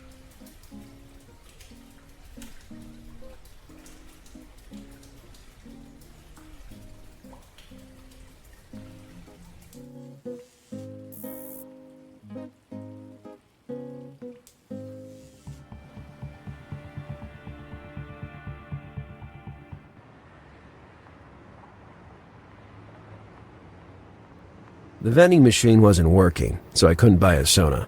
I had no choice but to come up with something illegal.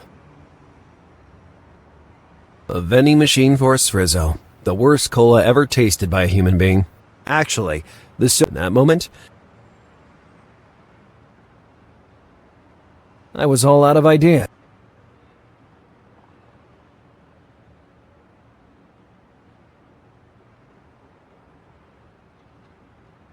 As a result of dealing with the worst individuals in society, I learned every kind of possible trick. Scrounging a soda was one of those tricks.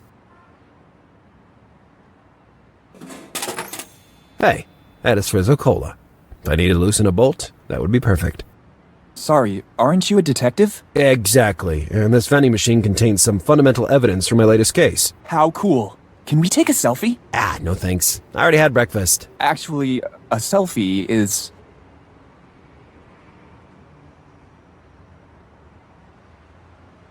Two Sfrizzo Colas in a pocket could cause an explosion that would wipe out half of Miami.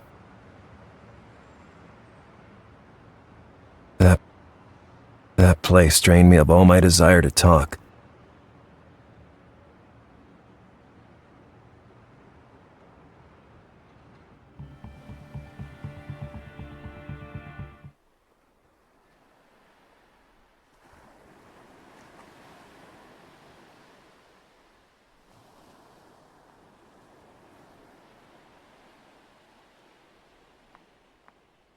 I thought it was better to look.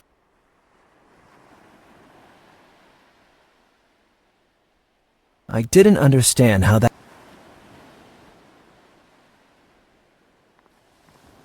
Good morning, Duke Ravendish.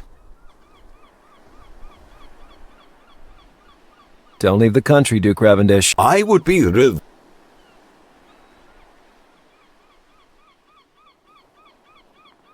A good way to enjoy sunny days on the... Not as good as Green Dart, but...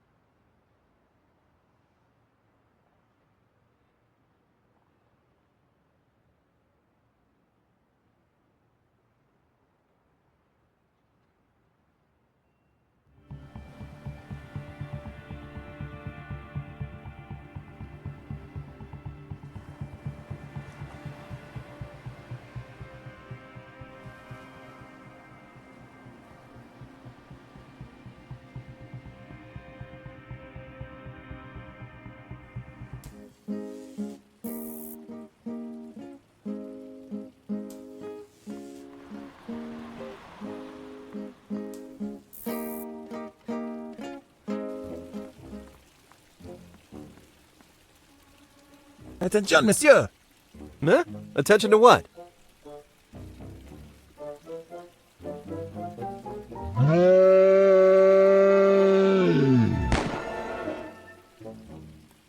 You horrible brat! I told you, the Harbinger today made us a really big favor with those firecrackers.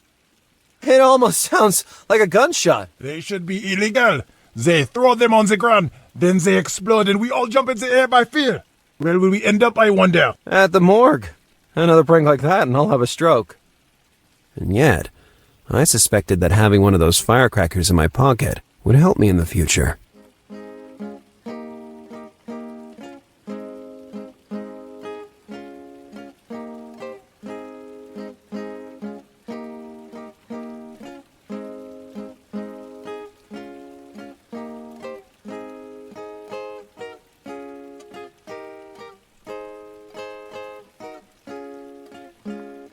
I'd already raided everything I could. The fountain wasn't especially elaborate, and to tell the truth, it also seemed out of place. It emitted a hypnotic water jet, though, neither too violent nor too calm.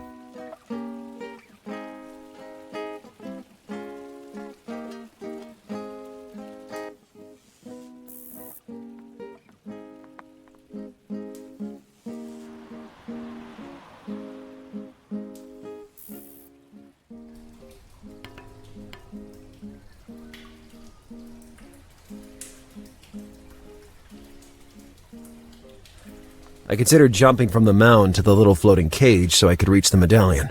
If only I was 1 foot taller and 60 pounds lighter.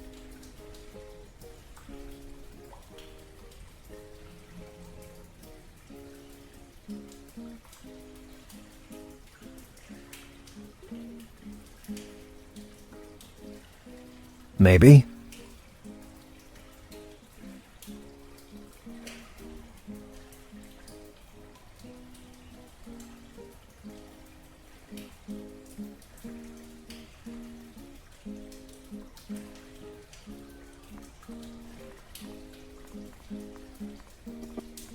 Here's your Srizzo Cola, you brat. We'll get around half the city with this. Hey there, kid. What do you want?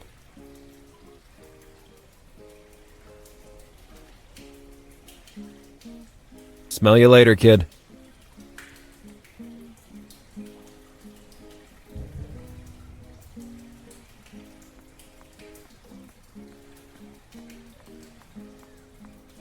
medallion was out of reach, even from the central mound. I would have to go around and get there from the back.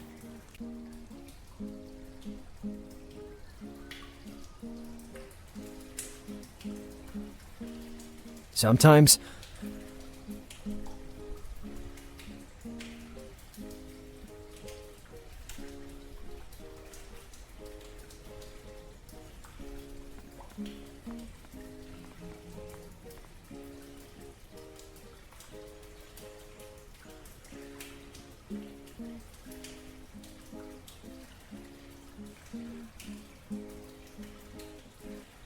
the medallion stuck out of a bunch of moist soil.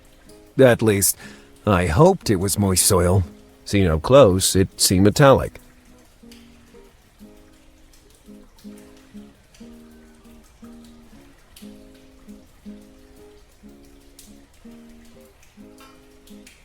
The line from my amazing fishing rod had broken, giving me barely enough time to grab the medallion. I was astonished by the craftsmanship of the object. This surely wasn't street jewelry. A crow, with a threatening look, surrounded the world with its wings. What was a little gangbanger like him doing with a prize like that?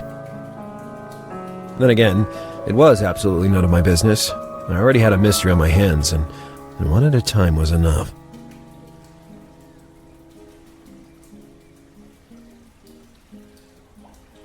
I had to take that strange medallion back to M. I recovered your medallion. Not bad at all, I must say. Where'd you find it? Throw it to me, and mind your own business. Okay. I was just being curious. All ready for our departure? I'm ready for anything. And you? Before leaving, I'd have to find out precisely how to move around inside the factory. I still have to take care of a few things.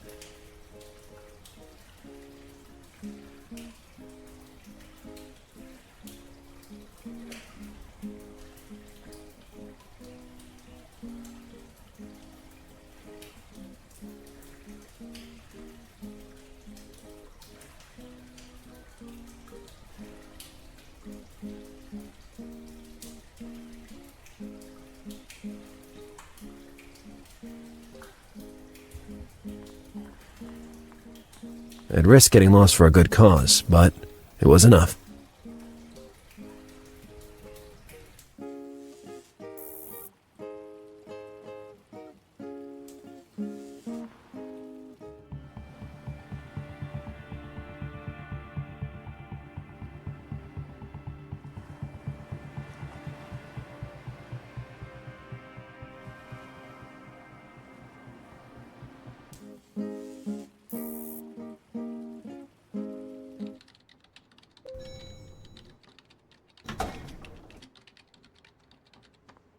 Hello. Hi, Lars. Bye, Lars.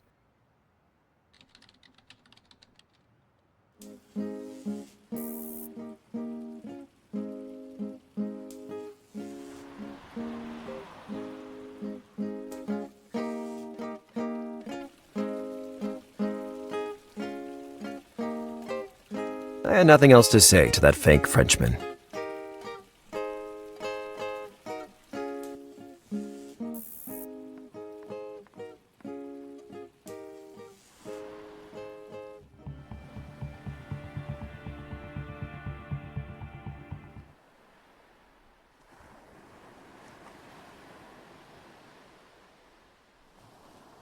Even though the magnet was split in two, I thought it might still come in handy.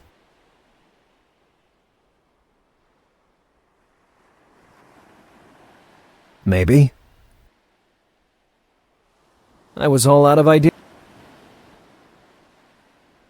Typical seaside place.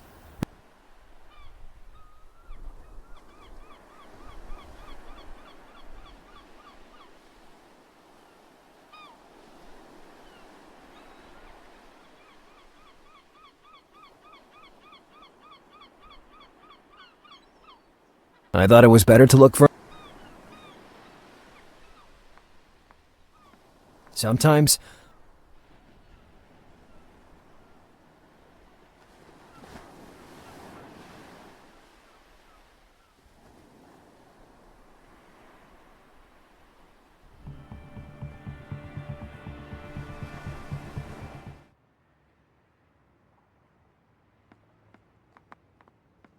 Hello.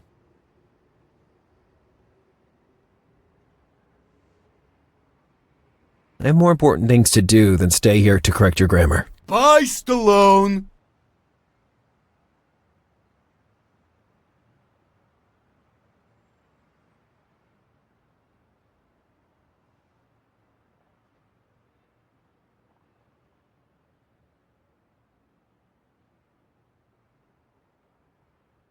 Was it really worth it?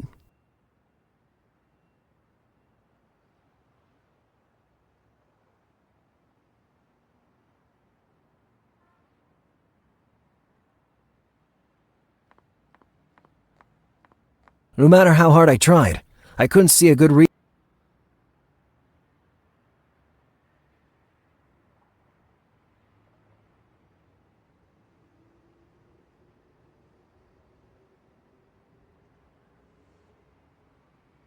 I thought it was better to look for another solution. The manhole could have been a perfect gateway into the factory. With the map Alice gave me, I also knew how to reach it. Even after entering the premises, I don't think I could ever lift that big shutter door.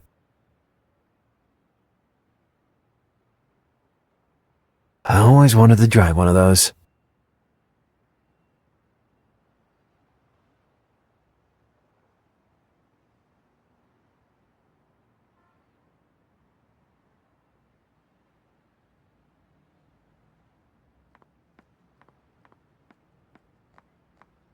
Solid metal gate restricted access to the building. I couldn't climb over it with that brute guarding it.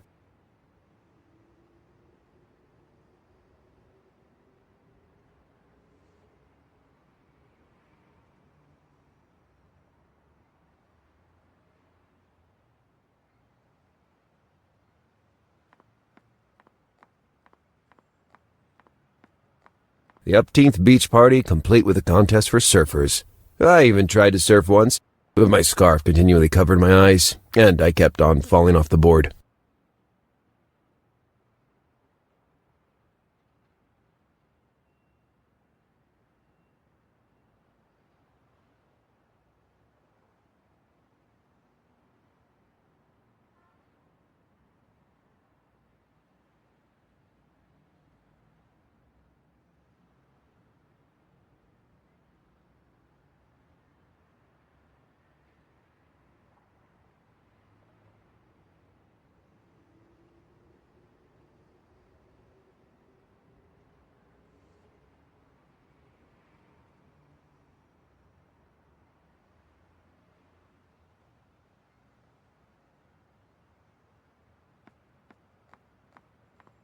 That man was the missing link between gorillas and Homo sapiens.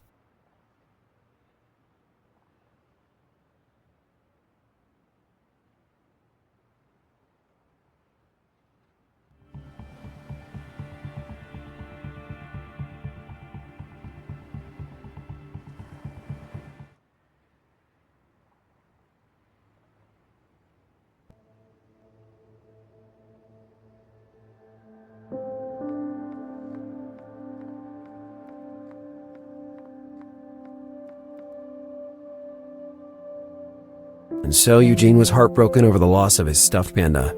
Could I use my little bear to entice him? How long since I'd last pulled it out from down there? My beloved Bobby.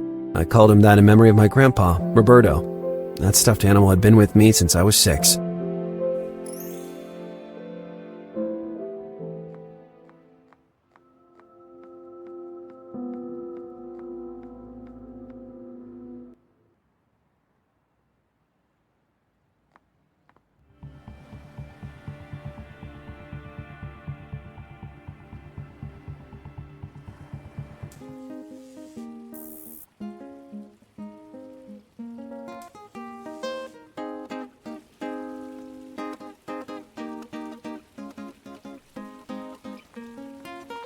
That way, it would have looked like a panda.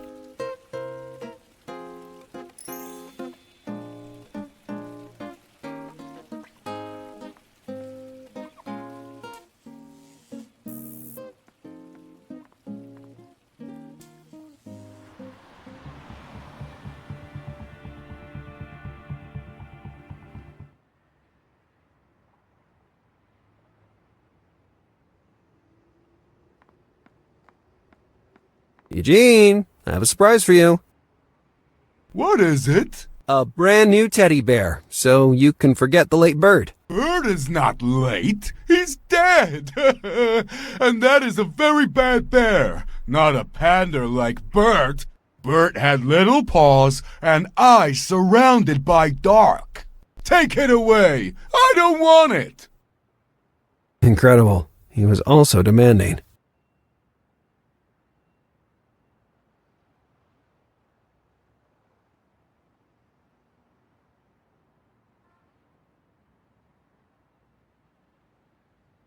With the proper modifications, I'd turn Bobby the polar bear into Bobby the panda.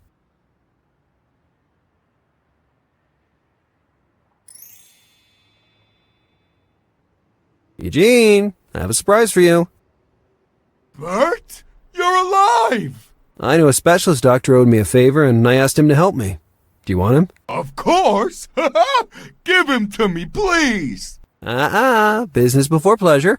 Can you tell me where to find Radwed's office inside this huge factory? Enter the big door, take the alley towards the hand you write with, climb the ladder, and you'll find it up there. Now give me my Bert, Stallone! I knew Eugene was totally at my mercy then, and he would let me enter without making a fuss. Can I enter the factory? No. Oh, okay. So, here's Bert. Bert!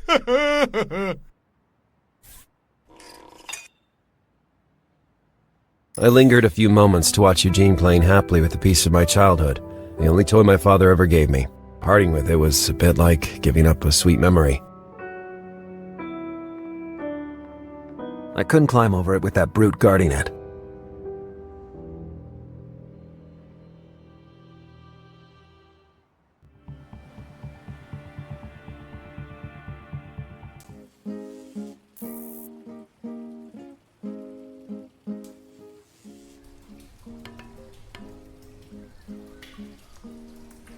I'd risk getting lost for a good cause, but it was enough.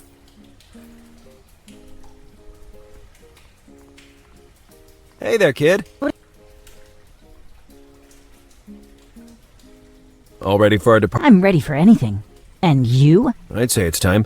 How long do we have to walk, more or less? Walk? Wait here, you fool.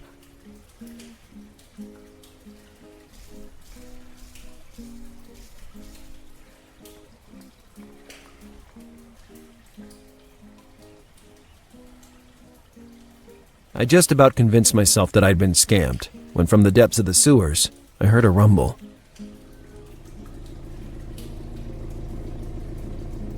All aboard! The next ferry is about to weigh anchor and set sail to the sewers of death. Hold tight to the dinghy.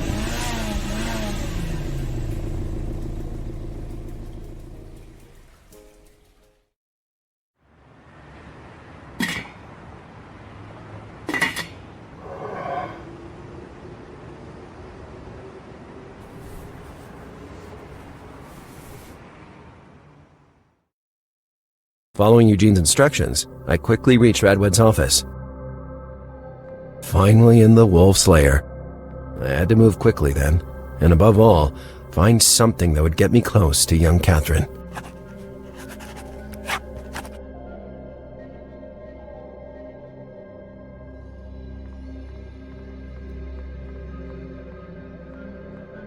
It supplied power to the fan, but for the moment it was deactivated.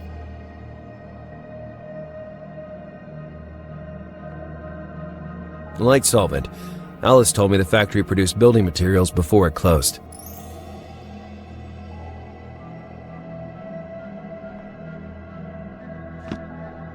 As expected, the drawers were all locked. As was reasonable to expect, it was closed. Messy and without style, the desk displayed a hasty and maniac mindset. The ashtray was decorated with some peculiar symbols. I wondered if they meant anything. They were all pictures of Kathrin. Kathrin at sea, on a boat, always smiling. And among all those shots, the picture that led me there.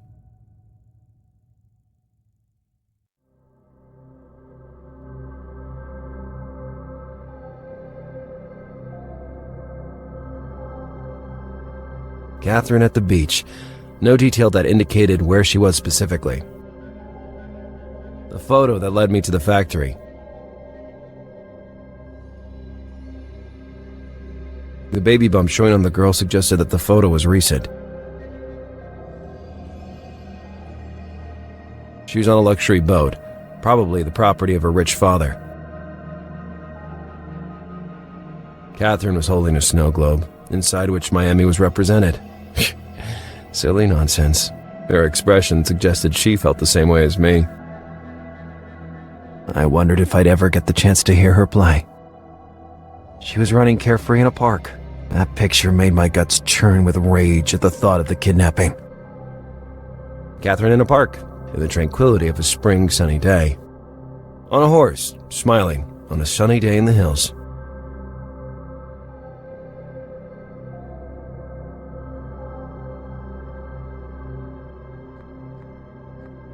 I recognized the glass ball. It was the snow globe Kathrin was holding in her hand in the photo.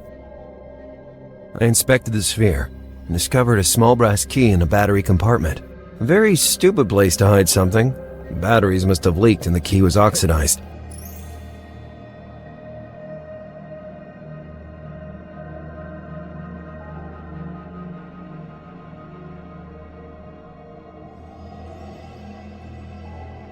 The key was completely rusty, and it was impossible to make it fit any of those drawers. It was already set to on, but the power strip wasn't activated. A worn-out fan that could do very little to counter the muggy summers in Miami.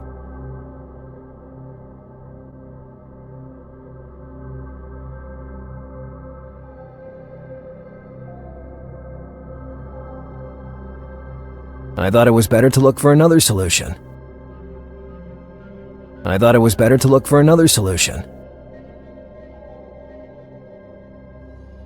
In that moment,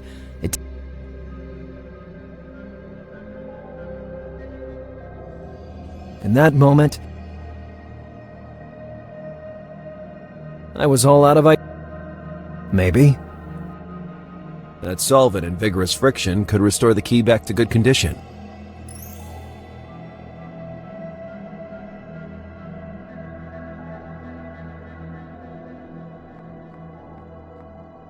The lock triggered, and the drawer opened with a soft sound. Among the several documents inside, I found a freshly printed dossier. It was related to an unspecified exchange of goods that would be happening that very night. The location of the meeting wasn't specified, but a certain detail grabbed my attention. One of the records was for a bribe to a harbor office, also unspecified. Considering the number of piers in Miami, finding the right one would be far from easy. I needed more clues if I wanted to find the exchange location.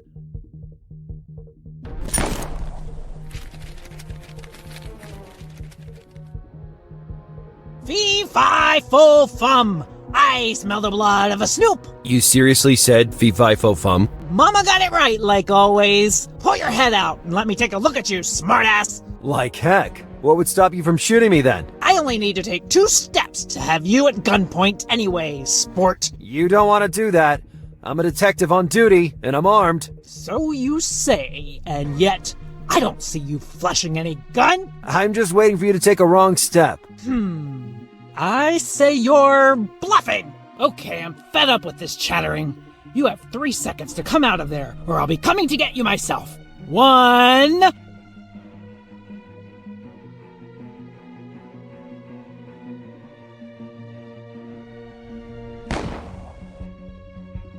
All right, Squirt. It seems you weren't bluffing after all. What do you think you accomplished? Radwad will be here soon, and together we'll flush you out of there. True, but I'd bought precious seconds to get out of that hell.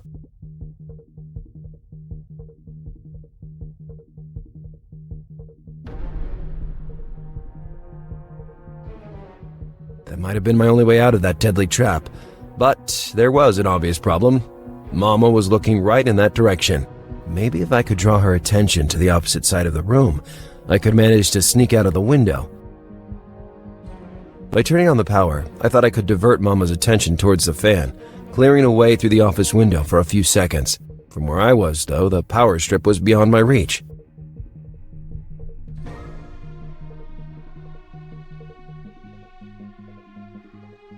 The clothes stick wasn't long enough.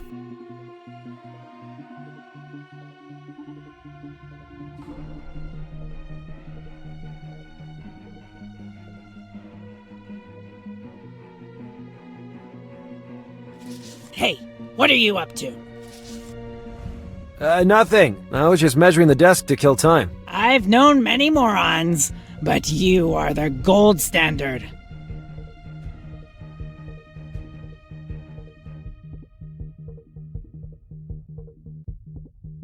No matter how hard I try.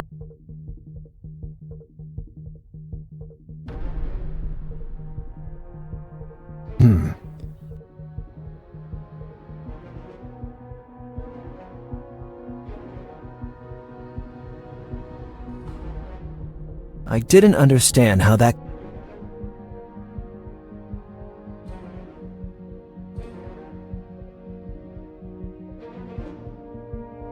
Could that ashtray help me in any way?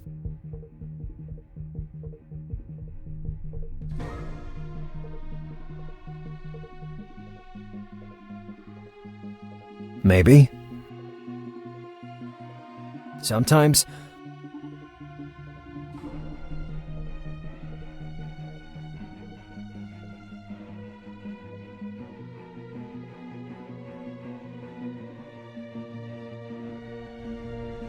Was it really worth it? I was all out of ideas.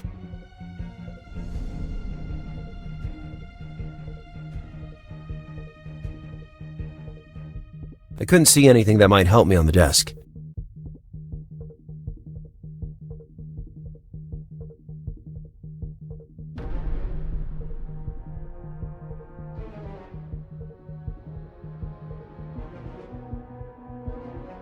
A fan could have distracted Mama, but I couldn't reach the power strip.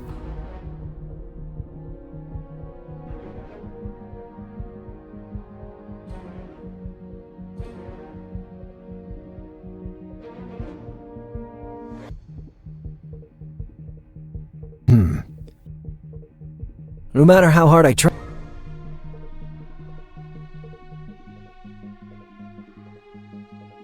The clothes stick wasn't long enough.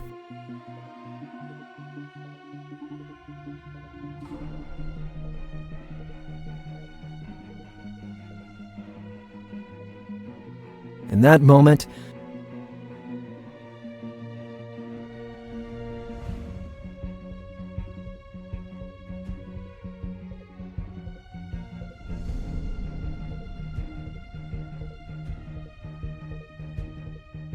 I thought it was better to look...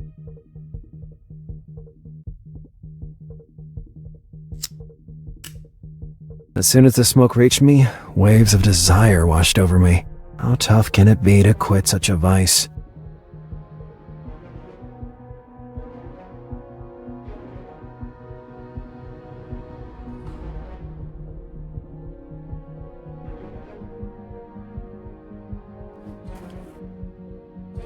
Hey, Squirt! Are you out of your mind?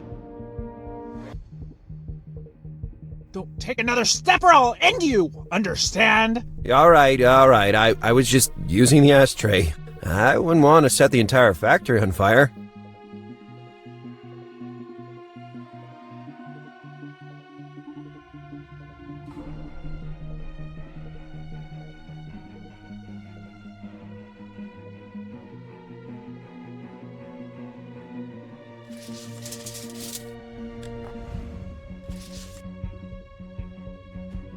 What the hell is happening in here? It's time to go for broke, and quickly.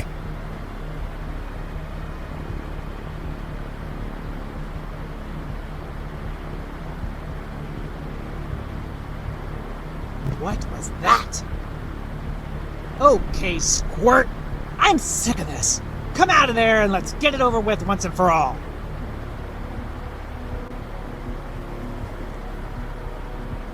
Here you are, you snooper.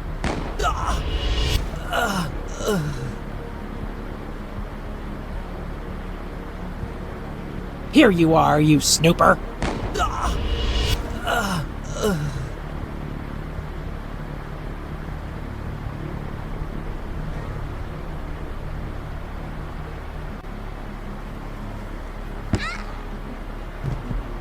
Adrenaline was pumping through every cell of my body, giving me the necessary strength to knock out that behemoth. Now, to get out of there, and fast. As I walked away from that hellish factory, I thought of how I had miraculously escaped one of the worst situations of my life. Yet, it was worth the risk. Now, I knew there would be an exchange of unspecified goods at the pier that night. An exchange I could not miss. I just had to find out which was the right pier among the thousands in Miami.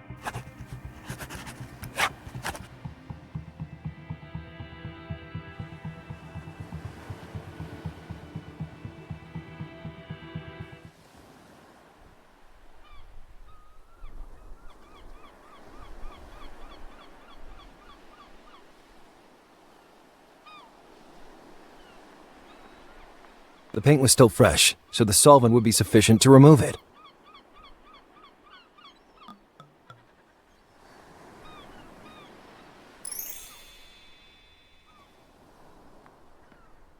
Good morning, Duke Ravendish.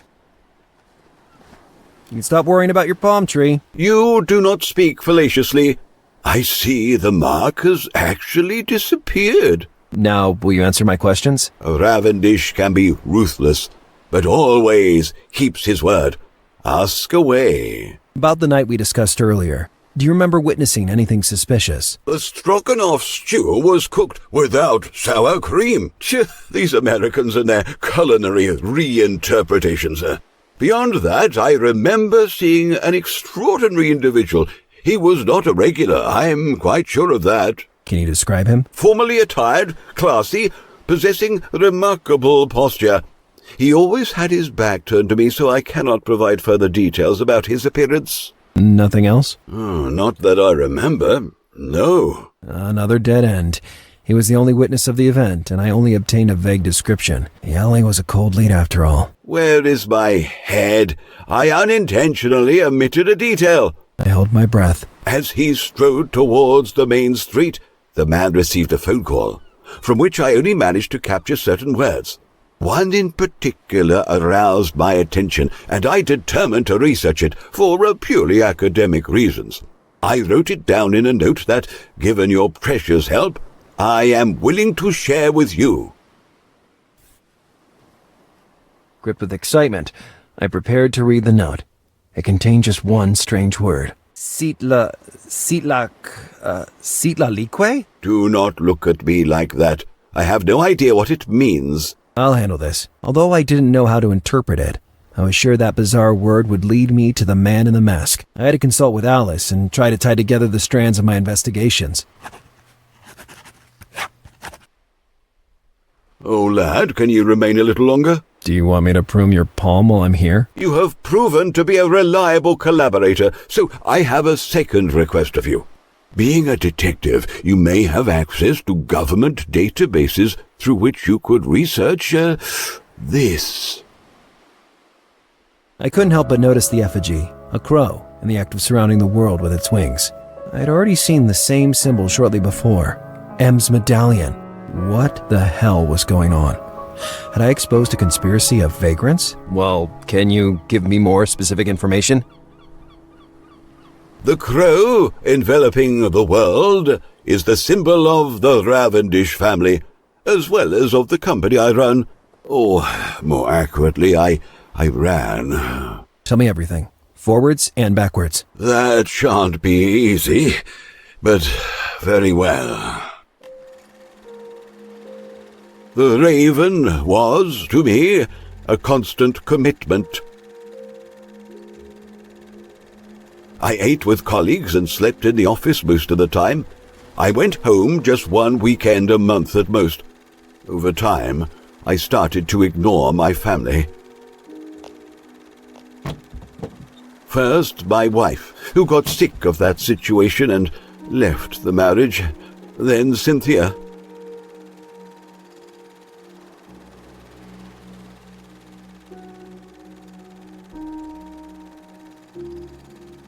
Cynthia? My only heir.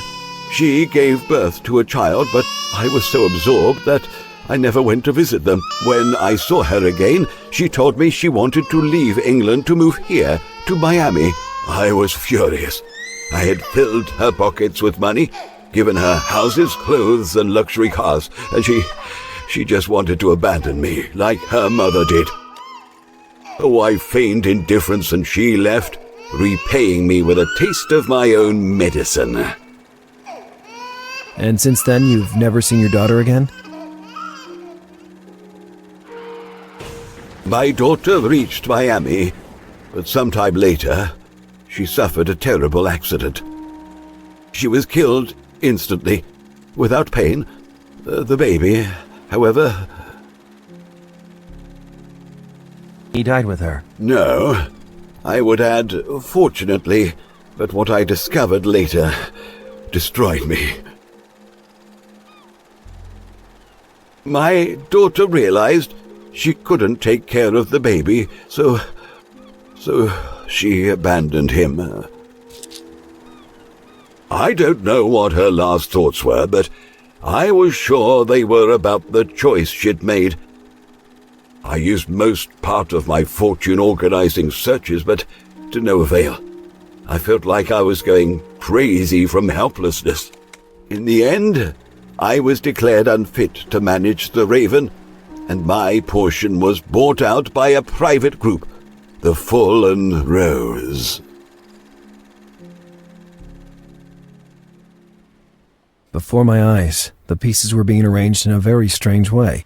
How could it be that the Fallen Rose itself, the company run by Radwed, was connected to that old man met only through chance? At that moment, I began to suspect that my meeting with Roger Ravendish was anything but random after all. You're telling me you stayed in Miami to look for your nephew for how many years, precisely? 12 years, give or take a few days, and I shall stay here as many more need be to reunite with him. Listen, Duke Ravendish, I don't want to create false hope, but what are the chances that a 12-year-old kid who calls himself M would find himself in possession of your family medallion? Boy, if this isn't jest, I must warn you that... I believe it would be better if you came with me.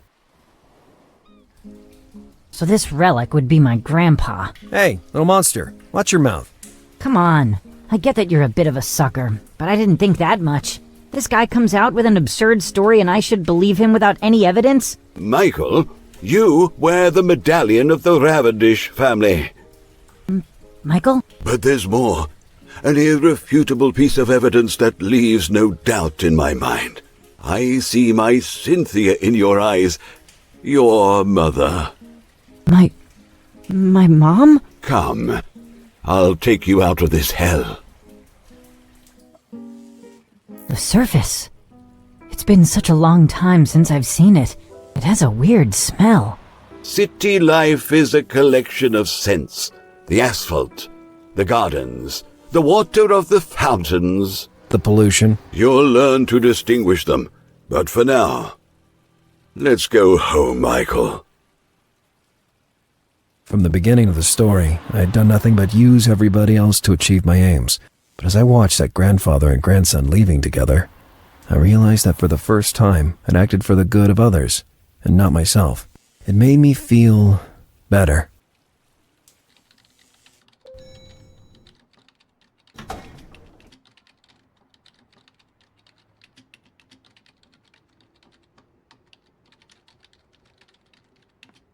Hello.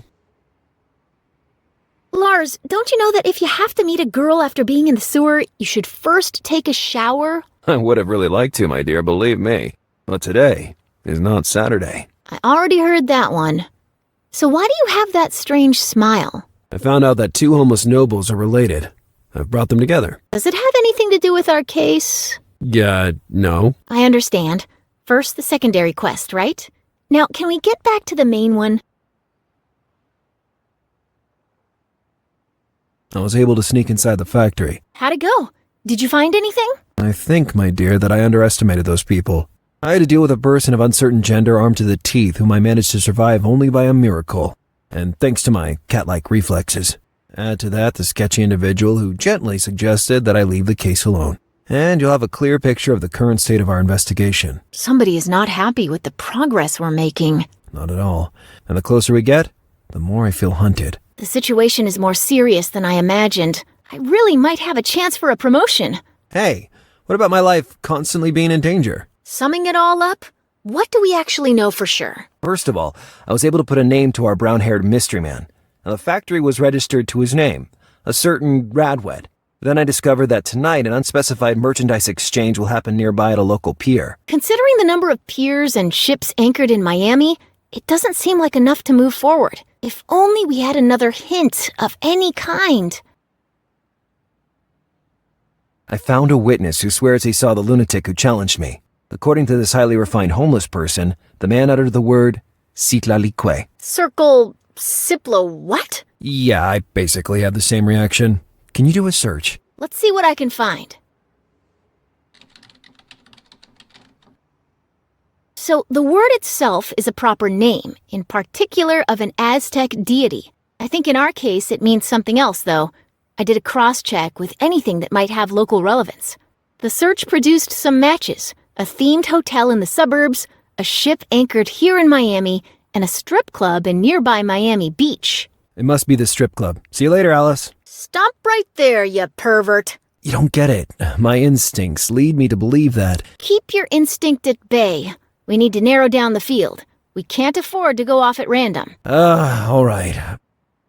But I'm sure it's the strip club. Okay.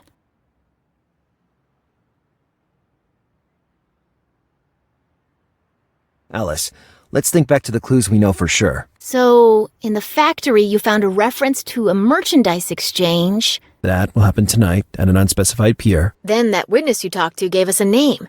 Citlalique. Which, among other things, seems to be a ship anchored in Miami right now. And here we are. I want to do another check. Give me a minute. Don't get too carried away. The two details could be unconnected. I don't think so. The Citlalique is a ship used for goods transport and is actually anchored at Pier 5 in the Biscayne Bay. And listen to this. It seems to be registered to none other than Eric Mulzberg. I knew the man was involved with his daughter's kidnapping. Maybe by merchandise exchange, they actually mean the girl. I just have to wait now. If all goes well, I could close the case by tonight. Listen, Lars, if you're going to sneak onto the ship alone, it'd be better to take precautions this time. Burton wanted me to compile an inventory of new gadgets which just arrived in the department, and there's one thing you absolutely have to see. A metal bracelet. Pretty ugly, too. Well? It contains a powerful tracker that will allow me to follow your every movement. So, if I were to disappear, you could at least find my corpse. And this other electronic thingy? You must pay very careful attention to that. It shoots lethal lasers. Really? No, silly. It's simply a Bluetooth headset. This will make it easier to communicate. How do you plan to sneak aboard the ship? I just have to arrange a ride by sea, and I know just the right smelly person for the job. If I hurry, maybe I'll be able to reach him before he leaves the city. Lars, don't get killed.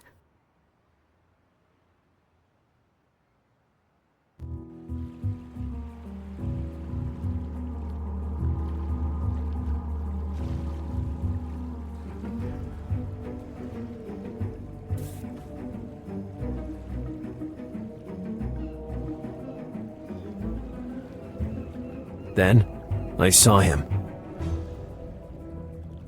Radwood was there, a few feet away from that crate.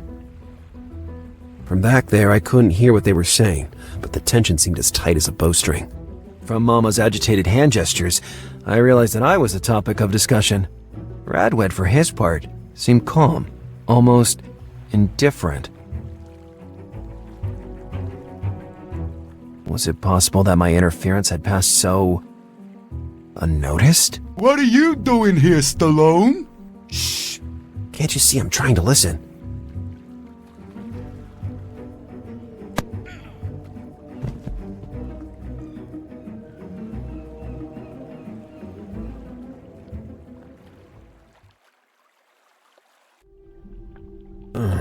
They had thrown me inside a cold, dark cargo hold.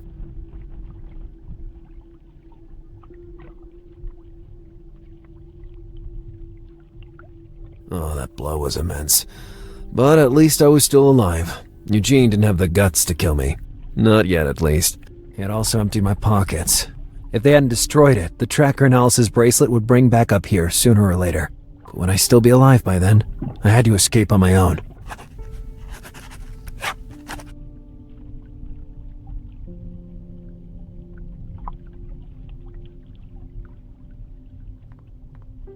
The winch was being powered with that cable. The winch seemed to be working. I could operate it with those commands.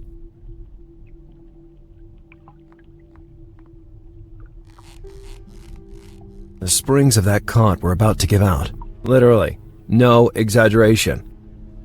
In a corner, a dusty and worn-out cot had been placed.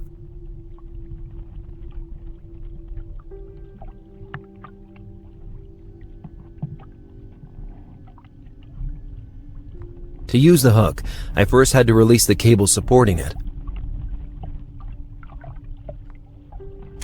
Normally, portholes don't have a locking mechanism, yet that one wasn't opening.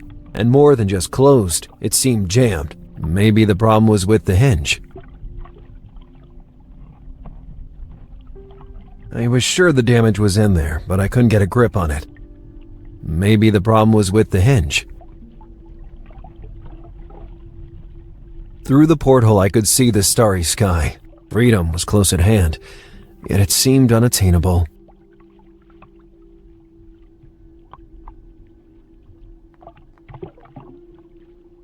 The hook was already in position.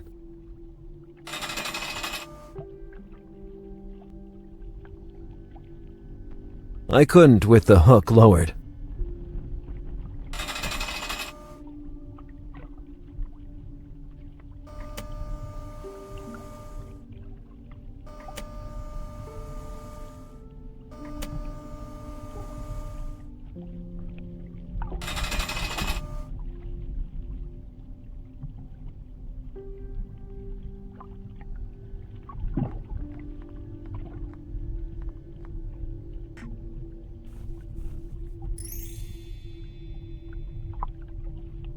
It was a lampshade. They were very well sealed, and I didn't have time to try opening them. Not to mention that inside I'd have probably just found rotten fish and rum bottles. Attached to one of those crates was an inviting piece of adhesive tape, though. A bunch of crates was occupying the back part of the cargo hold. I guess they were full of useless junk, so I didn't take much notice of them. Attached to one of those crates was an inviting piece of adhesive tape, though.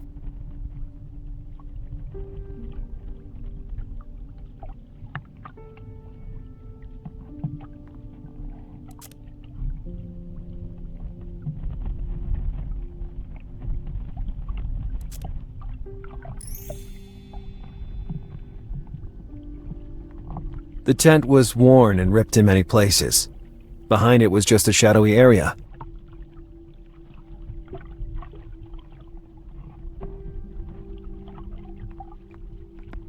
I found an old CD player. Old-fashioned, but still functioning. An original Pony, by the way. Trying to open it, I broke the little reception antenna and was completely jammed.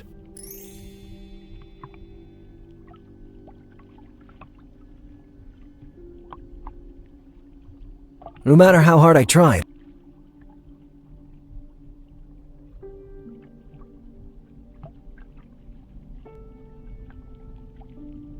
there wasn't anything else useful.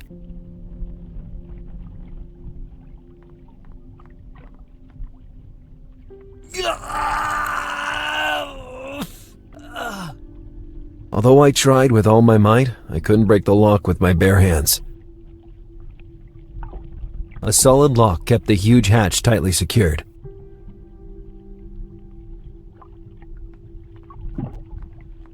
That hatch could become my escape route, but it was secured to the floor with a lock.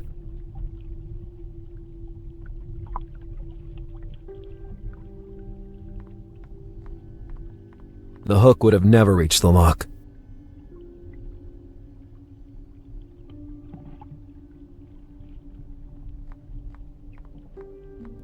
The hatch was within reach, but I couldn't see anywhere to attach the hook.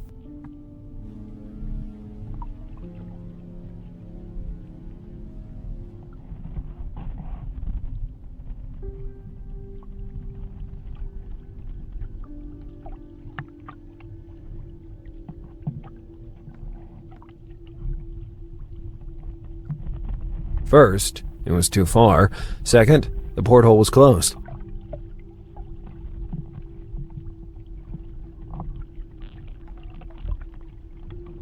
The winch was already lowered.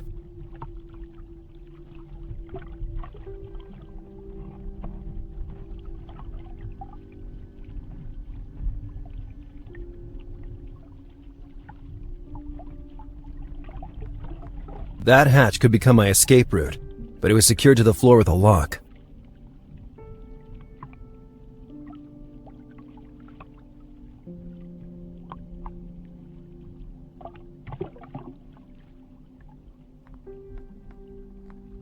I thought it was better to look for another solution.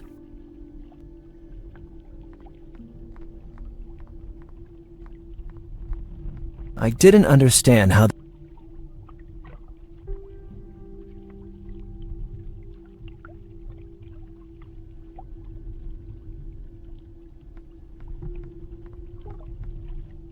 Was it really worth it?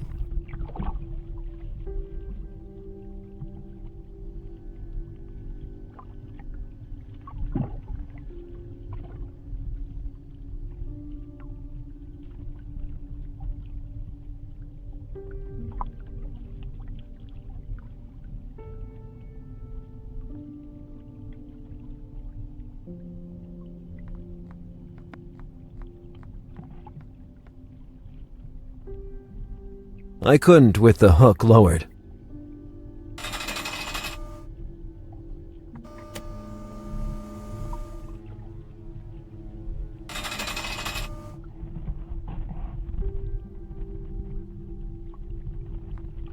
There was no way to attach the hook.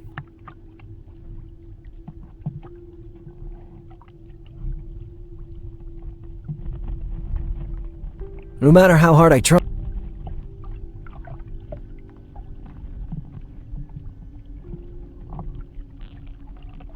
Maybe the problem was with the hinge. I was sure the damage was in there, but I couldn't get a grip on it.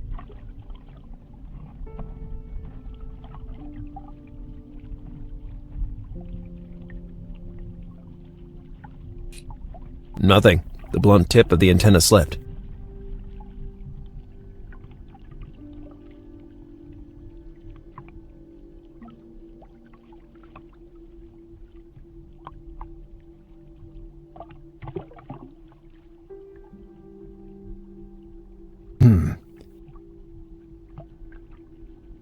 Sometimes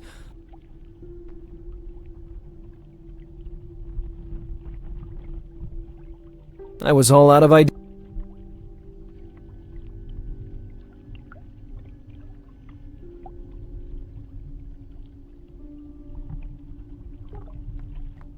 It was too far. The hook would have never reached the lock.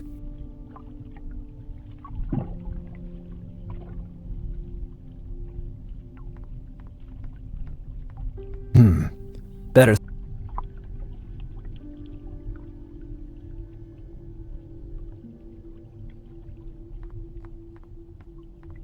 Maybe.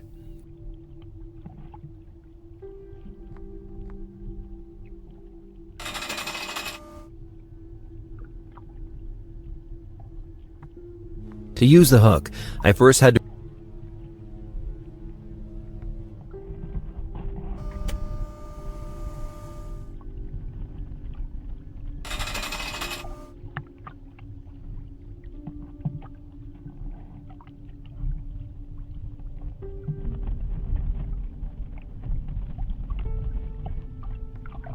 In that moment, it did.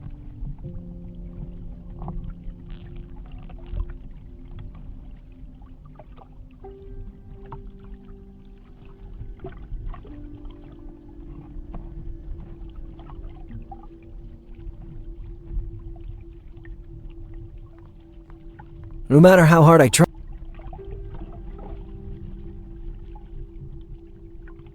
In that moment, I thought it was better to look.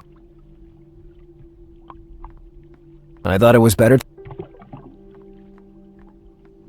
I thought it was better.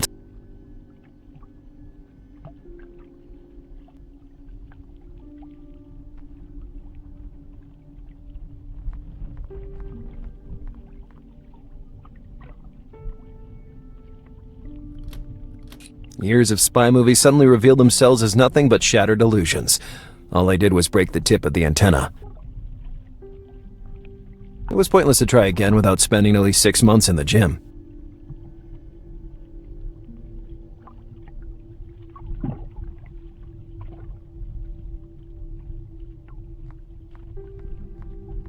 That hatch could become my escape route, but it was secured to the floor with a lock.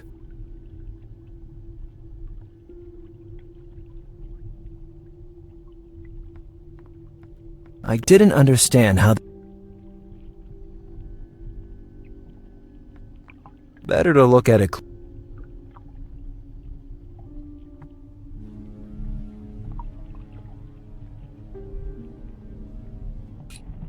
And that's why the port wasn't opening. The spring that regulated its hinge movement was rotten.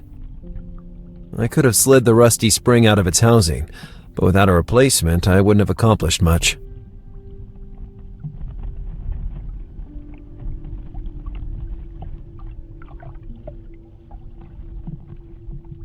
Maybe. Or...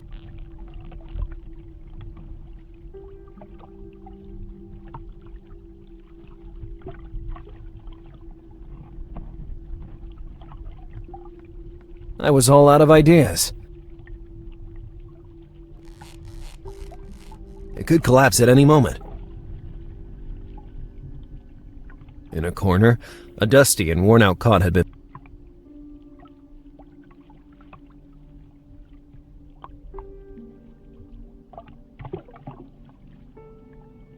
I didn't understand.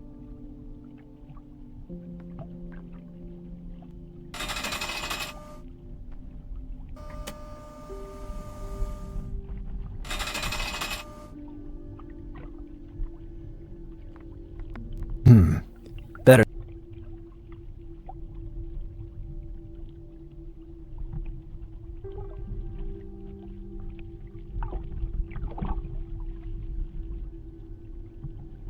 Was it really worth it?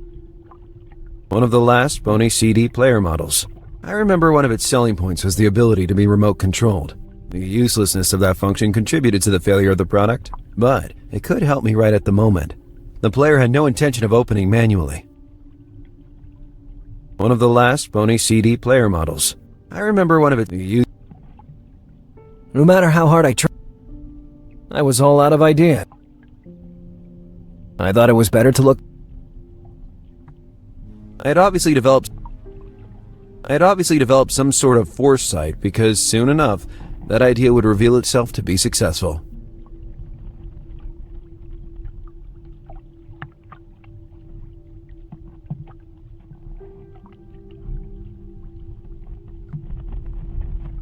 In that moment,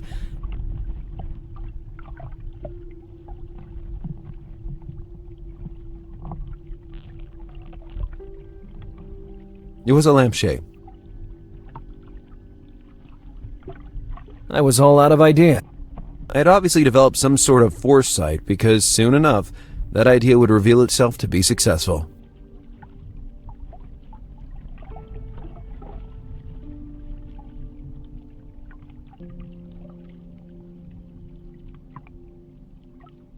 The winch was being powered with that cable.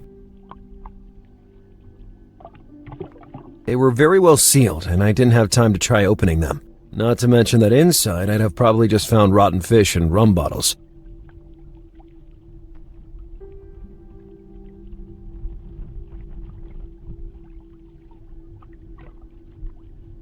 I was all out of ideas. I thought it was better to look for another. I could have tried all day, but I'd never be able to do that.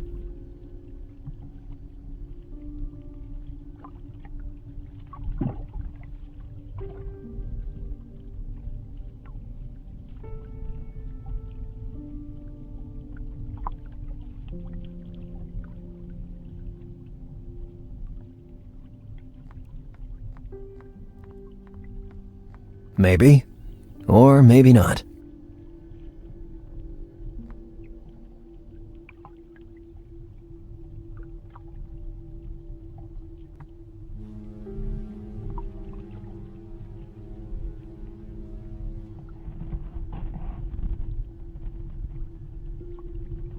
I was all out of ideas.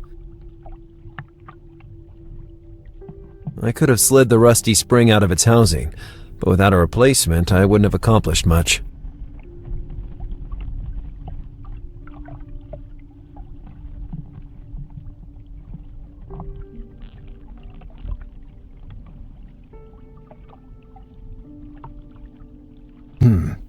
Better think about it.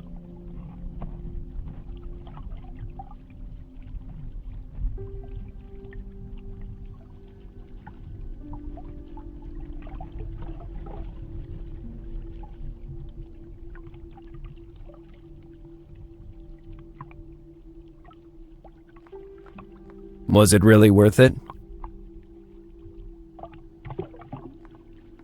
Was it really worth it?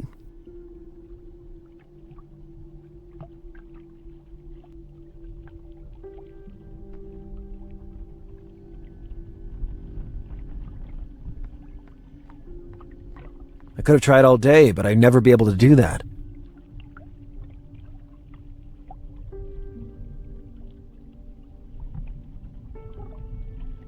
It was pointless to try again without spending at least 6 months in the gym.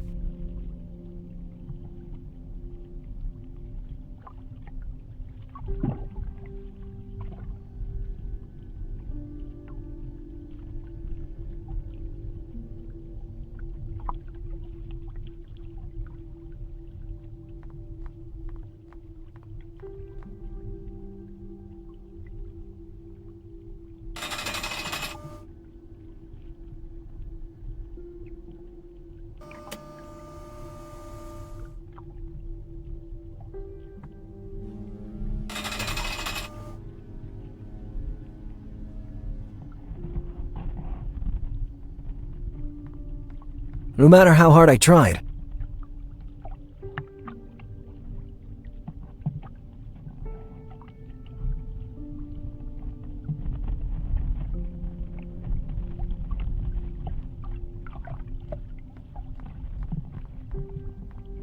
Sometimes, better think about it.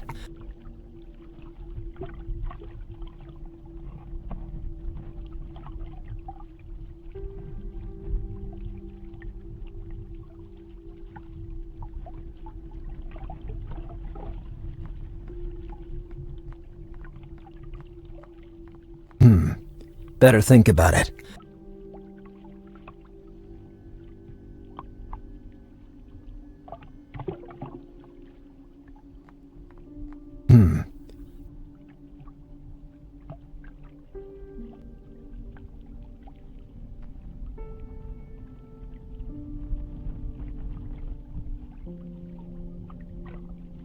It was a lampshade.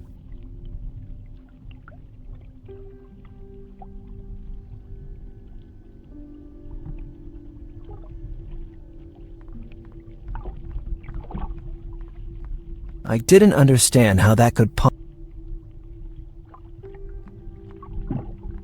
I didn't understand how... Maybe. I thought it was better to look for an... Maybe. Or maybe not.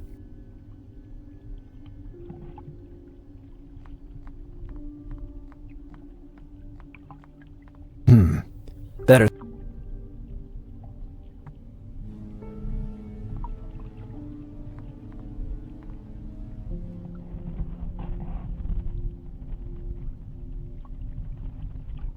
Maybe.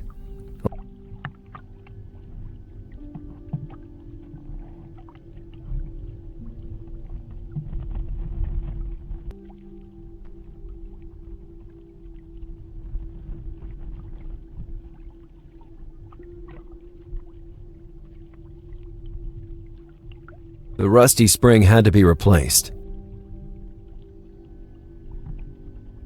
I could have slid the rusty spring out of its housing, but without a replacement, I wouldn't have accomplished much.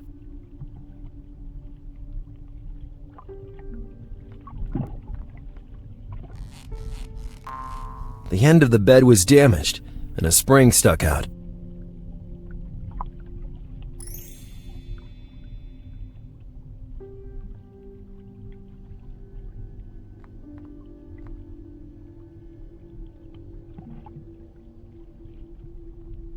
The new spring perfectly fit the housing. You ugly rat! You again.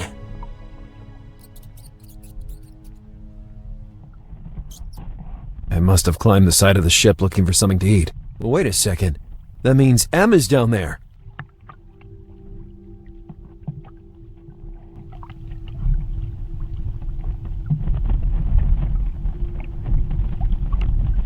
If I wanted Em to notice me, that bulb would have to be used where it was.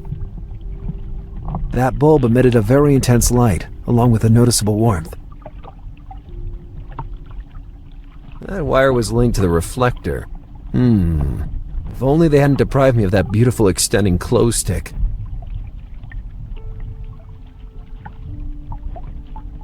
If I could point that reflector downward, I'd be able to draw Em's attention.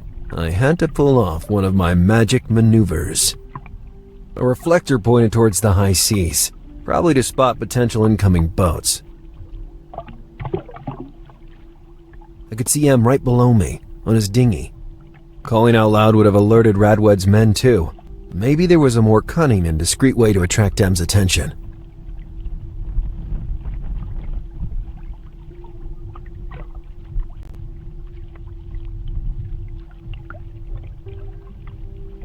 Maybe.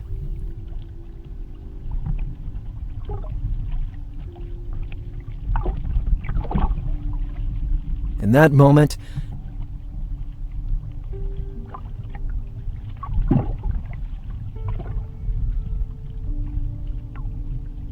maybe. Maybe.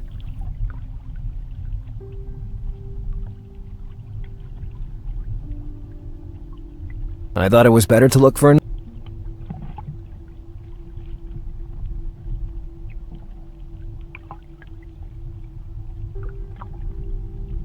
I thought it was better to look... Sometimes, my obsession with...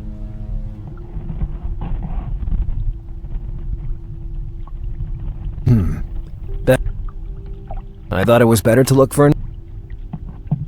Was it really worth it? I thought it was better to...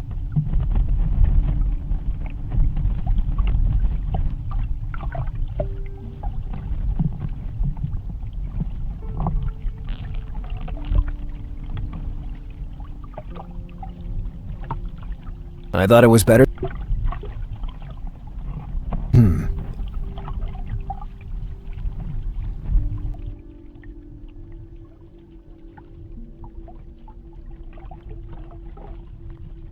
The winch was being powered with that cable.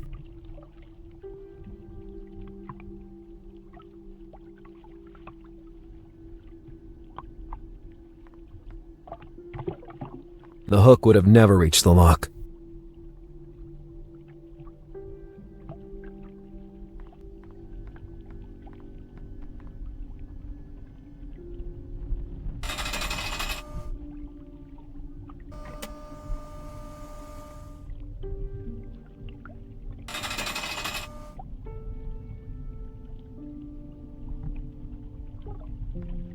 Maybe with the hook, I would be able to make something happen on the exterior of the ship.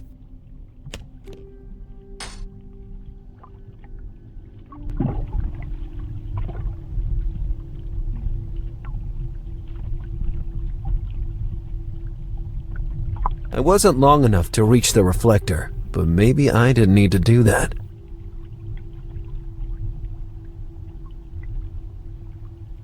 There was nothing left to do but pull the hook hard.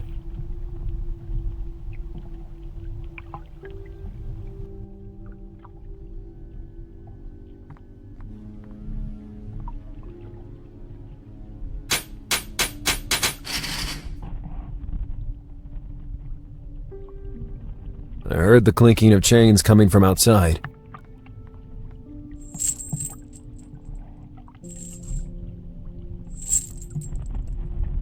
Em had climbed like a monkey up the side of the ship.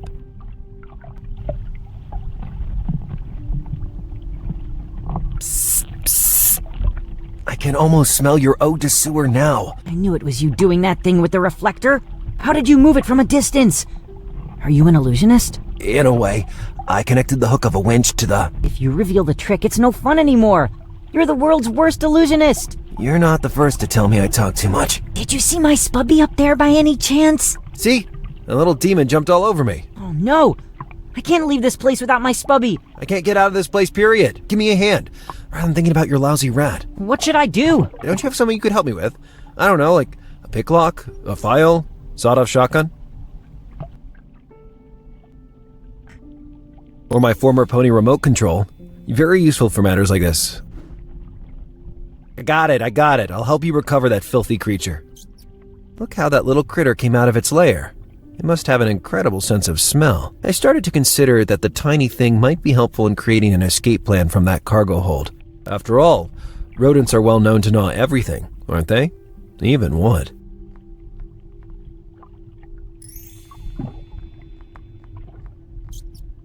Damn cheese eater! I really need to lure him into the open somehow. A classic domestic problem. How to capture a little pest that can crawl anywhere and run away at the speed of light. Simple answer, with a trap.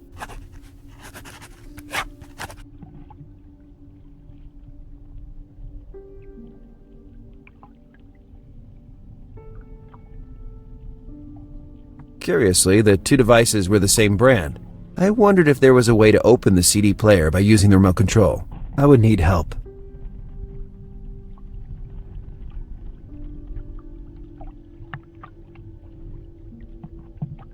Maybe.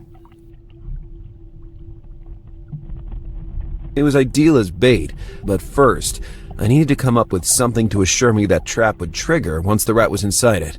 I needed a way to remote control it. Interesting idea, but not with the CD player closed.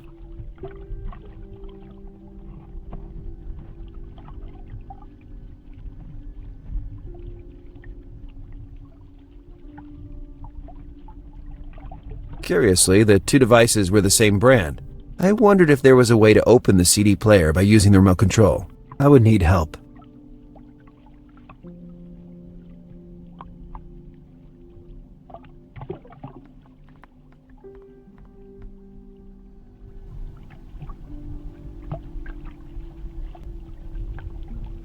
Maybe M could suggest a way to synchronize the two devices. Psst, psst.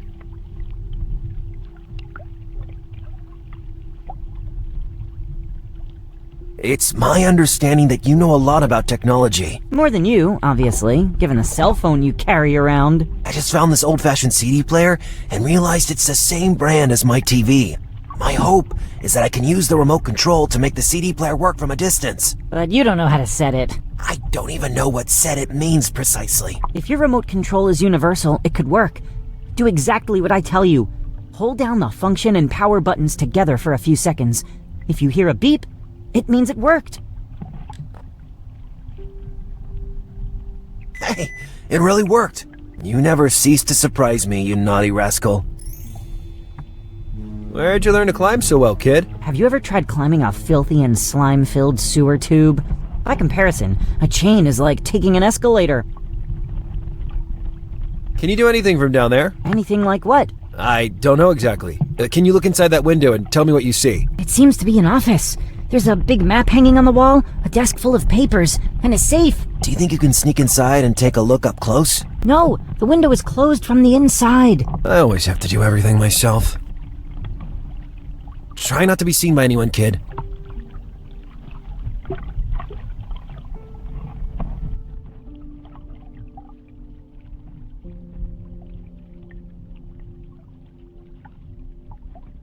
The CD player was open.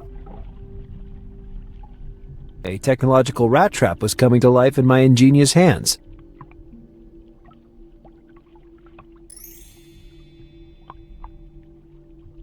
Just needed bait. I had the trap I needed.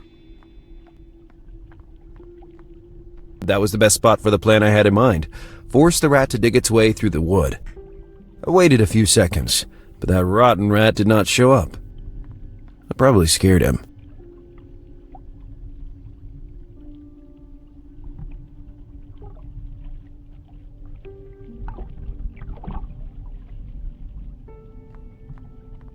That hatch could become my escape route, but it was secured to the floor with a lock.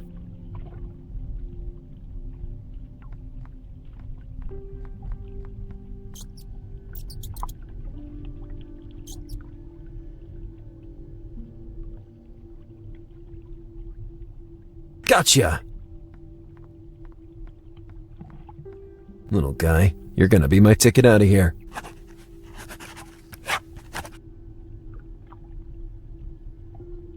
I felt a bit sorry for the rat, but not so much as to free him. The little rat was evidently scared, upset, and desperately looking for a way out, just like me. If I could just make it dig.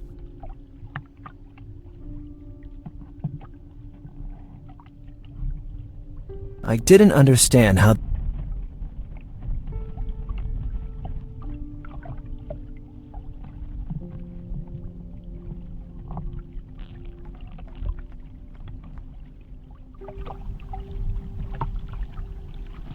Psst, psst.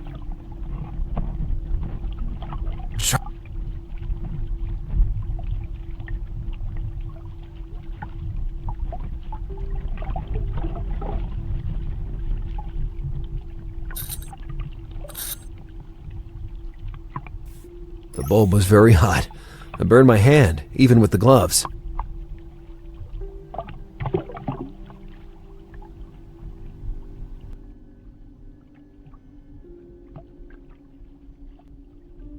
I thought it was better to look for...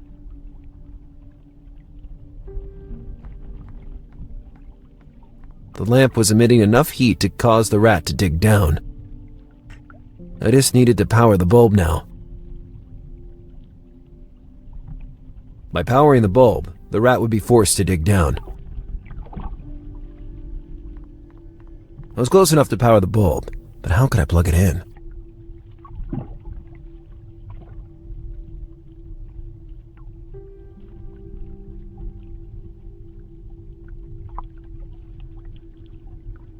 No matter how hard I tried, I didn't understand.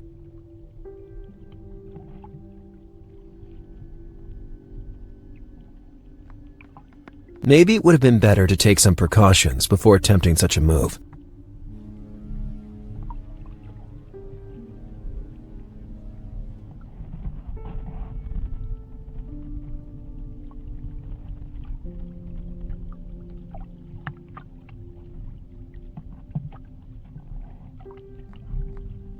No matter how hard I tried, I was all out of ideas.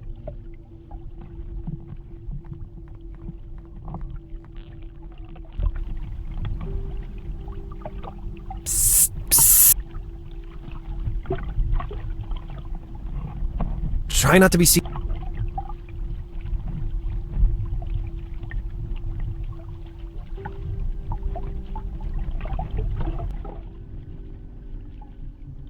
The universal remote control for my original pony.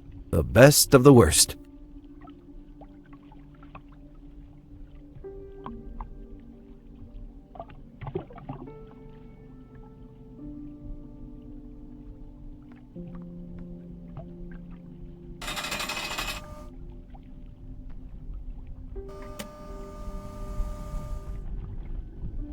The hook was already in position.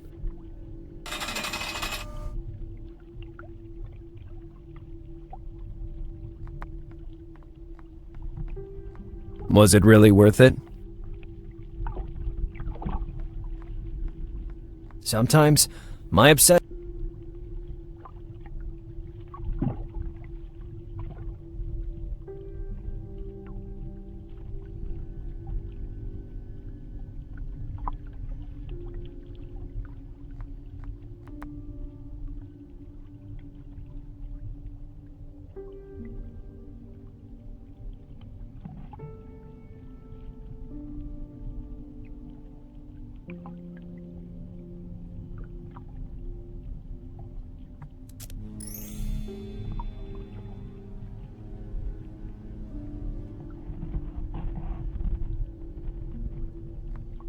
I was all out of ideas.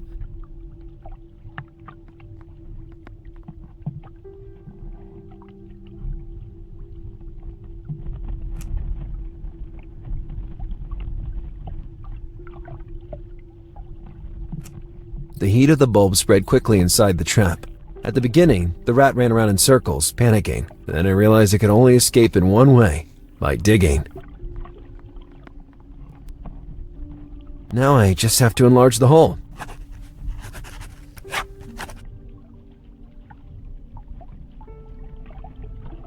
The rat had opened a hole in the hatch, but it was still too small to pass through it.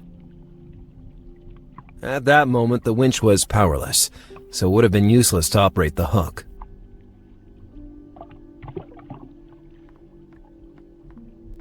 Better not to touch it more than necessary.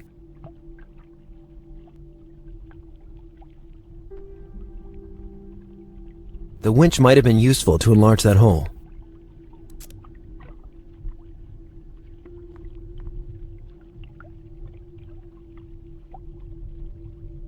Ready for some healthy destruction?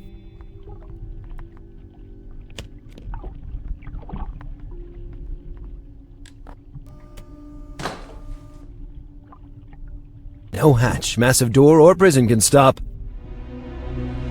Lazarus Bundy.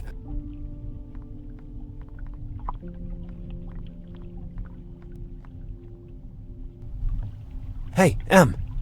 I don't know how you did it, but Spubby is here. Yeah, I can barely contain my joy. Now go back to your dinghy and keep the engines ready. We're about to depart from this hellish ship. Thank goodness. I don't like this place. Huh, you're scared, huh? Not at all. It's just that it's cold out here, and I want to go back home. And now, we're out of here.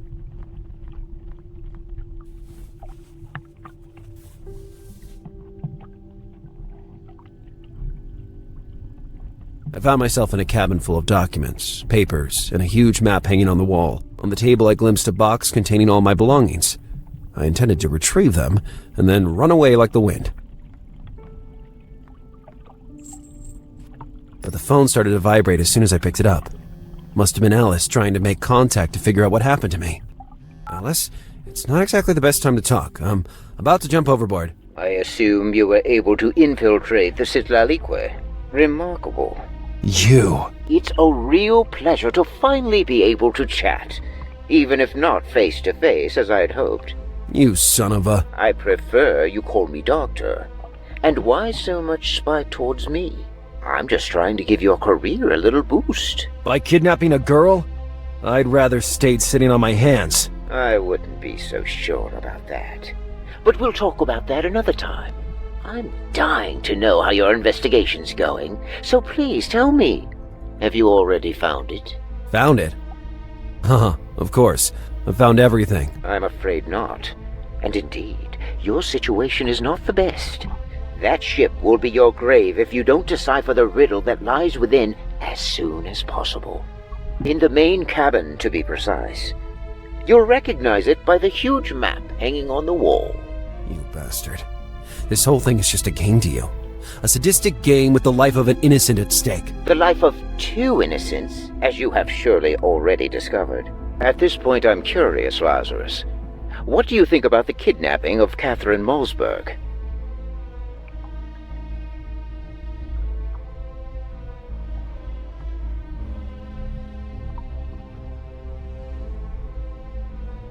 There was no kidnapping.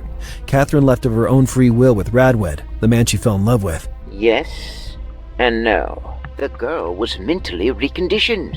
Her entire sentimental story with Radwed was created and well orchestrated. Even the baby's conception. But why?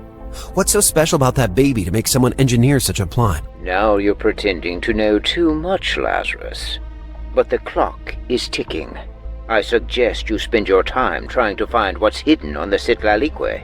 One last hint. You have the solution to everything in your pocket, even if you still don't get it. The hourglass is emptying, Lazarus. See you soon. I hated admitting it, but the doctor had managed to replace my healthy instinct for survival with an irrational need to turn that cabin upside down. Until that moment, I hadn't learned anything concrete, and the situation was starting to burn at me. I needed a victory, even the smallest one, to find the strength to proceed, but I couldn't achieve it by myself. Hello? Miss Sharp, I'm Inspector Burton. I was about to drink my 5th afternoon cognac when I decided to promote you as an intern for life. Congratulations. Lars? Lars, is that you? Hey, how'd you recognize me? Has anybody informed you that phones now show the number of an incoming call? Mine doesn't. Your phone dates back to 95, Lars. Wait a minute. You're not on the Sitla Liqui, are you? I'm calling you directly from the oceanic flows. Are you in danger? Do you need me to send backup? Well, I've been locked inside a cold, dark cargo hold for a while, and it's only thanks to the supersonic speed of my brain that I managed to get out. Or combining random objects or breaking things like you usually do. After that, I received an interesting phone call from the doctor. The doctor? You mean the man you've been hunting for days? Precisely. It seems he wants to be called that. We've established that he likes theatrics then. Are you hurt? Only my feelings. This guy doesn't want to kill me, Alice. He's having too much fun with me. He creeps me out. Anyway, you better leave that ship, and soon. There's a situation I need to tie up first, but I need your assistance. Then it's time to use the Bluetooth device I gave you. Involve me in all your steps. Roger, do you receive me? Loud and clear. I can't take my mind off the last words of the doctor. You have the solution in your pocket. What if it was another one of his subtle clues? Let's get to work.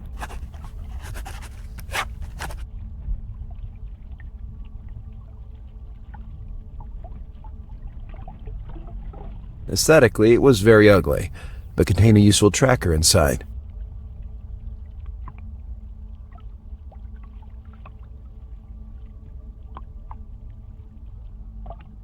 Was it really worth it? Hanging on the wall is a large map. Describe it to me meticulously.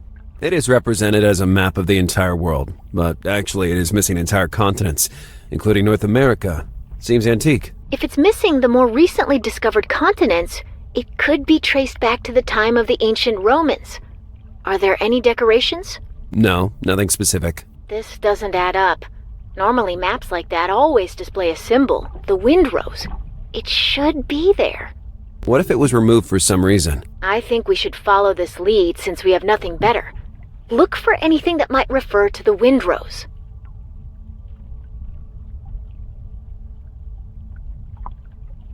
In that moment, it didn't seem to be a...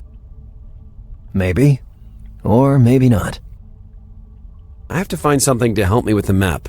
But what? Earth calling Lars! We agreed that you'd search for something that refers to the windrose. Do you remember? Yeah. My memory has been playing tricks on me ever since Mr. Ramos almost broke my head. Wait a second, Alice. When the doctor suggested I have the solution in my pocket, maybe it wasn't just an expression. The chest note I found along with Kathrin and Radwed's photo. It must mean something, and maybe it's even linked to the riddle hidden in this room. It seems plausible. Describe the note to me. There are some chess diagrams, a few colored in red and others in green. The combination of color and chess could be a movement suggestion. You know how it works, right? Chess? It always seemed to me a pastime for manic obsessives. You don't know how wrong you are. Ask if you need instructions. On one side of the note, there's also a windrose. That could be a reference to the map in the cabin, couldn't it? At this point, I'd be surprised if it were otherwise. Okay, let's get to work.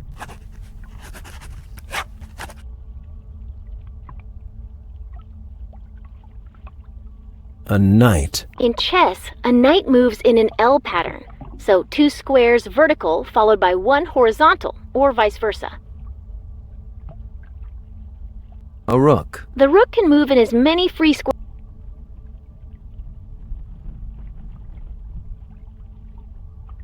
I have to find something to help me with the map.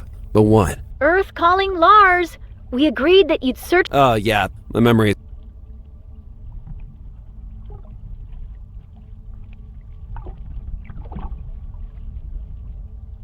No matter how hard I tried.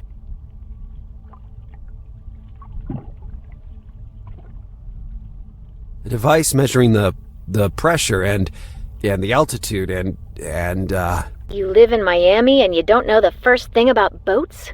if you can believe it, I don't even know how to swim.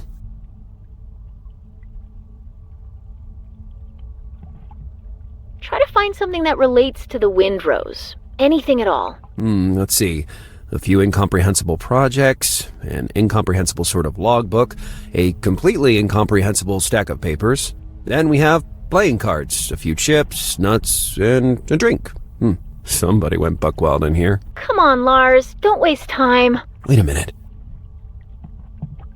Here it is.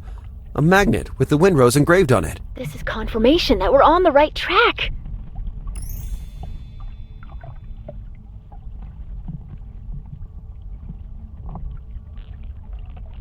There's a safe in the room.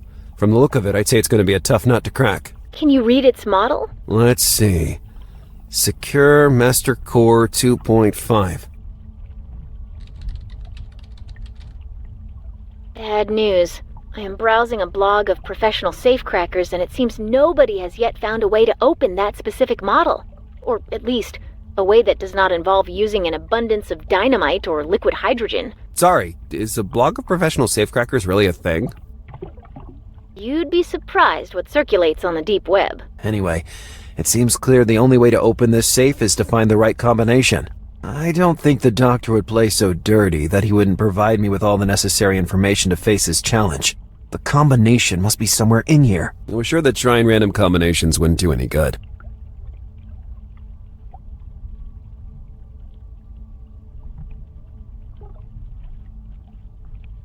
It was a magnet with the symbol of a wind rose marked on it.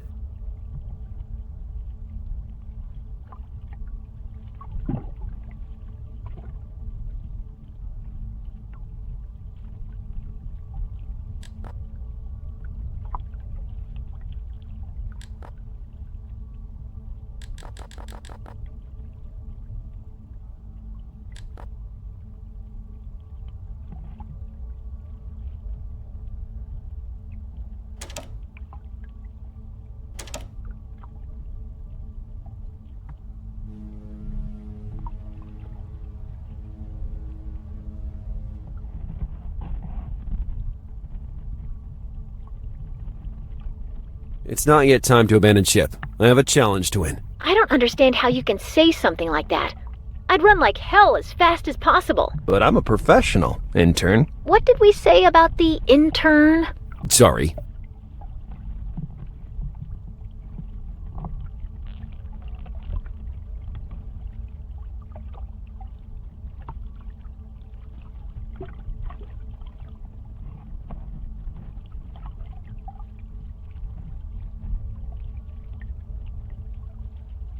Only a cannon would have worked in that case, and I didn't have one in my pocket at the moment.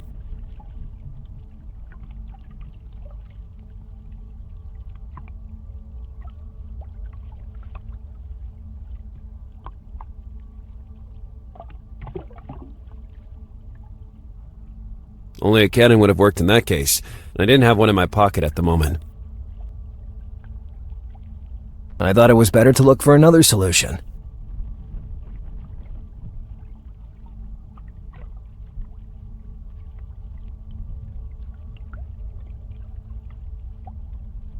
God, there's such a mess on this table.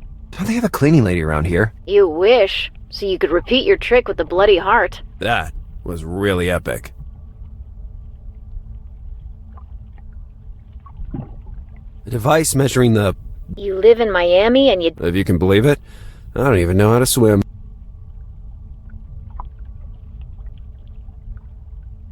I was all out of ideas. Okay, I have the windrose. Now what do I do? Let me check. Maybe on the deep web there's also a nice blog for code breakers of old Roman maps where a windrose is missing. Okay, I found a website that seems reliable. If the map is a reference to the ancient Romans, there's only one spot where that magnet should be placed. Rome, obviously. Wrong. Apparently the Romans were convinced that the origin of the winds wasn't in Rome, but an unspecified point in the Ionian Sea. Copy that. It's make or break time.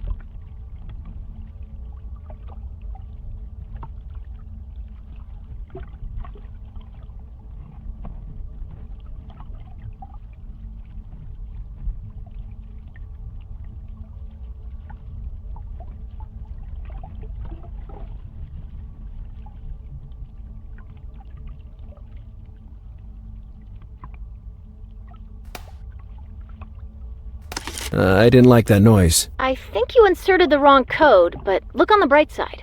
Now we are sure that the map hides some sort of mechanism. I counted 7 moves before the warning triggered. That narrows things down, but we're still talking about thousands of potential matches. What I need is a reference. In the meantime, return the rows to the starting position. I bet the mechanism will reset.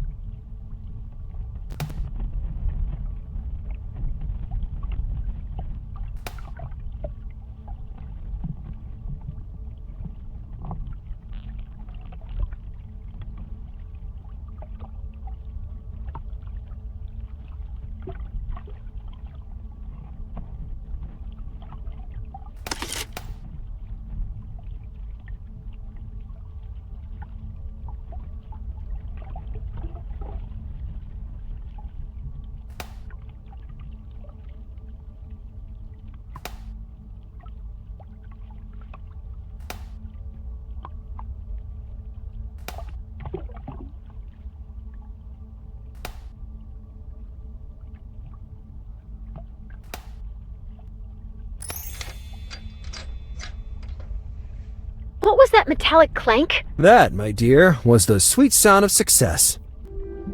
The safe is open. That means its mechanism was just a smokescreen.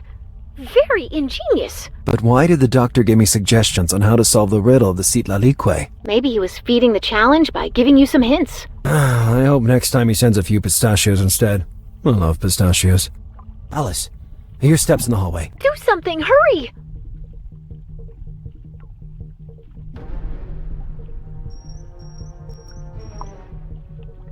It's not what it looks like. Lars? Lars!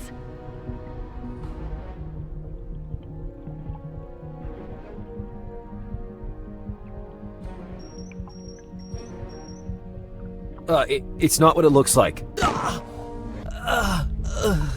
Lars? Lars!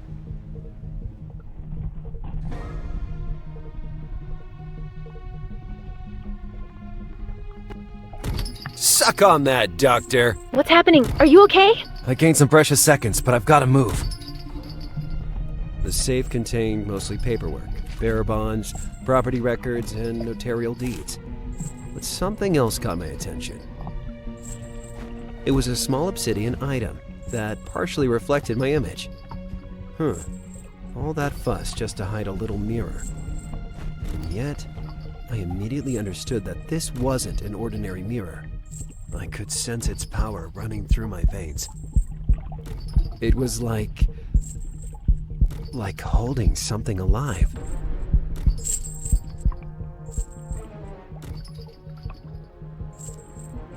Lars! Lars! Pull yourself together, Lars!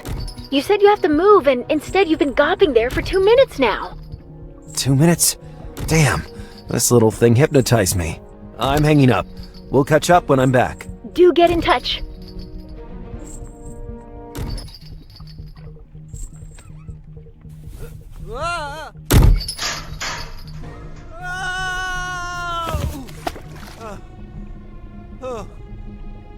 Go!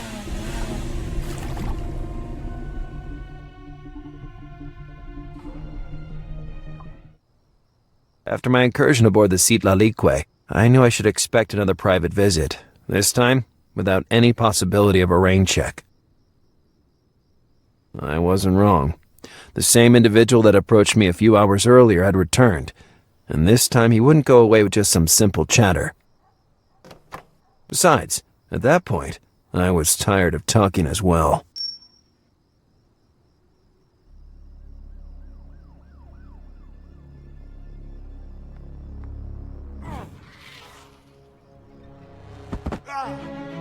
You have nowhere to go.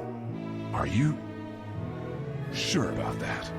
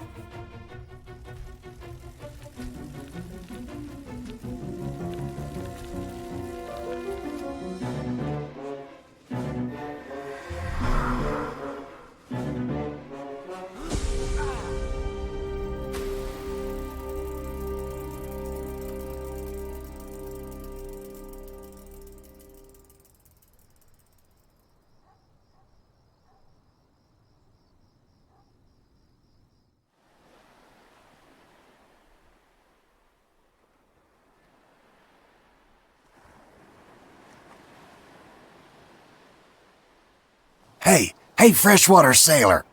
Open your eyes. Come on, I haven't got all day.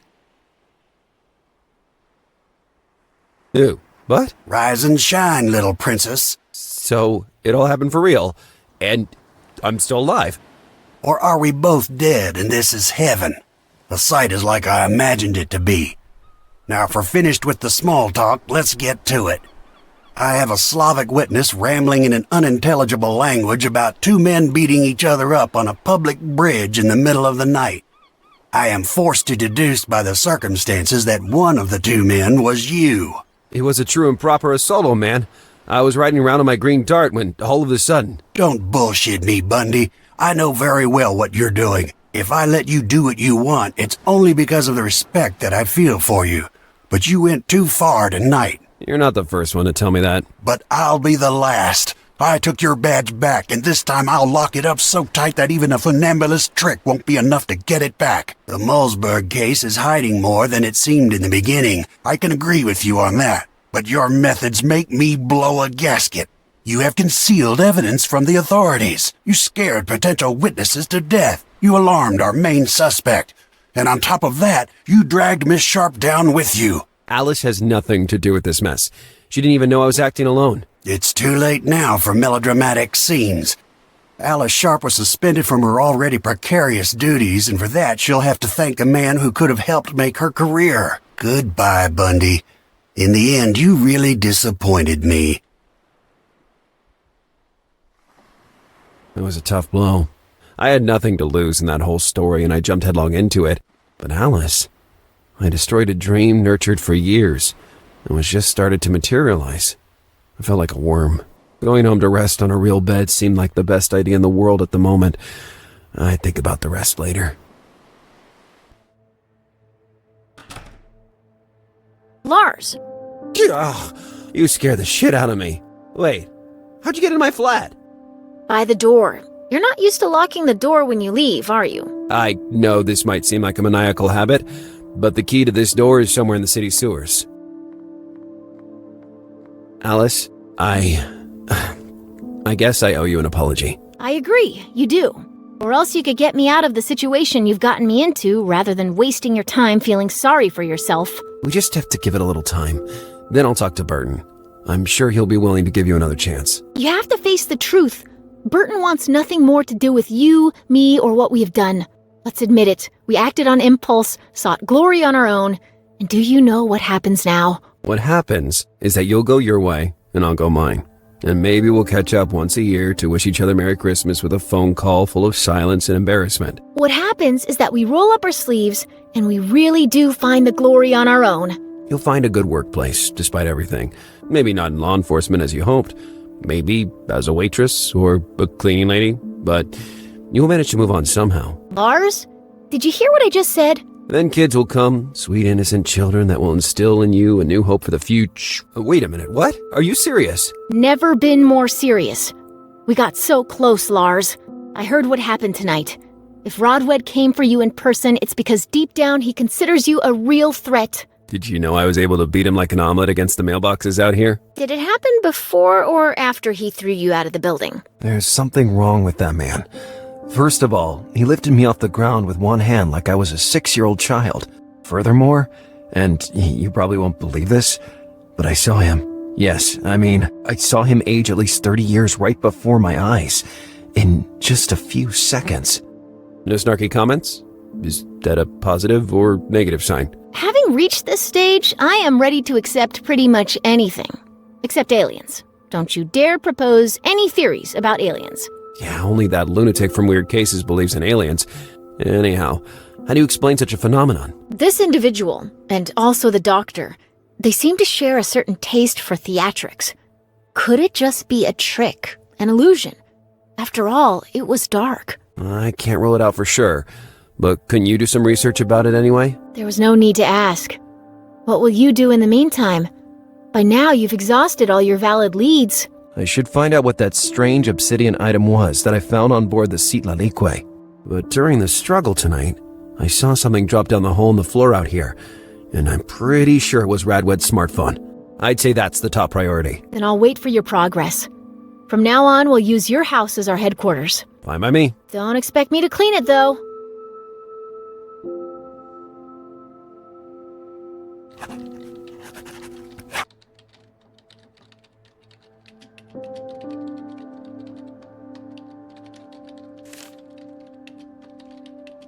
Some snoops had identified the winner of the national lottery and the new millionaire Jeremy Boran, or Click to friends, a common man, a game developer working for a company famous for its shooters. From what little I saw from the picture, he wasn't exactly a shooter kind of guy, but you know that looks can be deceiving.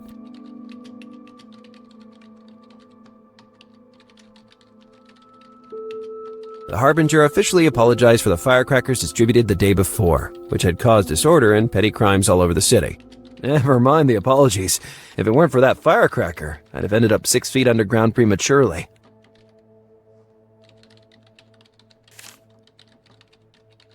Hey. How's it going? There's a matter we need to clarify before the story ends. Your lock. You still haven't given up on that. Absolutely. Listen to this. You said you studied behavioral science, and that you specialize in the facial analysis of people. Now, in my opinion, that's a tough task comparable to poker. In addition, the eyes are the mirror of the soul. So you created your secret weapon, a tuft of hair that partially covered your own eyes, so you could spy on others without being seen. A bit like wearing sunglasses to look at girls' bums without being called a pervert. The white dye, then, is just a way to divert attention away from the real purpose of the lock. I never thought I could use my lock in such a way. Your idea is brilliant. So, it's not that either. Oh, man, I'm starting to feel frustrated. Are you ready to throw in the towel? All right, I officially declare my surrender. I already mentioned that my father was a great detective before his retirement, but I never specified who he worked for. Mr. Richard Kelvin Sharp, my grandfather. The owner of Spy Corps I, the biggest private detective agency in the eastern United States. Bucatini Smanakari.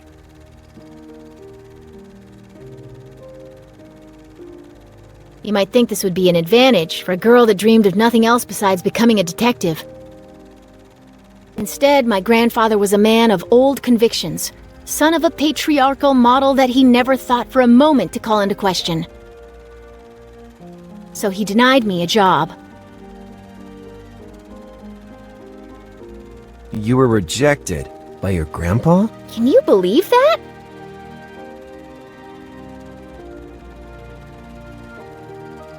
There was a huge fight. I cursed him and his agency to hell while he threatened to cut me out of the family inheritance in order to dissuade me. So I left, knowing that if I gave up, my grandfather would have won. But he failed. That's how you ended up here, doing an internship for old Seamus.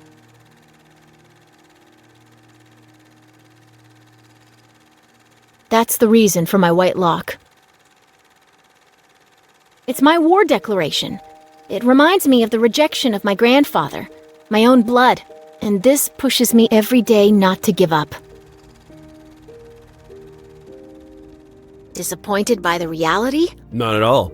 I thought you were going to catch me off guard with something simple like, because I love myself like this, or I copied my look from a superhero. Well, yes, I love myself like this too. I suppose I didn't manage to solve the mystery completely, but there is one thing I'm sure of. What is it? Your grandfather was wrong. Thanks, Lars.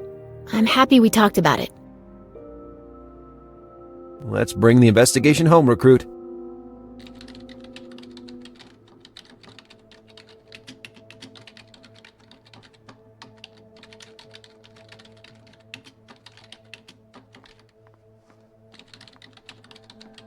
Nothing to hang at the moment. There was nothing.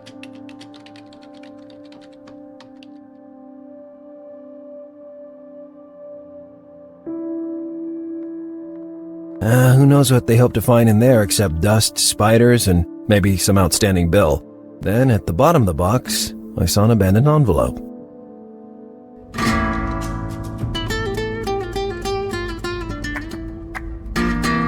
Ramos had left behind traditional poetry for a more attractive and aggressive style. One step forward. For the moment, I didn't consider him a threat. Law enforcement was chasing him all over the country, forcing him on the run. But I just knew that one day I would find myself face to face with Blowtorch again.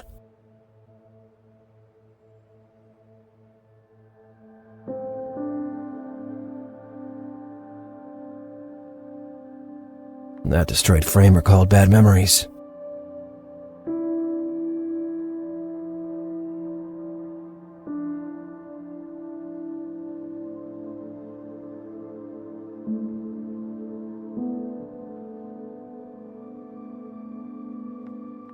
My investigations in Miami were temporarily suspended.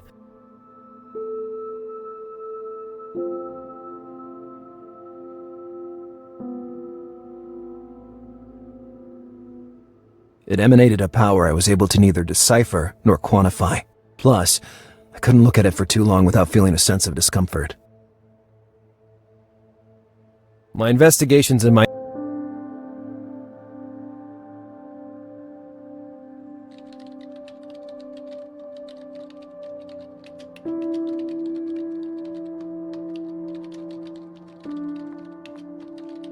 I thought it was better to look for another.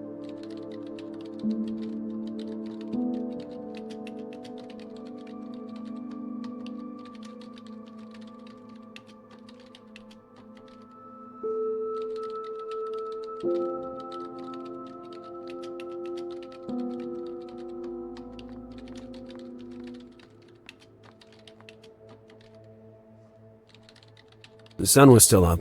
It would be hours before I laid down again. Now that Bobby wasn't there anymore, who else would protect me from my nightmares?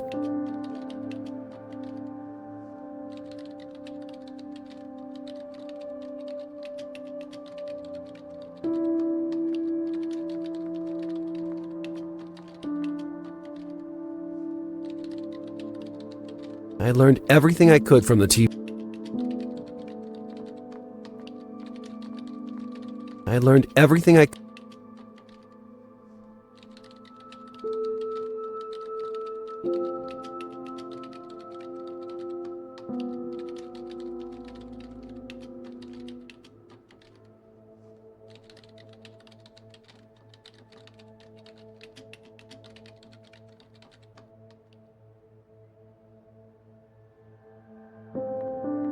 I would not be able to reach that little object even if I stretched to the maximum. I'd need some sort of tool or extension.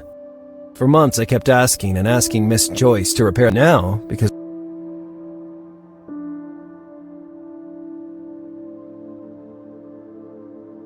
now it was within my reach. And there was the little object I had glimpsed the night before. Radwed's smartphone, finally in my hand.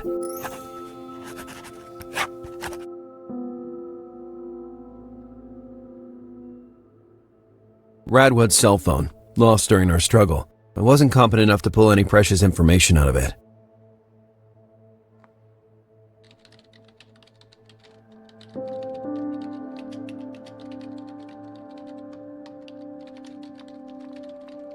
Hey. How's it going?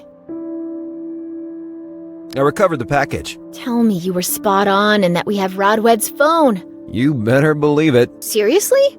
So taking all those blows was worth it? Taking all those blows? Since when did you start speaking like a bar brawler? Since I've been hanging out with you.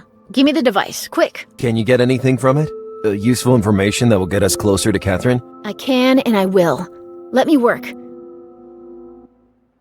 I just have to open the tracking software. Let's be clear, though. He took the most of the beating.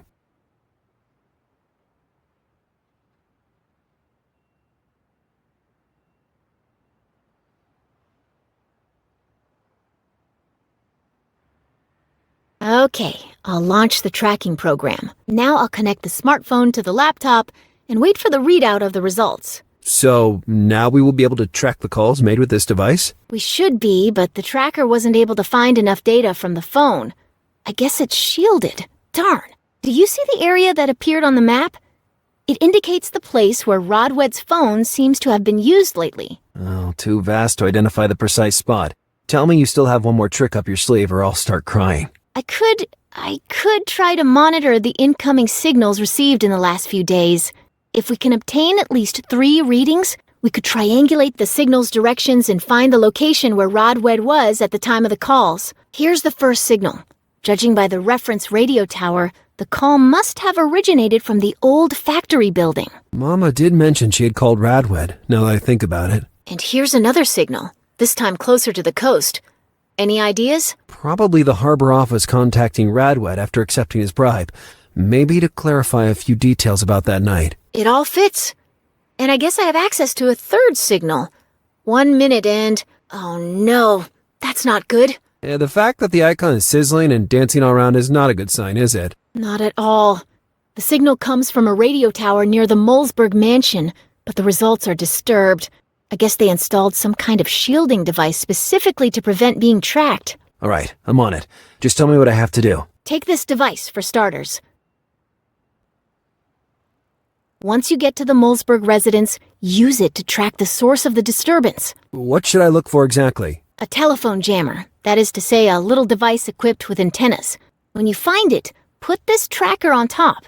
It is also programmed to deactivate the jamming device. Once it is taken out of the equation, come back to me, and I'm sure we'll get something. No sooner said than done. I'll be back here in no time.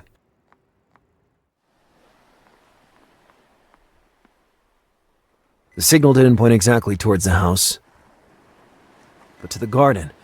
I had to figure out where they stuck this you know, the radio thingy. I was able to cross the garden without being noticed by anyone, following the signal up to the gardener's shed. I found the device behind one of those stacked crates. Following Alice's instructions, I put the device I had with me on top of it. Then Alice would be able to... Did I really need to do that, Mama dear? Sure you did, idiot. Didn't you see that bunch of fleas was going to bite my hindquarters? If you say so, Mama. Don't hold a grudge on me now. We followed that shorty this far, but where did he go? Come out of there, Stallone! Not in the garbage, you idiot! He must be in the shed. Now be quiet and let's wait for him to come out. Trapped again. Mom and Eugene didn't want to drop the ball. To get out of that shed, I would have to devise one of my genius ideas, and fast.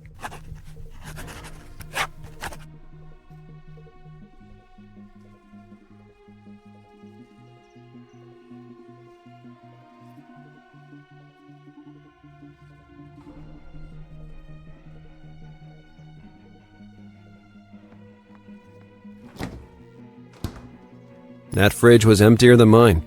I just found a honey pot that could be useful.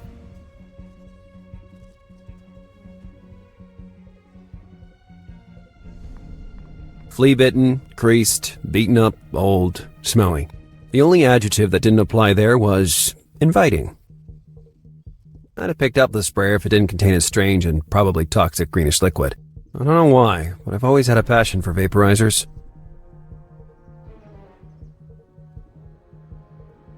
That rope might have been useful if it wasn't rotten from its first to last fiber. The shears were inviting, but I would have felt like a worm depriving the gardener of his best tool. Nah, who am I kidding? I didn't steal them only because they were all rusty.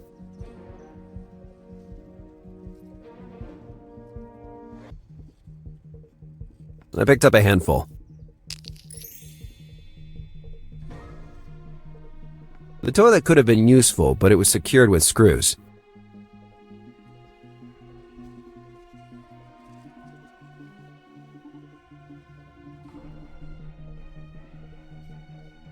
Investigator, cook, tightrope walker, and now also plumber. My portfolio was becoming impressive.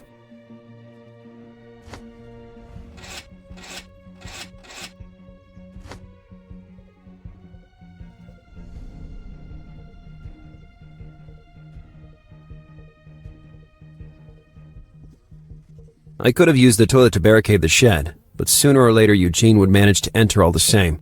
Then I saw the opening above the door, and my brain cells started to activate. I never thought I'd say something like this, but the toilet bowl was perfect for the job.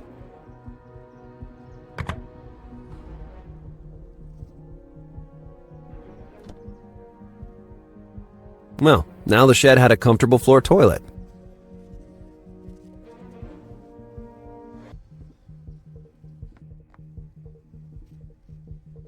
Another step in building my stairway to heaven.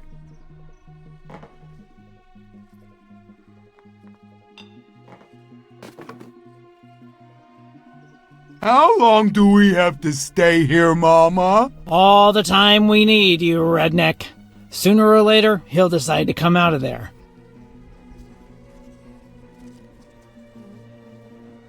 Can we go now? No!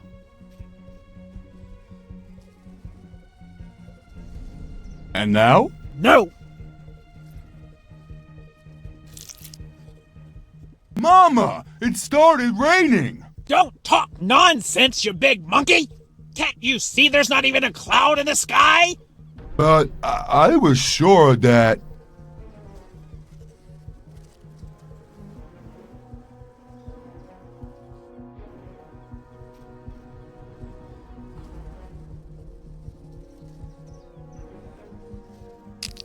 Can we go now? No!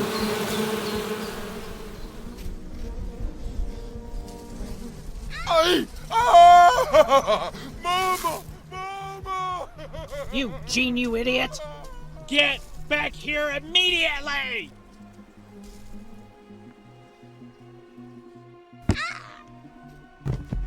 Two 0 for me, Mama. I knew that wouldn't be the last meeting with the two henchmen. But for the time being, I had dodged a bullet. Then I saw Bobby on the ground. Eugene had clearly let him fall as he ran. It was a great relief to have him back in my possession. It was high time to beat it.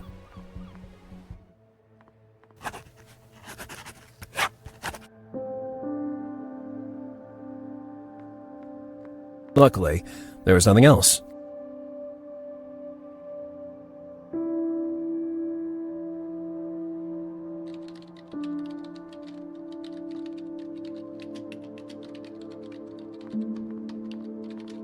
Hey. How's it going? The device is gone. I'd like to specify that I risked my life once again to make it possible. Perfect. We should have what we need to continue with our search. There. Now we have all 3 signals we'll use for tracking. And how do we proceed now? Do you see the light trails? They show the direction of the outgoing calls from the radio towers. I just have to select the radio tower to manipulate and use the 2 arrows on the lower left to rotate the signal. But how will you know when you've set them the right way? The signals will become more defined once they're arranged in their correct orientation.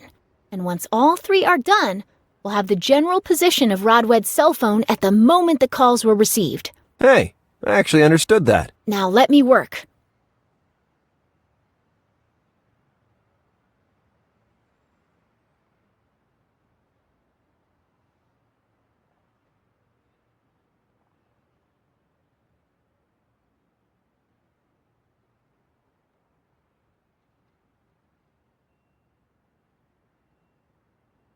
I'd be out of the area of interest.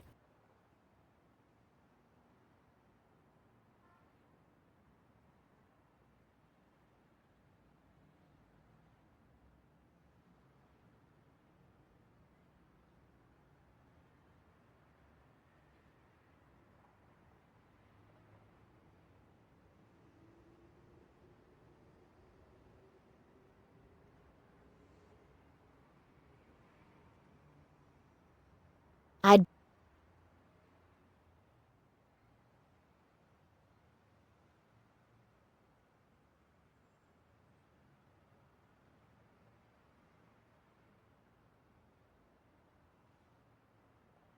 This button would turn the webcam on. If only I hadn't disabled it permanently.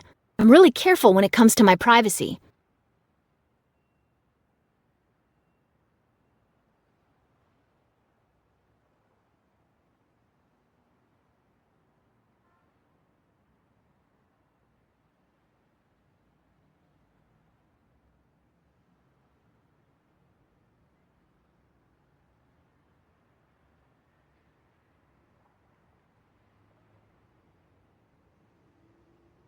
I'd be out of the area of interest.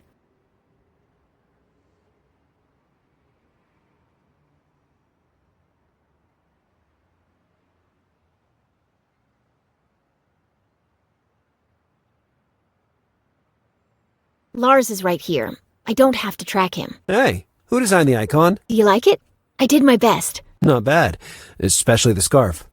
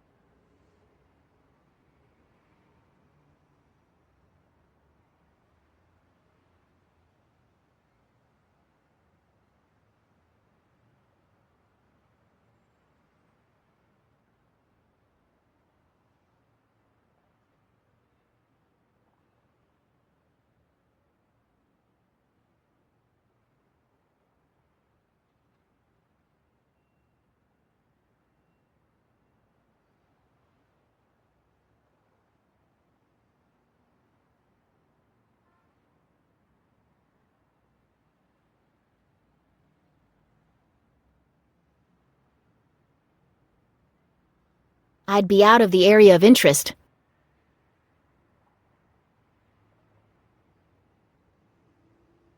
I'd be out of the area.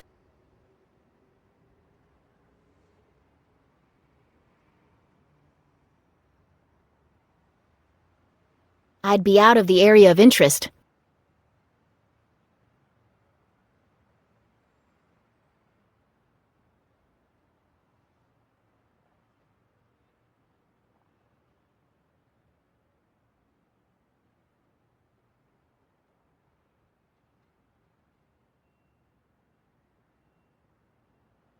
I'll only turn the PC off when I don't need it anymore.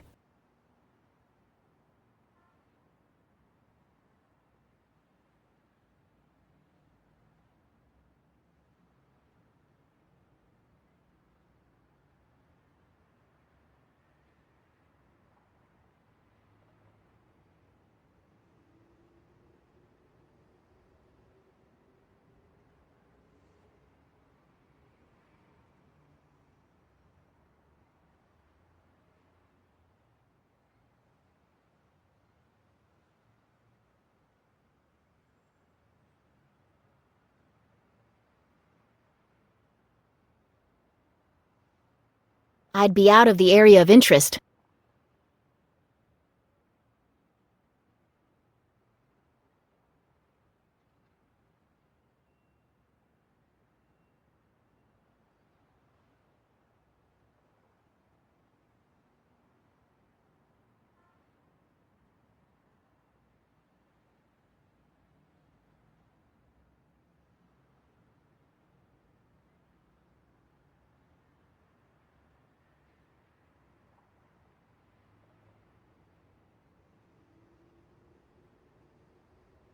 Lars, come here.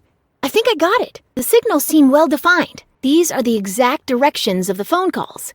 If we consider only the area where the 3 signals overlap and narrow it down to the circular area we're inspecting... We obtain a decidedly small zone. In the Everglades, that would make sense.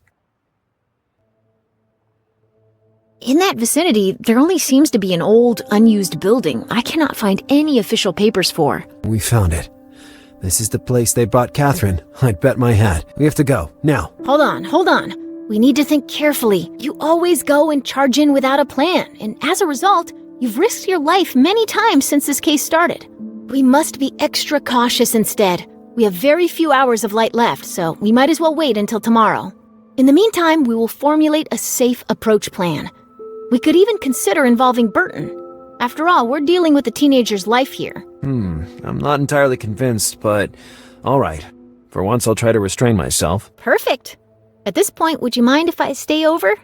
We could save a few precious hours. Be my guest. The bed is right over there. On the other hand, I can see that you and the sofa are meant for each other, so I don't want to come between you. You're really the last of the knights, Lazarus Bundy. What would happen to Kathrin Mulzberg if I didn't make my move in time? And besides, how much would I expose Alice by involving her in all this? Those were the questions that kept me awake. The answers to those same questions finally helped me to understand what I had to do. I was going to be alone for the last time.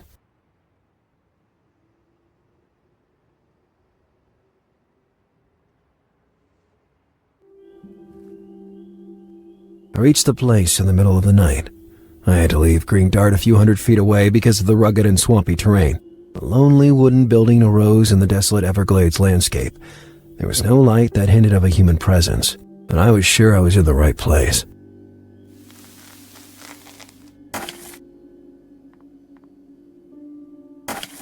I needed to arm myself before proceeding.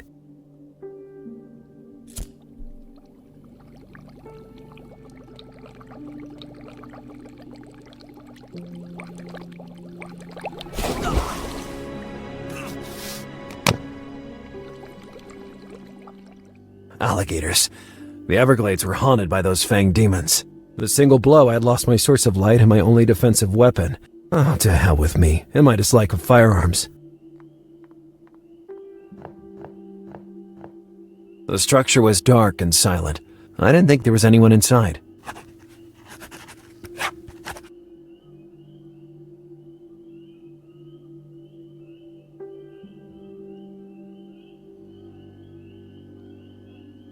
Obviously, the door was closed. I could see the key inserted in the keyhole.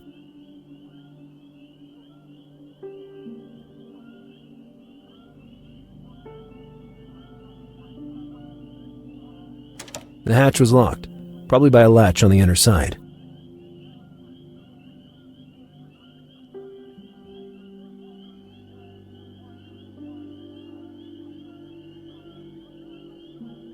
A little hatch like the ones used to let small pets come and go.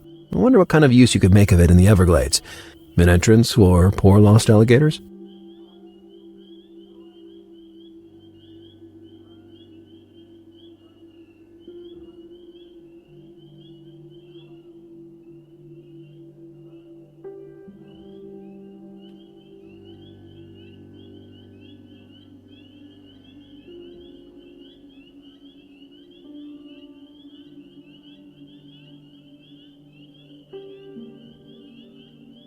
The trick of the key dropping on a newspaper and then slipping it under the door only worked in the movies, but I had another idea in mind. I'd broken my very useful antenna, but at least I was able to poke the key out of the lock and make it fall on the floor of the cabin. The hatch was locked, probably by a latch on the inner side.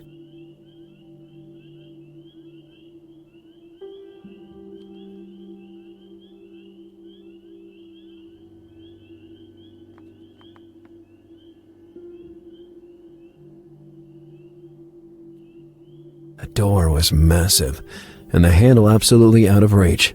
The lower hatch, though, seemed promising. I couldn't reach it. The lower hatch was locked by a latch that could be only released from the inside of the cabin.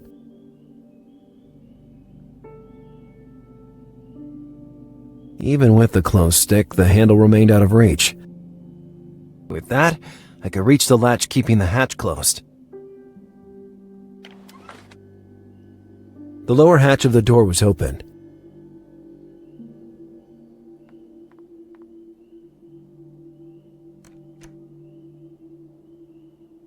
The trick had worked to perfection.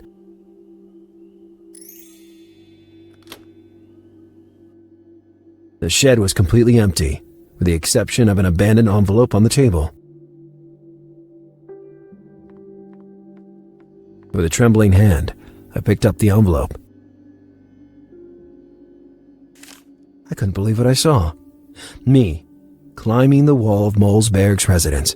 So somebody had been spying on me since the beginning of my investigation? The bowling night with Alice. I'd exposed that girl beyond all acceptable limits. The interrogation of Duke Ravendish. So they knew I was looking for the Seat Lalique. That's why Radwood was so calm. Just as I thought, the daring escape from the Seat Lalique aboard M's raft. Those fanatics have been following my moves step by step. Look what we have here. I prepared a little show for you, Detective. Now relax and let me work. The spectacle is under construction.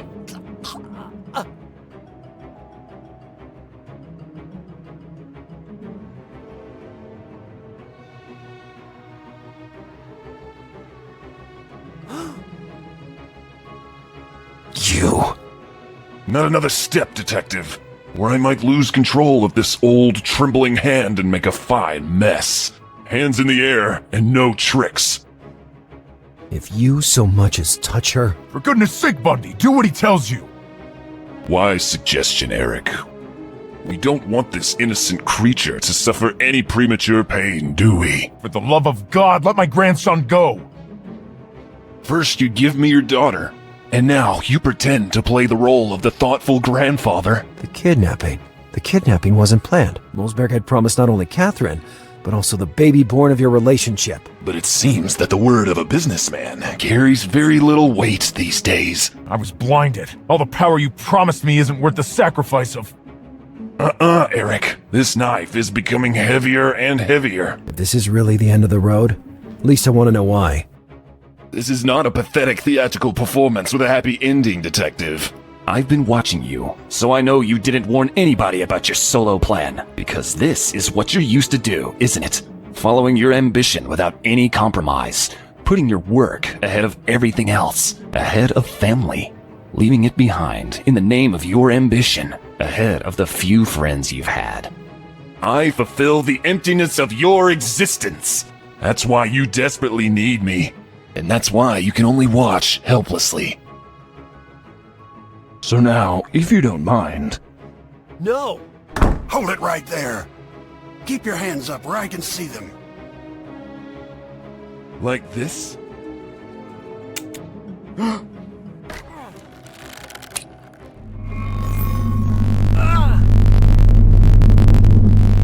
What the hell was that?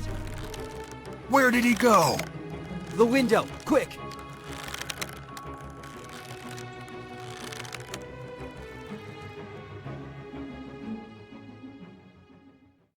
Kathrin Mulzberg was rushed to the hospital, while the Everglades were scoured from the ground up by Burton's men. Radwood and the baby had disappeared without a trace. Too many questions were left unanswered.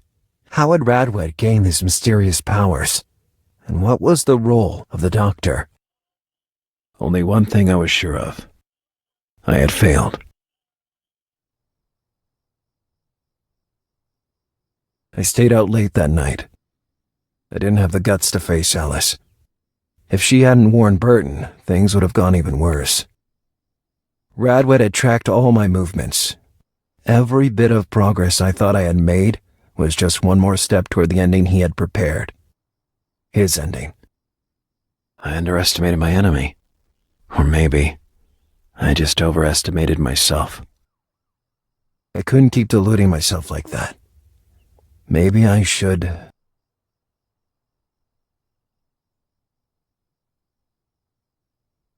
drop my last line of defense.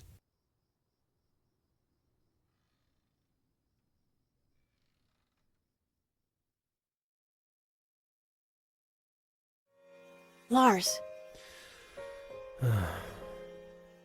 We can't let this thing stop us. We just need... I just need to go to bed and forget about everything. That's it? Is this how you built your fame? By leaving things half done? I have no energy left. I don't believe you. Not after what I've seen. Listen to me. You walked on unstable ledges. You twice broke into the den of murderers you were after. Alice. You risked it all to save that girl.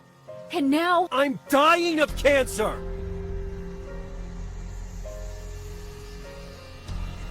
What? You run out of words? Didn't your kinetic superpower see that coming? I know what you're thinking. You're thinking it'd take tremendous effort to hide such a disease. And you're right. And yet it's far worse than you think. Having to pretend every minute in front of others. In front of your boss, your colleagues, your neighbors, the supermarket cashier. Having to look confident, brilliant, unshakable, invincible. Yeah, I lied. I created such a well-orchestrated charade that I ended up believing it myself. I lied because I didn't want to suffer the look on your face right now. Concern, sympathy, pity. I don't want anyone looking at me like that. Not once. I was the best at what I did. I was the detective who flushed out all the cruelest and smartest criminals on the East Coast. And I need to be that guy again, even if my body betrays me and stabbing pains pierce my mind. I was hoping this case would be the last blaze of glory for Lazarus Bundy, but maybe it's beyond my reach. I can't face all of this, Alice. Not in this condition. I can't stop them. The masquerade is over.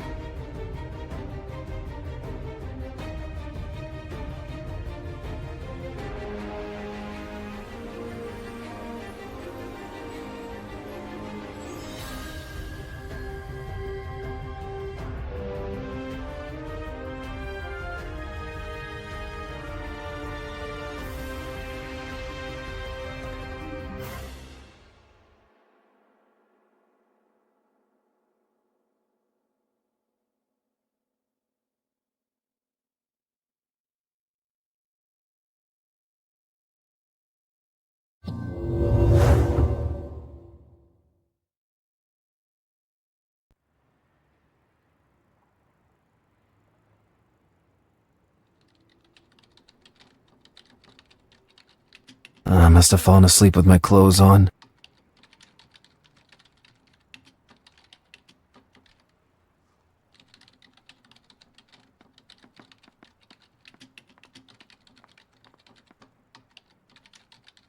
What are you doing?